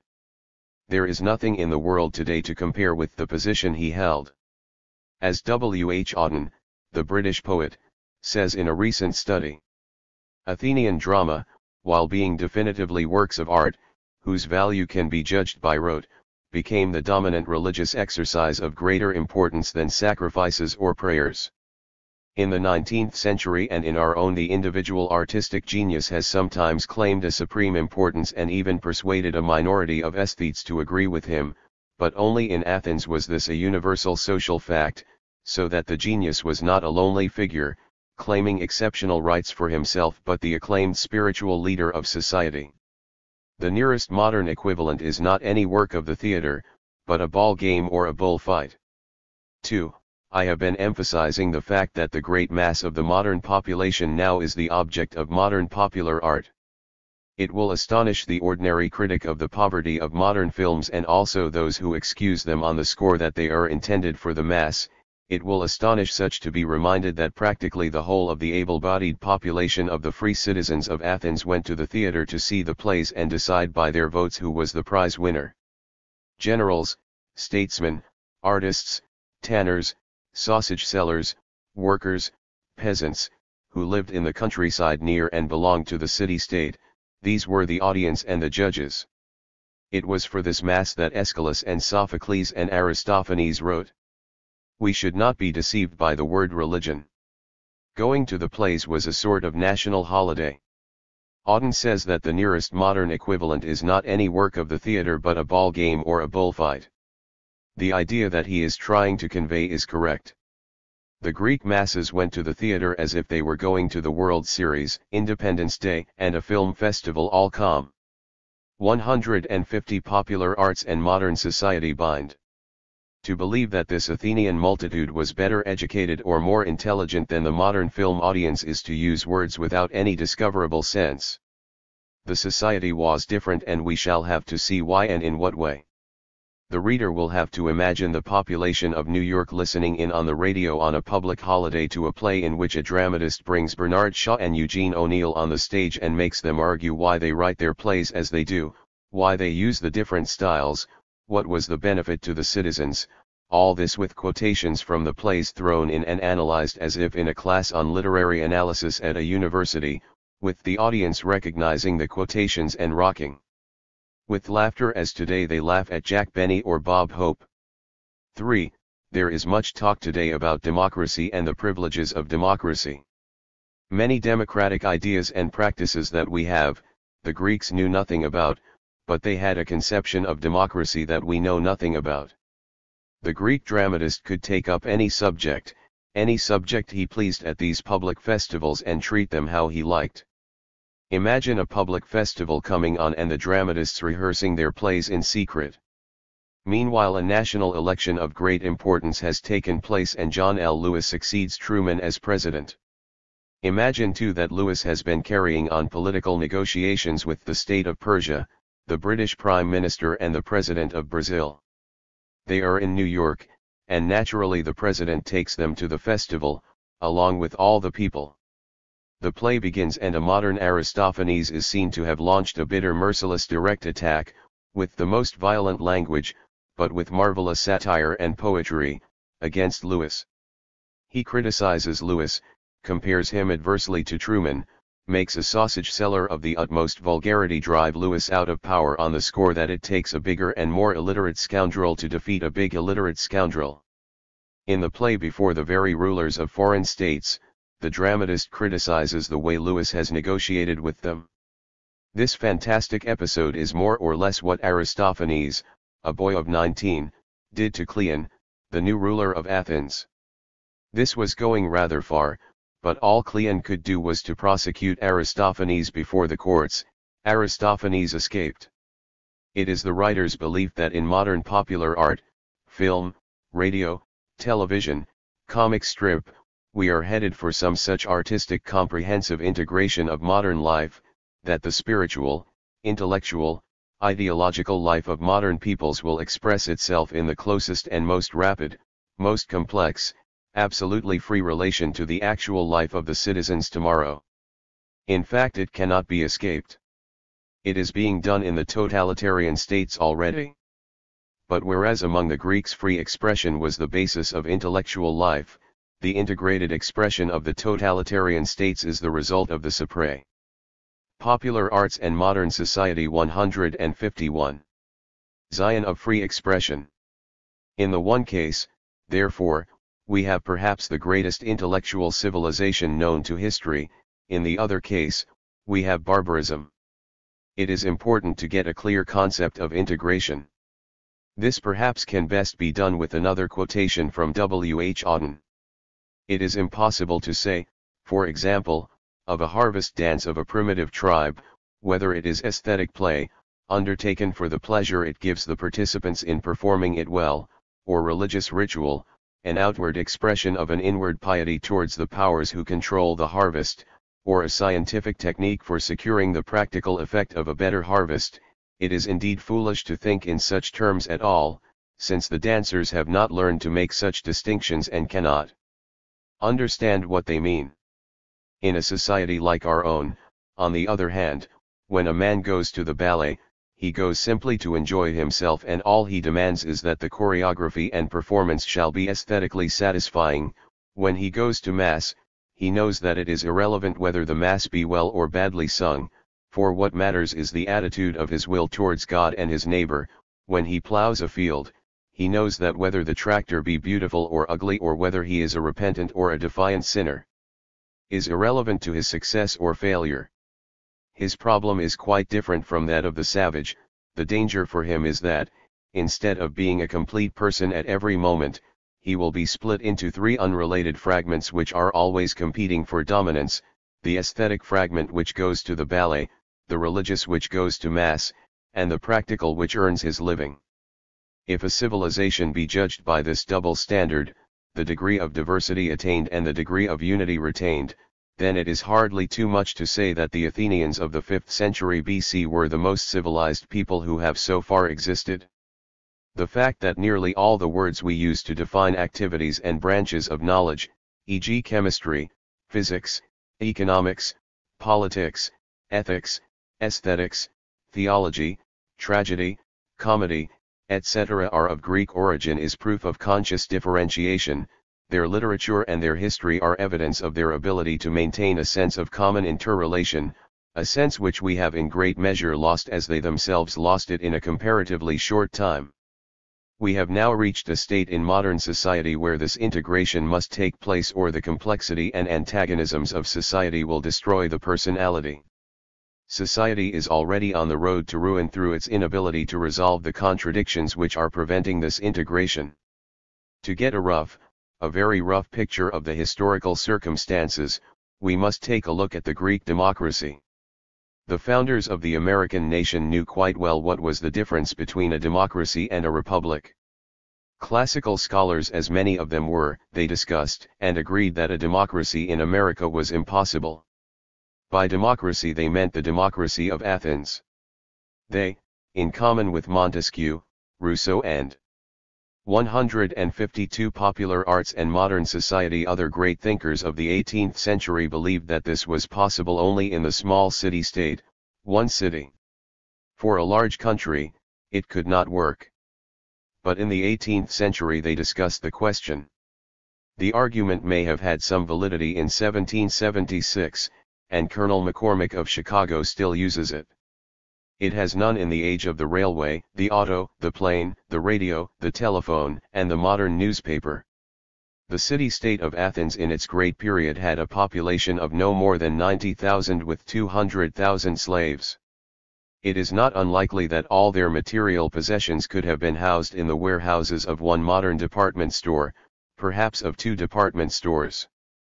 Yet in the great century, from the 6th century BC to the 5th, this insignificant collection of poorly equipped human beings produced more in the sphere of ideas and great men, men great for the future of civilization, than the United States has produced in the nearly 200 years of its existence. I shall repeat some of these achievements. There are to this day no greater tragic dramatists than Aeschylus, Sophocles, Euripides, no greater comic dramatist than Aristophanes, no greater creative statesman than Solon, no greater orator than Demosthenes. Pindar remains unexcelled in elegiac poetry in the grand style. Aristotle and Plato still stand at the head of philosophers, Praxiteles as a sculptor, Socrates as a publicist, Thucydides and Herodotus as historians are to this day in the first rank. It is not merely that they were great men as Cervantes or Dostoevsky or Melville or George Washington were great men. These men and their associates laid the intellectual foundations of modern civilization. If today we distinguish between epic poetry, comedy, drama, rhetoric, logic, being, essence, appearance, dialectic, democracy, mathematics, science, etc., with all their manifold divisions and subdivisions and connections, if we do these things in a certain way, it is because the Greeks, for the most part, of the 6th and 5th centuries BC worked them out. They were not merely great practitioners in the arts and sciences, politics, and philosophy. It is true to say that they discovered them, worked them out, organized them. And it is true to say also that to this day, the moment you begin a scientific study of any of the purely intellectual practices of mankind, you are at once faced with the necessity of reckoning with the Greek originator. Except in science they have not been superseded to this day. You cannot live by Aristotle's philosophy today, but if you wish to understand philosophy, you have to understand Aristotle. In the 6th century BC, Athens reached the most advanced stage of any city-state, the characteristic political form of ancient society. Briefly, the old aristocratic class was defeated, and a new democracy was established, a democracy based on the substitution of commerce, exchange, trade, and money for the old domination of landed property. Except for the slaves, the artisans, merchants, etc., were free citizens, as were the peasants who lived on popular arts and modern society. 153 The countryside near. At about this very period Athens was in mortal danger from the Persians. At the famous battles of Marathon and Salamis, the Persians were defeated and the great period of Athens began. The new democracy had no bureaucracy, it had no organized priesthood, every citizen took part in the government, took part in debates, voted, served on the various assemblies. A man was supposed to take part in everything. Politics did not mean what we used to mean by it. Used to mean, because now we are beginning to recognize that everything is political. For the Greek in the Great Period this was an axiom. An idiot in the Greek sense was a man who was not interested in politics, and politics was what concerned the polis, i.e., the state. Everything concerned the state, and thus everything concerned the individual man. As Auden puts it, an Athenian of the 5th century looking at the world today would say, "Yes, I can see all the works of a great civilization, but why cannot I meet any civilized persons? I only encounter specialists, artists who know nothing of science, scientists who know nothing of art, philosophers who have no interest in God, priests who are unconcerned with politics, politicians who know only other politicians." With this idea of universal man, the Greek citizen had a peculiar attitude to the state. Religion was the belief which the state taught to strengthen morals and the city-state. The state was all-powerful, controlling everything, but he was the state. The state, for example, organized the dramatic festivals.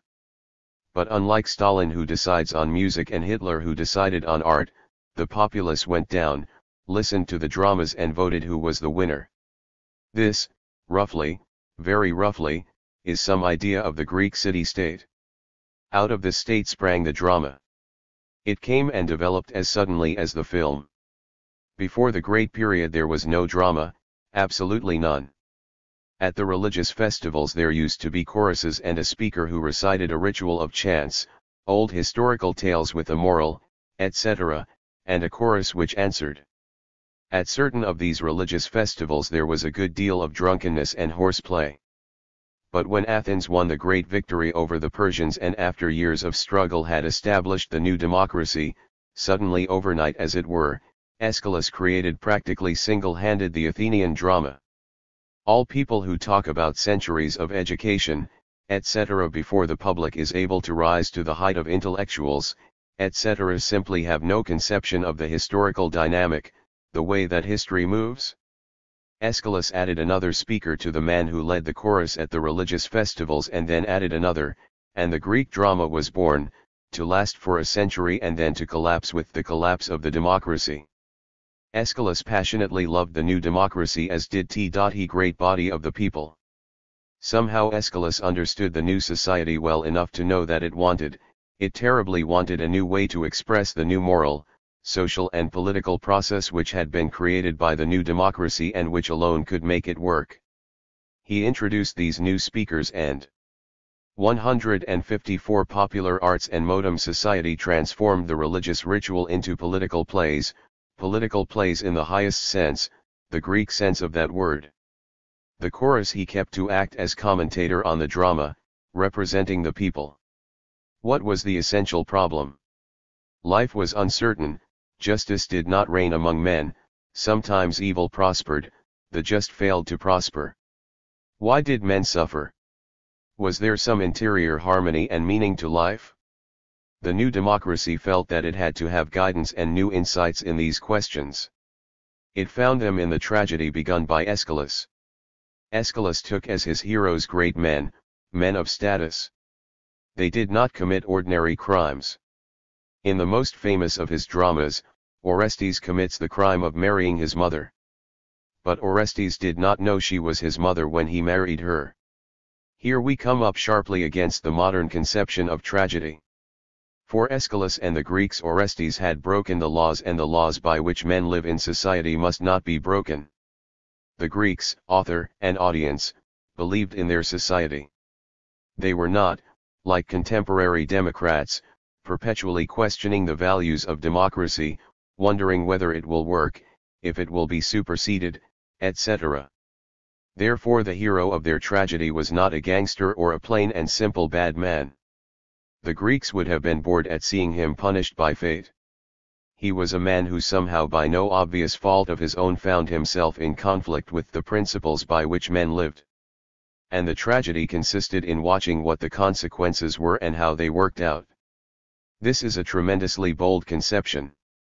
It is not mere good and evil, but the conflict between the individual, a good individual if you will, and society.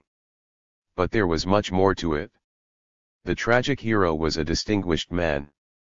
He usually suffered from some weakness, a kind of personal pride to which the Greeks gave a special name hubris.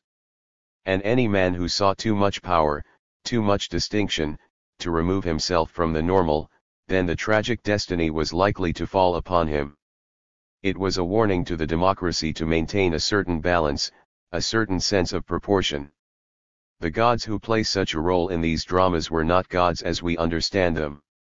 They were the transformation into individual personalities of the ideas and principles by which the society lived. Note where the characteristic individualization takes place, where it matters most to the audience, in the sphere of ethical and social principles. Sometimes there was a conflict between these principles, which appears as a conflict between the gods. The unfortunate hero is torn and rent until there is some sort of reconciliation among the gods, among the contending principles. Hanging over all is the sense of doom, the certainty that when a man and an important man is out offline, however it happened, there is no stopping until the power and righteousness of God and law are justified. To put this into drama, plays, was something entirely new. The Greeks of Athens understood Aeschylus, for they gave him the prize many times, and Popular Arts and Modern Society 155. Worshipped him. They could not fail to understand, for Aeschylus from the very start wrote for the people. On the stage, the chorus acted as the representative of the ordinary citizen, the great masses of the people. And Hegel has pointed out how as the democracy declined, the chorus began to be left out, and with the collapse of democracy came the almost complete collapse of the Athenian drama. From start to finish, the people, the mass, were an integral part of it. This is very hard for us to grasp. Werner Jaeger in his famous book on Greek culture writes, as the spectators shared in the agony of the tragic characters and chorus beneath the thunderstrokes of fate, they felt their highest spiritual energies called out to resist the storm, and were driven by pity and terror, the immediate psychological effects of their experience, to fall back on their last defense, their faith in the ultimate meaning of life itself. Jaeger is here explaining the meaning of the statement by Aristotle, who was a contemporary of Athenian tragedy, that its function was to purge the citizens by pity and terror. Jaeger interprets it as a completely social experience. The masses of people had to pity the hero, had to feel terror at the doom which stalked him. But because they believed in their society, felt that so to speak God was with them, they could stand the apparent injustices which were taking place on the stage, and in fact could accept them only because they believed. Jaeger continues. The specifically religious effect on the audience of sharing in the terrors of human destiny, which Aeschylus' tragedies succeeded in producing as an integral part of the action, is the essentially tragic element in his drama. It is impossible to say more sharply what the present writer has in mind as inherent in modern popular art. Jaeger ends. To appreciate them, we must abandon all modern conceptions of the essence of drama or the essence of tragedy and direct our attention to that element alone. Here I agree with Jaeger only to part company with him. What I am trying to say about modern popular art is that, in the modern world, we have in our hands the means and a social situation in which once more, in an infinitely more complicated manner, great drama will be written, about the great problems which confront men today, by men conscious of the mass audience as Aeschylus was conscious, with an audience ready to participate to the full, its participation an integral part in the drama. Yet despite the limitations of his age, one modern writer did manage to achieve the genuine Aeschylean approach. The character of Ahab and the 156 Popular Arts and Modern Society whole novel is as near an approach to the Greek concept as a modern writer has got. When Melville finished, he wrote to Hawthorne that he had just finished an evil book, but he felt very happy. Something of the Aristotelian spirit of purgation by pity and terror is there, for Melville believed in democracy. One must imagine an America worried about democracy and individualism as America was worried at that time. One must imagine a Melville aware of the fact that the whole nation would gather on a certain day of national festival to listen to Moby Dick as a play or a film. Imagine too that Melville's writing would be profoundly affected by this. Then think of the character Ahab and the others, and Melville's profound thesis presented to the people and a tremendous response by the whole nation to the dramatic presentation of fundamental problems. We then have some idea, however rough, of what the Greek drama was, and the failure of popular art today. So concrete and yet so profound were Melville's conceptions that his imagination in attempting to encompass all that he saw fell almost naturally into what can easily be read as a scenario for a type of film which modern filmmakers have not as yet even dreamt of. 3. We shall take this up in time. To get the idea of participation, we must go back to Auden's image of the ball game, but even that is not enough. Perhaps a mass revival meeting of Negroes just relieved from slavery would give another avenue to understanding. A realistic sermon on the sufferings of Christ or the saints would elicit from the audience a tremendous response, for they too had suffered and were suffering, but at least they were now free, and the bitterness of the exposition could serve only to call forth and strengthen their fundamental faith. Aeschylus wrote about 90 plays. We have only 7. I have neglected here the disputed problems as to what exactly was his attitude to the democracy, whether he sought to restrict it, thought it had gone far enough, etc. I have summarized with great brutality. But the thing to remember is that a body of dramatists took up the great problems year after year, wrote with the highest seriousness, gave an integrated view of the various problems facing the country, and held the attention of the masses to the end. They gave with the consciousness and intensity of great art an insight into the relations of the great problems that troubled the universality-minded Greeks. They became in the end intellectual leaders of the people. Stage after stage, they gave a spiritual meaning to the underlying problems. This art was inextricably tied to the realities of the day. Now I believe, and it will be the function of a finished study to show, that we are headed for such a relation. Art, film, radio, television, offer arts of the mass, for the mass, offer the means whereby great artists in the infinite complexity of modern life, in the way great artists always have done, will simplify and dramatize and attack the emotions as well as the intellect with dramatizations of the great problems. The old forms of art, as Shakespeare, Popular Arts and Modern Society 157 and Melville practiced them, are exhausted. The new forms are under social conditions and in a tradition which prohibit their being developed as Aeschylus developed drama. But an art for the mass openly and directly must come. This whole chapter has tried to show its inevitability by analyzing existing tendencies. A modern society must do this in the manner of the totalitarians or in the manner of the Greeks. A word about Greek comedy. Side by side with the tragic treatment the comic dramatists developed, what did they write about? To quote Jaeger again, they wrote about the polar oppositions between the individual and the community, the mob and the intellectual, the poor and the rich, liberty and oppression, tradition and progress. The Greeks could not have understood it if a serious comic artist did not write about these things. Aristophanes in particular took up religion, education, democracy, philosophy, the art of writing tragedy. Every conceivable subject which affected the city was a fit topic for his merciless satiric drama. And, to repeat for the last time, they were not written for the educated or the cultured. They were written for the mass, the same mass that today goes to the films, reads the comic strips and listens to the radio. Does anyone who knows the American people doubt that if today the social environment were such that it was possible, understood in the deep consciousness, that such things could be freely treated for the millions to see and listen to, does anyone who knows the American doubt that along with the inevitable rubbish and routine stuff, great masterpieces would appear as in Greece and shake the nation to its soul? It is fairly certain that the modern mass has a far better formal education than the Greek, though comparisons here face historical difficulties. If Aristophanes came back today and were given a free hand, he would scorn the limited audience in the theaters. Being a Greek dramatist of the 5th century, he would naturally consider it his business to write for the films to which 95 million people go every week. He would arrange for a great film festival for the coming July 4th as a natural part of the celebrations.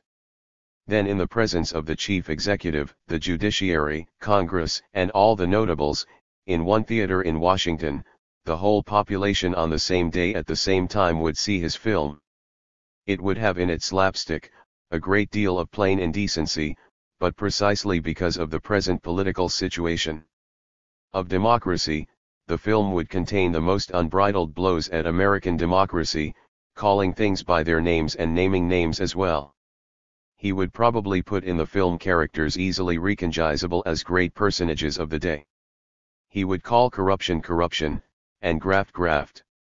He would not imply that though some were corrupt, on the whole everything was not so bad. He would be bitter beyond belief.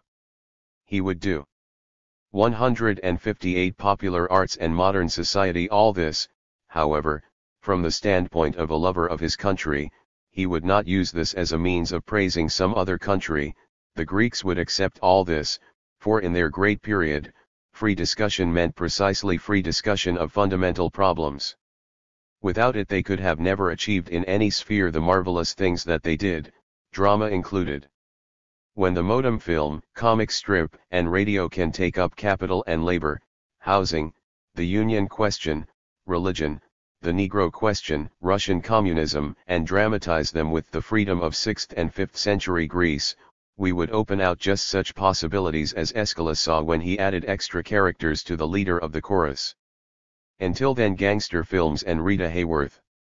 Imagine now the Philistinism which would profess to believe that the American masses could not understand it inasmuch as they were not educated enough as yet. They would understand it only too well. That is why such things are not written for the film. A comic strip which dealt realistically with the life of a Negro family, living in various parts of the United States, and traveling abroad, could easily wreck great chains of newspapers if they dared to print it, and could result in violence, bloodshed and riots in a dozen cities from one end of America to the other. Yet even Hollywood is quick to sense a change in public opinion and has shown recently how instinctively it can play with the Negro question without touching it seriously. But when modern popular art is free in the consciousness of the artist that a vast public is ready to assemble together to listen to him, a whole new phase of art will begin. It has no connection with intelligence and education. The Greeks of the 5th century aimed at universality. They accomplished the miracles that they did, but they failed because they could not, take into account one particular aspect of universality, how a man labored. The slave did the hard work. Labor as such became degraded. We cannot go into that here. But it was slavery which killed the democracy.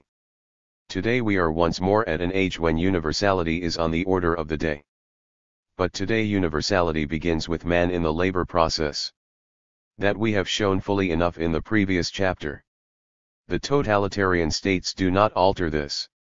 In fact, the most important function of the totalitarian regime is to chain the worker more tightly than ever to working as a slave in the factory. Impotent rage, anger, and frustration which can find expression only in a popular art of blood, destruction, torture, sadism, and an outlet for cheated, defrauded personality in vicarious living through a few striking personalities. These are the basic results in the only field where the masses are not free but at least have some choice in deciding. But these are precisely the dominant aspects of the totalitarian state. It is only another way of showing, another very important proof that these states are states not of release but of repression, repression of the same basic needs. Popular arts and modern society. 159 of the great mass in the most democratic of democracies. Violence, cruelty, terror, and sadism are and must be characteristic of the totalitarian states. These regimes are the most cruel, the most barbarous history has known. There is not and there could not be anything in previous ages to equal them. We must make a preliminary examination of this. We have seen the tremendous antagonisms which are eating away at the core of the personalities of the great masses in the free democratic society of the United States. We emphasized the basic fundamental antagonism in the day-to-day existence, whether there is peace or war, whether wages are good or bad. We want to separate ourselves entirely from those who see low wages or insecurity or fear of war as the root. We have drawn attention only to the Depression as the primary event which made Americans begin to realize that the ground under their feet was unsure. We have omitted such features of our age as inflation, bad housing, seasonal unemployment, as opposed to the depression which undermined confidence in the whole economy, racial prejudice, the dislocations of war, the struggles in the factories, struggle over civil liberties, etc. We shall treat these later, but they all have their peculiarly acute impact upon the society because they affect a population which is fundamentally as antagonistic to its mode of life as the early Americans, for example, were not. The totalitarian states do not change this. They change neither the fundamental antagonism nor their subordinate manifestations. But they do not merely replace the old regime. The possibility of totalitarian power arises only when the suppressed hatreds, antagonisms, frustrations, burst irrepressibly into the open. At this period, it is clear that the social, political ideas of the old regime are exhausted and recognized as such by the vast majority. The function of the totalitarian state is to substitute a new state organization and a new ideology for the old. But not only is it unable to solve the old social conflicts, it must deal with them now that they are in the open, now that the old veneer has been discarded, and the hopes of decades are seeking realization. The necessity to suppress unrealized instinctive needs for a new way of living, but the actual demands, wishes, deep hopes of a new universality for the individual, this can be done only by violence, brutality, terror, and sadism which must correspond in depth to the hopes aroused and now in the open. It is curious but quite in harmony with contemporary thought that the actual social life of individuals occupies so little attention among the abstractions of economists, political philosophers, etc., that few pay serious attention to the unheard of cruelty, terror, brutalization of millions of people which form the essence of totalitarianism. Unable to analyze the deep social roots of this monstrous apparition in modern society, people are apt to fall back upon the weaknesses of human nature in general and feel a general hopelessness about human progress. Characteristic of this is the statement 160 Popular Arts and Modern Society in the recent bestseller by Vannevar Bush that mankind today shows such cupidity and barbarism and cruelty as never at any time in its history. He makes the statement and leaves it at that, just as if the whole point of any historical analysis is not to show why man at this stage in civilized society shows more cupidity and cruelty and barbarism than at any time in human society. Innumerable similar statements permeate both the intellectual and the popular press. In reality, this violence, brutality, and sadism are the only means by which a modern population, seeking free expression for individuality, a broadened and deepened conception of democracy, a modern universality, it is only by a previously undreamed of organization of oppression that such a population can be suppressed. The strength of the needs which could find expression, but such powerful expression, in the popular arts are a social force of immeasurable magnitude. Once it is out in the open, how is it possible for society to continue at all but by the organization of repression such as no previous societies had need to organize? In the slave society of classical antiquity no one told the slave that he was a free individual and that the whole society existed for him to organize his free individuality. He was told exactly the opposite. The totalitarian regimes therefore are not proof of the depravity of human nature. They are proof of exactly the opposite, the tremendous hopes, desires, wishes for a truly human existence and the consciousness that it is possible to achieve this. Tsarism needed only a moderate regime of oppression to suppress the backward Russian people, once they had broken out in revolution, cleared away the old feudal rubbish and sought to realize the vision of a modern existence. It takes the most monstrous state known to history to keep them in subjection.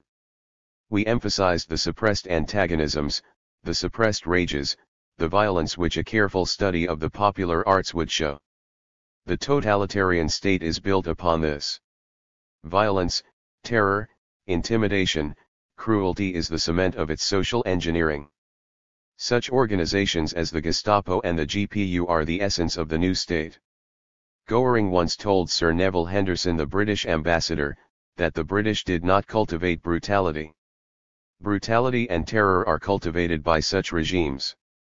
They must have at their disposal millions of men not only armed but psychologically ready for the constant application of violence, cruelty, torture and intimidation. The social necessity attracts the types of the population who can best carry out these harsh requirements. The types are trained: the authoritarian, the sadist, the killer, the man who is as ready to kill as be killed. The gangster and the private detective become the ideal of the social regime. The most obvious proof of this is to be found not so much in the relations between the rulers and the ruled, but between the rulers themselves. Not a soul among the ruling strata in Russia except Stalin is reasonably sure that he will not be dead, in prison, in exile or in disgrace a year from today. When Molotov, the second Popular Arts and Modern Society 161 man in the state, dropped out of public view some months ago, no one could say for certain that he had not been liquidated. If he had been liquidated, no one, least of all in Russia, would have been surprised. It is the rule of the gang elevated to a gigantic scale. We repeat once more, the violence, the blood, the cruelty of what is called the entertainment world is the projection of the obverse side of our civilization. The process whereby it becomes reality is not at all complicated. The reader is also asked to reflect for a moment on the outstanding character in that brilliant, profound, and best-selling novel of the war, The Naked and the Dead, by Norman Mailer. The book recognizes the miserable, physical, and spiritual poverty of the lives of the great masses of the people, how little democracy as they know it means to them. It discusses socialism, fascism, Marxism, etc.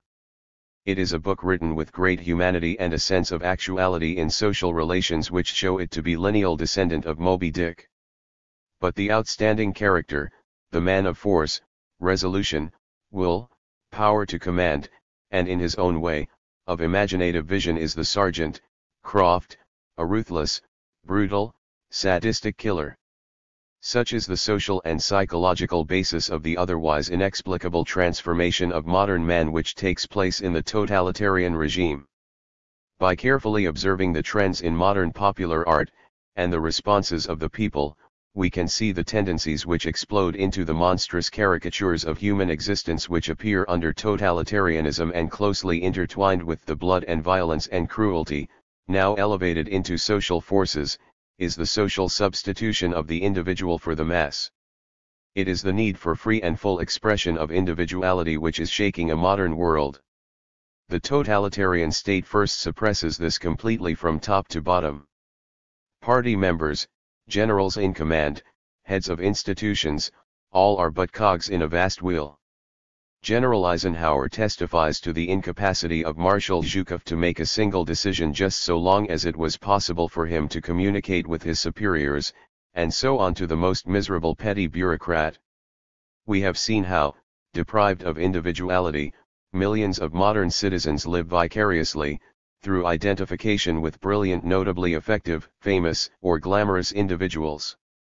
The totalitarian state, having crushed all freedom, carries this substitution to its last ultimate. The idol worship of Stalin is not mere human nature or a mere imposition by the totalitarian bureaucracy upon the population for purposes of authority and prestige. It is inherent in the modern situation. The Russian or German pregnant woman who bore her baby for Stalin or for Hitler, the abasement of a whole population before the all-wise, the good, the genial, the philosopher, the great general, the great critic of music, the protector, the little father, Stalin, is the totalitarian use of the now universal tendency to atone for the felt deprivations of existence by transferring the need to some concrete reality, however remote and unreal.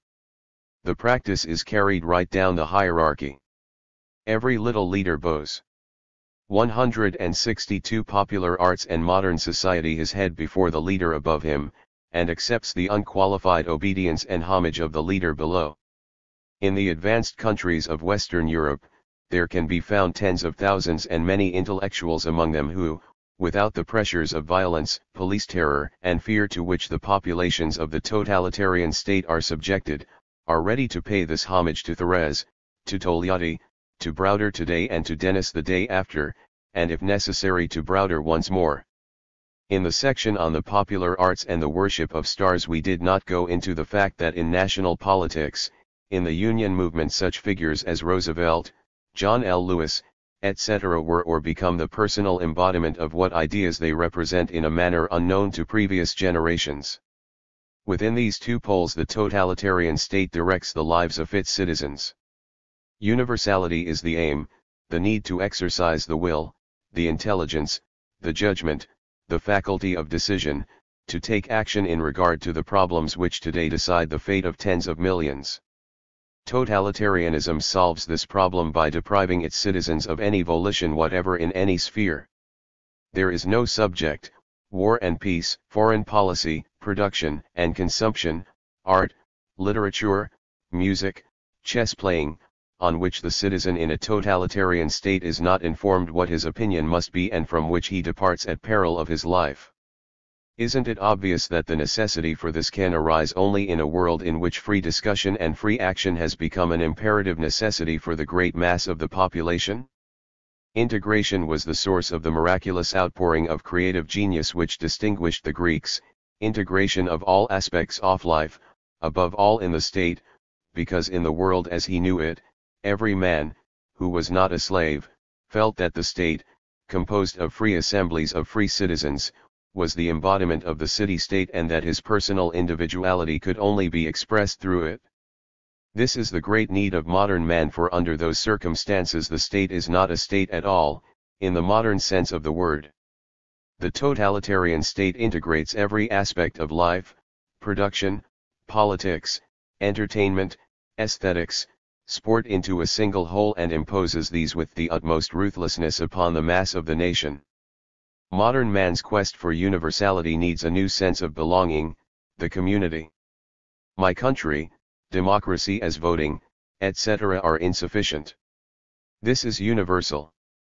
There is a genuine terror expressed openly in papers like the New York Times that all the billions spent on the Marshall Plan and on the rearming of Western Europe will mean nothing if the average citizen in these countries does not feel any compelling necessity to defend them against the Russian army.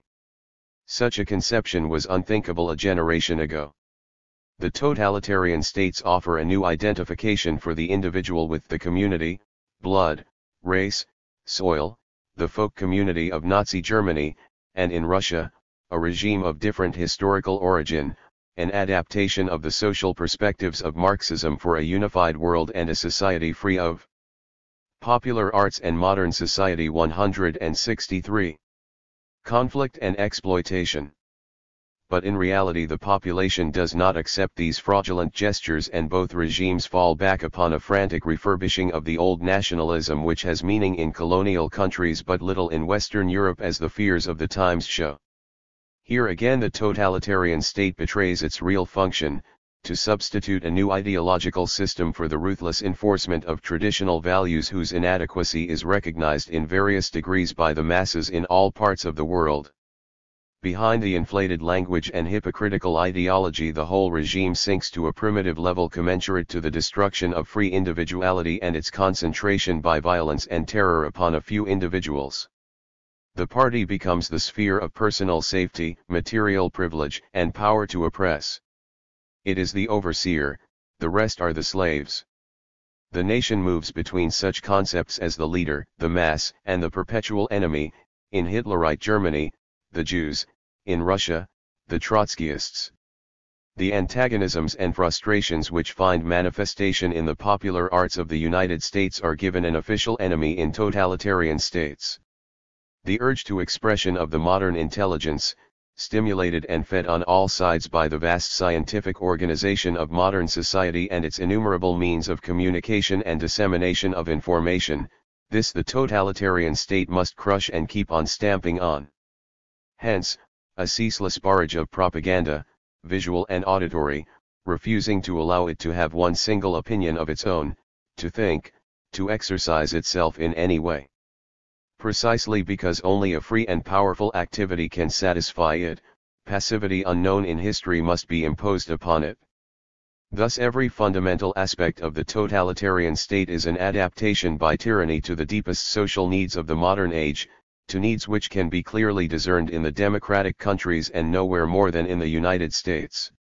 We shall examine only two other phenomena to show the relation we are seeking to establish. Both deal with psychological phenomena. The first is the mass trial.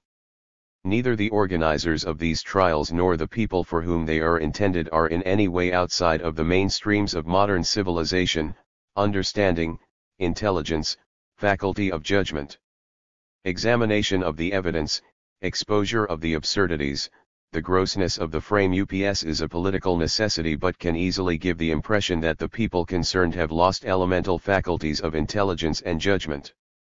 It is the opinion of the writer that these trials are a type of public social drama, a representation before the nation of whatever political ideas the totalitarian bureaucracy wishes for the moment to impose upon the country.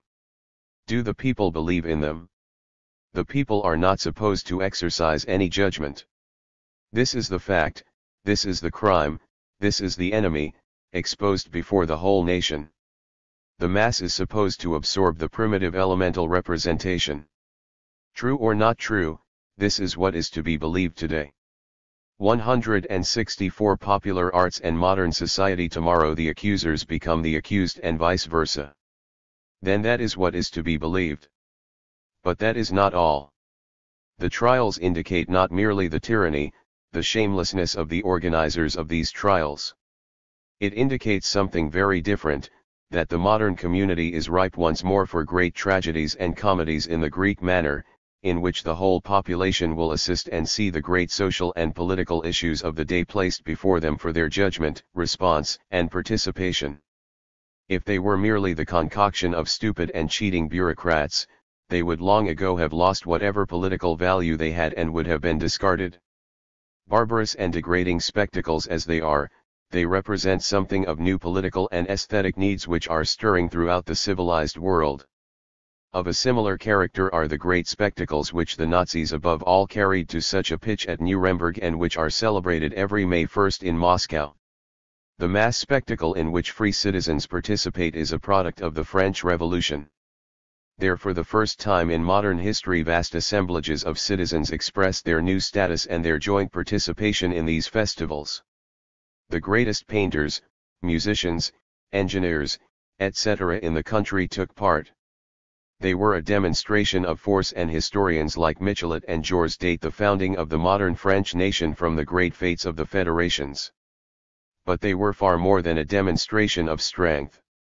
They were festivals of joy, of social celebration, of preparation, of participation of individuals in community life, for great moral and spiritual exertions.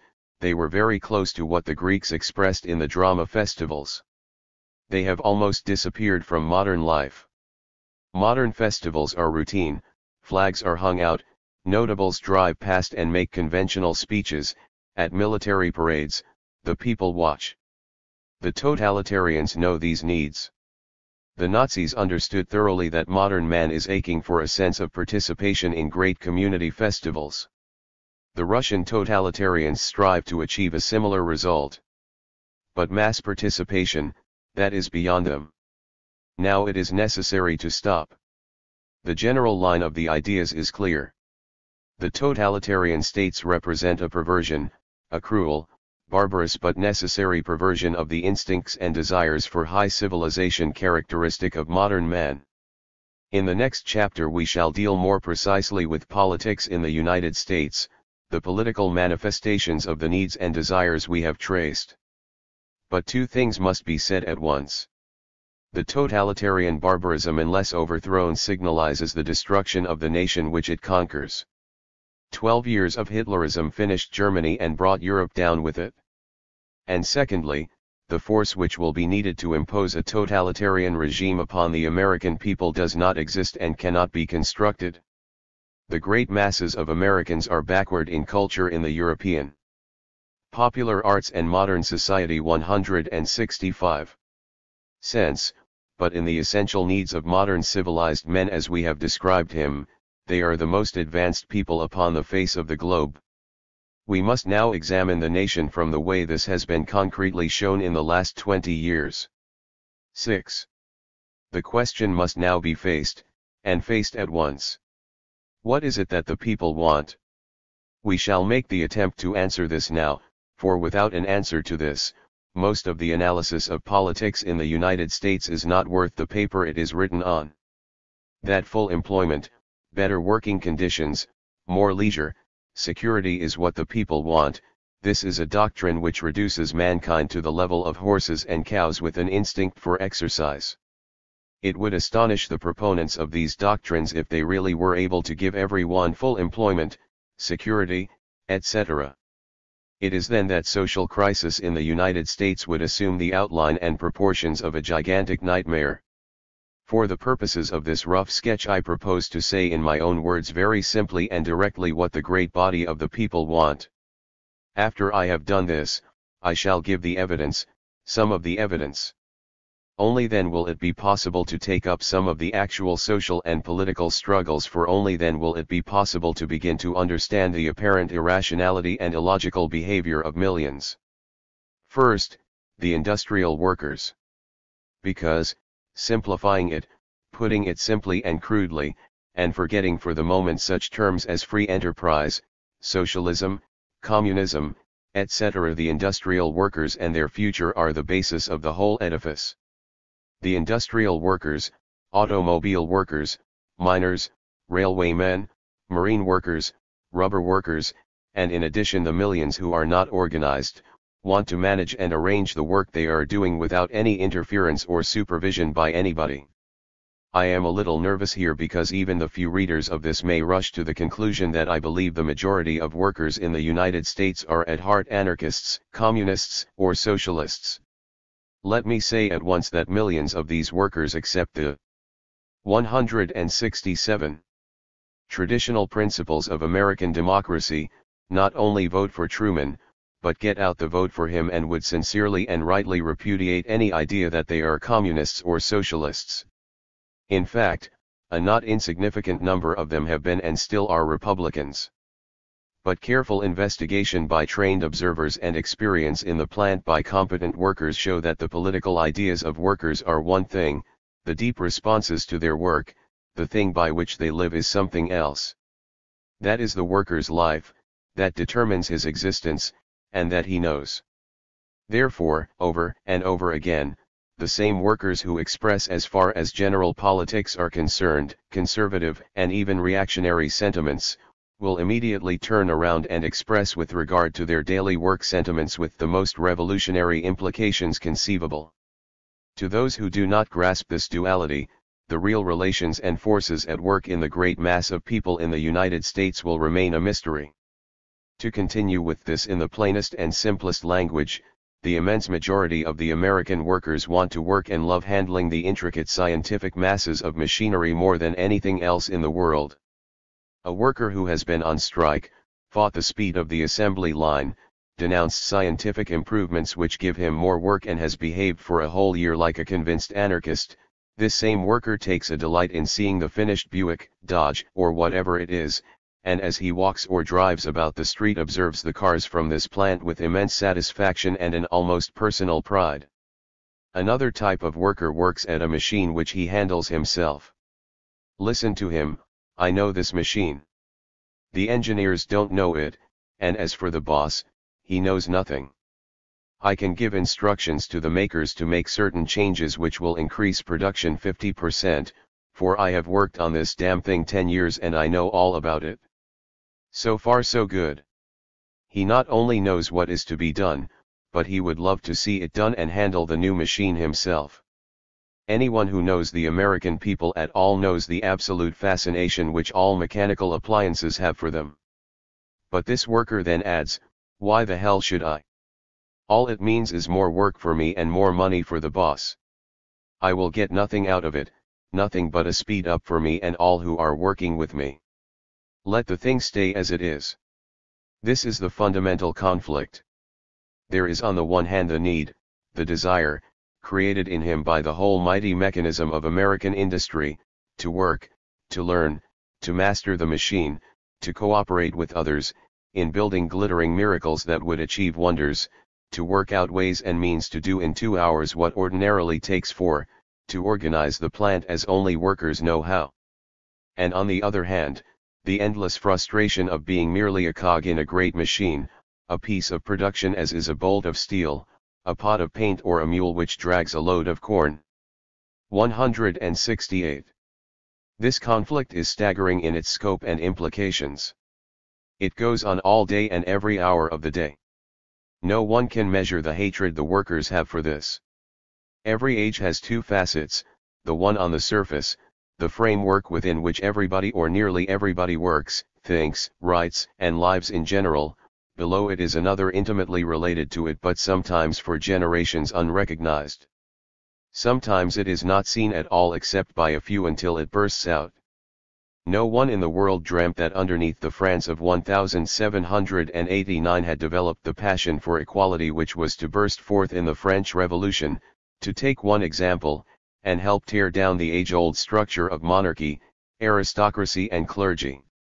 Yet historians after the event could go back and trace the stages by which this growing passion was developed, established itself below and in the interstices of the old regime, its advances and retreats, the disguises it assumed, and how and why it became so much a constituent part of the nation that finally it burst forth as it did. Generations to come will trace the fundamental history of the modern United States in the contrasts between workers and employers. It is in these, what the workers demand, what they get, the millions of conflicts over grievances, large and small, the interminable friction and jockeying for position. It is here that in the 8 hours where the worker expends his life, his blood, his energy, it is here that the basic forces of modern life are in action. A man eats and drinks and sleeps and procreates and in this respect is no more than a highly specialized animal. But it is in his work that he is a specifically human being, and it is the circumstances and conditions of his work that shape his deepest responses to life, and his whole outlook upon the world. This, as we have shown, and will show further, is pretty well recognized today. But such is the habit ingrained in men through countless generations, that in all the multitude of books poured out every year on the conditions of the people, the writer has not seen one that seriously analyzes the contract, the charter by which the worker lives. To continue this highly simplified rendering. As we showed in an earlier chapter, the industrialist who deals with the worker every day is aware in some measure of what is wrong. But both to him and to the worker, the conflict seems insoluble. The industrialist does not run a modem plant. It is truer to say that the plant runs him. That vast and intricate machinery which is modem industry is worked out by scientific men who deal with such entities as production plant, the assembly line, raw material, half-finished products, the finished product, unskilled labor, semi-skilled labor, etc. It seems to them, and very genuinely, that there is no other way in which industrial production can be organized. When the production plans are worked out, men, labor, have to fit themselves to these plans. But these men are not automatons or ancient slaves. They are literate, educated, highly sensitive human beings who are educated not only in 169 schools but by the immense educative process which is modern life. We shall take this up later. The industrial machine must discipline these workers. Therefore a whole apparatus of supervision arises. The men organize to fight it. Thus is engendered the conflicts over how long to eat, how long to go to the toilet, whether smoking is permitted, whether talking is permitted or how much, what will be the speed of the line, how much work is to be done on a very hot day, should a worker walk the 20 steps to his material or should he have an assistant? Day after day the conflict goes on, it may subside but it is always there, present in the mind of every worker, the struggle to prevent himself being converted entirely into a mere part of the machine. There is no end to it. The worker during the last 20 years no longer has any illusions that by energy and ability and thrift or any of the virtues of Horatio Alger, he can rise to anything. That is his life, will be his life forever and ever. A finished document will show this in concrete terms. I shall here give only a few incidents. One worker, for example, in a rather small plant who told his employer, "Tell us what you want every day and we shall give it to you, but you go out of here, go and sit on a chair on that piece of grass there and leave us alone." At the other end of the scale are the mass walkouts, the continuous wildcat strikes and the great strikes apparently over wages in which workers will strike for 3 months and lose millions upon millions of dollars over whether the increase should be 11 cents or 14 cents. The bitterness, the frustration, the accumulated anger at times reach such a stage that the particular issue on which the strike is called is an issue and no more than an issue. Far deeper social forces are coming into action. And the frustration is as deep a frustration as can affect any modern man, for as I insisted at the beginning, it is a frustration, and one that seems absolutely hopeless, of the desire to know, to learn, to master the processes and to make them work beautifully and efficiently. This is the modern individuality, but it is an individuality which can express itself only in common with thousands of others. Meanwhile, higher wages and security and welfare state and more education and more leisure are the only things the masses of industrial workers can put their hands on. The truth is that this which we have described is not articulated at all by the great masses of workers. Perhaps the strangest thing about it is that it has become known through the work of industrialists and the organizations they employ. One important reason for this is that the labor leaders have not a single word to say about this. They dare not touch it at all. This is a world problem, but it is at its most extreme in the United States. Nowhere in the world are the battles between the industrial machine and the protesting worker so continuous, so relentless, and so fierce. But as always, America only shows the pattern for Europe. In Britain, the workers support the labor government, the nationalization, social security, etc. But the problem in Britain is the attitude of the 170 workers in the plant or in the mine. They are more hostile than ever to the conditions which they thought that somehow they would begin to leave behind. The miners in particular, with increased pay and special privileges, say point blank that nationalization has changed nothing for them in their work, and while on the one hand, they vote for all sorts of high-sounding resolutions, in their actual work, they are little changed from their previous attitudes. And behind this is the specter of what is called real planning, in which the organizers demand the power to move workers where they are wanted, from one place to another, from one industry to another. The British have not dared to do it. But this too is involved in any scientific planning. The workers in the democracies watch the workers in totalitarian states in horror and revulsion and wonder if these workers gain anything by the total loss of liberty. Let it be said at once that there is no easy solution to these problems, none cut and dried, nothing in any book, nothing to be worked out at any conference of men, however wise, honest, sincere, learned. Many observers, Shiite only industrialists and reactionary politicians, but many serious intellectuals show open or sometimes conceal a deep contempt for parliamentary democracy.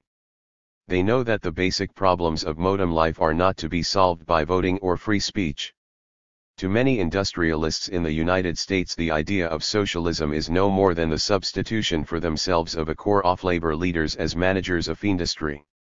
They believe that this will be worse for the workers and for society as a whole. This does not mean that they hold on to what they have for these idealistic reasons. But it means that they and many who live in their orbit cannot see the world as changing in any serious way from the world as they know it. Labor leaders, as we shall show, see full employment, more wages, more leisure, security, price control, etc. as things to fight for. If they cannot get these, then they perhaps may be forced to follow Britain. That is as far as they go. It is not that these things are not spoken about. Later we shall report in detail a recent meeting of the UAW in which Reuther, trying to put over the pension plan, told the UAW, it is either this or workers' control, anarchism. Make your choice. The workers, hostile and bitter, accepted what seemed to be the only reasonable alternative. To reinforce the depth and scope of the dilemma, it must be said that Lenin, who knew what communism meant, in the early days of the Russian Revolution, wrote quite frankly that he could not say what form the new relations of labor would take in a socialist society. No one could work them out but the workers themselves, millions by trial and error. Their relations would be subtle and intricate, a phrase worth pondering. He trusted to the historical creative energies of the masses, the tactics and shifts which he adopted with a frank realization of the backwardness of a huge peasant country. So that anyone who expects from this book a recipe had better stop reading. 171. At once. We face a problem that goes to the very roots of our civilization, of the intimate and at the same time social lives of the great majority of the population. In the ultimate analysis, it was slavery which wrecked the civilization of the classical world. Feudal society reached a stage where its peasants and artisans and guilds could no longer function. The totalitarian states end by having soldiers in the factories. This that we have put here so roughly, so unambiguously, is not everything, but everything springs from there. It took 100 years before French historians recognized plainly that the French Revolution was a social revolution springing from depths that affected the ultimate social lives of the great majority of the population. The Roman Empire collapsed, and for centuries men did not know why. Gibbon's Decline and Fall, and this is a very great book, as late as 1800, thought that the fall was due to Christianity. And so it was, but only because the masses who were rejecting slavery found a banner in Christianity. Gibbon never knew this. An immense number of concrete everyday things seem to press upon us, but the root cause eludes us. Is there a solution?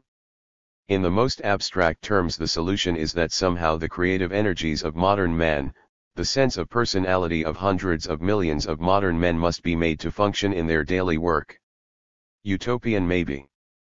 But if not, then the fate of Rome and of medieval Europe will be our fate. Just turn again and read the opening quotation from Life's Review of 50 Years, Lewis Mumford in the New York Times, and Orville Prescott's review of Duffus's book. Bear these things in mind and look at popular films, gangster and detective stories, the new millions of fantastic scientific tales that are sweeping the country, and the correlation will begin to become clear. Now we are in a position to take some evidence, some material which illustrates the above, but which could only be understood in the light of the above. It will have to be highly selective and, as usual, for the purposes of this sketch, it is easier to use quotations. This, however, must be said, I do not claim here to have discovered what no one else has discovered. In 1927 André Siegfried, a very intelligent European, published his book America Comes of Age. He says in the last pages, if the aim of society is to produce the greatest amount of comfort and luxury for the greatest number of people, then the United States of America is in a fair way to succeed. And yet a house, a bath, and a car for every workman, so much luxury within the reach of all, can only be obtained at a tragic price, no less than the transformation of millions of workmen into automatons. Fordism, which is the essence of American industry, results in the standardization of the workman himself. Artisanship, now out of date, has no place in the New World, but with it have disappeared certain conceptions of mankind which we in Europe consider the very basis of civilization. To express his own personality through his creative efforts is 172. The ambition of every Frenchman, but it is incompatible with mass production. We must not imagine that thoughtful Americans are unaware of the peril which is threatening their manhood, but it is too much to expect them to sacrifice their machines, for they give production priority over everything else. Having refused to save the individuality of the factory worker, they shift their defense to other grounds. During the day the worker may be only a cog in the machine, they say, but in the evening at any rate he becomes a man once more. His leisure, his money, the very things which mass production puts at his disposal, these will restore to him the manhood and intellectual independence of which his highly organized work has deprived him. This change in the center of gravity of the life of the individual marks an absolute revolution in the ideas on which society in Western Europe has been built up. Can it be possible that the personality of the individual can recover itself in consumption after being so crippled and weakened in production? Have not the very products in the form in which they are turned out by the modern factory, lost their individuality as well? It is a remarkable passage, written in 1927. But its defects are as great as its merits. Siegfried poses the whole thing in terms of an aristocratic conception of self-expression. He says a little later. Thus they are advancing in one direction and retrogressing in another. The material advance is immeasurable in comparison with the old world, but from the point of view of individual refinement and art, the sacrifice is real indeed. Even the humblest European sees in art an aristocratic symbol of his own personality, and modern America has no national art and does not even feel the need of one. He had not, and I doubt if he has the faintest conception that this was not a matter of art and self-expression but a question of the essential day-to-day lives of civilized men, wearing them down and against which they are revolting. Without this there is no understanding of American politics. The first and most fundamental illusion to be shattered is that the CIO was formed as an instrument of collective bargaining, to negotiate about wages, to protect the interests of workers, to ensure higher wages in order to prevent the economy from collapsing, to help in redistribution of income, etc. All this is about as true as the ideas taught for many decades in the United States in the North that the Civil War was a war to free the slaves and in the South that the war was a war for states' rights. Today we know that, as Beard called it, the war was the Second American Revolution, that one system, industrial capitalism, was threatened by another, chattel slavery, and that for decades the great clashes were merely this conflict expressing itself. But although the men of that time knew that, they did not see it that way. And Beard writes that only after the war was long over did men begin to see it as it was. He 173 says, "It was then that the economist and lawyer, looking more calmly on the scene, discovered that the armed conflict had been only one phase of the cataclysm, a transitory phase, that at bottom the so-called Civil War, or the war between the states, in the light of Roman analogy, was a social war, ending in the unquestioned establishment of a new power in the government, making vast changes in the arrangement of classes, in the accumulation and distribution of wealth, in the course of industrial development and in the constitution inherited from the fathers. Merely by the accident of climate, soil, and geography was it a sectional struggle. I seem to labor the point. Perhaps I do. But it is the only way to make clear that the CIO was not originally what so many people seem to think it is today. It was no instrument for collective bargaining and getting out the vote for the Democratic Party. It was the first attempt of a section of the American workers to change the system as they saw it into something which would solve what they considered to be their rights, their interests, and their human needs. As is characteristic of a society like ours, little attention has been paid to this by writers and publicists who prefer to spend their time accumulating piles of books on an abstraction they call the economic system. Workers also are neither creators of theoretical systems nor writers. The books written on this momentous movement are pitifully few.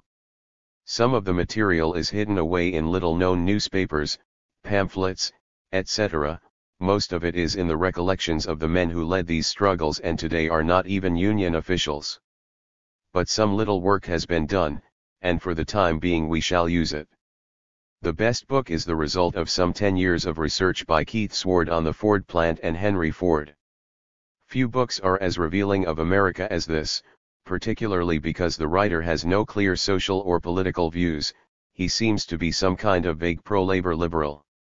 The book is nearly 500 pages long and therefore the reader must see these extracts as only indications. Many things which the author just hints at are things which we would have wished to be developed fully. But for the time being it will serve. Here is what the Ford workers thought of production. What had loaded the wage and seniority question with a terrific emotional charge in all automotive plants, however, was a third pre-union condition of unemployment, the speed or pressure of the line. On this primary issue, as to what constitutes a rate of production that is tolerable as well as efficient, automobile labor had developed its deepest rancor and its strongest antagonisms toward management.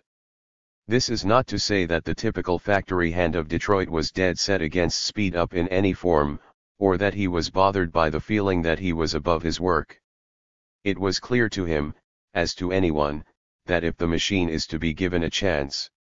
174. To do the work of the world, someone, in fact, millions of someones, must do the minute, routine, mechanical chores of line production, the endless, repetitive, high-speed sorting and bolting and screwing and assembling. At Ford's or at similar shops the average worker was probably content and even anxious, to submit to a fast-moving line and to the necessary discipline of mass production, under certain conditions.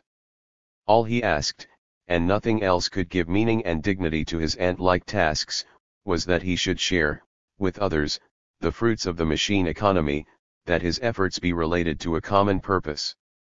Up to a certain point, the man on the automobile assembly line could identify his own welfare with the great social gains of the machine order. He took pride in the fact that he was a part, if never a very secure one, of the workshop whose technology is the admiration of the world. Like most other members of society, he unquestionably believed in the machine system. He knew that only the miracles of line assembly could bring the automobile and other goods within reach of the common man. The writer here touches on the key question. It was not the speed of the line in the abstract that exhausted the men. The soldiers of the French army during the Revolution increased the traditional number of steps per minute by some 40%. Where the former commanders dared not advance their line except in solid order because once they were separated from each other, the men seized every opportunity to lag behind or desert. For liberty, equality, and fraternity, the army could be hurled at cannon in massed thousands or deployed with wide spaces between them over the countryside. This is central. Sword, in company with most writers, thinks that the fruits of the machine are higher wages, more leisure, etc. This is false in every sense. False, because before all these goods and leisure, for leisure is a result of production, can be produced at reasonable cost, the producer, the worker, must devote his best energies to his work and not in an exhausting, stultifying conflict with supervision over what constitutes work. The conditions for a new stage in production are far beyond what Sword seems to think. Scientific knowledge, technical mastery of industrial processes, equality, consciousness of productive effort in harmony with the general will, i.e. the aims and purposes of society as a whole, these and these alone can create a new stage in industrial production. This will result in reorganization of the productive process and incredible speeds of machines, assembly lines, etc. where these are required. The alternative is the policeman and the soldier in the factory. To continue with Sword. Rebellion against the speed up hit the industry like a tidal wave at the point where the man in the shop was convinced that the machine had failed to live up to its promise insofar as it affected him. The success of high-speed technology, in enriching its owners and managers, and more particularly in widening the mass market for his own product, added to his feelings of resentment. Against these partial successes, 175. Of the machine, he could contrast the hard fact of what factory speed up had meant to him in 25 years' time. It had pushed him on production in most shops beyond the limits of human endurance, but it had not made his station in life proportionately better off or more secure. On the contrary, the pressure of the line had become, in a personal sense, the chief threat to his security and well-being. However, these processes, and this is very important, do not take place in logical sequence. These things existed. But the revolt against factory speed up did not crystallize, until the Depression. It came, finally, as a result of management's rigorous effort to retrench at a time when it was no longer possible to cut corners or to achieve great, new economies merely by rearranging the machinery of production. It came after all the major efficiencies of line production and all the revolutionary mechanical arts of the trade had been worked out to perfection, and after the machine as such had lost its cost-cutting magic of the 20s. By 1930, therefore, the only way to run this remarkable and almost perfect apparatus cheaper was to run it faster, just as it stood. On the line this meant additional pure man speed up, or in the language of the shop, lowering costs by taking it out of the men. This is the way. Men can stand a great deal as long as the society in which they live is stable. They protest, they are dissatisfied, they strike, they make political changes, etc. But when, as happened in 1929, the whole society seems to go to pieces, then the fundamental social forces, needs, antagonisms come to the surface. In the two succeeding paragraphs, Swart shows the way the incidental provoked the fundamental. In depression, speed up, the man on the line saw, first of all, a threat to his earnings. It was as logical for him to call the effect of the stretch out a disguised wage cut as it was for the management to describe the same process as a means of lowering costs. Earnings had withered, the trade was operating on a short year and with limited schedules of production. Under such circumstances, it was a worker's natural, if selfish, reaction to feel that the faster he labored, the sooner he would work himself out of a job and the chance of earning any income at all. Now, however, note the following. In addition, when operated at abnormal rates of speed, the automotive belt was a man-killer. Its depression toll in accidents alone will never be known because many, if not the majority, of the lesser mill injuries of the period went unreported. A stiffer price for the speed up was paid in terms of nervous and mental tensions that left no record of any kind. But the fact remains that the men who tended the lines at the 176 time considered the pace more than their bodies could stand. They could feel the speed up in their bones. They were convinced that standing up to such a pace was aging and debilitating. How long men can stand this, in addition, is indicated by the following paragraph. When Ford's speed up, uncurbed for 25 years, finally produced a protest movement of major dimensions, the verdict of the men was borne out in Detroit both by members of the medical profession and by attorneys who were recognized authorities in compensation law. According to a substantial number of reputable local physicians who were engaged in the practice of industrial medicine, it was a common occurrence to find fatigue states and neurotic symptoms of every description in patients who had long been exposed to the Ford pressure. In diagnosing what ailed innumerable Ford men, at least some of these medical experts put their finger on the sheer wear and tear of the Ford line, aggravated in its debilitating effect by perennial feelings of insecurity and a so-called serviceman phobia. Perhaps the weightiest evidence on this point came from